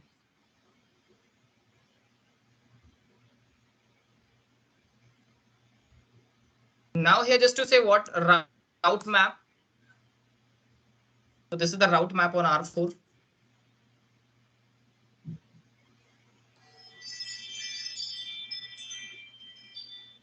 This is what? Weight ACL. Okay. After that, we need to put this route map inside the BGP. See? Okay. Okay. Yes. So you can write these commands for prefix. Sorry, for LP local preference. Okay, 1 second. 1 second. Yeah. Yeah.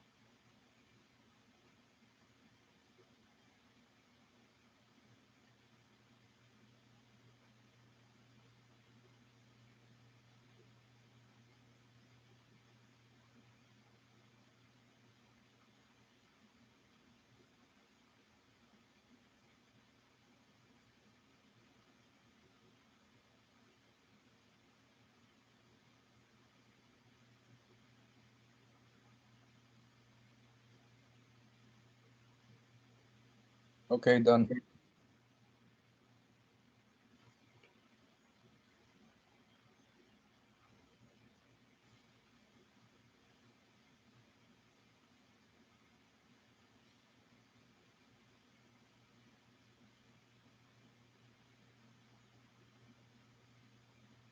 Okay. So this is what? This is your weight attribute. Sorry, this is your local preference attribute. Okay.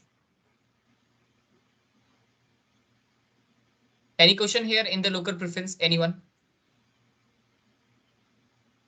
Is this the only way to change a local preference, or there's another way? No, only this is the way. Okay, got it. Yeah.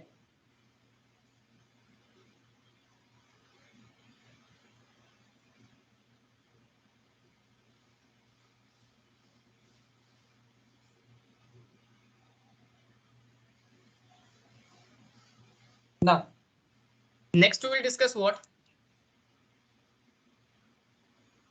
Now let's remove first of all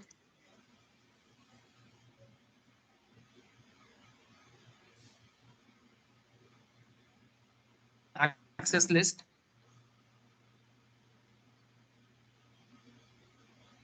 We need to remove this ACL and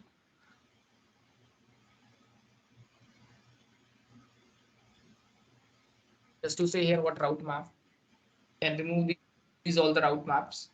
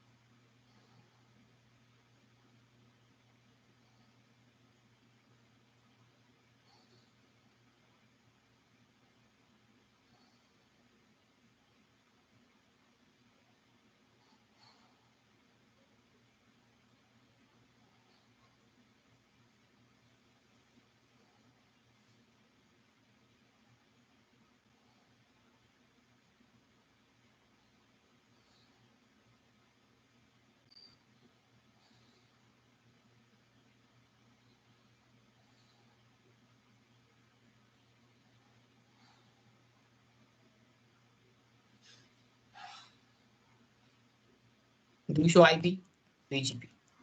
Now everything is normal now. Do one thing. Do show run pipe section. Router BGP.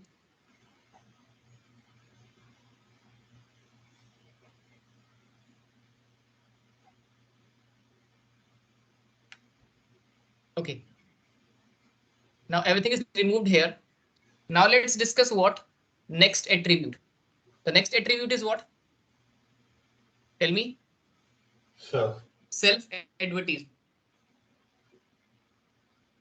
That is what self-advertisement. So self-advertisement is what? Let's take an example. Here we have a router R1, correct?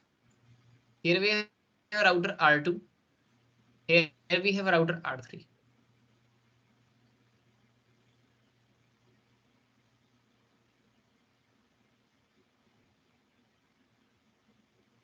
R1 is connected with R2.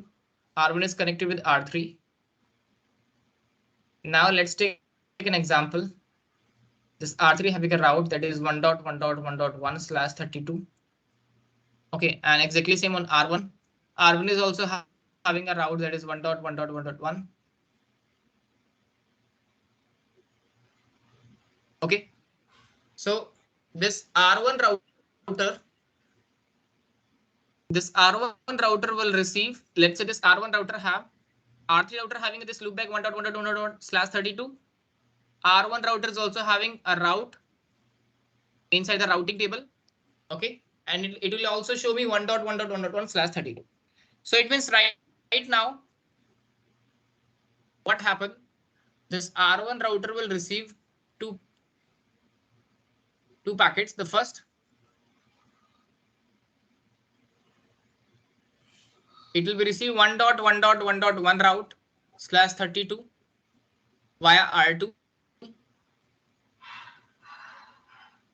Okay, and once I'll check the BGP table, then it will be show me what the next hop IP address, right? So 1.1.1.1, the next hop IP will be, let's say that is 0.0.0.0. But when I'll receive again the second 1.1.1.1, this route, in this case, it will be show me, let's say here the IP address is 10.1, here it is 10.2, 20.1, 20.2. So here it will be show me what 1.1.1.1, the next hop IP will be what 20.2. The next hop IP is what 20.2. So this route is also I can receive. And this route is also I can receive. But for today, okay, and for now we can say for 1.1.1.1 we have a next hop IP is what, that is 0.0.0.0. It means what, that is what self advertised route. Yes or no? What it means? It means this is the self advertised route. And this route I can receive from where neighbor, that neighbor having IP address 20.2. So always it will be prefer which is the best. The self advertised route is the best. Okay. So that's why here it will be showing you what self advertisement. If I receive any route with self-advertisement or without self-advertisement?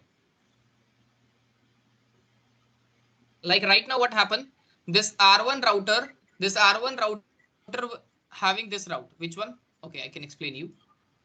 This R1 router having a loopback IP. That is 1.1.1.1. Okay, and R3 is also having a route that is 1.1.1.1. Correct?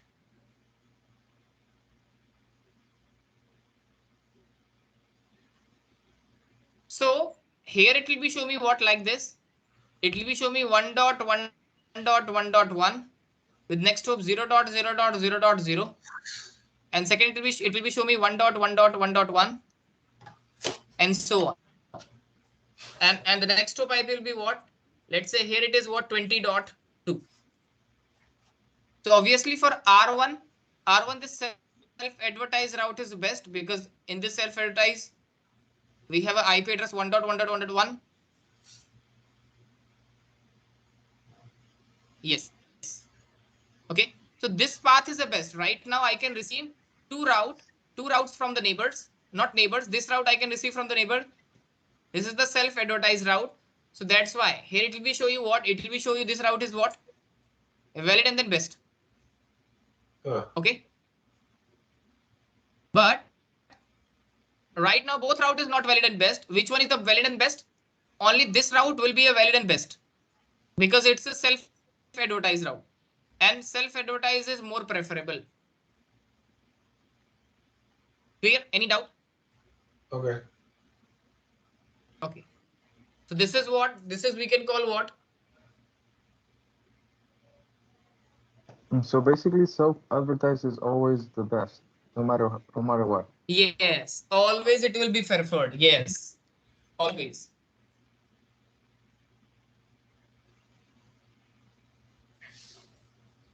Now here, after that, now it will be show me what? That's bad. AS path.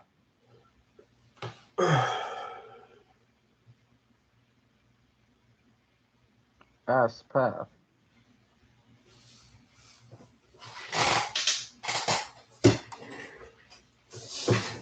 Now what is AS path?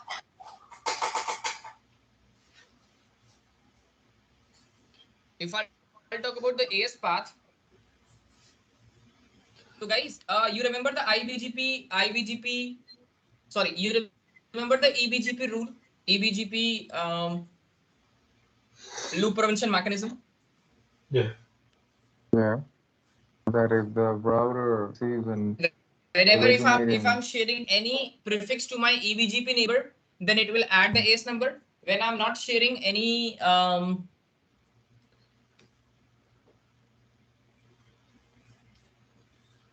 to my IBGP neighbor, then they don't add the AS number, right? This is the rule.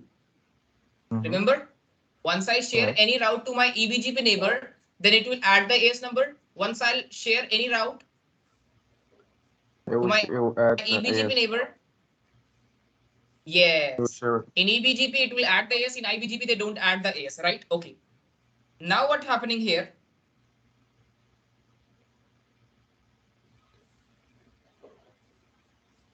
Now what's happening?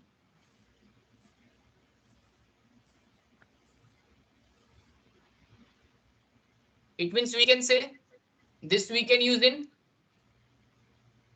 IBGP. Sorry, EBGP.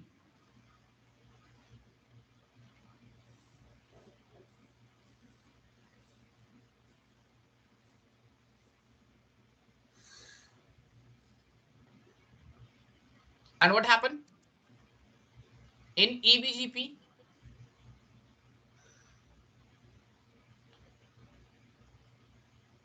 will carry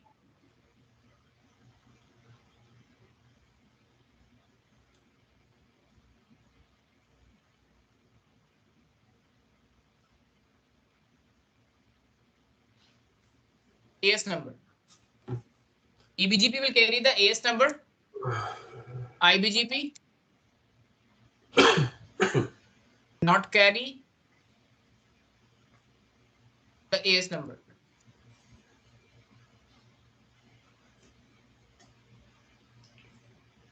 Okay, and lower AS path is best. Lower AS path is what? Best. Okay. It means right now what happening? Right now what happened? Can you see this topology?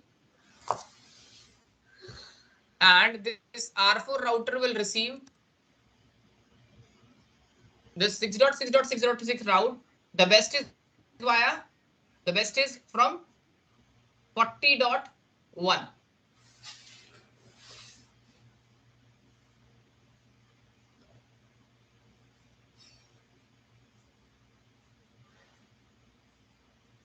So now what happened? Can you see here? Here it will be show me the AS is what? 400. Two AS is 400 and 100. And here it will be show me what? 300. 100. 300 and 100. Right? So it means right now I can receive this 6.6.6.6 route.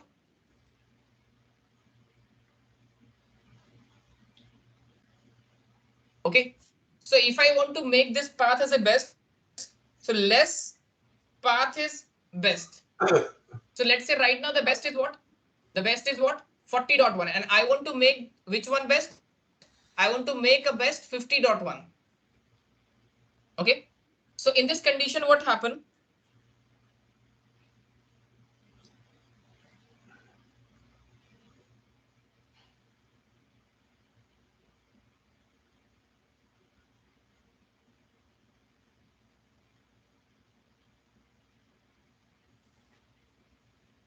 So now what happened? We know the less AS path is best. And I want to make 50.1 is a best.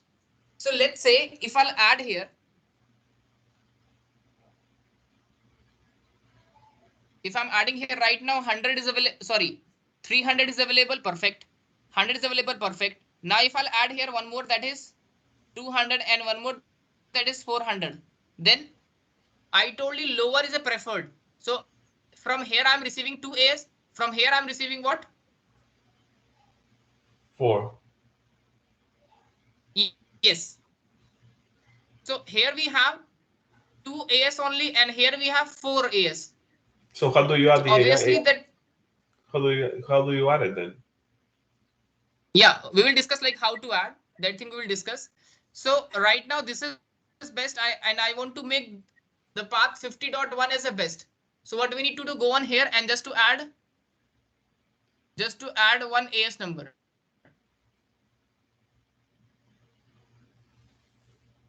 Okay. So let's see the practical now. Now if I'll show you an R4, do show IP BGP. Right now the path is best via 40.1, right or wrong? Via 40.1, it is what? Best. And I want to make this path best via 50.1, right or wrong? Okay, so how we can do that? How we can achieve this task? Okay, now.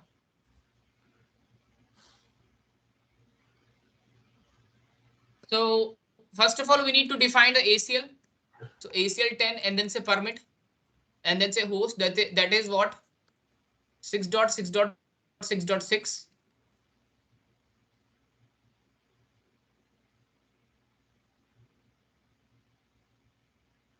Okay, and then say what?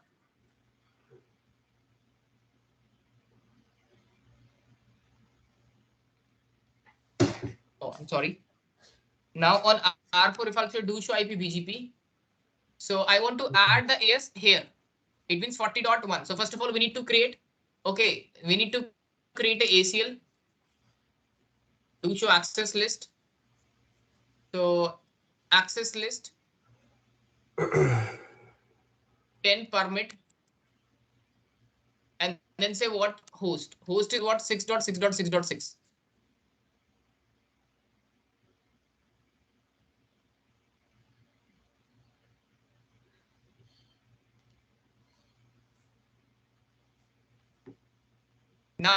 Now what we need to do, we need to create what? Route map. I'll say what route map, and then say what AS path. Route map AS path, and then say what?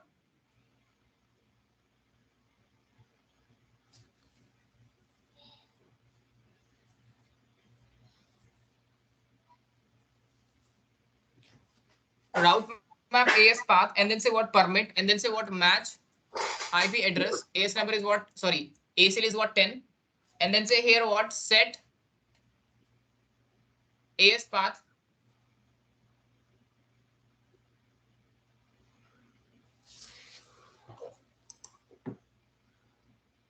AS set AS path prepend, and I want to increase here what 900 and 800. Let's say enter, and then say exit.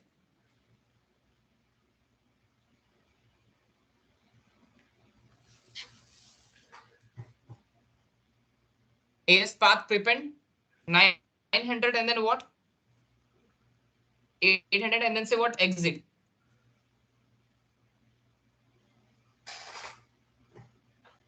Now we need to say what route map, sorry, router BGP,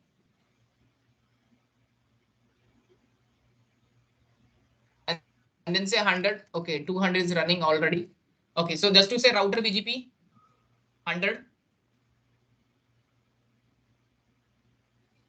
First of all, we need to check the ACL do show access list. Yes, ACL is there. Do show run pipe section router BGP.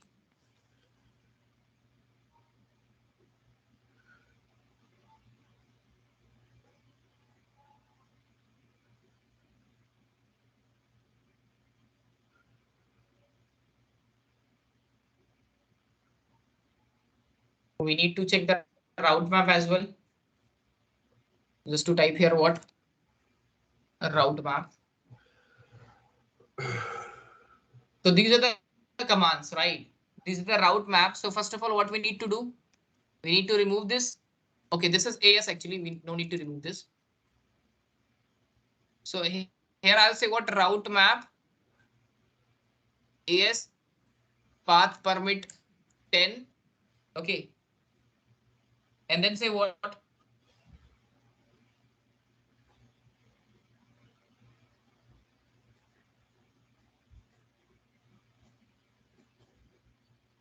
Now, what we need to say?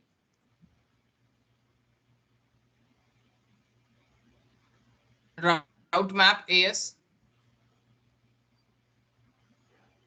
Route map AS path. So you're already inside, right?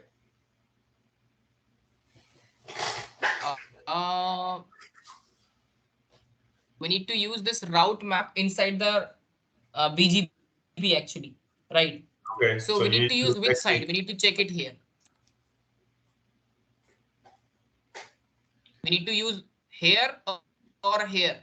Actually, I want to add on 40.1. So I'll say what router BGP say 100 or whatever if it is 200. Okay. And then say what? Neighbor. Neighbor is what I want to add where? I want to add on 40.1. So 40.1 is where? It means here. It means here we need to say 40.1. The neighbor is what? 40.1. And then say route map. What is the name of your route map? That is AS path. Say AS path inbound.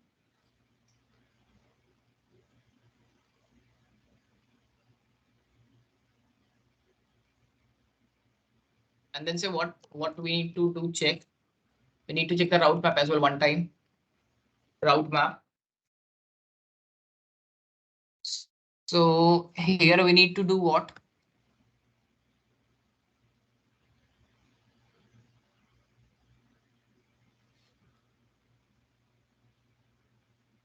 With higher sequence number. with higher sequence number. So what I can do right now, do show access list. I can create an access list, do show IP route. I also create what route map, do show run 5-section router, router BGP.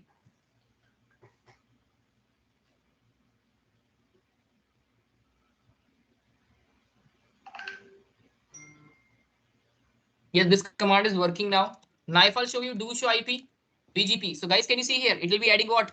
See? And now this path is what best? Yes or no? Now I can prevent the 2 AS. And we know the less AS is best path. Yes. A question. You add like any AS path, doesn't matter if you just make it up, basically. What? Can you repeat again? For example, you added 900 and 800, but they don't exist in this subject. So basically, you just made up those ASN numbers. Let's say you just choose whatever ASN you think of and just add them. You can use anything else, no problem.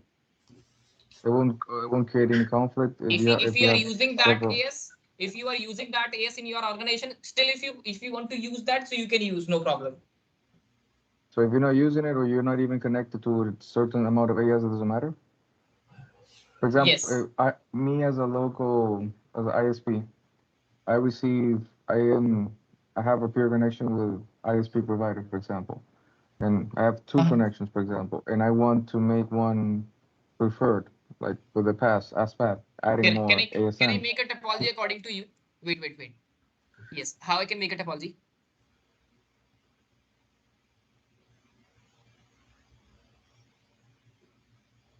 Yes. R1, then? So it's connected to two ISPs, for example. Two row, yeah.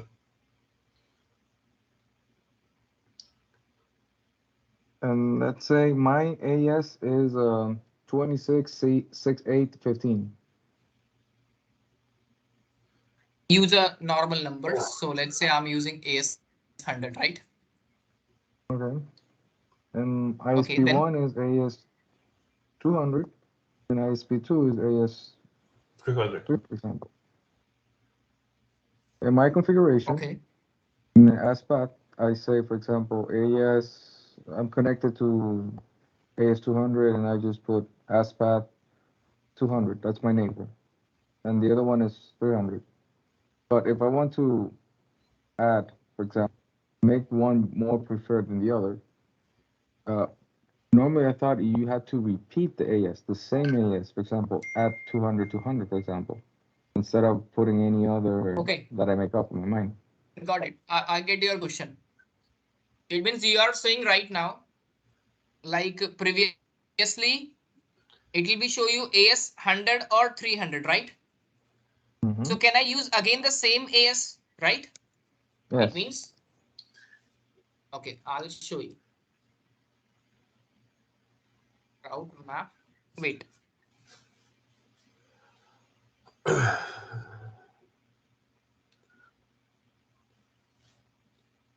Saying the know this command and then say what?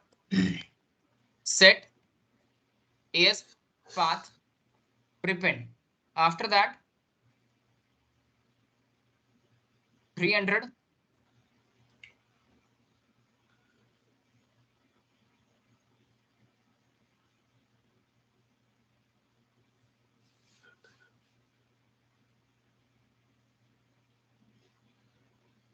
Now what happened here? AS path prepend. I'll say no. No, and then say what? Set AS path prepend 100. I'm using 100, right? Exactly. 100. Now wait for a second. Do clear IP BGP start soft. So do show IP BGP. See? It's keep the same. It won't add more.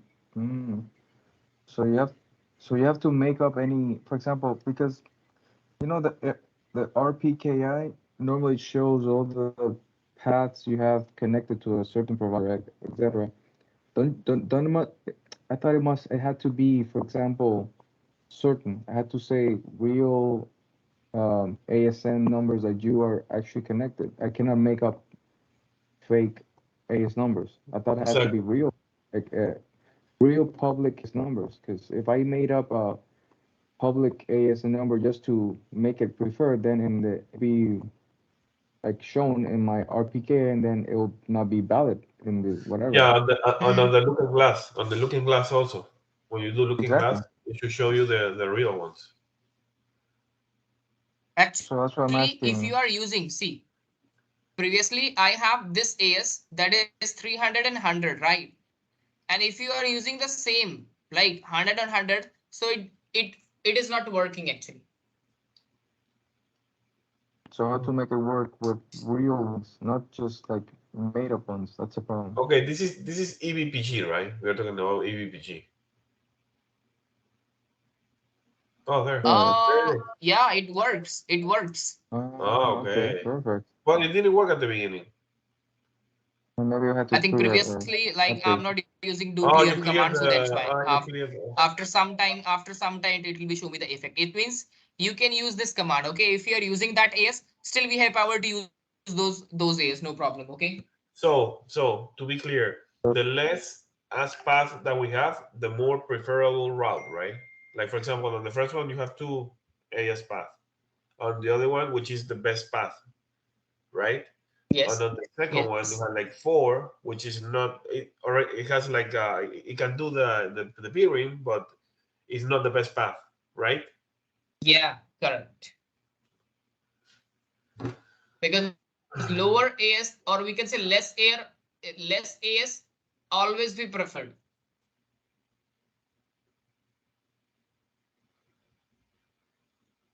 Okay. So this is called what?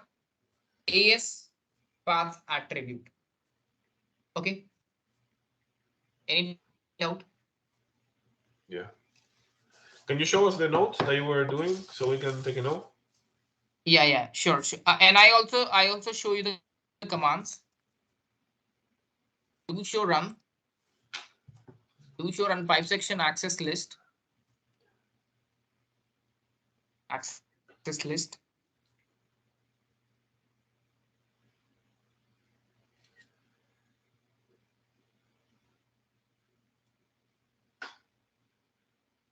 This is ACL. And this is what route map.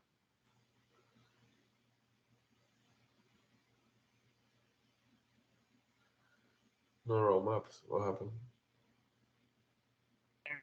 Route map, we need to say. Map, yeah. There we go. Now, and I'll show you do show run 5-section router.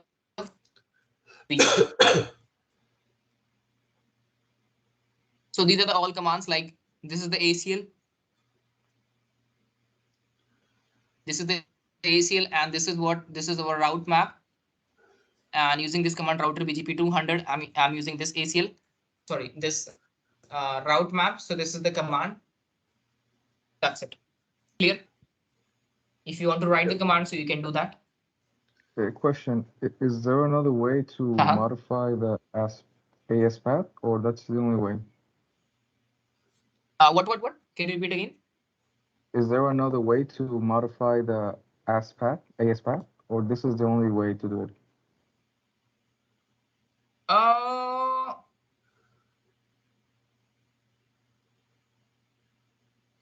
Only this is the way. Okay. Yes. So basically, you have to use access list to change the attribute label. Yes. Route map. Okay.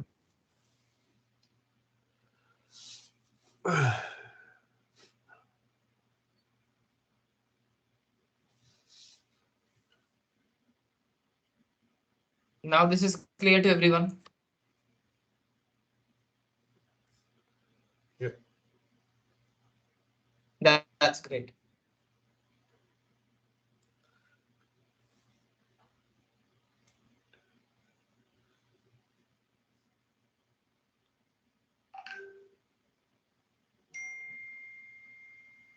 So this is what AS path attribute.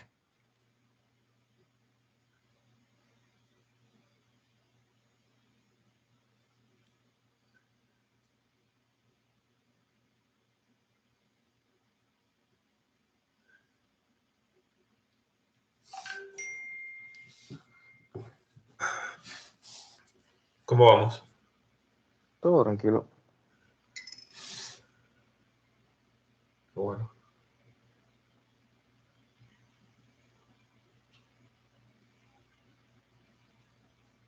Me agarro un resfriado, che, estoy hecho mierda. ¿Te dio? Vale. Sí, y no es COVID, porque ya me chequeé como 3 veces. El que le dio COVID fue a Guido. ¿Le dio al fin? Sí, le dio. Okay. Uh-huh. So yeah. So guys, till now what we will finish. Next hope, wait, local preference, and self-advertisement, AS path, origin code. Have any idea what is origin code? Anyone? No idea. Origin Okay. code. I've never seen Yes. that. What is that?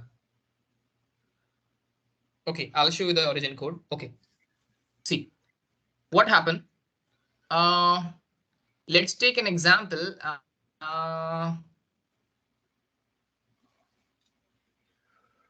Here we have two origin code. First is what I. Second is what question mark.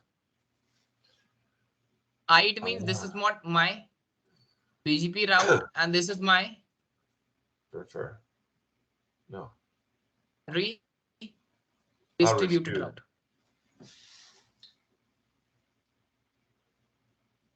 Right. So again, I is more preferred to question mark.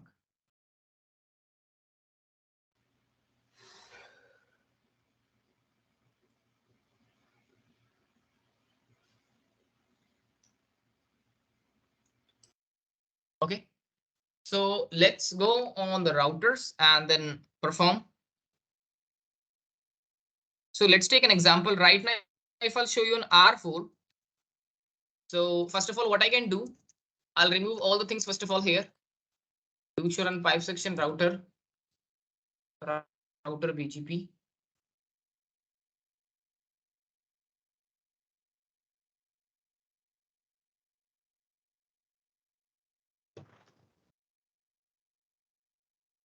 Done.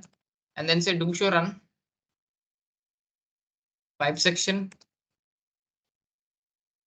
route map.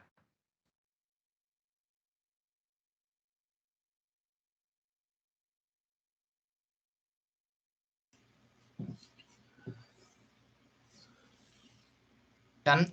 Do show run pipe section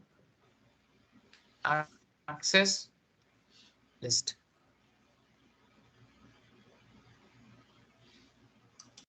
Access list is also removed. Clear? Everything is removed. Now I'll show you first of all do clear IPBGP.